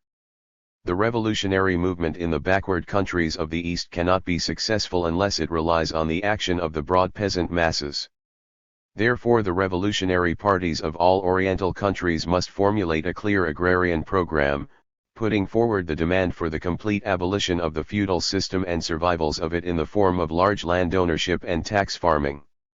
To draw the peasant masses into active participation in the struggle for national liberation, they must conduct propaganda for a radical change in the legal basis of land ownership, and it is also necessary to compel the bourgeois nationalist parties to adopt as much as possible of this revolutionary agrarian program. For the labor movement in the East. The young labor movement in the East is a product of the recent development of native capitalism. Until now the working class in those countries, even their most advanced elements, have been in a transitional stage between craft and artisan labor and the large capitalist factory. As the bourgeois nationalist intelligentsia draws the revolutionary working class movement into the struggle against imperialism, its representatives at first also take the lead in the newly formed trade union organizations and their activities. At first the proletariat, in these activities, does not go beyond the framework of the general national interests of bourgeois democracy, as in the strikes against the imperialist bureaucracy and administration in China and India. As the Second Comintern Congress pointed out, it often happens that the representatives of bourgeois nationalism, taking advantage of the political authority of Soviet Russia and adapting themselves to the class instincts of the workers, clothe their bourgeois democratic aspirations in a socialist or communist garb, in order, although they themselves may not always be conscious of this, to divert the embryonic proletarian associations from the direct tasks of a class organization. For example, the communist coloring given by the İşçilerdi Party in Turkey to its Panturanianism, and the state socialism preached by some leaders of the Kuomintang Party in China. Nevertheless, both the trade union and the political movement of the working class in the backward countries has made great progress in the last few years. The formation of independent proletarian class parties in practically all countries of the East is a significant fact, although the overwhelming majority have still a great deal to do to rid themselves of dilettantism, sectarianism, and many other defects. The fact that the Communist International from the very beginning gave due value to the future possibilities of the labor movement in the East is unusually significant. 388 The Communist International, for it eloquently expresses the genuine international unification of the proletarians of the entire world under the banner of communism. Up till now the Second and the 2.5 Internationals have found no adherents in a single one of these backward countries, precisely because they are only acting as the employees of European and American imperialism. The general tasks of communist parties in the East, while the bourgeois nationalists regard the workers' movement from the standpoint of its importance for their victory, the international proletariat appraises the young workers' movement of the East in the light of its revolutionary future. Under capitalist rule, the backward countries cannot share in the achievements of modern technology and culture without paying, by savage exploitation and oppression, enormous tribute to great power capital. The alliance with the proletariat of the advanced countries is dictated not only by the interests of the common struggle against imperialism but also by the fact that it is only from the victorious proletariat of the advanced countries that the workers of the East can get disinterested help for the development of their backward productive forces. Alliance with the proletariat of the West will clear the way for the International Federation of Soviet Republics. For backward countries, the Soviet system represents the most painless transitional form from primitive conditions of existence to the advanced communist culture which is destined to replace capitalist methods of production and distribution throughout the world economy. This is proved by the experience of the Soviet structure in the liberated colonies of the Russian Empire. Only the Soviet form of government is able to ensure the consistent execution of the peasant agrarian revolution. The specific conditions of agriculture in certain parts of the Orient, artificial irrigation, formerly maintained by the special organization of a collective labor community on a feudal patriarchal basis, and later undermined by the system of capitalist piracy, also demand a state organization which is able to meet social needs in a planned and organized manner. In view of the special climatic and historical conditions, cooperatives of small producers will have an important part to play in the transition period throughout the East generally. The objective tasks of the colonial revolution go beyond the limits of bourgeois democracy, if only because a decisive victory for this revolution is incompatible with the rule of world imperialism. At first, the indigenous bourgeoisie and intelligentsia are the champions of the colonial revolutionary movements, but as the proletarian and semi-proletarian peasant masses are drawn in, the bourgeois and bourgeois agrarian elements begin to turn away from the movement in proportion as the social interests of the lower classes of the people come to the forefront. There is a long November 1922 389 struggle ahead of the young proletariat of the colonies, a struggle covering an entire historical epoch, against imperialist exploitation and their own ruling classes, who are trying to monopolize and keep to themselves all the advantages of industrial and cultural development, while keeping the broad working masses firmly in their former prehistoric condition. This struggle for influence over the peasant masses must serve the indigenous proletariat as training for the part of political leadership. Only when they have mastered this job and won influence over the social stratum nearest to them will they be in a position to come out against bourgeois democracy, which, in the conditions prevailing in the backward East, is far more hypocritical in character than it is in the West. The refusal of the communists in the colonies to take part in the struggle against imperialist tyranny, on the ground of the ostensible defense of their independent class interests, is opportunism of the worst kind, which can only discredit the proletarian revolution in the East. Equally injurious is the attempt to remain aloof from the struggle for the most urgent and everyday interests of the working class in the name of national unity or of civil peace with the bourgeois democrats. The communist workers' parties of the colonial and semi-colonial countries have a dual task: they fight for the most radical possible solution of the tasks of a bourgeois democratic revolution, which aims at the conquest of political independence, and they organize the working and peasant masses for the struggle for their special class interests, and in doing so exploit all the contradictions in the nationalist bourgeois democratic camp. By putting forward social demands they release the revolutionary energy for which the bourgeois liberal demands provide no outlet, and stimulate it further. The working class of the colonies and semi-colonies must learn that only the extension and intensification of the struggle against the imperialist yoke of the great powers will ensure for them the role of revolutionary leadership, while on the other hand only the economic and political organization and the political education of the working class and the semi-proletarian strata of the population can enlarge the revolutionary surge of the struggle against imperialism. The communist parties of the colonial and semi-colonial countries of the East, which are still in a more or less embryonic stage, must take part in every movement which gives them access to the masses. They must nonetheless wage an energetic struggle against patriarchal and craft prejudices and against the bourgeois ideology which prevails in the workers' unions, in order to safeguard these undeveloped forms of trade union organization from reformist tendencies and transform them into militant mass bodies. They must make every effort to organize the numerous agricultural laborers and apprentices of both sexes on the basis of the defense of their day-to-day interests. 390 The Communist International. 6. The United Anti-Imperialist Front. In the conditions prevailing in the West, where the transitional period is characterized by an organized gathering of forces, the slogan put forward is that of the Proletarian United Front, but in the colonial East the slogan that must be emphasized at the present time is that of the Anti-Imperialist United Front. The expediency of this slogan follows from the prospect of a prolonged and protracted struggle with world imperialism which demands the mobilization of all revolutionary elements. This mobilization is the more necessary as the indigenous ruling classes are inclined to effect compromises with foreign capital directed against the vital interests of the masses of the people. And just as in the West the slogan of the Proletarian United Front has helped and is still helping to expose social democratic betrayal of proletarian interests, so the slogan of the Anti-Imperialist United Front will help to expose the vacillation of various bourgeois nationalist groups. This slogan will also promote the development of the revolutionary will and the clarification of the class consciousness of the working masses and put them in the front ranks of those who are fighting not only against imperialism, but also against the survivals of feudalism.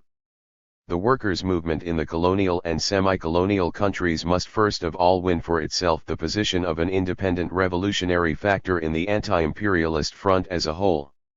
Only when its importance as an independent factor is recognized and its political independence secured, are temporary agreements with bourgeois democracy permissible and necessary. The proletariat supports, and itself puts forward, partial demands, for example, the demand for an independent democratic republic, for abolishing the unequal legal status of women, etc., insofar as the existing relation of forces does not allow it to make the realization of its Soviet program the immediate task. At the same time it seeks to put forward slogans which promote the creation of political ties between the peasant and semi-proletarian masses and the industrial workers' movement. It is one of the most important functions of the anti-imperialist United Front tactic to make clear to the broad working masses the necessity of an alliance with the international proletariat and the Soviet republics. The colonial revolution can triumph and maintain its conquests only side by side with the proletarian revolution in the highly developed countries. The danger of an agreement between bourgeois nationalism and one or several rival imperialist powers is far greater in the semi-colonial countries like China or Persia, or in the countries which are fighting for their independence by exploiting inter-imperialist rivalries, like Turkey, than it is in the colonies. Every such agreement means a wholly unequal division of power between the indigenous ruling classes and imperialism, and, under the cloak of formal independence, leaves the country in its former position. November 1922 391 as a semi-colonial buffer state in the service of world imperialism. The working class acknowledges that it is permissible and necessary to make partial and temporary compromises in order to win a breathing space in the revolutionary struggle for liberation against imperialism, but it must be absolutely and irreconcilably opposed to any attempt at an open or tacit division of power between imperialism and the indigenous ruling classes designed to maintain the class privileges of the latter. The demand for a close alliance with the proletarian Soviet Republic is the device of the anti-imperialist United Front.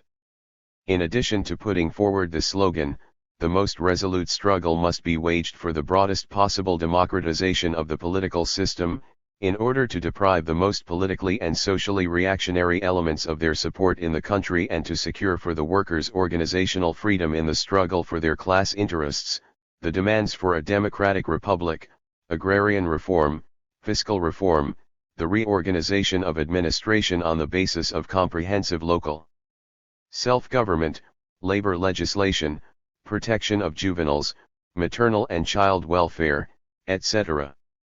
Even in independent Turkey the working class does not enjoy freedom of association, which is an index to the attitude of the bourgeois nationalists towards the proletariat. 7. The tasks of the proletariat in the countries of the Pacific. The need to organize the anti-imperialist united front is dictated, further, by the continuing and uninterrupted intensification of imperialist rivalry. This has now reached such an acute stage that a new world war, which will be fought out in the Pacific, is unavoidable, unless it is forestalled by the international revolution. The Washington Conference was an attempt to eliminate the threatening danger, but in fact it only deepened and sharpened imperialist contradictions. The recent struggle between Wu Peifu and Chang Tso-lin in China was a direct consequence of the failure of the attempt of Japanese and Anglo-American capital to harmonize their discordant interests. The new war which threatens the world will involve not only Japan, America, and England, but also other capitalist states, France, Holland, etc. It threatens greater destruction even than the 1914-18 war. The task of the communist parties in the colonial and semi-colonial countries of the Pacific is to conduct vigorous propaganda to make the danger clear to the masses, to call on them to struggle actively for national liberation, and to orient themselves towards Soviet Russia as the bastion of all the oppressed and exploited masses.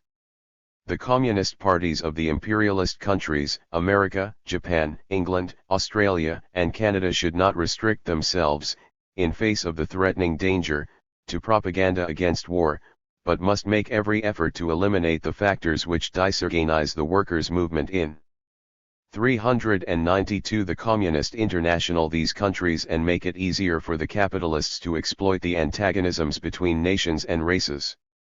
These factors are, the immigration question and the question of cheap colored labor power. Even today the contract system of indentured labor is the chief means of recruiting colored workers on the sugar plantations of the South Pacific area, to which workers are brought from China and India. This induces the workers in the imperialist countries to demand legislation prohibiting immigration and hostile to the colored workers, both in America and Australia. Such legislation deepens the antagonism between the colored and white workers, and splits and weakens the workers' movement. The Communist parties of America, Canada, and Australia must conduct an energetic campaign against laws prohibiting immigration and must explain to the proletarian masses of these countries that such laws, by stirring up race hatred, will in the end bring injury to themselves. The capitalists on the other hand are prepared to dispense with laws against immigration, in order to facilitate the free entry of cheap colored labor power and thus lower the wages of white workers. Their intentions can only be successfully frustrated by one thing: the immigrant workers must be enrolled in the existing trade unions of white workers. At the same time the demand must be made that the wages of colored workers must be raised to the level of the wages of white workers. Such a step by the communist parties will expose the intentions of the capitalists and at the same time clearly show the colored workers that the international proletariat knows no race prejudice. To carry out these steps the representatives of the revolutionary proletariat in the countries of the Pacific must convene a conference to work out the correct tactics and to devise the appropriate organizational forms for the real unification of the proletariat of all races in the Pacific.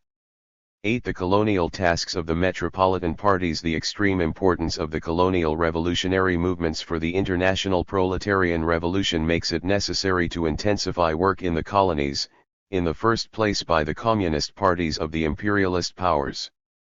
French imperialism bases all its calculations on the suppression of the proletarian revolutionary struggle in France and Europe by using its colonial workers as a reserve army of counter-revolution.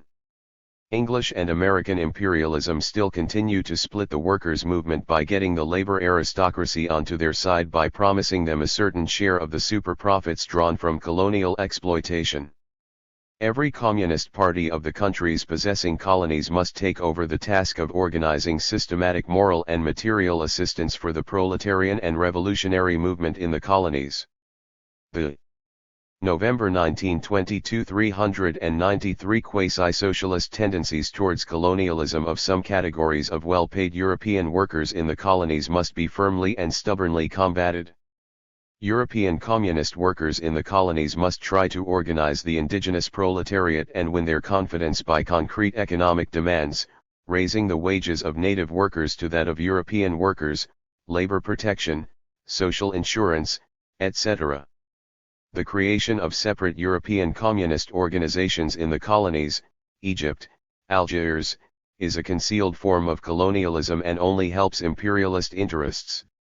The creation of communist organizations on this national basis is incompatible with the principles of proletarian internationalism.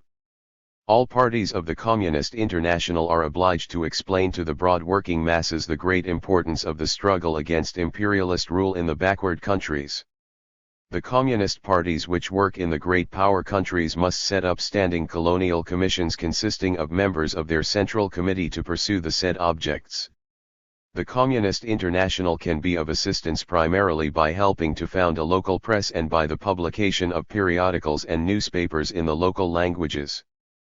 Particular attention must be paid to work among the European workers' organizations and the occupation troops in the colonies.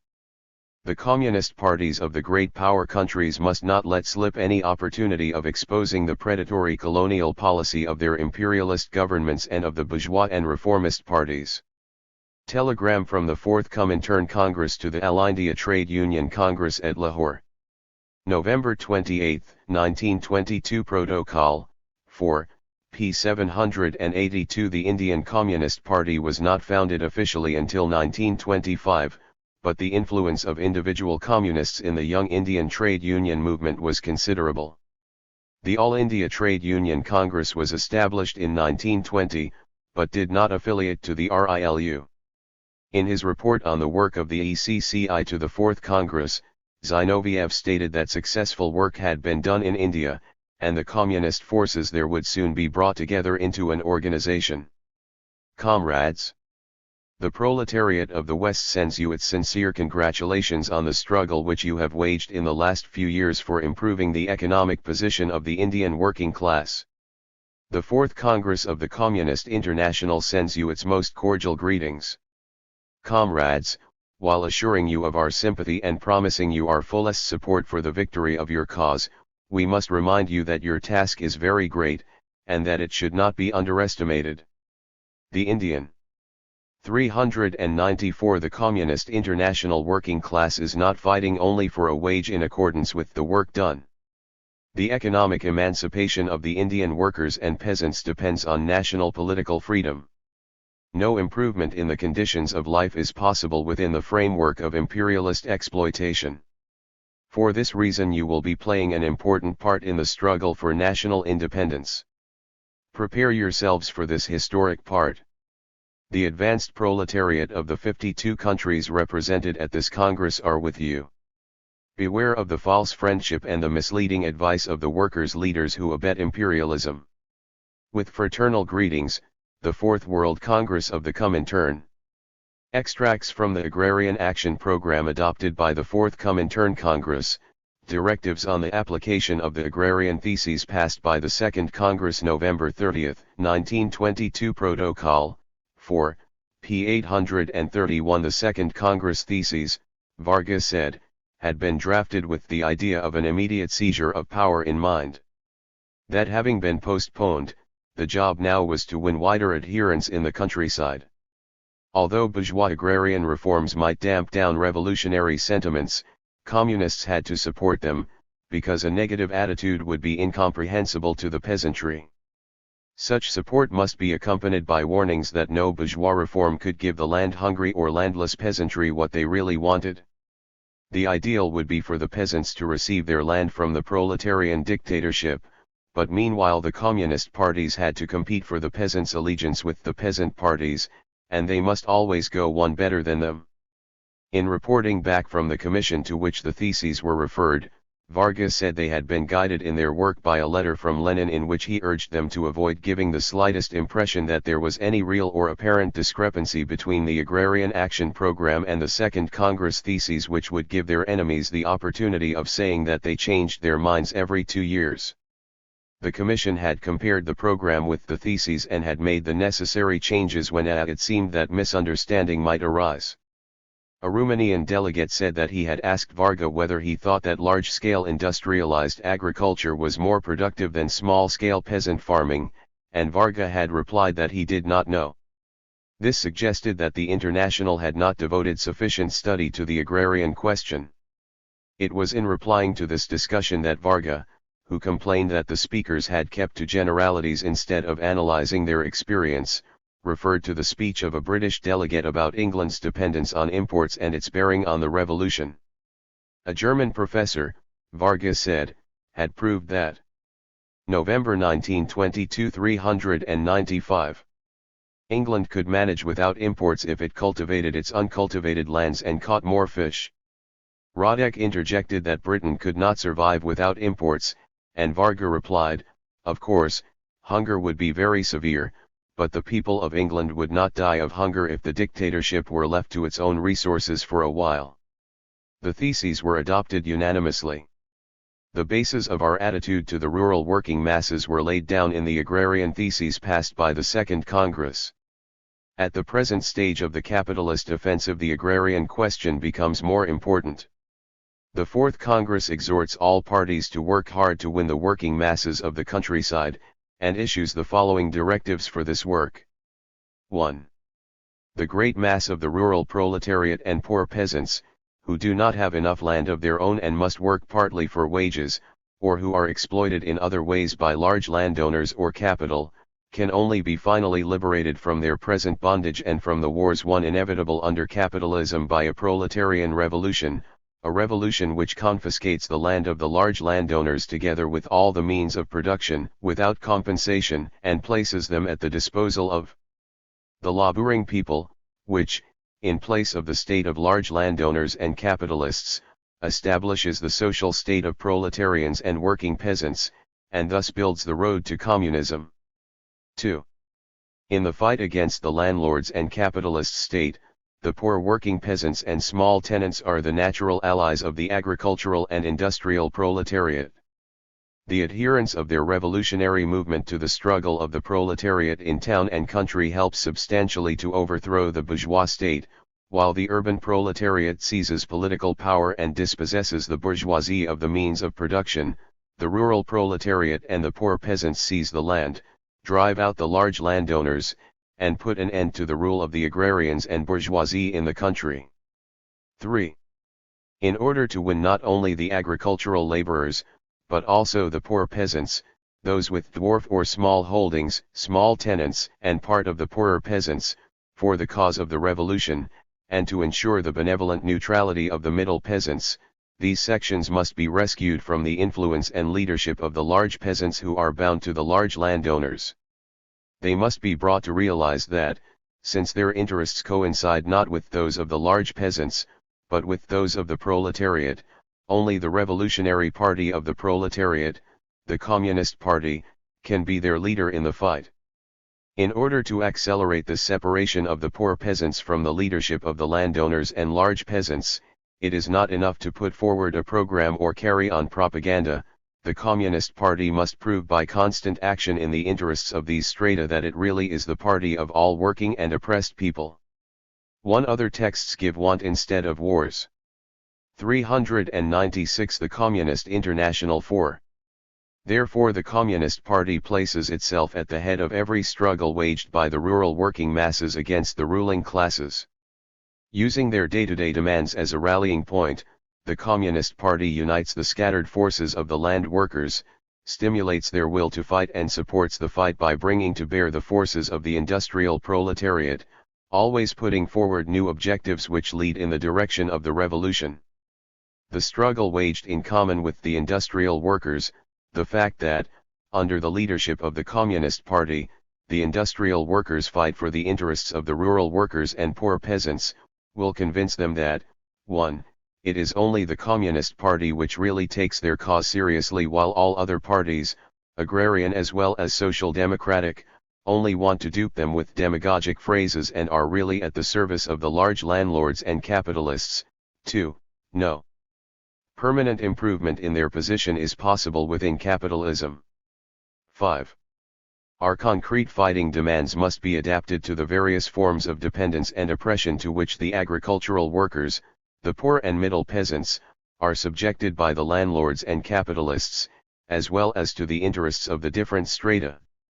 In the colonial countries with an oppressed native peasant population, the national liberation movement is composed either of the entire population, as for example in Turkey, in which case the struggle of the oppressed peasantry against the landlords inevitably begins after the victory of the liberation struggle, or the feudal landlords are allied with the imperialist robbers, and in these countries, for example India, the social struggle of the oppressed peasants takes place at the same time as the struggle for national liberation. In those areas where strong survivals of feudalism remain on the land, where the bourgeois revolution has not been completed, where land ownership is still bound up with feudal privileges, these privileges must be cleared away in the course of the struggle for the land, which is in this case of decisive importance. 6. In all countries where there is a real agricultural proletariat, this stratum is destined to be the most important factor in the revolutionary movement on the land. To accelerate the process by which the rural proletariat becomes revolutionary, and to train them for the struggle for the dictatorship of the proletariat, which alone can finally liberate them from exploitation, the CP supports the agricultural proletariat in their fight for higher real wages, for improvement in working, housing, and cultural conditions, complete freedom of association, of meetings, of trade unions, of strikes, of the press, etc., for at least the same rights as the industrial workers possess. 7. Until the peasants are finally freed from their bondage by the social revolution, the Communist Party fights against all forms of exploitation of. November 1922 397 The poor and middle peasantry by capital, against exploitation by loan and usury capital, which forces the poor peasants into debt bondage, against exploitation by commercial and speculative capital, which buys up the small production surplus of the poor peasants cheaply and sells it to the urban proletariat at high prices. The CP advocates the elimination of this parasitic speculative capital, and the establishment of direct connections between cooperatives of small peasants and the consumers' cooperatives of the urban proletariat. It opposes exploitation by industrial capital, which uses its monopoly position to keep the prices of industrial goods artificially high. We therefore fight for cheap supplies of the means of production, artificial manures, machinery, etc., to poor peasants. The factory councils should collaborate in this through price control. We fight against exploitation by the private transport monopoly, such as occurs above all in the Anglo-Saxon countries, against exploitation by the capitalist state which through its fiscal system imposes one-sided taxes on the poor peasants for the benefit of the large landlords. We demand complete exemption from taxation for poor peasants. 8. But the most severe exploitation of the land-hungry population in all non-colonial countries arises from the large landlords' private property in land. If they are to use all their labor power, and in general be able to live at all, the land-hungry peasants are forced to work for the large landlords at starvation wages, or to rent or buy land at a high price, thus part of the wages of the working peasantry is filched by the large landlords. Insufficient land forces the poor peasants into modern forms of medieval serfdom. The CP therefore fights for the confiscation of the land with all its installations and equipment, and for placing the land at the disposal of those who really work it. Until this has been accomplished by the proletarian revolution, the CP supports the fight of the land-hungry peasants for an improvement in the living conditions of sharecroppers by reducing the landowner's share, b. a reduction in the rent of leased small holdings, full compensation at the end of his tenancy for improvements made by the tenant, etc.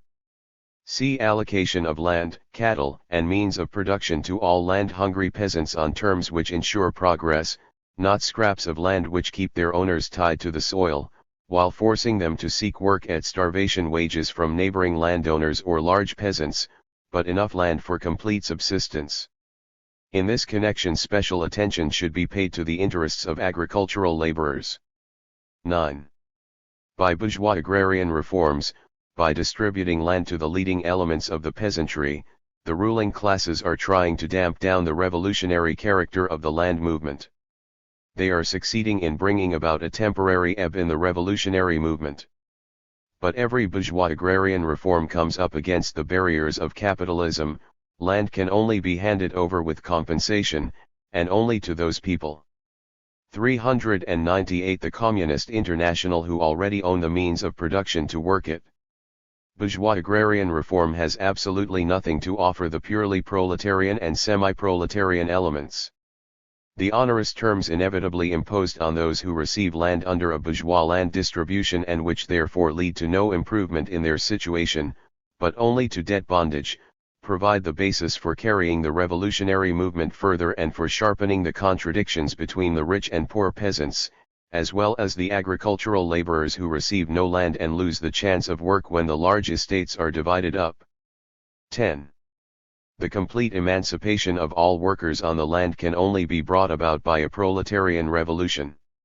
The workers on the land will themselves decide the way in which the land confiscated from the landlords is to be worked. In organizational matters, all communists who work in agriculture and in the industrial concerns connected with agriculture, must join the land workers' organizations and rally and lead the revolutionary elements with the object of changing these organizations into revolutionary instruments. Where there are no unions, the communists must see that they are organized. In the yellow, fascist, and Christian counter-revolutionary organizations they must carry on persistent educational work with the object of disintegrating these counter-revolutionary unions. On the large agricultural undertakings they must establish estate councils to prevent the introduction of extensive agriculture. They must summon the industrial proletariat to support the struggles of the land workers and conversely draw the latter into the industrial factory council movement.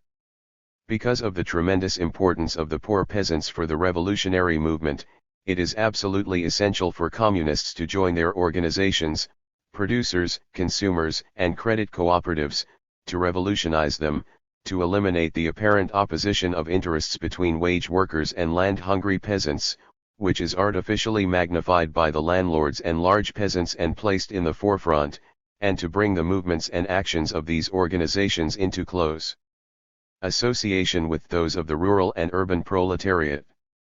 Theses of the Fourth Comintern Congress on the Negro Question, November 30, 1922. Thesen und Resolutionen, 4, p. 53. In the debate on the Theses on the National and Colonial Question at the Second Congress, John Reed, United States, spoke on the position of the Negroes and emphasized the importance of getting them into joint organizations with white workers. At the final session of the Third Congress on July 12, 1921, the South. November 1922, 399. African delegation proposed that the executive should consider the Negro question, and the suggestion was adopted. The theses were introduced by Billings, United States. The problem, he said, was primarily economic, and was aggravated by friction between black and white workers. The racial question, although it derives from the class prejudices of certain social groups, still plays an important part. American Negroes were a source of cheap labor power, and would provide forces for the counter-revolution in the event of insurrection, and that was why organizations like the Rockefeller Foundation gave large sums to Negro schools and associations whose members could then be used as strike breakers. One reason why they could be used for this purpose was that white unions would not admit them. McKay, United States, said he had encountered race prejudice among many white comrades, who did not really want to grapple with the Negro problem. The theses were passed unanimously. During and after the war, a movement of revolt against the power of world capital developed among the colonial and semi-colonial peoples, which is still making headway. The penetration and intensive colonization of the areas inhabited by the black races is the last great problem on the solution of which the further development of capitalism itself depends. French capitalism has clearly recognized that the power of French post-war imperialism can be maintained only by the creation of a French African empire connected with the motherland by a railway across the Sahara. America's finance magnates, who already exploit 12 million Negroes in the United States, have now begun on the peaceful penetration of Africa. England's fear of the threat to its position in Africa is shown clearly in the extreme methods used to suppress the Rand strike. Just as the danger of a new world war has become acute in the Pacific, as a result of the competition between the imperialist powers there, so there are menacing signs that Africa is becoming the object of their rival aspirations. Moreover, the war, the Russian Revolution, and the powerful movements of revolt among the Asiatic and Muslim peoples against imperialism, have awakened the race consciousness of millions of Negroes, who have for centuries been oppressed and humiliated by capitalism not only in Africa, but also, and perhaps to a greater degree, in America. The history of the Negroes in America qualifies them to play an important part in the liberation struggle of the entire African race. 300 years ago the American Negro was dragged from his homeland, brought in indescribably horrible conditions on board ship, and sold into slavery. For 250 years he worked as a slave under the lash of American overseers. His labor cleared the forests, built the roads, planted the cotton, laid the railways, and kept the aristocracy of the South. His wages were poverty, ignorance, humiliation, and wretchedness. The Negro was not a docile slave, his history is rich in revolts, disturbances, and subterranean. 400 The Communist International methods of gaining freedom. But all his struggles were savagely suppressed. He was forced into subjection by torture, and the bourgeois press and religion justified his enslavement. Slavery then became an obstacle to American development on a capitalist basis.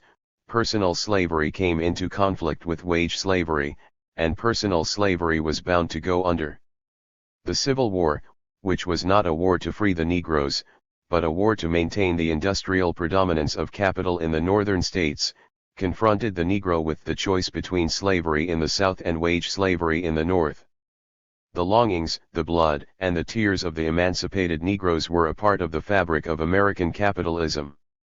As America, which had meanwhile risen to the position of a world power, was inevitably dragged into the maelstrom of the World War, the Negro was declared to be equal in rank to the whites.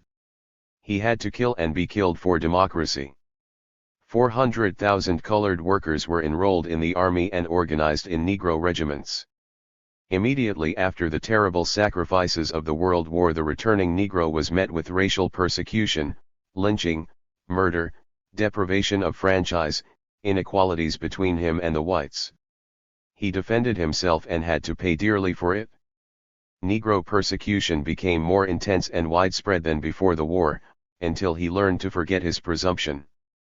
The post-war industrialization of the Negro in the North, and the spirit of rebellion provoked by persecution and brutality after the war, which, although suppressed, still flared up in protest against such atrocities as the events in Tulsa, give the American Negro, particularly in the North, a place in the vanguard of the fight against oppression in Africa. The Communist International notes with satisfaction the resistance of the exploited Negro to the exploiter's attack, for the enemy of his race and the enemy of the white workers are one and the same: capitalism and imperialism.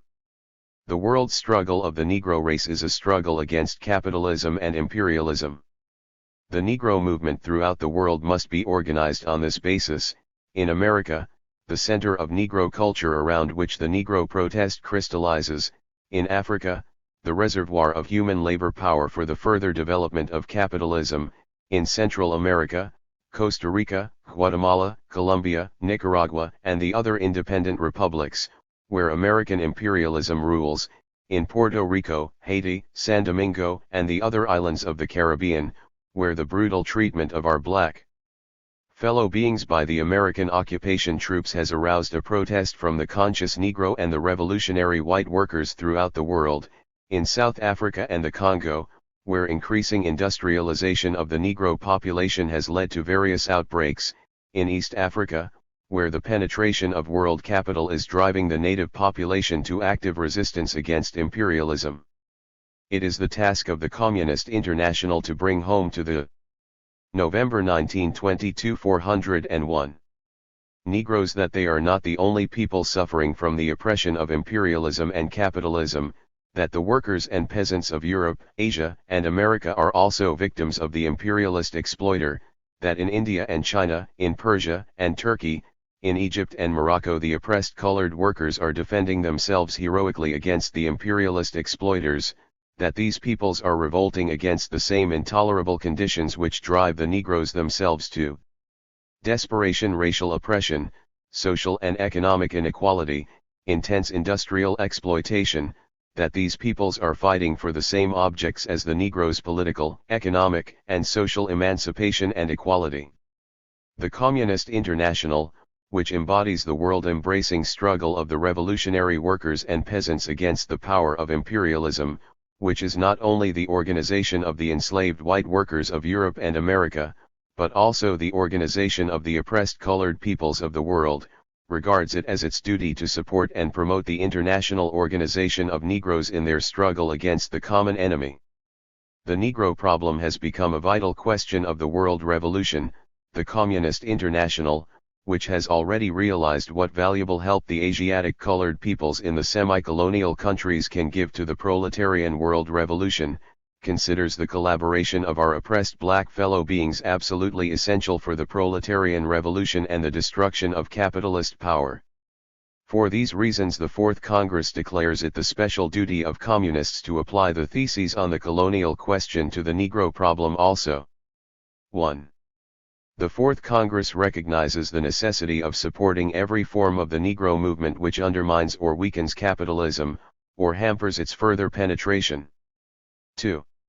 The Communist International will fight for the equality of the white and black races, for equal wages and equal political and social rights. 3.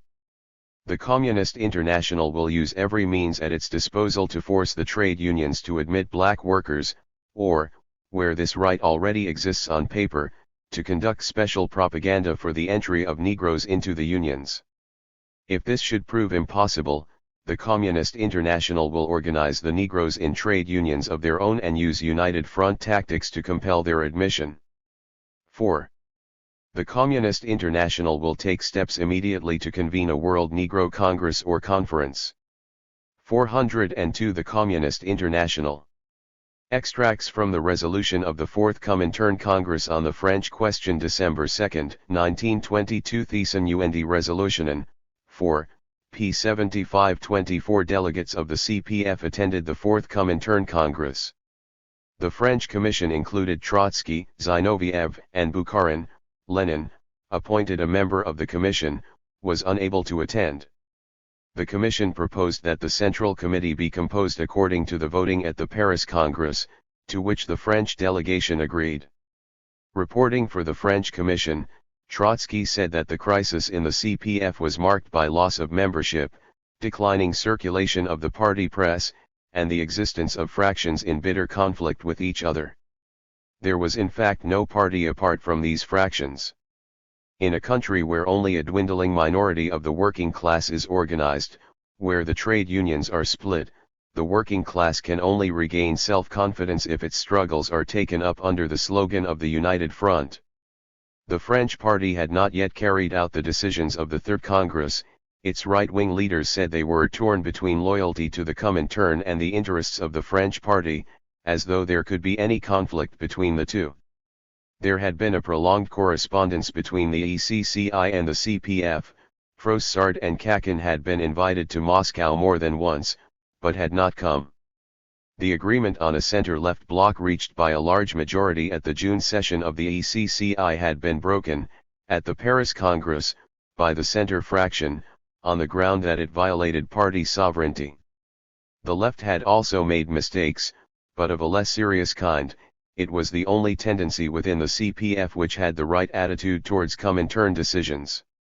The resolution of the French Commission of the Fourth Congress, passed against 2 votes, with 1 abstention, settled, as an exception, the composition of the French Central Committee and Politburo as between left, right, and center, taking the voting at the Paris Congress as a guide. The lists were approved by the Congress as the only way out of the crisis, and were to be submitted in January to a specially convened National Council of the French Party with the powers of a Congress. The leading representatives of the left and center wings were to remain in Moscow as delegates to the ECCI for at least 3 months, until the crisis in the French party was surmounted. Some of the French delegates, including Kachin, speaking for the center, expressed their misgivings, but all agreed to observe discipline and to prevent fractional struggles. The Commission's proposals were approved, against the vote of the Brazilian delegate. The Central Committee of the French Party, meeting in December 1922, before all the delegates had returned from Moscow, passed a resolution, with 3 abstentions, affirming their loyalty to the International and their intention to observe discipline. There was no debate on Trotsky's report, since all the points at issue had been thoroughly discussed in the Commission. The leaders of the various groups, including Kachin for the center and Souverin for the left, endorsed the resolution. Renougin, leader of a small group, thought the selection of the Central Committee by the Fourth Congress set a dangerous precedent and might create new. December 1922 403 difficulties. Trotsky replied that the list had not been forced on the French party, but had been proposed by the French delegates themselves. It was to be submitted to, not imposed on, the French party. The Brazilian delegate voted against the resolution because he had had no chance to speak to it. The organizational proposals were passed against 2 votes, 1 French, 1 Brazilian, and 1 abstention. In the course of the Congress, Bordiga attacked those who regarded the International as though it stood as something apart from the parties. The International is often forced to have its fractions in the parties, whereas the parties should be at its service. Graziadei, an Italian delegate, had in 1920 wished to include no Freemasonry among the conditions of admission, but this had been rejected as too obvious. Writing at the time of the Fourth Congress, Trotsky described Freemasonry as basically a petty bourgeois imitation of Catholicism, feudal in its roots, with bankers, lawyers, deputies, and journalists in place of cardinals and abbots. Externally non-political, as was the Church, its function was to attract working-class leaders, to soften their minds and weaken their wills. Freemasonry, said Trotsky, was a bridge leading to the bourgeois camp, and it had to be blown up. It embodied the spirit of careerism, pelf, and place. Some of the leaders of the French Communist Party, notably Froissart, were automatically excluded by the resolution on Freemasonry. A program of action for the CPF approved by the Fourth Congress on December 5 included among its objectives the United Front, trade union unity, adherence of the CGTU to the RILU, the struggle against the Versailles Treaty, communist penetration of the army, and support for the demand of the French colonies for independence. The Fourth Congress of the Communist International notes that the evolution of the French party from parliamentary socialism to revolutionary communism is proceeding with extraordinary slowness. This cannot be explained only by objective conditions, traditions, the workers' national psychology, etc., but primarily by the outright and at times extremely stubborn resistance of the non-communist elements which are still very strong at the top of the party, and particularly in the center fraction, into whose hands the party leadership largely passed after the Tours Congress. The chief reason for the present acute crisis in the party is the indecisive, wavering, waiting policy of the leading centrist elements who, confronted with urgent demands concerning party organization, are trying to gain time, thus putting up a cover for their policy of outright sabotage on the question of the trade unions, the United Front, party organization, etc. The time thus gained has been time lost to the revolutionary development of the French proletariat. The Congress instructs the ECCI to follow with the closest attention the internal life of the French Communist Party so that, relying on its unquestionable revolutionary proletarian majority, it can free the party from the influence of those elements responsible for the crisis and who continually make it more acute. 404 The Communist International. The Congress dismisses the very thought of a split, which is not in the least called for by the state of affairs in the party. The overwhelming majority of its members are sincerely and deeply devoted to the cause of communism. It is only the still inadequate clarity of consciousness in the party which has allowed its conservative centrist and semi-centrist elements to sow such deep confusion and to breed fractional groups. The party must be cleansed of those elements who, while in the party, are bound by their entire way of thought and life to the customs and habits of bourgeois society, and are incapable either of understanding a genuine revolutionary policy or submitting to revolutionary discipline. This is a prerequisite for preserving the party's health, cohesion, and capacity for action. The Congress notes that the effort of the ECCI to mitigate the organizational aspects of the crisis by creating equal membership of the two chief fractions, the center and the left, in the leading party bodies, was frustrated by the center, under the influence of its most conservative elements, who always gain the upper hand in the center whenever the center comes out in opposition to the left. The Congress thinks it necessary to explain to all members of the French Communist Party that the efforts of the ECCI to bring about a preliminary agreement between the two leading fractions were designed to facilitate the work of the Paris Congress, and were not in any way an infringement of its indisputable rights as the supreme body of the French Communist Party. The Congress thinks it necessary to state that, whatever mistakes the left may have made, it has at bottom tried to carry out the policy of the Communist International, both up to and during the Paris Congress, and on important questions of the revolutionary movement such as the United Front and the trade unions has taken up a correct position. The incompatibility of Freemasonry and socialism was generally recognized in most parties of the Second International. The Italian Socialist Party excluded Freemasons in 1914, and this was undoubtedly one of the reasons why the party was able during the war to conduct an anti-war policy, while the Freemasons, acting as instruments of the Entente, urged intervention. The Second Congress of the Communist International did not include a special point on the incompatibility of communism and Freemasonry among the conditions of admission only because the principle had already been embodied in a special resolution passed unanimously by the Congress.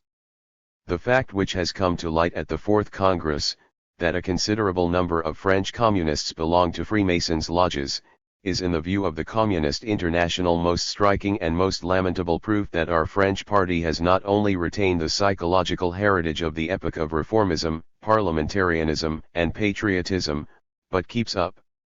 December 1922 405 quite material connections, highly compromising to the leadership, with the secret political and careerist institutions of the radical bourgeoisie. While the communist vanguard is mustering the forces of the proletariat for unrelenting struggle against all the groups and parties of bourgeois society in the name of the proletarian dictatorship, a number of responsible party workers, deputies, journalists, and even members of the Central Committee retain close connections with the secret organizations of our enemy. The International thinks it essential to put an end once and for all to these compromising and demoralizing connections between leading members of the Communist Party and political organizations of the bourgeoisie. It is a point of honor for the French revolutionary proletariat to cleanse all its class organizations of elements which are anxious to belong at one and the same time to the two mutually hostile camps. The Congress instructs the Central Committee of the French Communist Party to sever, not later than January 1, 1923, all connections of the party, in the person of individuals or groups, with Freemasonry. Any communist who is also a Freemason, and who has not by January 1 openly announced to his organization and published in the party press, his complete break with Freemasonry, is thereby automatically expelled from the Communist Party and is forever barred from membership. In order to give the party a genuinely proletarian character, and to eliminate from its ranks those elements who see in it merely a corridor to Parliament, to the local councils, etc., it must be laid down as an inviolable rule that the list of party candidates at elections must consist of at least 90% of worker communists, members actually working in factory or farm. Members of the liberal professions may be included only in strictly limited numbers. And it is essential to exercise the utmost care in selecting candidates from the liberal professions, thorough investigation by special commissions composed of proletarians of their political record, their social connections, reliability, fidelity, and devotion to the cause of the working class, etc. The Fourth Congress again directs attention to the extreme importance of correct and systematic work by the party in the colonies. Only irreconcilable struggle by the Communist Party of the metropolitan country against colonial slavery, coupled with systematic revolutionary work in the colonies themselves, can weaken the influence of the extreme nationalist elements of the oppressed colonial peoples on the laboring classes, attract the laboring classes to the cause of the French proletariat, and thus deprive French capital, at the time of revolutionary proletarian insurrection, of the possibility of using the colonial natives as the last reserves of counter-revolution. 406 The Communist International. Extracts from an open letter to the Second International and the Vienna Labor Union, to the trade unions of all countries and to the Hague International Trade Union and Cooperative Congress December 4, 1922 Protocol, 4, p. 1029 The IFTU conference in Rome had passed a resolution calling for a general strike in the event of war, and had instructed its management committee to promote a campaign for peace and disarmament. The conference to discuss how the resolution could be put into effect was held at The Hague from 10 to December 15, 1922. It was attended by 600 delegates, and advocated public control of the armaments industry, revision of the Versailles Treaty and the carrying through of its disarmament provisions, the settlement of disputes by arbitration, etc. In a note dated December 4, 1922 with suggestions for the Russian delegation to the Hague Congress, Lenin outlined the strategy they should follow and the chief points they should make in their speeches. On such a question not only a mistake, but even incompleteness on any essential matter, will be intolerable. The slogan of the Fourth Congress, United Front. The Fourth Congress of the Communist International, representing 62 parties in Europe, America, Asia, and Australia, most decisively confirmed what the enlarged ECCI had twice decided, that it is the duty of all communist parties to do their utmost to resist the world capitalist offensive against all working class positions by a firm united front. In doing so, the supreme organ of the communist parties approved the content and aim of our work in the past year, and issued as the slogan for future work, "Fight for the united front of the world proletariat, fight for the unity of all proletarians in common defense regardless of their political affiliation and attitude." In the spring, the Communist International appealed to the Second International and the Vienna Labor Union to organize through a World Workers' Congress this joint struggle for the maintenance of the 8-hour day, against wage reductions, against the attack on the achievements of the trade unions, against new armaments, against the danger of a new war. At the Berlin conference of the delegates of the three executives, the Comintern representatives put forward a reasoned statement of these proposals. They were rejected by the parties of the Second International. 6 months of capitalist offensive. 6 months have passed since the failure of our proposal to establish the Proletarian United Front and organize the defensive struggle. During that December 1922 407 time the bourgeois attack has gone forward uninterruptedly in all countries. In Germany, the coalition government of social democracy and bourgeoisie has publicly proclaimed that the only way to stabilize the mark is to squeeze more surplus labor out of the underfed proletarian masses. It has openly proclaimed the abolition of the last vestiges of economic control. It has given the most ruthless speculators a free hand. The new government of Cuno is a government of the captains of industry, the precursor of the open dictatorship of the coal and steel barons. Its character is so frankly large capitalist, so frankly directed against the most elementary interests of the working class, that the Social Democrats had to refuse to enter it. From Bavaria, extreme counter-revolution is preparing an armed onslaught on the last vestiges of the November Revolution, on the Republic. It has been encouraged in its designs by the victory of Italian fascism which, without the least resistance from the democratic bourgeoisie, proclaimed the dictatorship of the sword, turned parliament into a cipher, and whose object is to strengthen the rule of the bourgeoisie by forcing the working class into complete subjection to capital. Towards new wars. But the capitalist offensive is directed not only at increasing the exploitation of the proletariat, the danger of a new imperialist world war has again come clearly into the picture. Until now, not a single capitalist state has started to carry out the agreement on the reduction of naval armaments reached by the Washington Conference. Not a single warship has been scrapped. The building of new warships has not been stopped. The Russian Soviet government's proposal at Genoa for disarmament, or at least the reduction of land armaments, was rejected by all the capitalist powers. The League of Nations is powerless to do the least thing in this field, even if it wanted to. Its decisions must be unanimous, and require ratification by the governments which are opposed to disarmament. Europe is bristling with weapons, even more than before the war. In September, during the Eastern Crisis, the world saw what that meant. Only the renunciation by the Turkish government of its right to occupy its capital and to cross the Dardanelles, which give access to it, only this renunciation by the Turkish government of its right to self-determination saved Europe from a new war. The Fourth Congress of the Communist International asks the workers of the Second and the Vienna Internationals, the millions of workers throughout the world organized in trade unions, their leaders, and the Hague Conference, do you want to stand idly by and watch the 8-hour day, the prime condition for the advance of the working class, being abolished? The workers' standard of living in the oldest industrial countries. 408 The Communist International depressed to the level of the Chinese coolies' living standards. The most elementary rights of the workers, through which after all you hope to find by peaceful means emancipation from the capitalist yoke, annulled. The dictatorship of capitalism established?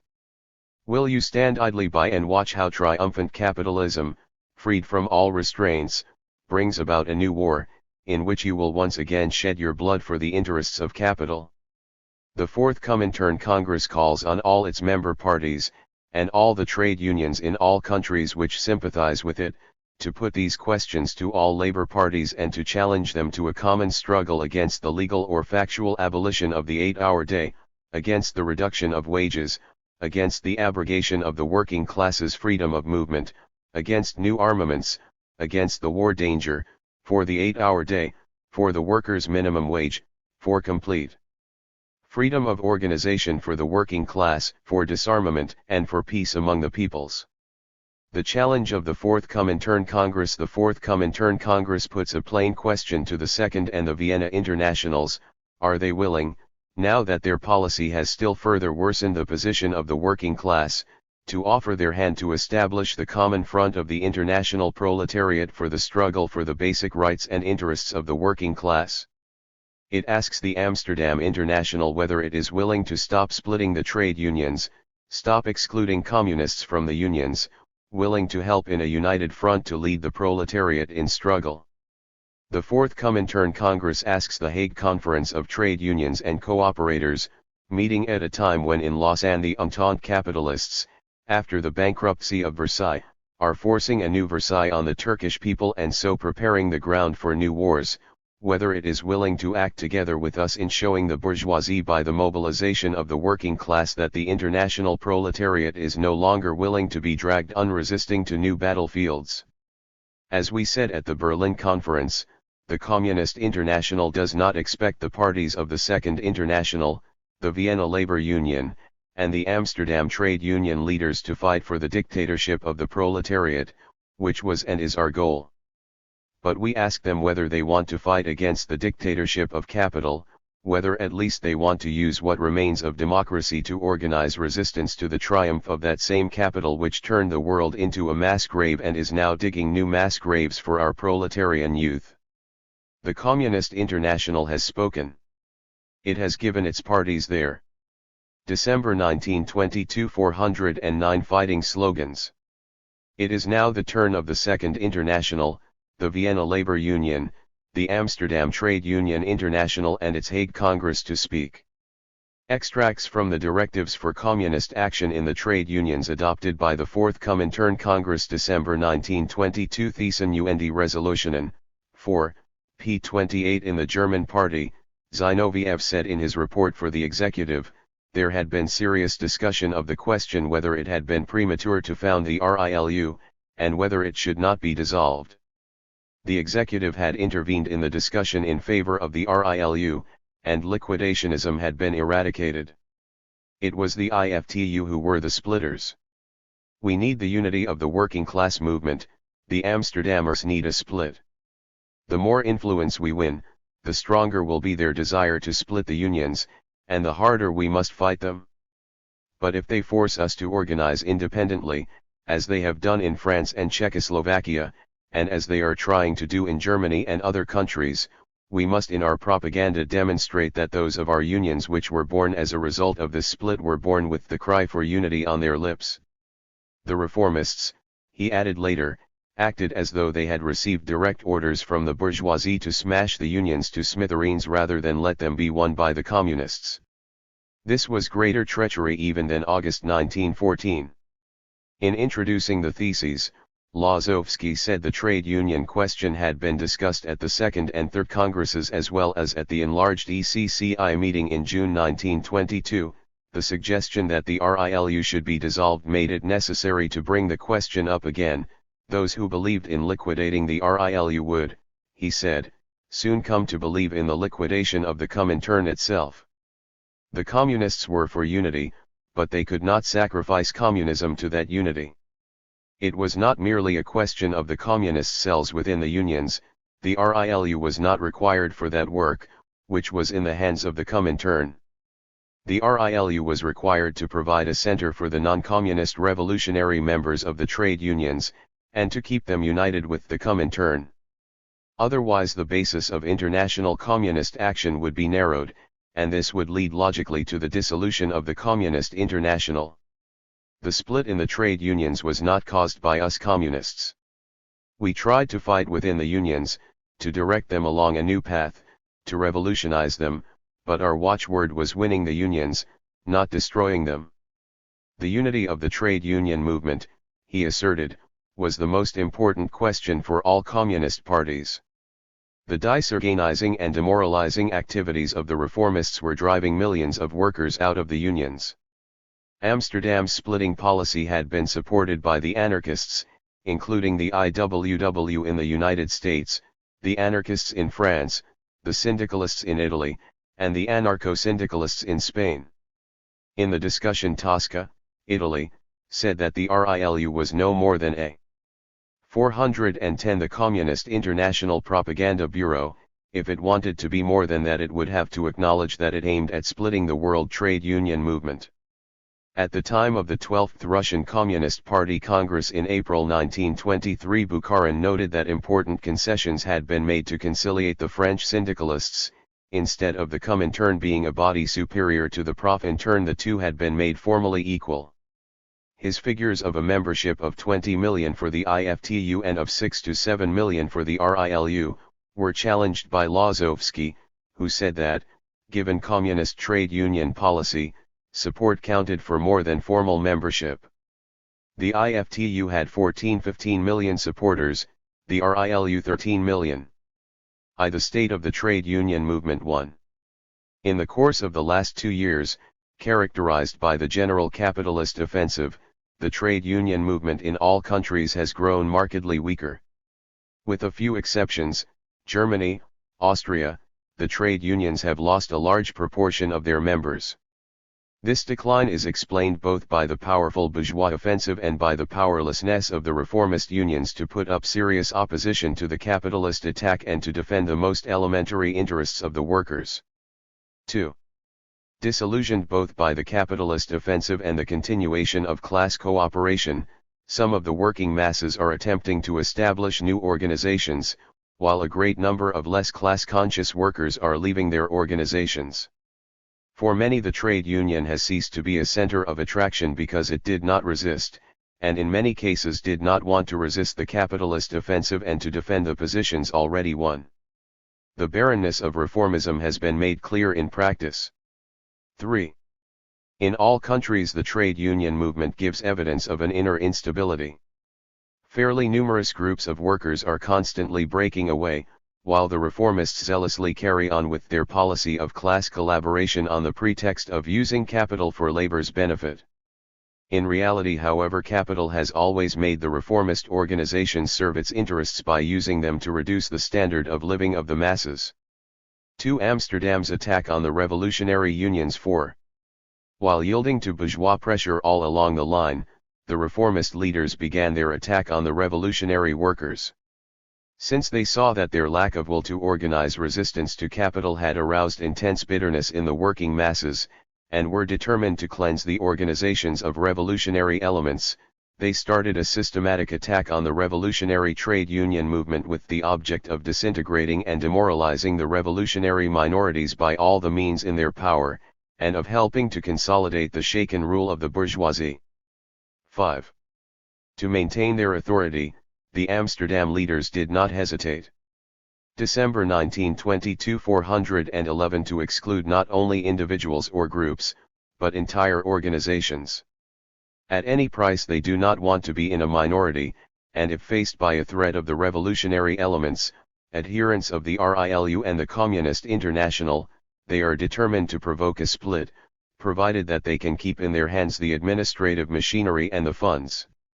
6. Simultaneously with the reformist attack in the different countries, the attack on a world scale also opened. The international secretariats which adhere to Amsterdam systematically excluded the corresponding national revolutionary unions or refused to admit them. Thus the international congresses of the textile workers, clerical employees, skin and leather workers, woodworkers, building workers, and post and telegraph employees refused to admit the Russian unions and the other revolutionary unions because they belonged to the RILU. 7. This campaign of the Amsterdammers against the revolutionary unions is one facet of the campaign of international capital against the working class. It pursues the same aims, to reinforce the capitalist system with the bones of the working masses. Reformism is hastening towards its end. By expulsions and by cutting off the most militant elements, it seeks to weaken the working class, in order to make them incapable of conquering power and the means of production. 3. Anarchists and Communism. 8. At the same time an offensive, somewhat similar to that of the Amsterdammers, was launched by the anarchist wing of the workers' movement against the Communist International, the Communist parties, and the Communist cells in the unions. A certain number of anarcho-syndicalist organizations openly proclaimed themselves enemies of the Communist International and the Russian Revolution, despite their solemn adherence to the Communist International in 1920 and their declaration of sympathy for the Russian proletariat and the October Revolution. 9.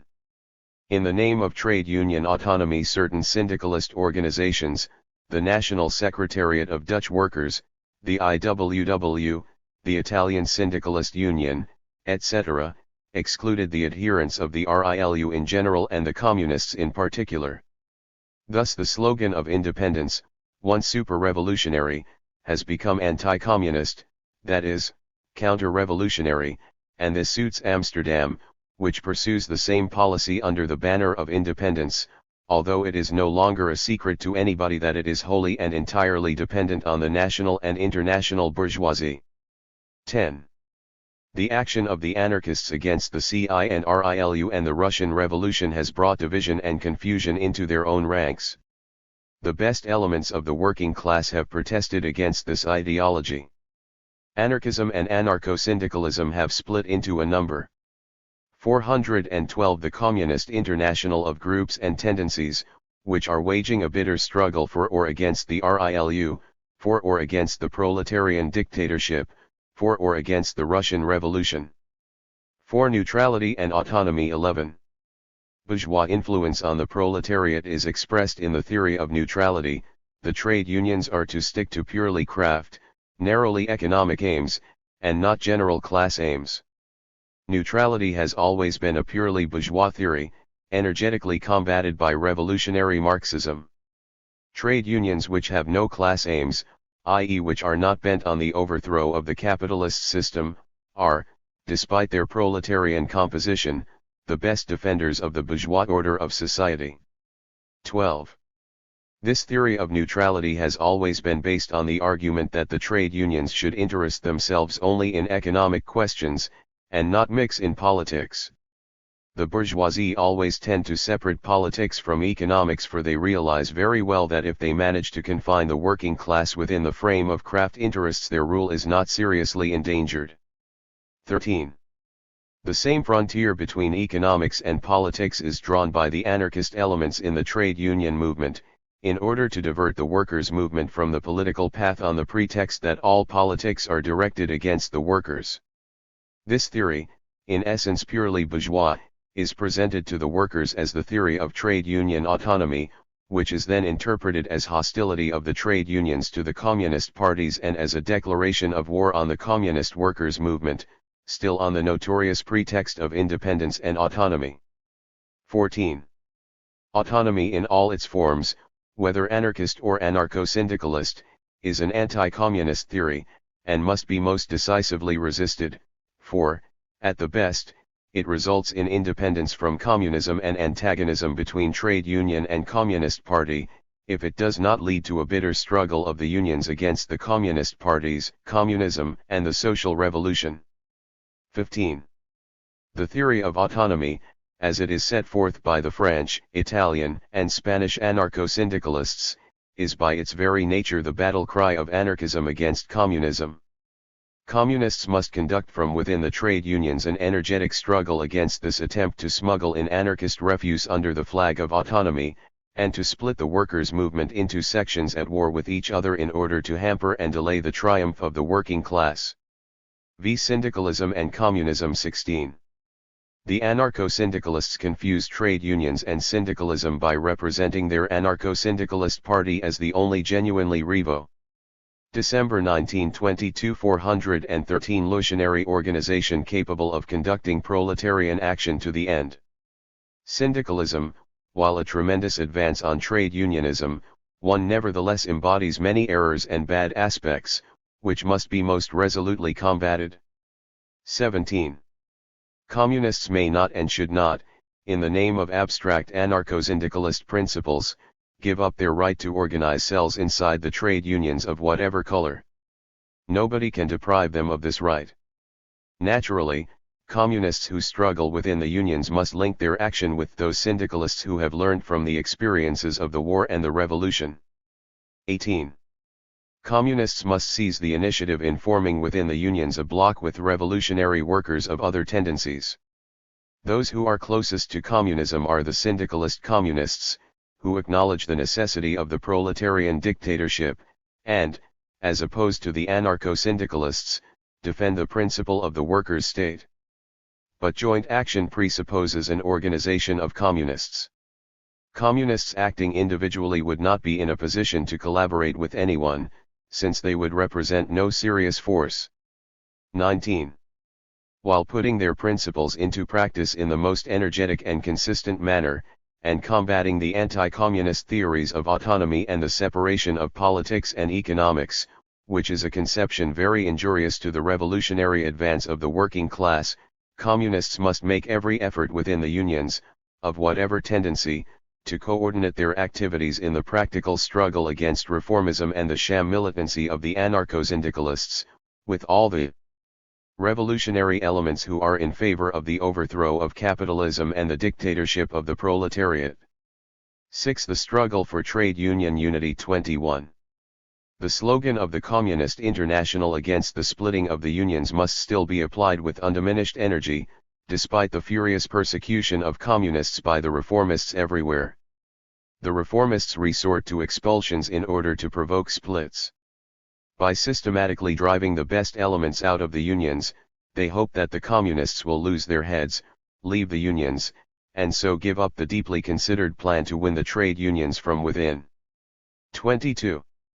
The splitting of the trade union movement, particularly in present conditions, is the greatest danger to the entire workers' movement.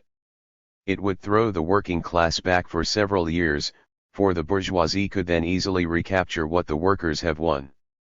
Communists must prevent the splitting of the unions with all the means at their disposal, with 1. Trade unionism in the original to imply a narrow, purely industrial, non-political outlook. 414 The Communist International. All the strength of their organization, they must check the criminal frivolity with which the reformists are breaking up trade union unity. 23. In countries where there are two trade union federations, Spain, France, Czechoslovakia, etc., communists must fight for the fusion of the dual organizations. Given this goal of merging the unions which are already split, it is not reasonable to detach individual communists and revolutionary workers from the reformist unions in order to bring them into the revolutionary unions. No single reformist union should be robbed of the communist yeast. Energetic work by the communists in both organizations is indispensable to the re-establishment of unity. 24. Every communist must bear in mind that the splitting of the unions not only endangers the immediate gains of the working class, but also threatens the social revolution. The attempts of the reformists to split the unions must be killed in the bud, but this can only be done by vigorous organizational and political work among the working masses. 7. The fight against the expulsion of communists. 25. The expulsion of communists is intended to confuse the revolutionary movement by separating the leaders from the working masses. That is why communists can no longer restrict themselves to the forms and methods of struggle which they have used up to now. The World Trade Union movement has reached a critical point. The reformists have become more eager to split the unions. Our desire for unity has been attested by numerous facts, and in the future communists must demonstrate practically the value they place on the unity of the trade union movement. 26. The more obvious the splitting tendencies of our enemies become, the more vigorously must we raise the question of trade union unity. No single factory, workshop, or workers' meeting should be overlooked. Protests against the tactics of Amsterdam must be made everywhere. The question of splitting the trade unions must be put before every trade unionist, not merely at the moment when a split is imminent, but when it is being prepared. The question of the exclusion of communists from the trade union movement must be placed before the entire trade union movement of all countries. The communists are strong enough not to allow themselves to be choked off without a word. The working class must know who is for splitting and who is for unity. 27. The exclusion of communists after their election by local organizations is more than a matter for protest against interference with the will of the electors. It should be met by firm and well-organized resistance. Those excluded should not be dispersed. It is most important for the communist parties not to allow the excluded elements to be scattered. They must organize themselves in trade unions of the excluded and make their readmission into the unions the central point of their political work. December 1922 415-28. The fight against expulsions is in fact a fight for the unity of the trade union movement. In this connection all steps are good which are aimed at the re-establishment of unity. Those excluded should not remain isolated and cut off from the opposition as a whole, or from the existing revolutionary independent organizations. The expelled groups should at once attach themselves closely to the opposition in the unions and to the revolutionary organizations in the country concerned in order to wage a joint struggle against expulsions and ensure community of action in the struggle against capital. 29. Practical measures of struggle can and should be worked out and changed in accordance with local conditions and peculiarities. It is important for communist parties to make their hostility to splitting clear, and to do everything in their power to stop the wave of expulsions which has become noticeably stronger in connection with the early stages of the fusion of the Second and Vienna Internationals. There are no universal and definitive ways and means in the fight against expulsions. All communist parties have the opportunity of fighting with the weapons which seem best to them to reach their object, to win the trade unions and to restore trade union unity. 30. Communists must develop an energetic struggle against the exclusion of revolutionary unions from the international trade federations. Communist parties cannot and will not stand idly by while the revolutionary unions are systematically expelled merely because they are revolutionary.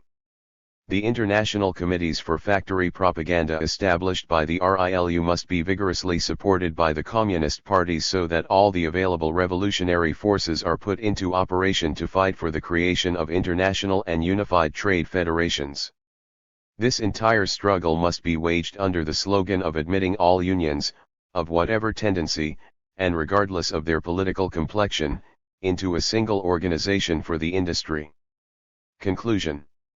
In following its path of winning the trade unions and of fighting the splitting policy of the reformists, the Fourth Comintern Congress most solemnly declares that, whenever the Amsterdammers do not resort to expulsions, whenever they give the communists the opportunity of fighting with ideological weapons for their principles within the trade unions, communists will fight as disciplined members within the ranks of the one organization, and in all conflicts and clashes with the bourgeoisie will stand in the front ranks. The Fourth Congress of the Communist International makes it the duty of every communist party to do everything in its power to prevent the splitting of the trade unions, to restore the unity of the trade union. 416 The Communist International Movement where it has been destroyed, and to strive for the adherence of the trade union movement of the country in question to the Red International of Labor Unions. Extracts from the Theses on Tactics adopted by the Fourth Comintern Congress December 5, 1922 Thesen UND Resolutionen, 4, p. 6 The Theses, drafted and presented by Zinoviev, were an elaboration of the December 1921 Theses of the ECCI. They attempted to reconcile the views of those, such as Radek and the German right wing, who wanted a united front from above, and of those, such as Zinoviev and the German left, who advocated the united front from below. The theses were adopted unanimously.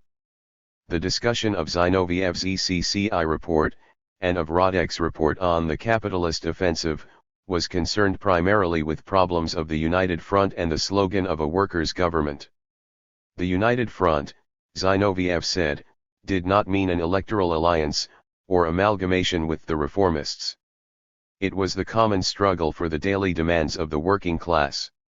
This had universal validity, but the slogan of a workers' government was more restricted in scope. It was applicable only in those countries where the problem of government was in the forefront, both inside and outside Parliament. It had little relevance in the American situation, but might at any time be relevant for Germany or Italy. If it arose from the parliamentary situation alone, it was worthless.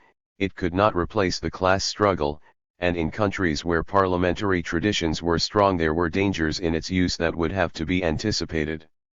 Radek, answering the German left who criticized the negotiations between the KPD and the SPD, asserted that the German communists were not strong enough on their own to take action against the monarchists. This referred to the Rathenau action after the assassination of the German foreign minister. A workers' government, he said, was not the dictatorship of the proletariat, but a transition stage towards it, and the transition was necessary because in the West, unlike Russia, the workers were not politically amorphous.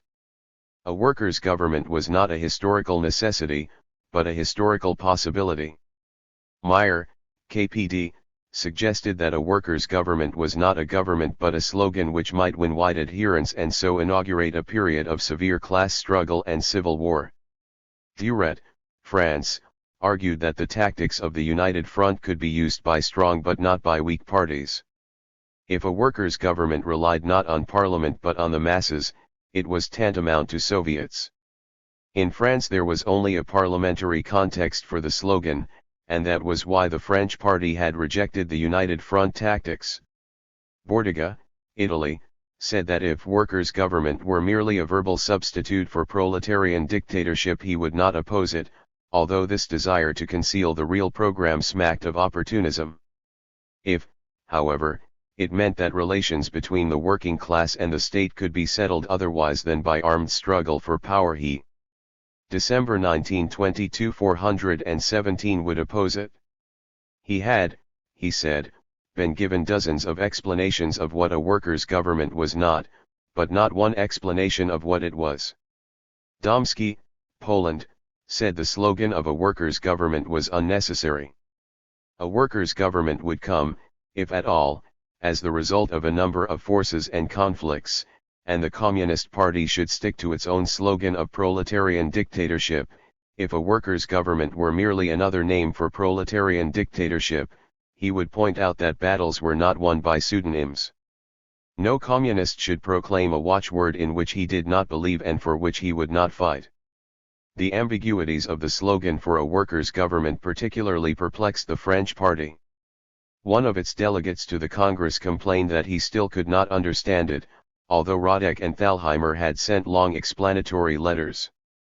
There had been a severe crisis in the KPD over the United Front tactics, particularly in regard to the possibility of a workers' government in Saxony. Bukharin informed the Russian Party Congress that shortly before the Fourth Comintern Congress the ECCI had sent out a questionnaire. 69% of the replies from France expressed opposition to United Front tactics, 40% of those from Germany, 26% from Italy, and 24% from England. For us, he said, the United Front tactics are primarily a great strategic maneuver designed to destroy the influence of social democracy. The fusion of the Second and 2.5 Internationals, Zinoviev said in his ECCI report to the Fourth Congress, was a defeat for the Vienna Union. The Second International was an enemy of the working class, and the amalgamation of the two would accelerate the split in the working class movement. The proletariat could only gain. The most urgent task of the day, perhaps of the epoch, was to defeat social democracy, which was the strongest factor of international counter-revolution. This fight was not a fractional struggle within socialism, but the last and decisive fight of the international working class against the last advocate and agent of international capitalism. In its letter to the French Communist Party of September 13, 1922, the ECCI explained that the merging of the two internationals, while they appeared to strengthen the opposition to the Comintern, would in fact work to its advantage, for the members of the old 2.5 International would restrain the Social Democrats from fulfilling their bourgeois mission, while the members of the Second International would restrain the independents from playing their part as an opposition to reformism. The disappearance of this sham opposition would reveal the Communist Party as the sole genuine opponent of the bourgeoisie. Trotsky had made the same point in a speech in Moscow on October 20, 1922. At first, this unification means an accession of strength for the Social Democrats. But if we look at it from a longer view, it is a colossal political gain for us, because the 2.5 International, which served as a buffer between communists and Social Democrats, obscured the real relations and confused the minds of a certain number of the workers. When we have on one side the Social Democrats linked with the bourgeois state, and on the other side only the communists as the real opposition, then the power of the Communist Party to attract the workers is bound to grow. 418 The Communist International answering Meyer, KPD, who interpreted the fusion of the SPD and the USPD as a victory for the KPD, Domsky, Poland, suggested that many such victories would bring the KPD to the grave. I endorsement of the resolutions of the Third Congress. The Fourth World Congress first of all notes that the resolutions of the Third World Congress 1. On the economic crisis and the tasks of the Comintern, and 2. On the tactics of the Comintern, have been completely borne out by the course of events and the development of the labor movement in the period between the Third and Fourth Congresses. 2. The period of capitalist decline. After an appraisal of the world economic situation, the Third Congress could declare with complete certainty that capitalism, having fulfilled its mission of promoting the development of production, had reached a stage of irreconcilable conflict with the needs not only of historical development, but also of the most elementary conditions of human existence. The general picture of the decay of capitalist economy is not mitigated by those unavoidable fluctuations of the business cycle which are characteristic of the capitalist system both in its ascendancy and in its decline. The attempts of bourgeois and social democratic economists to explain the improvement which began in the second half of 1921 in the United States, to a much less extent in Japan and England, and to some extent also in France and other countries, as a sign that capitalist equilibrium has been restored, rest partly on the desire to falsify the facts, partly on the lack of insight of these lackeys of capital. The next cyclical crisis, which will operate in the same direction as the general trend of capitalist decay, will intensify all its manifestations and thus make the revolutionary situation far more acute. Capitalism will be subject to cyclical fluctuations till the hour of its death. Only the seizure of power by the proletariat and the socialist world revolution can save mankind from the catastrophe provoked by the existence of present-day capitalism. What capitalism is passing through today is nothing but its death throes. The collapse of capitalism is inevitable. 3. The international political situation. The international political situation also reflects the continuing breakdown of capitalism. The reparations question is still unsettled. While one conference of the Entente States after another is held, Germany's economic collapse is proceeding unchecked and threatens the existence of capitalism throughout.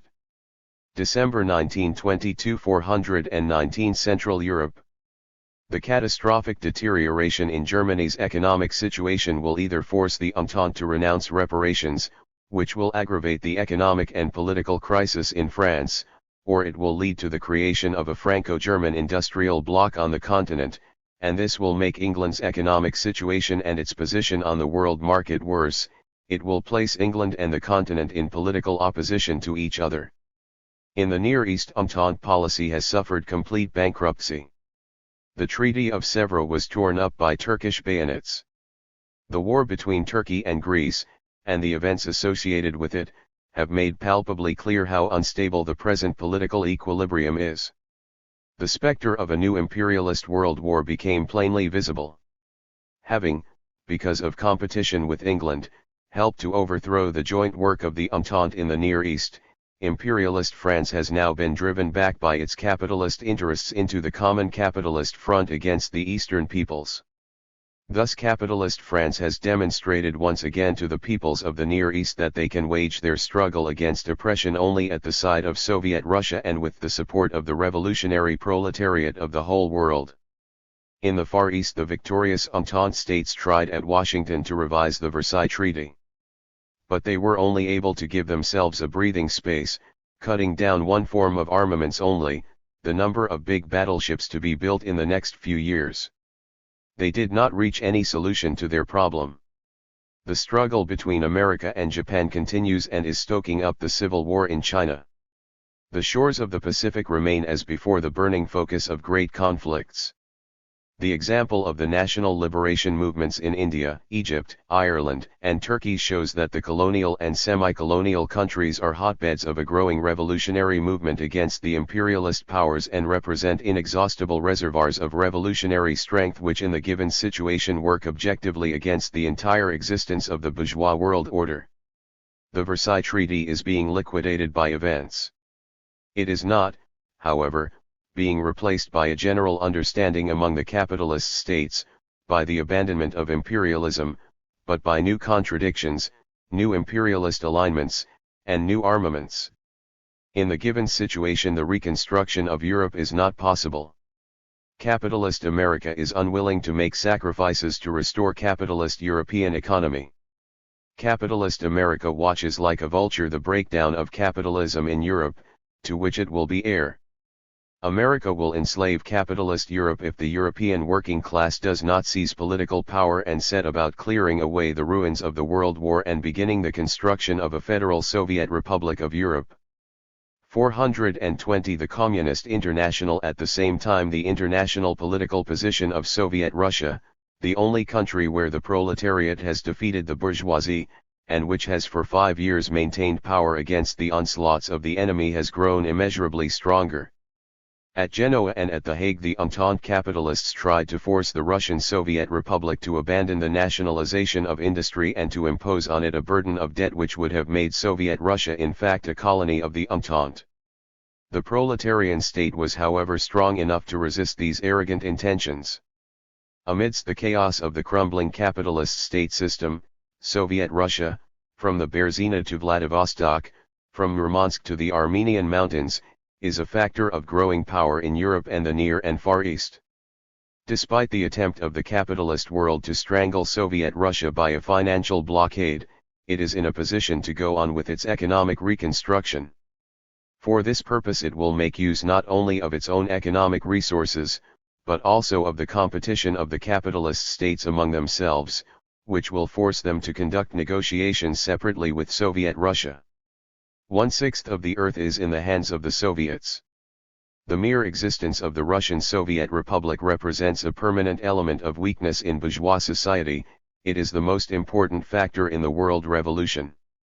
The greater the improvement in Soviet Russia's economic strength, the more powerful will be the influence of this most preeminent revolutionary factor in world politics.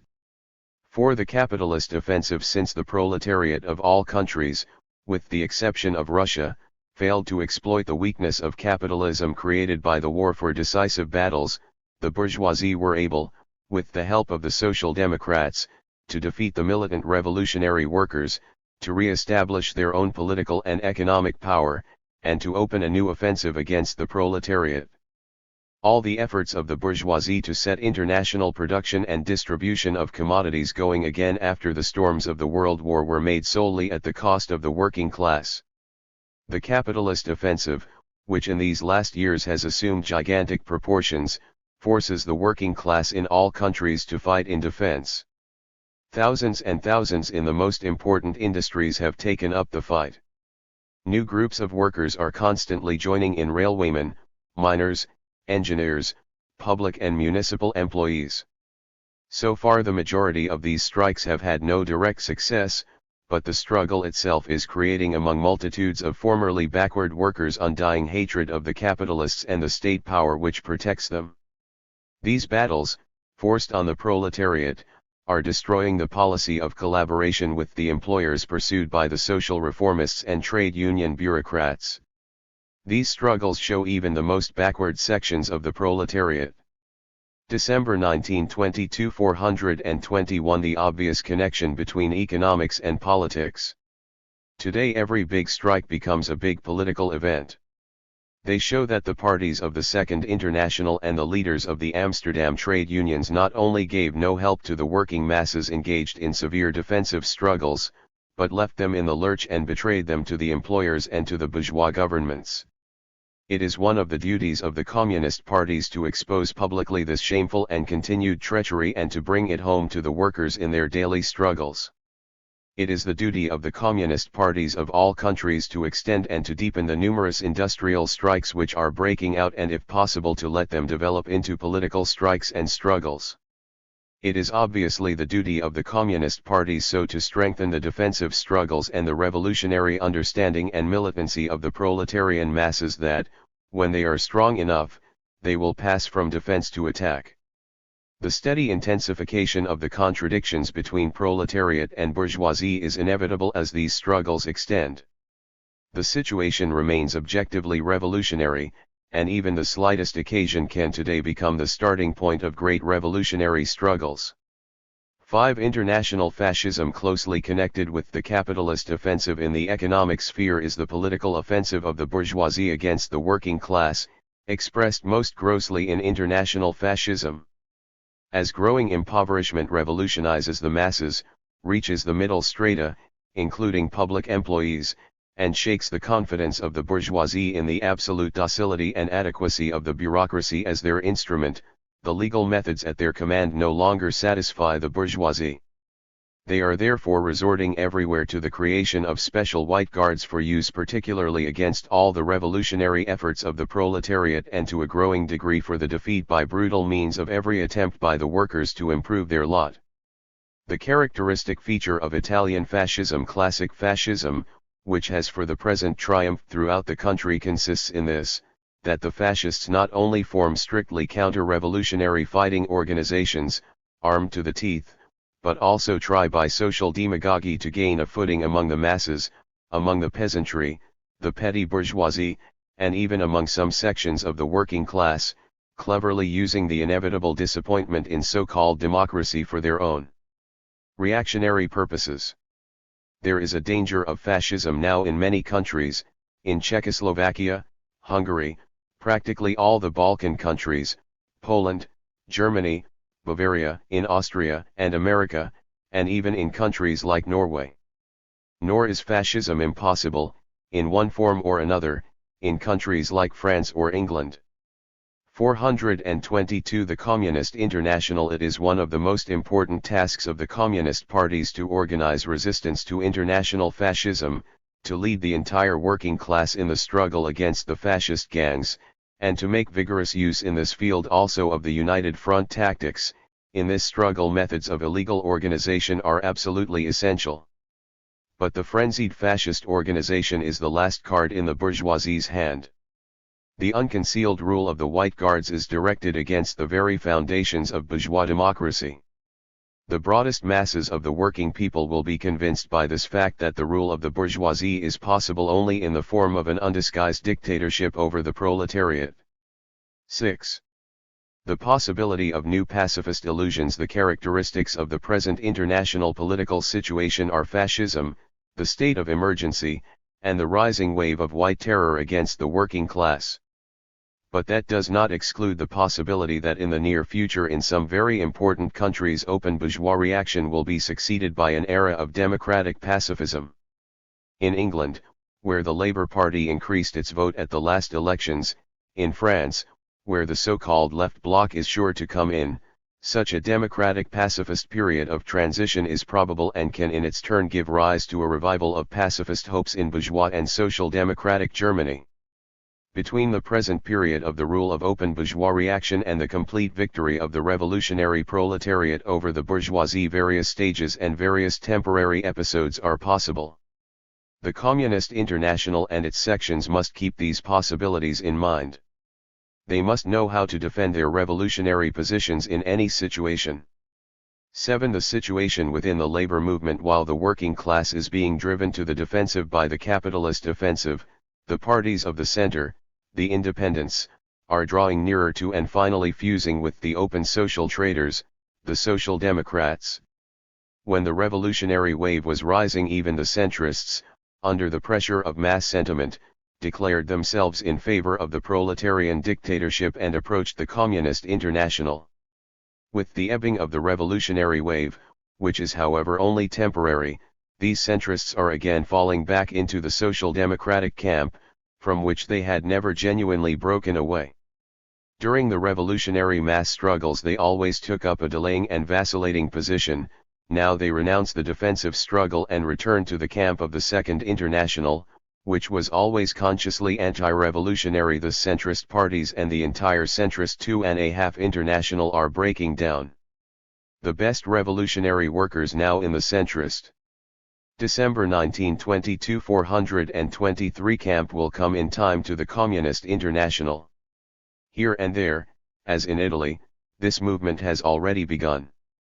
The overwhelming majority of the centrist leaders, who are now allied with Nischi, Mussolini, etc., will on the other hand become hardened counter-revolutionaries. Objectively, the fusion of the parties of the Second and the 2.5 Internationals can only be of advantage to the revolutionary labor movement. The fiction of a second revolutionary party outside the communist camp is at an end. Within the working class there will now be only two groups contending for the majority of the workers: the Second International, which represents the influence of the bourgeoisie within the working class, and the Communist International, which has raised the banner of the socialist revolution and the dictatorship of the proletariat. 8. The trade union split and the preparations for white terror against communists. The amalgamation of the parties of the Second and 2.5 Internationals is undoubtedly designed to create a favorable atmosphere for a systematic anti-communist campaign. One part of this campaign is the deliberate splitting of the trade unions by the leaders of the Amsterdam International. They recoil from any struggle against the capitalist offensive and are more concerned to continue their policy of collaboration with the employers. In order not to be disturbed by the communists in this alliance with the employers, they are trying to eliminate communist influence in the trade unions. Since, however, in many countries the communists have already won a majority in the trade unions, or are about to do so, the Amsterdammers do not shrink from expulsions, or even from officially splitting the unions.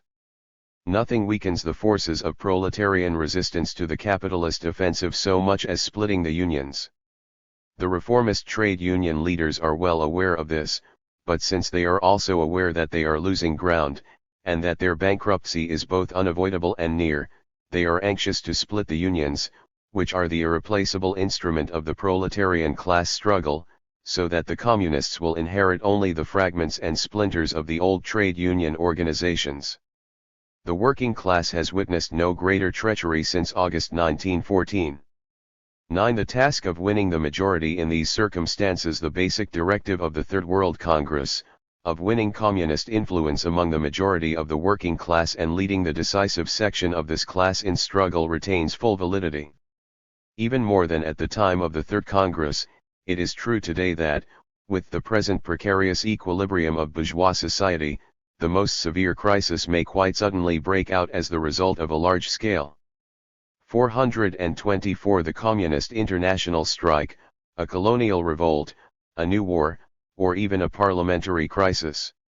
That is precisely why the subjective factor is of such tremendous importance, that is, the degree of consciousness, of militancy, the level of organization in the working class and in its vanguard. To win the majority of the American and European working class, that is, now as before, the Comintern's cardinal task. In the colonial and semi-colonial countries, the Comintern has a dual task: 1. To create a core of communist parties which represent the interests of the proletariat as a whole, and 2. To support to the utmost the national revolutionary movement which is directed against imperialism, to become the vanguard of this movement, and to emphasize and expand the social movement within the national movement. 10. United Front Tactics. The necessity of the United Front tactic follows from all this. The slogan of the Third Congress to the masses is now more than ever appropriate. Only now is the struggle for the formation of the proletarian United Front beginning in a great number of countries. Only now are the difficulties of the United Front tactic beginning to be overcome. The best example is France, where the course of events has convinced even those who a short time ago were on principle hostile to this tactic of the necessity of its employment.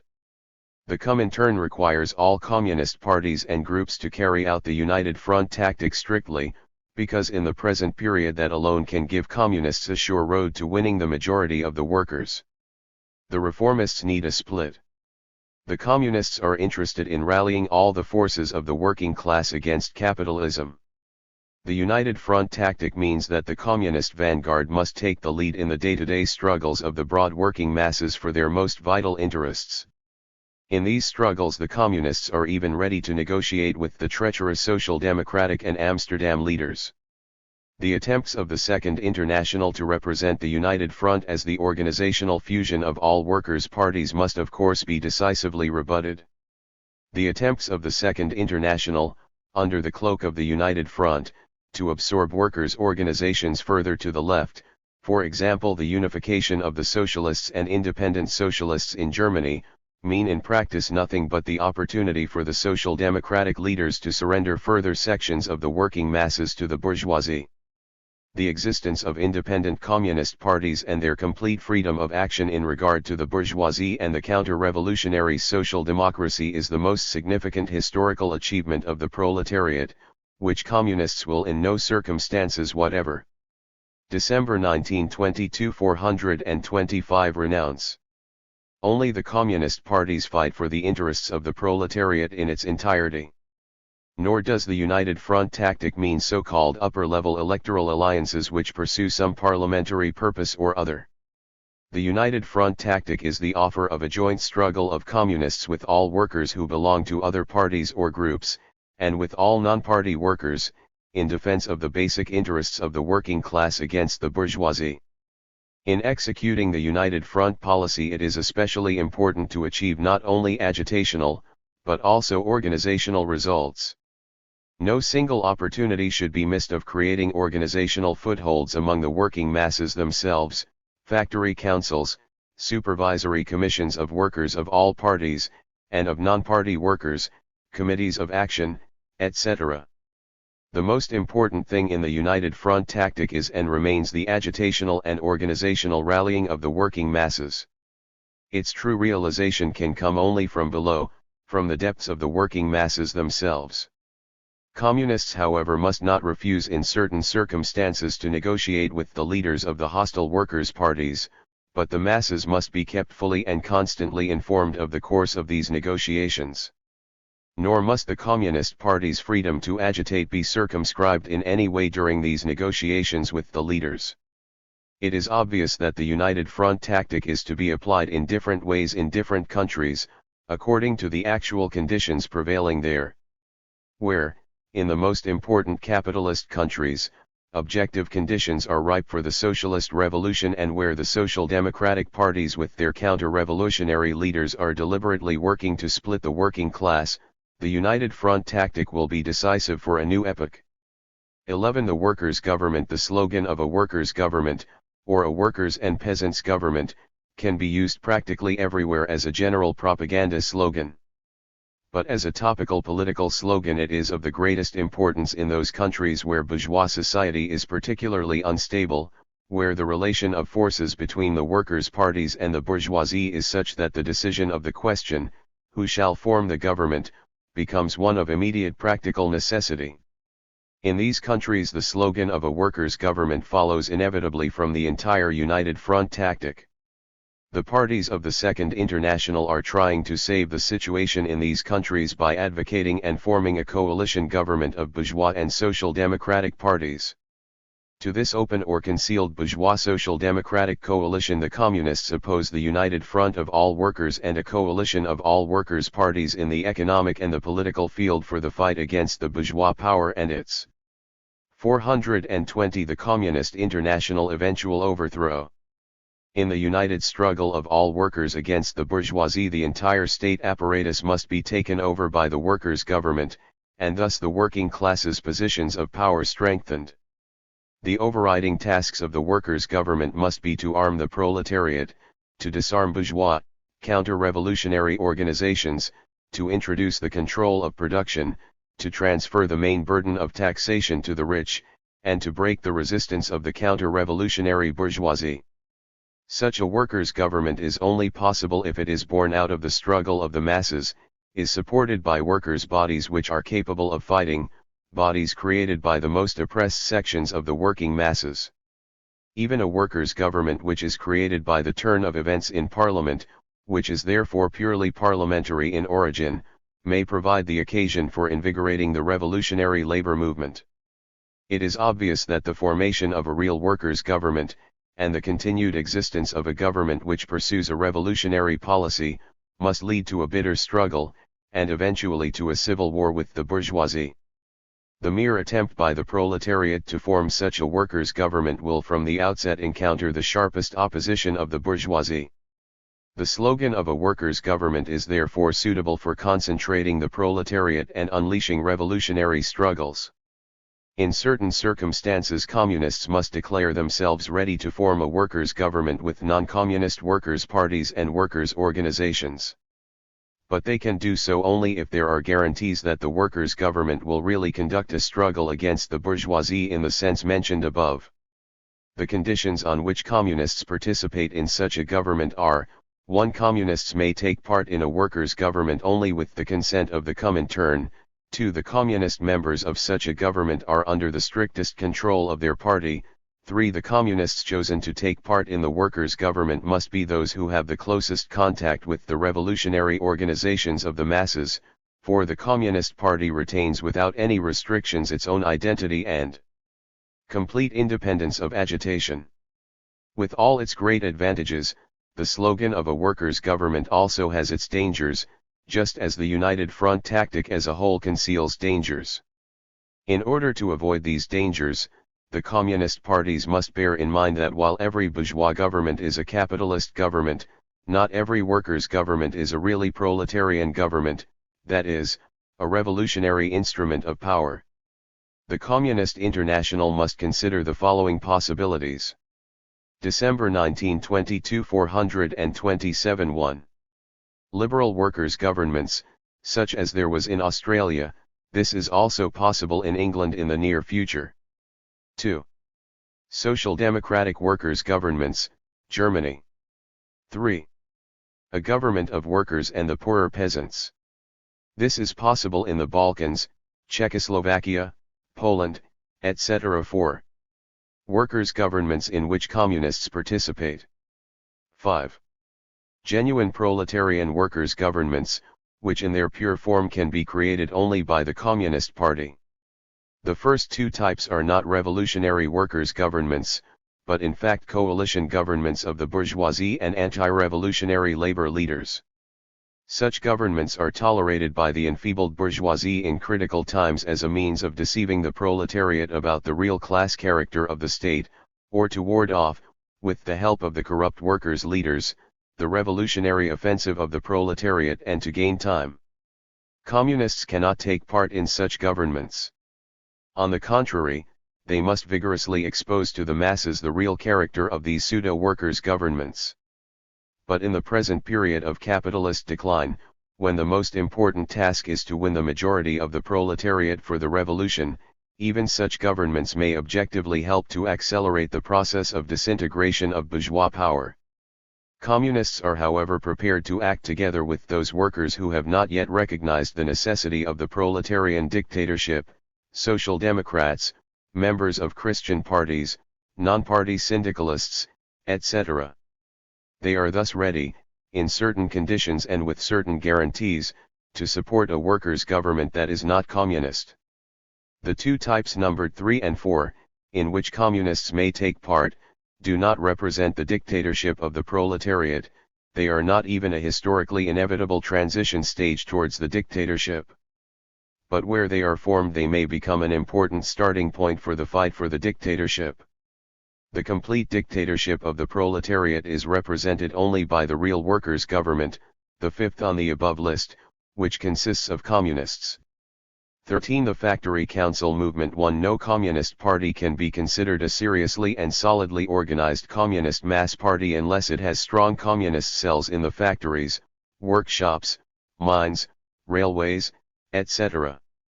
In present conditions a movement cannot be regarded as a systematically organized proletarian mass movement if the working class and their organizations do not succeed in creating factory councils as the backbone of that movement. In particular the struggle against the capitalist offensive and for the control of production. 1. There is no paragraph 12. 428. The Communist International is hopeless if the communists have not at their disposal firm footholds in all factories and if the working class have not created their own proletarian combat groups in the factories, factory councils, workers' committees. The Congress therefore considers it one of the chief tasks of all communist parties to get a firmer anchorage in the factories and to support the factory council movement or to take the initiative in establishing that movement. 14. The Comintern as a world party. While proceeding to develop its organization as a world communist party, the Communist International as such must also engage to an increasing extent in political affairs. In particular it must aim at gaining the leadership in important actions undertaken in entire groups of countries. 15. International discipline. In order to carry out the United Front tactic internationally and in each individual country, the strictest international discipline is more than ever necessary in the Comintern and in each of its sections. The Fourth Congress categorically demands of all sections and all members the strictest discipline in carrying out the tactical line, which can only bear fruit if it is done unanimously and systematically in all countries, not only in words, but also in deeds.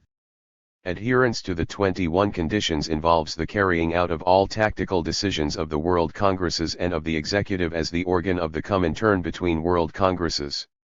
Only the sharply defined revolutionary tactics of the Comintern ensure the earliest possible victory of the international proletarian revolution. The Congress decides to attach the text of the December, 1921, theses of the Executive on the United Front as an appendix to this resolution, as the present theses explain the United Front tactic correctly and in detail. Resolution of the Fourth Comintern Congress on the Versailles Peace Treaty December 5, 1922 Protocol, 4, p. 1002. Although the Treaty of Rapallo was not mentioned at the Congress, its impact can be seen in the emphasis on the Versailles Treaty. The Third Congress tactical theses had talked of the struggle against the German government, but this objective is omitted from the Fourth Congress decisions. In introducing the resolution, Caquin, France, said it was the duty of the French Communist Party to demand the abrogation of the treaty, and its actions must be brought into harmony with those of the German Communist Party. Smrl, Czechoslovakia. December 1922. 429 said that a great many of his compatriots, including proletarians, thought the Versailles Treaty historically progressive because it was to that treaty that their country owed its birth. The resolution was passed unanimously. The program of action of the French Communist Party approved at the Fourth Comintern Congress stated that the struggle against the Versailles Treaty and its consequences must remain in the forefront of the party's entire activity. The French party was to inform the French workers and soldiers of the tragic plight of their German brothers. The French workers themselves would be seriously affected by the competition of cheap German labor and the stimulus to German exports provided by currency depreciation. The party press must constantly describe the sufferings of the German proletariat, the real victims of the Versailles Treaty, and demonstrate the impossibility of executing the treaty. The World War ended with the downfall of three imperialist powers, Germany, Austria-Hungary, and Russia. Four great robber states remained victorious on the battlefield: the United States, England, France, and Japan. The peace treaties, whose kernel is formed by the Versailles Treaty, are an attempt to stabilize the world domination of these four victorious powers, politically and economically, by coercing all the rest of the world into their sphere of colonial exploitation, and socially, by ensuring the rule of the bourgeoisie both over the proletariat in their own countries and over the victorious revolutionary proletariat of Russia by an alliance between the bourgeoisie of all countries. For that purpose a wall of small vassal states around Russia has been erected and armed, to strangle Soviet Russia when a suitable opportunity occurs. The defeated states are moreover to pay full compensation for the material losses suffered in the war by the victor states. Today it is clear to everybody that all the assumptions on which the peace treaties were based were false. The attempt to establish a new equilibrium on a capitalist foundation has failed. The history of the last 4 years shows continuous fluctuation, constant insecurity, economic crises, unemployment and surplus labor, cabinet crises, party crises, crises in foreign policy. At innumerable conferences the imperialist powers have tried to stay the breakdown of the world system established by the peace treaties and to conceal the bankruptcy of Versailles. The attempts to overthrow the dictatorship of the proletariat in Russia miscarried. The proletariat of all capitalist countries are coming out more and more emphatically for Soviet Russia. Even the leaders of the Amsterdam International had to declare publicly that the downfall of proletarian rule in Russia would mean the victory of world reaction over the entire proletariat. Turkey, as vanguard of the revolutionary East, successfully resisted by force of arms the execution of the peace treaty. At the Lausanne Conference 430, the Communist International, the solemn burial of an important part of the peace treaty system is taking place. The continuing economic crisis has shown that the economic conception of the Versailles Peace Treaty is untenable. The leading European imperialist power, England, who is in the highest degree dependent on world trade, cannot consolidate its economic basis unless Germany and Russia are re-established. The United States, the strongest imperialist power, has turned completely away from the peace and is trying to build its world imperialism by itself. In this endeavor it has gained the support of important parts of the English world empire, Canada, and Australia. The oppressed colonies of England, the foundation of its world power, are in rebellion. The entire Muslim world is in open or latent insurrection. All the presuppositions of the peace have become untenable, except one: the proletariat of all bourgeois countries are still to carry the burdens of the war and of Versailles. France. On the surface France got the greatest increase in POW.ER of all the victor states. Apart from gaining Alsace-Lorraine, the occupation of the left bank of the Rhine, the claim to untold milliards in German war indemnities, it has in fact become the strongest military power on the European continent. With its vassal states, Poland, Czechoslovakia, Romania, whose armies are trained and led by French generals, with its own large army, with its submarines and its air force, it dominates the continent, playing the part of guardian of the Versailles Peace Treaty. But France's economic basis, its small and declining population, its tremendous internal and external indebtedness, and its consequent economic dependence on England and America, are not an adequate foundation for a boundless imperialist appetite for expansion. As a power it is narrowly restricted by England's dominion over all important naval bases, and by the English and American oil monopoly. Economically, the acquisition of iron ore under the Versailles Treaty was lessened in value because the Ruhr coal necessary for its working remained in Germany. The hope of bringing order into shattered French finances by German reparation payments has proved deceptive. All financial experts of the world are agreed that Germany cannot pay the sums which France needs to clear up its finances. The only road remaining open to the French bourgeoisie is to lower the standards of the French proletariat to the level of the German. The hunger of the German workers today prefigures the French workers' poverty of tomorrow. The depreciation of the franc, which is being deliberately encouraged by certain sections of French heavy industry, will be used to shunt the burdens of war now that Versailles has proved useless onto the shoulders of the French proletariat. December 1922 431. England.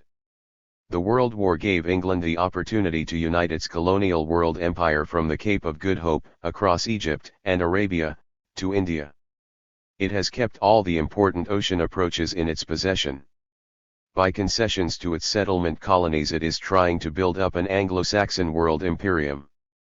But despite the flexibility of the English bourgeoisie, despite stubborn efforts to regain the world market, it transpires that in the world situation created by the Versailles Peace Treaty England cannot make progress. The English industrial state cannot exist if Germany and Russia are not economically re-established. This sharpens the antagonism between England and France. England wants to sell goods to Germany, which the Versailles Treaty makes impossible. France wants to exact enormous sums from Germany as war costs, which destroys Germany's purchasing power. Hence England is in favor of reducing reparation obligations, while France is carrying on a concealed war against England in the Near East in order to force it to yield on the reparations question. While the English proletariat is carrying the burdens of the war in the form of millions of unemployed, the bourgeoisie of England and France are coming together again at Germany's expense. Central Europe and Germany. Central Europe, the new colonial sphere of the imperialist robbers, is a most important part of the Versailles peace handiwork. Riven into innumerable small states, divided into a number of areas incapable of supporting themselves economically, these regions cannot pursue an independent policy. They have sunk to being colonies of English and French capital. They are incited against each other according to the changing interests of these great powers. Czechoslovakia, carved out of an economic area of 60 million population, is in a state of permanent economic crisis. Austria has shrunk to a lifeless creature, which continues to lead an ostensibly independent political existence only because of the mutual jealousies of the neighboring countries. Poland, which was given large territories with a non-Polish population, is France's furthest outpost, a caricature of French imperialism. In all these countries the proletariat has had to pay the costs of the war by a reduction in the standard of life or by heavy unemployment. But it is Germany which is the most important object of the Versailles Peace Treaty. Disarmed, deprived of every possibility of defense, it is at the mercy of the imperialist powers. The German bourgeoisie try to ingratiate themselves now with the English, now with the French bourgeoisie. They hope by the severe exploitation of the German proletariat to 432 the Communist International satisfy a part of French claims and at the same time secure with foreign help their own domination over the German proletariat. But even the most intense exploitation of the German proletariat, the reduction of German workers to Europe's coolies, the incredible poverty into which the German proletariat have sunk as a result of the Versailles Treaty, still do not make it possible to pay reparations. Germany is therefore being converted into a plaything in the hands of England and France. The French bourgeoisie want to settle the question by force by occupying the Ruhr. England is still opposed to this. Only the intervention of the strongest economic power, the United States, would have made it possible to compose in some degree the conflicting interests of England, France, and Germany. The United States of America. The United States, however, has long withdrawn from the Versailles system by refusing to ratify the treaty. The United States, which emerged from the World War as the strongest power, economically and politically, and to which the European imperialist powers are heavily indebted, showed no desire to enable France to overcome its financial crisis by granting further large credits to Germany. United States capital is turning away more and more from the chaos in Europe, and is trying most successfully to build a large colonial empire in Central and South America and the Far East, while protecting the exploitation of the home market for its own ruling class by protective tariffs. While thus leaving continental Europe to its fate, it encounters on the other hand the conflicting interests of England and Japan. By using its economic superiority in regard to naval construction, it compelled the other imperialist powers to sign the Washington Agreement. but in doing so it destroyed one of the most important pillars of Versailles, England's superiority at sea, and thus destroyed any reason for England to adhere to the alignment of powers contemplated at Washington.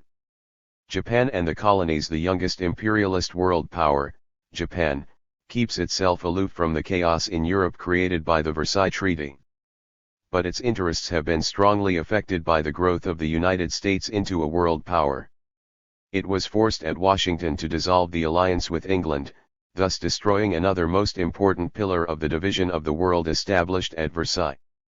At the same time, not only are the oppressed peoples rebelling against the rule of England and Japan, but England's settlement colonies are trying to secure their interests in the approaching struggle between the United States and Japan by closer ties with the United States.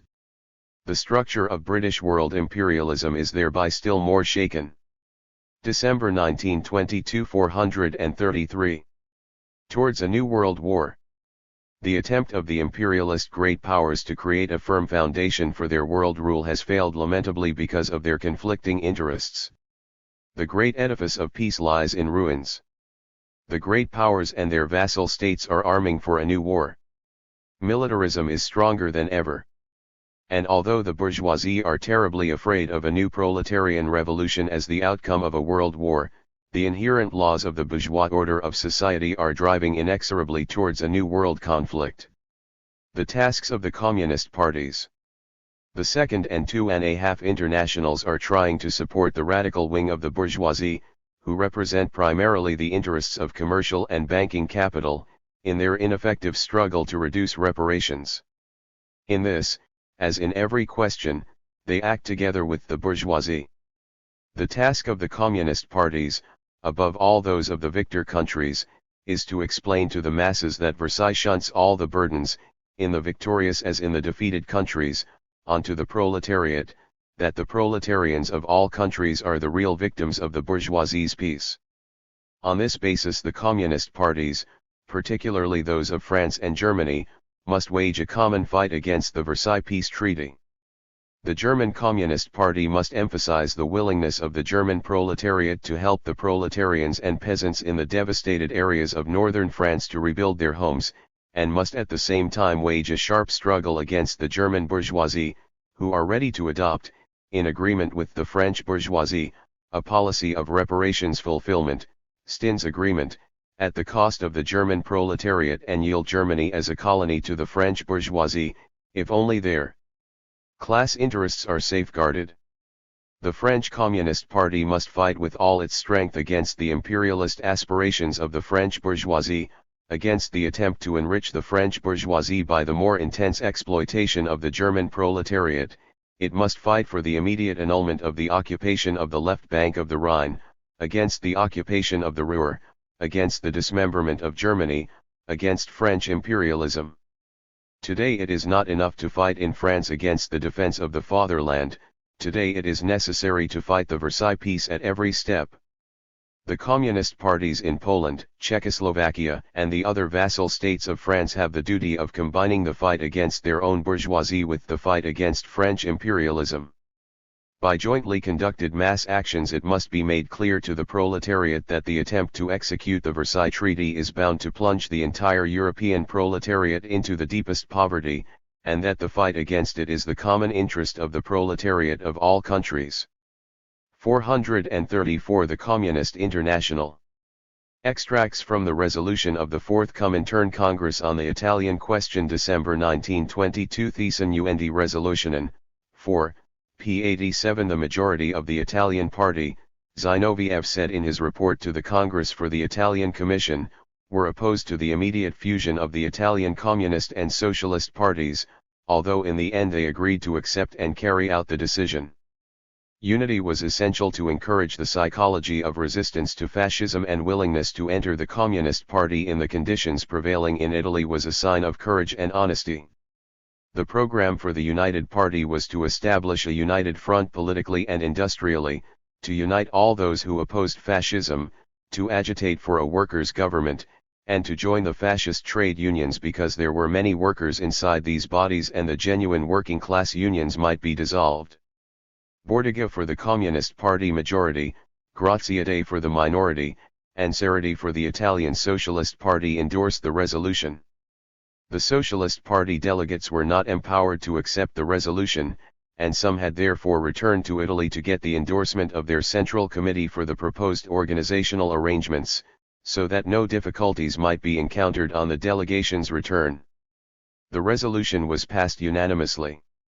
At the close of the imperialist World War, the situation in Italy was objectively revolutionary. The reins had fallen from the hands of the bourgeoisie. The machinery of the bourgeois state was broken. The ruling classes felt uncertain. The working masses were filled with indignation against the war and were in open insurrection in various parts of the country. Large sections of the peasantry were beginning to rise against the landlords and the state and were ready to support the working class in revolutionary struggle. The soldiers were against the war and ready to fraternize with the workers. The objective prerequisites for a victorious revolution were at hand. The only thing missing was the most important subjective factor: a resolute, militant, conscious, revolutionary workers' party, that is, a genuine communist party, to assume resolute leadership of the masses. At the end of the war, the situation in practically all the belligerent countries was in broad outline the same. If the working class in the decisive countries did not triumph in the years 1919 and 1920, that can be ascribed to the absence of a revolutionary workers' party. This was particularly obvious in Italy, where revolution was closest, and which has now fallen into the deepest abyss of counter-revolution. The occupation of the factories by the Italian workers in the autumn of 1920 was a decisive moment in the development of the class struggle in Italy. The Italian workers moved instinctively towards a revolutionary solution of the crisis, but the absence of a revolutionary workers' party. December 1922, 435 decided the fate of the working class, sealed their defeat, and prepared the present victory of fascism. Without an adequate revolutionary leadership, the working class, though at the height of its strength, showed that it was not resolute enough to seize power. Thus it happened that after the lapse of a certain time, the deadly enemy of the working class, the bourgeoisie, in the person of their most energetic wing, the fascists, laid the working class low and established their dictatorship. The Italian example is of the greatest significance. Nowhere has it been more palpably demonstrated than in Italy how great is the historical role of a communist party for the world revolution. It has shown how the absence of such a party can turn the course of history in favor of the bourgeoisie.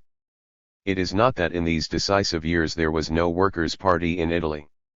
The old Socialist Party had a large membership and seen from the outside a great influence, but it carried within it reformist elements who crippled its action at every step. Despite the first split which occurred in 1912 and which expelled the extreme right, and the second split in 1914, there were in 1919 and 1920 a great number of reformists and centrists in the SPI.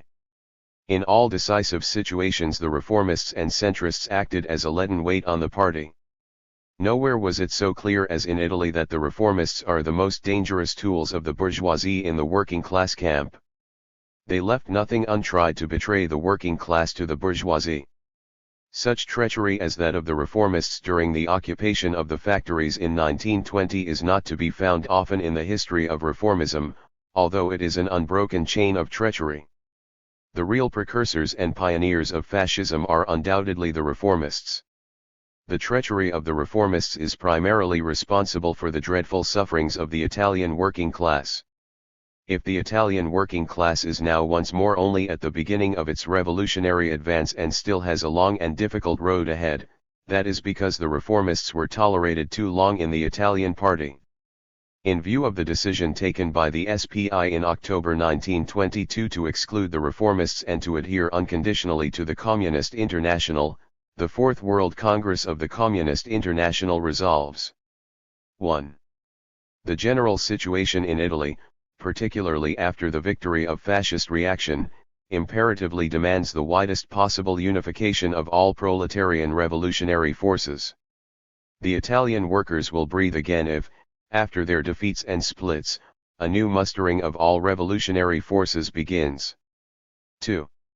The Communist International is completely convinced of the sincerely revolutionary frame of mind of the SPI, freed from the reformists, and resolves to admit the SPI to the Communist International. 4. The Fourth World Congress instructs the Central Committee of the SPI to expel from the party all those who make any reservations to the 21 conditions of admission. 436 The Communist International 5. Since under the statutes of the Communist International there can be only one section in each country, the Fourth World Congress resolves that the Communist Party of Italy and the Socialist Party of Italy shall immediately amalgamate.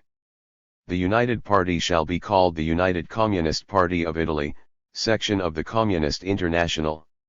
6. To effect this amalgamation the Fourth Congress shall appoint a special organization committee consisting of 3 members of each party under the chairmanship of a member of the executive. Disputed questions shall be decided by the ECCI. 9. At the same time a joint trade union committee shall be immediately set up whose task shall be to convince the Trade Union Federation of the treachery of the Amsterdammers and to win a majority for the Profintern. This committee will be composed of 2 members of each party under the chairmanship of a comrade to be appointed by the ECCI or the Organization Committee. The Trade Union Committee shall work under the instruction and supervision of the Organization Committee. 10. In towns where there are a communist and a socialist newspaper these shall be amalgamated by January 1, 1923. The editorial board of the central organ for the forthcoming year shall be appointed by the ECCI. 11.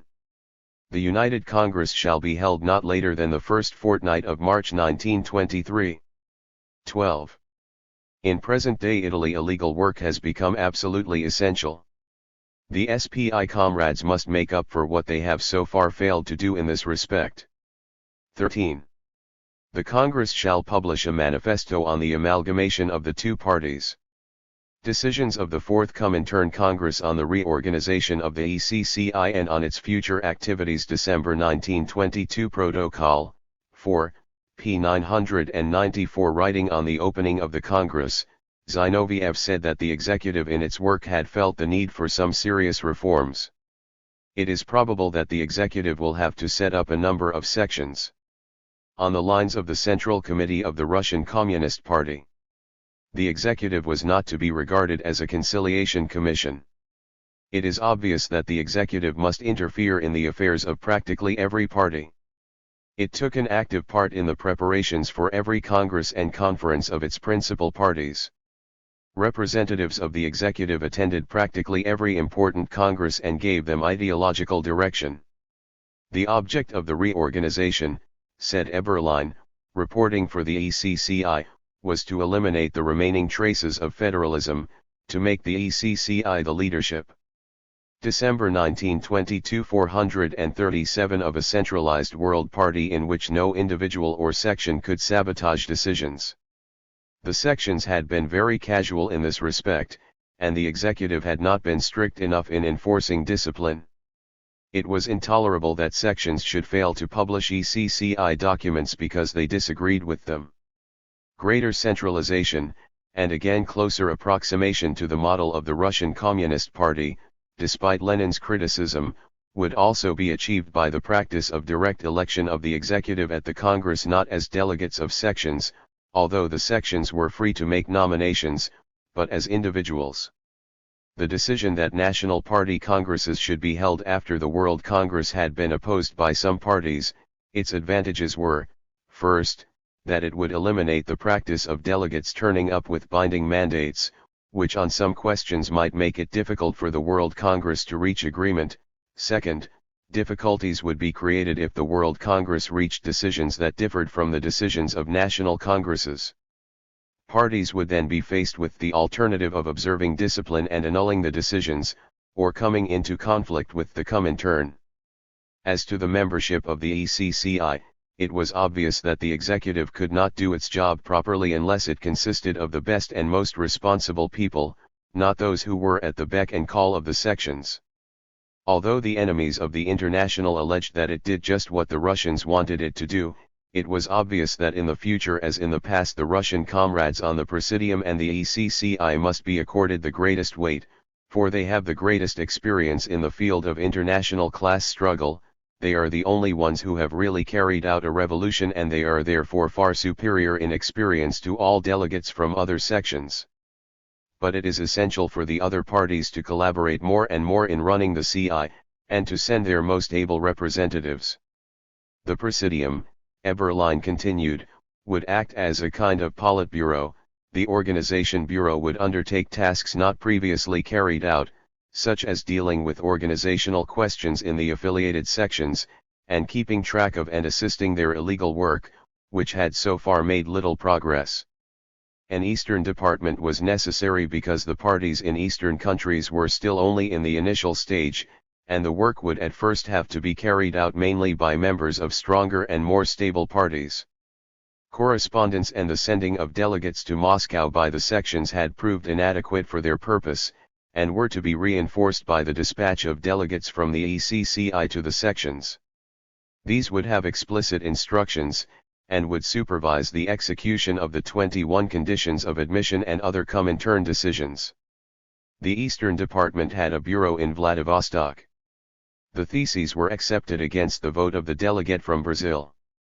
The Fourth World Congress, Trotsky said shortly after its conclusion, in electing the Executive Committee, created for the first time a central organ not on federal principles, not composed of representatives delegated by the various parties, but a body elected by the Congress itself. The obstacles to centralization which they were trying to overcome, Bukharin said later, were in part due to outside causes, but many of them could be eliminated by the apparatus itself. He listed in particular defective contact between the CI and its sections, the inadequacy of the representatives sent to 438 the Communist International Moscow, the overloading of the national sections with directives, instructions, letters, and appeals, and the failure to exchange opinions before decisions were taken, giving rise to conflicts which might have been avoided. World Congress. The World Congress shall be held, as before, every year. The date shall be decided by the enlarged executive. All affiliated sections are obliged to send delegates. Their number will be determined by the executive. The costs shall be borne by the parties. The number of votes for each section shall be determined by the Congress in accordance with the membership and the political circumstances of the country. Binding mandates are not allowed and will be annulled in advance, for such mandates are incompatible with the spirit of an international, centralized, proletarian party. Executive. The executive is elected by the Congress. It consists of the President, 24 members, and 10 candidates. Of the executive, at least 15 members must be constantly in Moscow. Enlarged executive. As a rule, meetings of the enlarged executive shall be held once every 4 months. It shall be composed as follows: 1. The 25 members of the executive, 2. 3 representatives of each of the following parties: Germany, France, Russia, Czechoslovakia, and Italy, as well as the Youth International and the Profintern, 2 representatives each for England, Poland, America, Bulgaria, and Norway, 1 representative from each other section entitled to vote. The Presidium is obliged to submit all important questions of principle which permit of delay to a meeting of the enlarged executive. The first meeting of the enlarged executive shall take place immediately after the World Congress. Presidium. At its first meeting the enlarged executive elects the Presidium, which shall include 1 representative of the YCI and of the Profintern, each with consultative voice. It shall establish the following departments: 1. An Eastern Department, whose work for the coming year shall receive the special attention of the executive. The head of the Eastern Department must be a member of the Presidium. In political work this department is subject to the Presidium. Its relation to the Orgburo is arranged by the Presidium. December 1922 439-2. An Organization Department, Orgburo, to which at least 2 members of the Presidium must belong. The Orgburo is subordinate to the Presidium. 3. An Agitation Propaganda Department, which shall be under the direction of a member of the executive. This department is also directly subject to the Presidium. 4. A Statistical and Information Department, which is under the Orgburo. The executive has the right to set up further departments. Division of labor among the members of the executive. A precise division of labor is to be introduced among the members of the executive and of the presidium. The presidium shall appoint a responsible rapporteur for each of the most important countries to prepare the work of the individual sections. As a rule, he shall be a member of the executive, or, if possible, of the presidium. Rapporteurs who are not members of the executive or the presidium work under the supervision of a member of the presidium. The presidium shall organize a general secretariat, to work under the direction of a general secretary. He shall be given 2 deputies by the executive. The secretariat does not have the function of an independent political organization, it is only an executive organ of the presidium. The executive is instructed to see that a similar division of labor, taking into account the conditions and the situation in each country, is introduced in all parties. Delegates. In special cases, the executive shall send a delegate to the individual countries, who shall be drawn from the most highly qualified comrades of the sections. These representatives shall be endowed by the executive with the most comprehensive powers. In special cases, the functions of these envoys, their rights and duties, and their relation to the party in question, shall be precisely set down in writing. The executive is empowered to supervise with special emphasis the effective application of the 21 conditions and the execution of decisions of the World Congress. Its envoys are to be explicitly entrusted with this supervision. The envoys must report on the results of their work at least once a month. International Control Commission. The International Control Commission shall remain in being. Its functions are the same as those formulated by the Third World Congress. Each year the World Congress shall choose 2 neighboring sections, whose central committees shall each choose 3 members of the Control Commission from among their own number. Their names must be approved by 440 the Communist International. The executive. For the coming year the World Congress allots this function to the German and French sections. Technical Information Bureau. The Technical Information Bureaus remain in being. Their job is to provide technical information and their work is under the control of the executive. The Communist International. The Communist International is the organ of the executive. The editorial board is chosen by and subject to the executive. Publications of the executive. The Congress confirms that all communist organs are obliged as before to publish immediately all executive documents, appeals, letters, resolutions, etc., if the executive so requests. Minutes of the national parties. The central committees of all sections are obliged to forward the minutes of all their sessions regularly to the executive. Reciprocal representation. It is desirable that the most important sections, where the countries are neighbors, shall maintain reciprocal representation for the purpose of keeping each other informed and coordinating their work. The reports of these representatives shall be sent also to the executive. It is further desirable that such representatives shall be appointed in agreement with the executive. Congresses of the sections, as a rule party conferences, or enlarged national committees, shall meet before the World Congress of the CI, and shall deal with preparations for the World Congress and the selection of delegates. Party congresses shall be held after the World Congress. Exceptions can be made only with the consent of the executive. Such procedure will ensure that the interests of the individual sections are best safeguarded and at the same time provide the opportunity for the entire experience of the international movement to be appraised from below to above.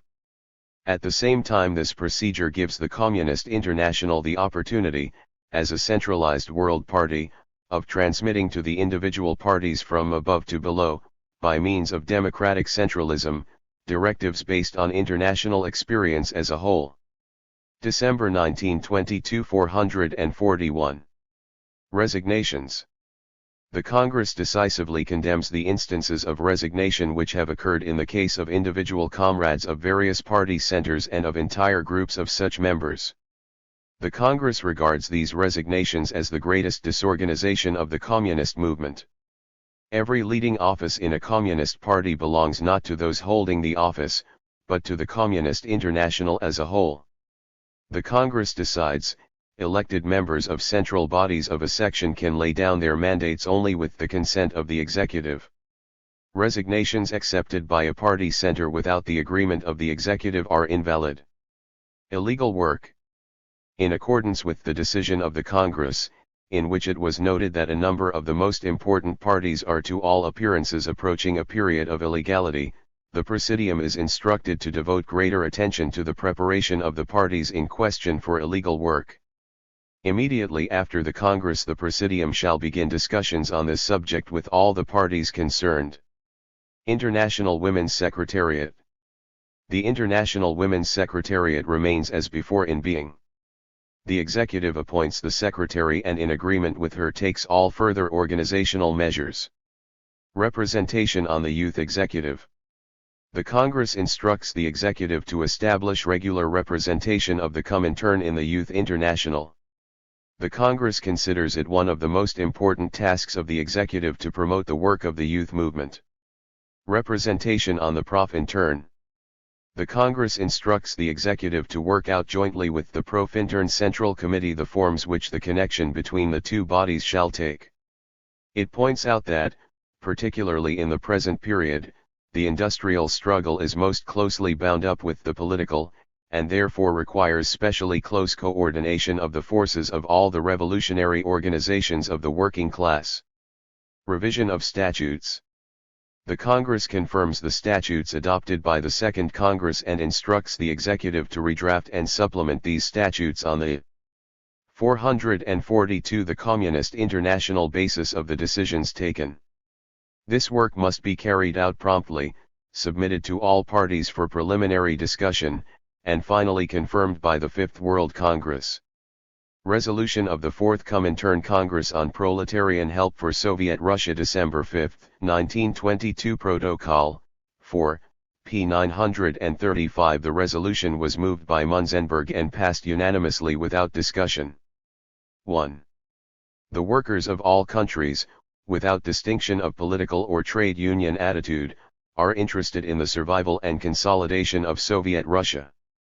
Apart from the deeply rooted feeling of proletarian solidarity, this more than anything else has made all workers' parties ready to support action for the relief of the famine in Soviet Russia, and inspired millions of workers in all countries to make the greatest sacrifices with enthusiasm. With the help of this proletarian relief action, which grew into the biggest and most prolonged international solidarity action in the history of the workers' movement, Soviet Russia survived the most difficult days of famine and triumphed over hunger. But even during this famine relief action, large sections of the workers' organizations which took part in it realized that more was needed to help Soviet Russia than the provision of food. The economic war of the imperialist states on Soviet Russia continues, the trade blockade continues in the form of a refusal of credit, and whenever capitalist groups do start to do business with Soviet Russia, this is done with the object of exploiting and profiting from Soviet Russia. As in all other conflicts between Soviet Russia and its imperialist enemies, it is the duty of the workers of all countries to intervene in favor of Soviet Russia in the economic war also, against its imperialist enemies, and to support Soviet Russia actively and practically with every means, including economic assistance. 2. The best support for Soviet Russia in the economic war is the political revolutionary struggle of the workers and their pressure on the government of every country to recognize the Soviet government and establish favorable trade relations with Soviet Russia. With the importance that Soviet Russia has for all workers, the maximum economic, as well as the political, power of the world proletariat must be mobilized in its support. Every factory and workshop which Soviet Russia gets going with the support of the workers without capitalist credits, is effective help for Soviet Russia in the struggle against the imperialist robber policy, and every December 1922 440 strengthening of Soviet Russia, the first workers' state in the world, strengthens the international proletariat in the struggle against their class enemy, the bourgeoisie.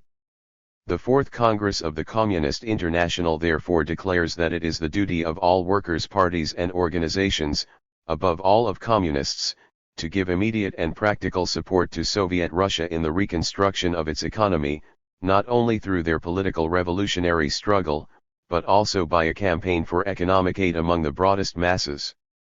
3. The most important task of proletarian economic assistance outside Soviet Russia consists in collecting funds for the purchase of machinery, raw materials, tools, etc., for Soviet Russia.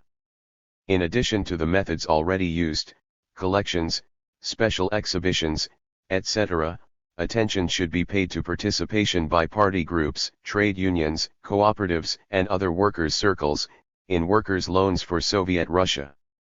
Propaganda for proletarian economic help at the same time offers the opportunity of carrying on the best agitation for Soviet Russia. It should therefore be carried out in closest connection with the sections in the individual countries. Since the question of economic support for Soviet Russia is of general importance for the entire working class, it is necessary to create special committees or societies to organize and carry out this campaign, composed of delegates from all kinds of workers' organizations, similar to the workers' famine relief committees. These committees or societies should interest and win the support of the broadest workers' circles for this economic aid. They shall be subject to the control of the Communist International. 4. The use of the funds collected by these committees and societies is to be decided in closest consultation with the appropriate Russian economic bodies, either of the state or of workers' organizations. 5. In the present state of Russian economic life, the mass immigration of foreign workers would not help but rather hamper reconstruction, and should in no circumstances be encouraged. The immigration of foreign workers into Russia should be restricted to individual specialist workers, who are urgently required in certain industries. But even in these cases, the agreement and consent of the Russian trade unions must first be obtained. 6. Proletarian economic aid must aim at bringing into harmony two ideals: the concentration of international workers' solidarity on help for the first proletarian state in the world, and the attainment of tangible economic results. 7. In accordance with the principles of socialist cooperation and economic management, any surplus funds collected may be used only to expand the scope of the activities in question. 444 The Communist International.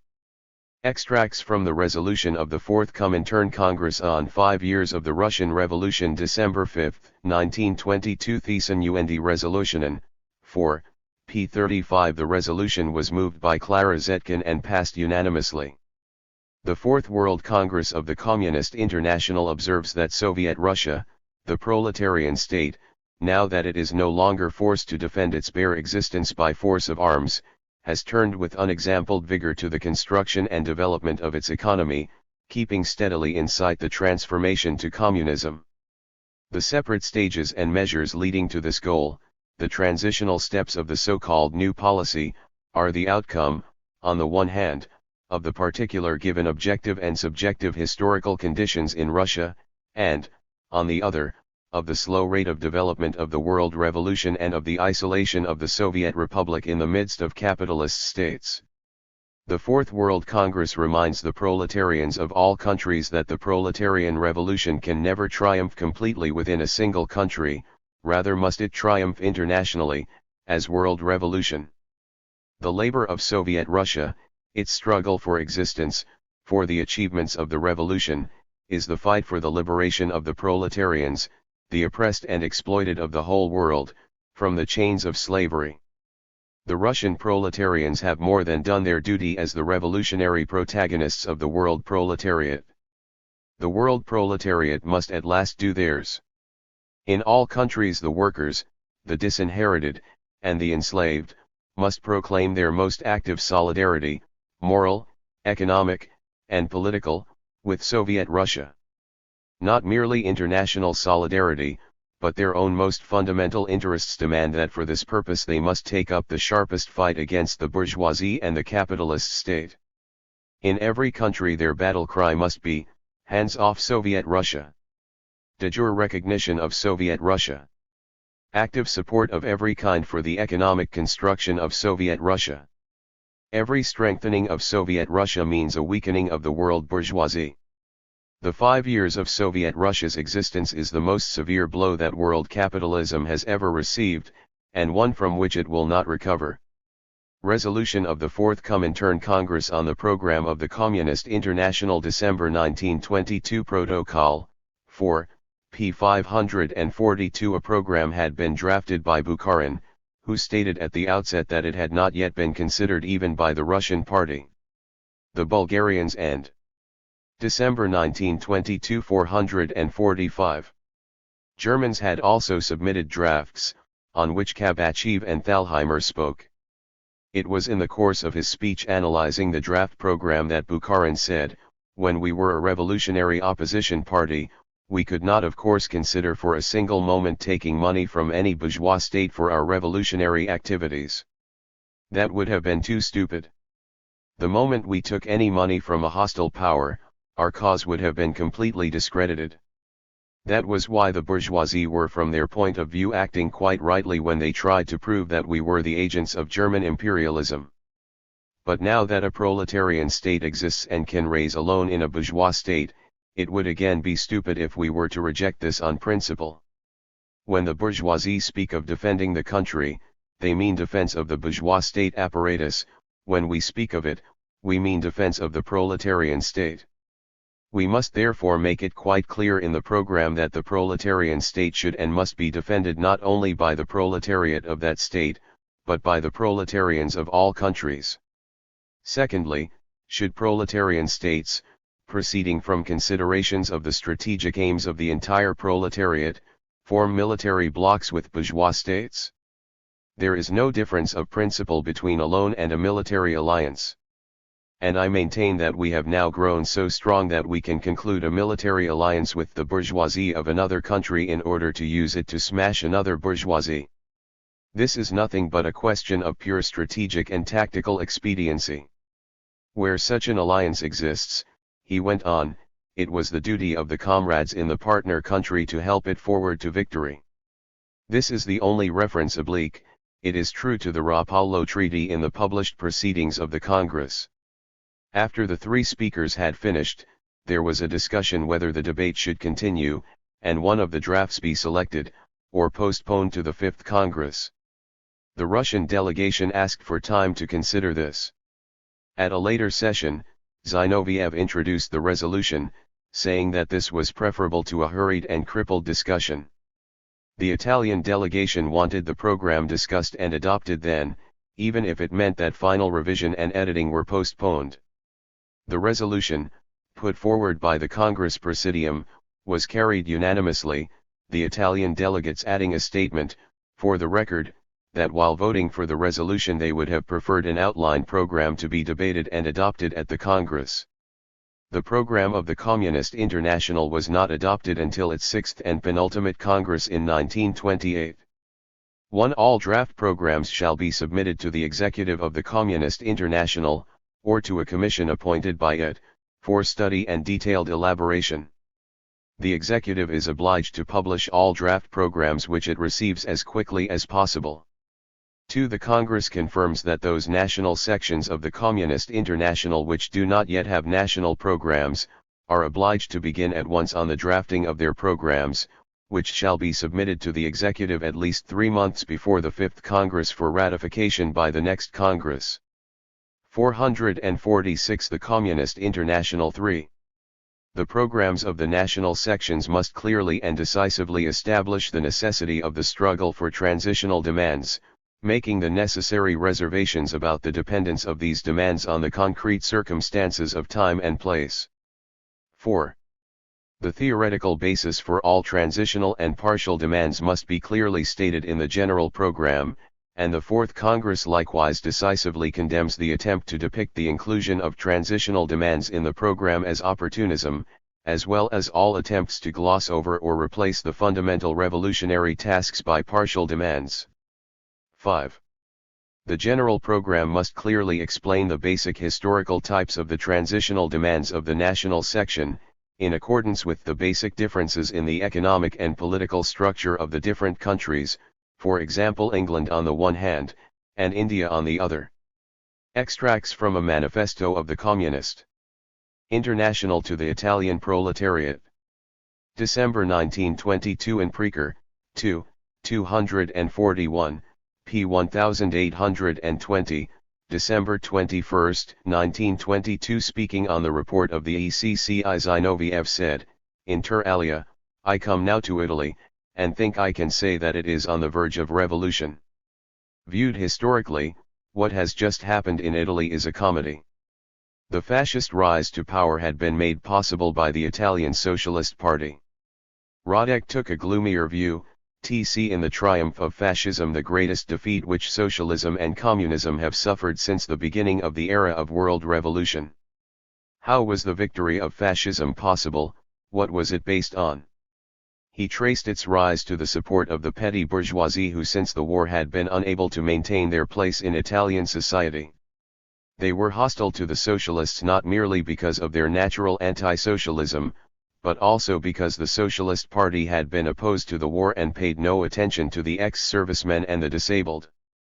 But although the bourgeoisie had failed, through inner disintegration, to retain the support and confidence of officials and of the petty bourgeoisie, Mussolini would have to carry out a capitalist program.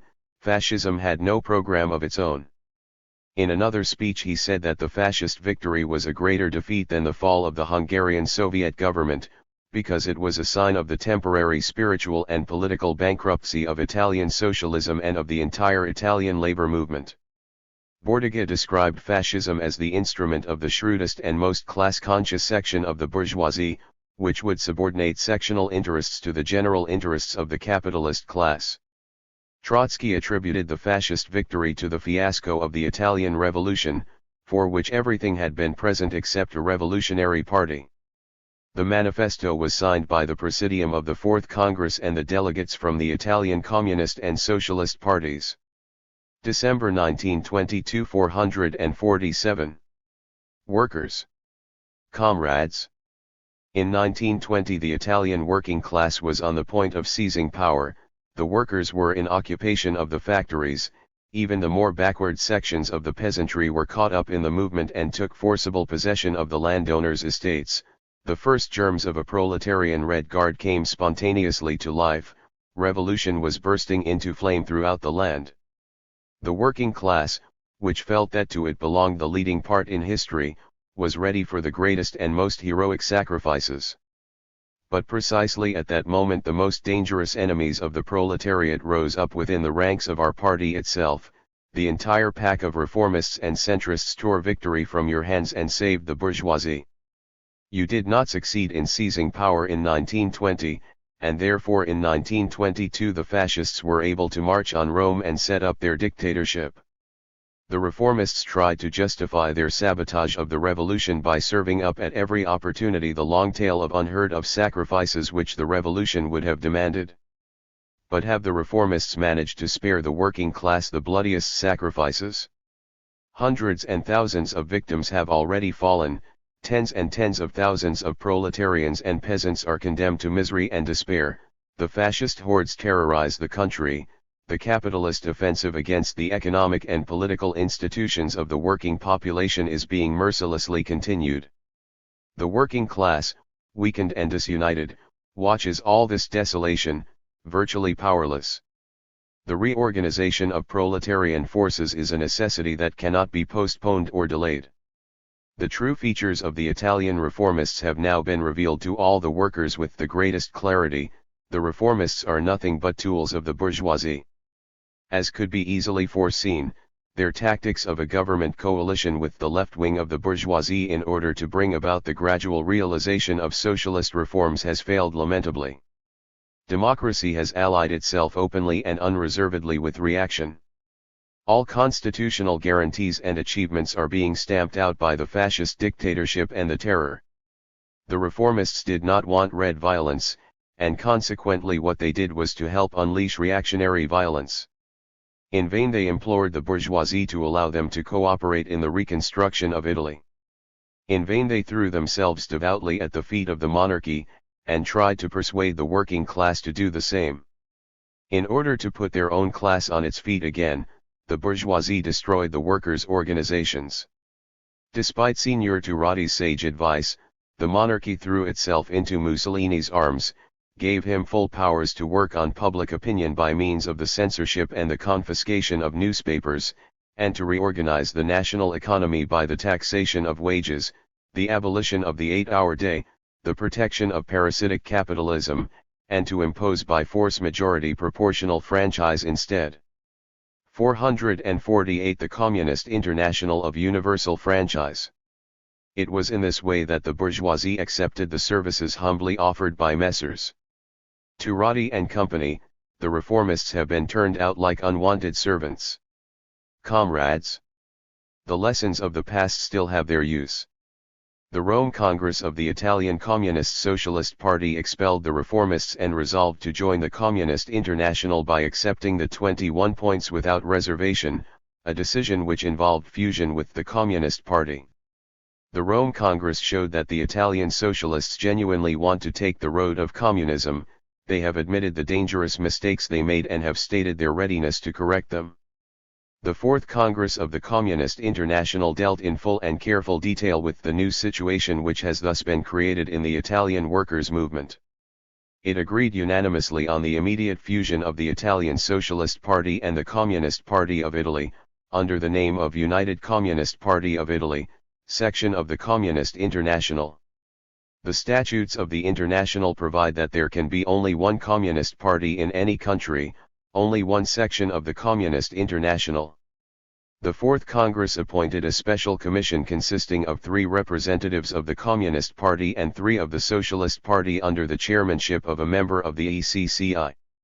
We call on all of you to support this commission confidently and enthusiastically, to establish the most favorable conditions for its work, to exert all your efforts so that the fusion can be accomplished quickly and smoothly. The period of splits is over. A new historical period is opening for the Italian proletariat, the period of the reorganization of the forces of the proletariat. All truly revolutionary workers, all elements of the Italian laboring population determined to fight, will enter the ranks of the United Communist Party of Italy. The United Communist Party must become the organizational center of all class-conscious Italian proletarians. They must unite all their efforts to defeat the reformists, to liberate the trade unions from the Amsterdam traders, to fight energetically against the latest attempts of the reformists to kill any spirit of struggle in the trade union organizations through a so-called party of labor and to turn them into an instrument of cooperation with the fascist bourgeoisie. The firm unity of the trade union organizations must be maintained, but they must also be enlivened by a revolutionary spirit and brought over to the ranks of the Red International of Labor Unions. Workers. Peasants. The United Communist Party of Italy will be the vanguard in the fight of all workers against cursed fascism, around its banner the best and most. December 1922 449 Conscious elements of the working class and peasantry must rally. Make systematic and energetic use of the united front tactics in the trade unions as well as the political field. If there is one country where these tactics are necessary to strengthen the position of the working class, it is in the Italy ruled by fascism. The treachery of the reformists has been paid for in the best blood of the Italian working class. New fighters must spring up from this blood. The fascist yoke will not last forever. The more frightful the reaction, the more savage the dictatorship of the bourgeoisie, the more numerous will be those who remain true to the red flag and fight for the goal of the proletarian dictatorship. To the masses. In spite of all the difficulties you will find in your way because of fascist violence and the cunning intrigues of the reformists, go to the masses. Communists must work among every group of workers, they must educate their class brothers, move them to struggle. Communists must penetrate everywhere where the bourgeoisie and their servants are trying to coerce our class brothers into associations which they will use as tools in the interests of capital. We must be present wherever there are workers, to educate them and win them for the common cause. We want a workers' government. That is the slogan which must capture the consciousness of the Italian workers. Only a government of workers and peasants can rescue Italy from its present wretchedness. Only a government of workers and peasants can put Italy on its feet again. All workers, even those who fight in no party, or even in hostile parties, must be summoned to create the proletarian united front. Do not lose courage. Resist. Defend the cause of communism among the working masses, by legal methods if possible, by illegal if necessary. Go to the masses and tell them that the time of splits is past, and that the Fourth World Congress of the Communist International has begun on the work of concentrating all the workers' forces of Italy. Long live true revolutionary socialism! Long live communism! Long live the United Communist Party of Italy! Long live the Italian working class! Long live the Communist International! Extracts from an ECCIRILU manifesto on the Hague Peace Congress December 19, 1922 in Preker, 2, 244, p. 1842, December 28, 1922. The Russian cooperatives and trade unions were invited to the conference, but, said Zinoviev at the Fourth Congress, the reformists had been afraid to invite the 450 the Communist International. The Russian delegates were Radek, Lazovsky, and Rothstein. They put forward a 14-point program, which was rejected, proposing the establishment, nationally and internationally, of committees of action against war. Lazovsky, the first Russian speaker, protested against the exclusion of the Comintern and RILU, the absence of delegates from the colonial and Far Eastern countries, and the presence of delegates from bourgeois pacifist societies. Radek, speaking in a conciliatory tone about the need to prepare beforehand for anti-war action, was applauded, although his speech concluded with the threat, "We offer you, frankly and fearlessly, the hand of friendship and cooperation. Reject that offer, and the outstretched hand of friendship will be turned against you." The Russian delegates voted against all the resolutions of the Congress, which included one protesting against sanctions and coercive measures in the reparations question, one on the revision of the peace treaties, the control of armaments, the admission of Germany to the League of Nations, and the abolition of secret diplomacy, and a final resolution on the tasks of the labor movement in the war against war. Peace on Earth, men and women workers. Between the 10th and December 15th the Congress of the Amsterdam Trade Union International and of the Second and 2½ Internationals was held in The Hague. It was called to discuss how the international working class can avert the danger of a new imperialist war. Never was such a Congress more timely. While the situation of the workers is growing steadily worse, while there is no money to give the unemployed even a piece of bread, while expenditure on cultural needs is being steadily reduced, the capitalist states are spending more on armaments than they did before the war. Among the masses of workers the feeling is growing that things cannot go on any longer in this way, and all bourgeois politicians are speaking openly of the danger of a new world war. The Hague Congress had a great task before it to rally all the forces of the working class so that the proletariat should not again become the cannon fodder of capitalism. Unfortunately, however, the representatives of the Amsterdam and the Second and 2½ Internationals renounced in advance the mobilization of all the forces of the working class for this struggle. Although there can be no struggle for peace while the popular masses of the Near and Far East do not take part in it, and capitalist and militarist cliques have a free hand in their countries, the leaders of the Amsterdam trade unions, of the Second and 2½ Internationals, did not for a moment dream of inviting the representatives of the working class organizations of these countries. There are trade unions in Constantinople, in Japan, China, and India, which have already led great strikes and which are imbued with the will to struggle for the interests of the working class, but the supercilious representatives of the December 1922 451 West European labor aristocracy did not lift a finger to attract them to the Congress. Moreover, they deliberately kept out of the Congress 3 million members of the communist parties, although these parties were formed of precisely those elements which during the war fought most boldly for peace. They deliberately excluded from the Congress the millions of workers who support the Red International of labor unions. Only the Russian trade unions were invited. The representatives of the Russian trade unions immediately proposed the admission of representatives of all communist parties and red trade unions, and they said to the Amsterdammers and the Social Democrats, "We are divided from you by great differences, but if you want to fight against war we shall be there." We are ready to conclude an alliance for the fight against the war danger, despite all your sins, for in the face of this danger all other differences retreat into the background. The Amsterdammers answered with insults against the communists who allegedly split the trade unions. The Russian trade union representatives thereupon replied, "Every child knows that we are opponents of splitting the trade unions, and it is not we but you who throw the minorities who have different opinions out of the unions, but whoever may be guilty of splitting the unions, we offer our help in overcoming this split, for in the struggle against war strong and united unions are necessary. We propose the formation of a committee of action which shall eliminate the split in each country and make further splits impossible. If only you give us the opportunity of agitating for our ideas in the unions, we shall submit to trade union discipline in the struggle against capitalism." The Amsterdammers rejected this proposal with scorn. At the same moment as they were preventing the formation of the Proletarian United Front against imperialism, they concluded an alliance with the bourgeois pacifists.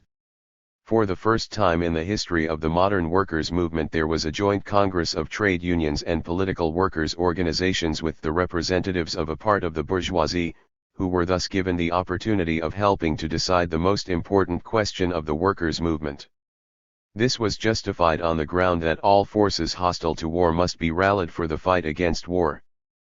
But this argument is a sheer swindle.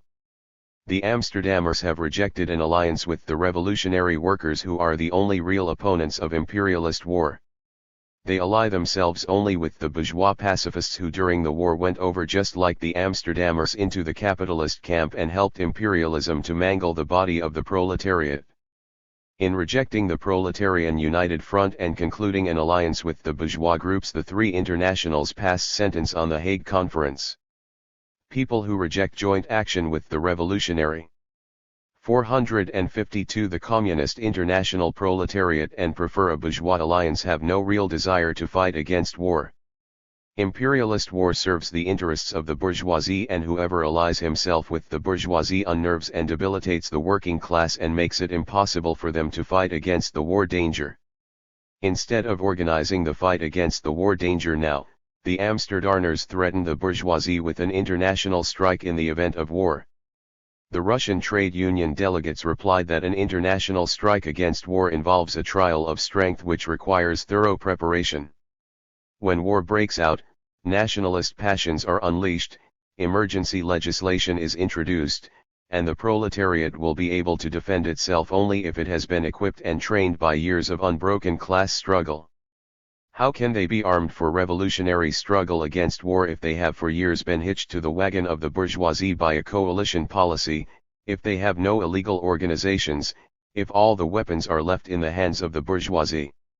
The Hague Congress has shown that the leaders of the Amsterdam and Second and 2.5 Internationals have no desire to fight against the growing war danger, but on the contrary are doing everything to make this fight impossible. If you do not want to be dragged helpless onto the battlefield once more and be annihilated in your millions, you must come together into a common fighting front, in opposition to the will of your leaders, in factory and mine, in town and in country. You must reject the crippling influence of the reformist leaders who are splitting your ranks in order to join the bourgeoisie. The working masses of the victorious capitalist countries must understand that they are no less defeated than the masses of the defeated capitalist countries. They must understand that if they do not oppose the robber campaigns of their governments, it is not the bourgeoisie of the defeated countries but the masses who will pay tribute, that their situation will become that of Chinese coolies, and that they will be driven by poverty to work in conditions of slavery which will permit the bourgeoisie of the victorious countries to force their workers to accept starvation wages. The workers of the defeated capitalist countries must understand that the chains of Versailles, Trianon, and Neuilly can be broken if they act not with their own bourgeoisie but with the proletariat of the victorious countries. The entire international proletariat must rally round Soviet Russia, the only proletarian state which opposes to the robber policy of international imperialism the organized strength of 150 million people. Appendix. The Executive Committee of the Communist International, the first Comintern Congress, did not elect an executive committee. It was to consist of delegates from the communist parties of Russia, Germany, German Austria, Hungary, the Balkan Communist Federation, Switzerland, and Scandinavia. The ECCI reported to the Second Congress that, with the exception of Russia and Hungary, none of these parties had been able to send a permanent delegate. The Russian party had been represented by Balabanova, Burdin, Bukharin, Vorovsky, Zinoviev, and Klinger. Lenin and others had attended important meetings. At various times the following had taken part in ECCI meetings: Rudas, Hungary; Seydoux, France; Reed, Anderson, United States; Rutgers, Holland; Pak, Korea; Liaochao, China; Frias, Norway; Kilbom, Grimlund, Sweden. The Polish, Yugoslav, Finnish, and Latvian parties had sent permanent representatives: Marklevsky, Milkic, Sorola, Stuka. Balabanova, Burdin, Vorovsky, and Radek had acted as secretary, in that order. The executive committee elected at the Second Congress consisted of Russia, Tomsky, Zinoviev, Radek, Bukharin, Kobetsky; candidates: Lenin, Trotsky, Burdin, Zaparovich, Stalin; Pavlovich, Germany; Meyer; candidate: Levi, France; Rosmer, Britain; Quelch, United States; Reed, Gurevich, N. Auerwich, Italy; Saradi; candidate: Cesare, Czechoslovakia; Gula, Austria; Steinhardt, Scandinavia; Frias, Bulgaria; Shablin, Yugoslavia; Milkic, Far East; Pak, Near East; Sultanzade, Finland; Manor, Poland; Radek, Holland; Wijnkoop, Jansen, Latvia; Stuka; candidate: Hungary; Rudniansky, Georgia; Tskakaya, Java; Mering, Youth; Shatskin. The little bureau elected by this executive consisted of Zinoviev, Bukharin, Rudniansky, Meyer, and Kobetsky. The bureau was later enlarged. At the time 454 appendix of the Third Congress, it consisted of the above five and, in addition, Belikun, Rosmer, Koenen, and Radek. The Third Congress did not directly elect an executive committee, but decided that parties with 40 votes at the Congress, of which there were 4, should send 2 delegates, and those with 20 to 30 votes, of which there were 14, should send 1 delegate. The Russian Communist Party was to send 5 delegates. Other parties were to have a consultative voice on the committee.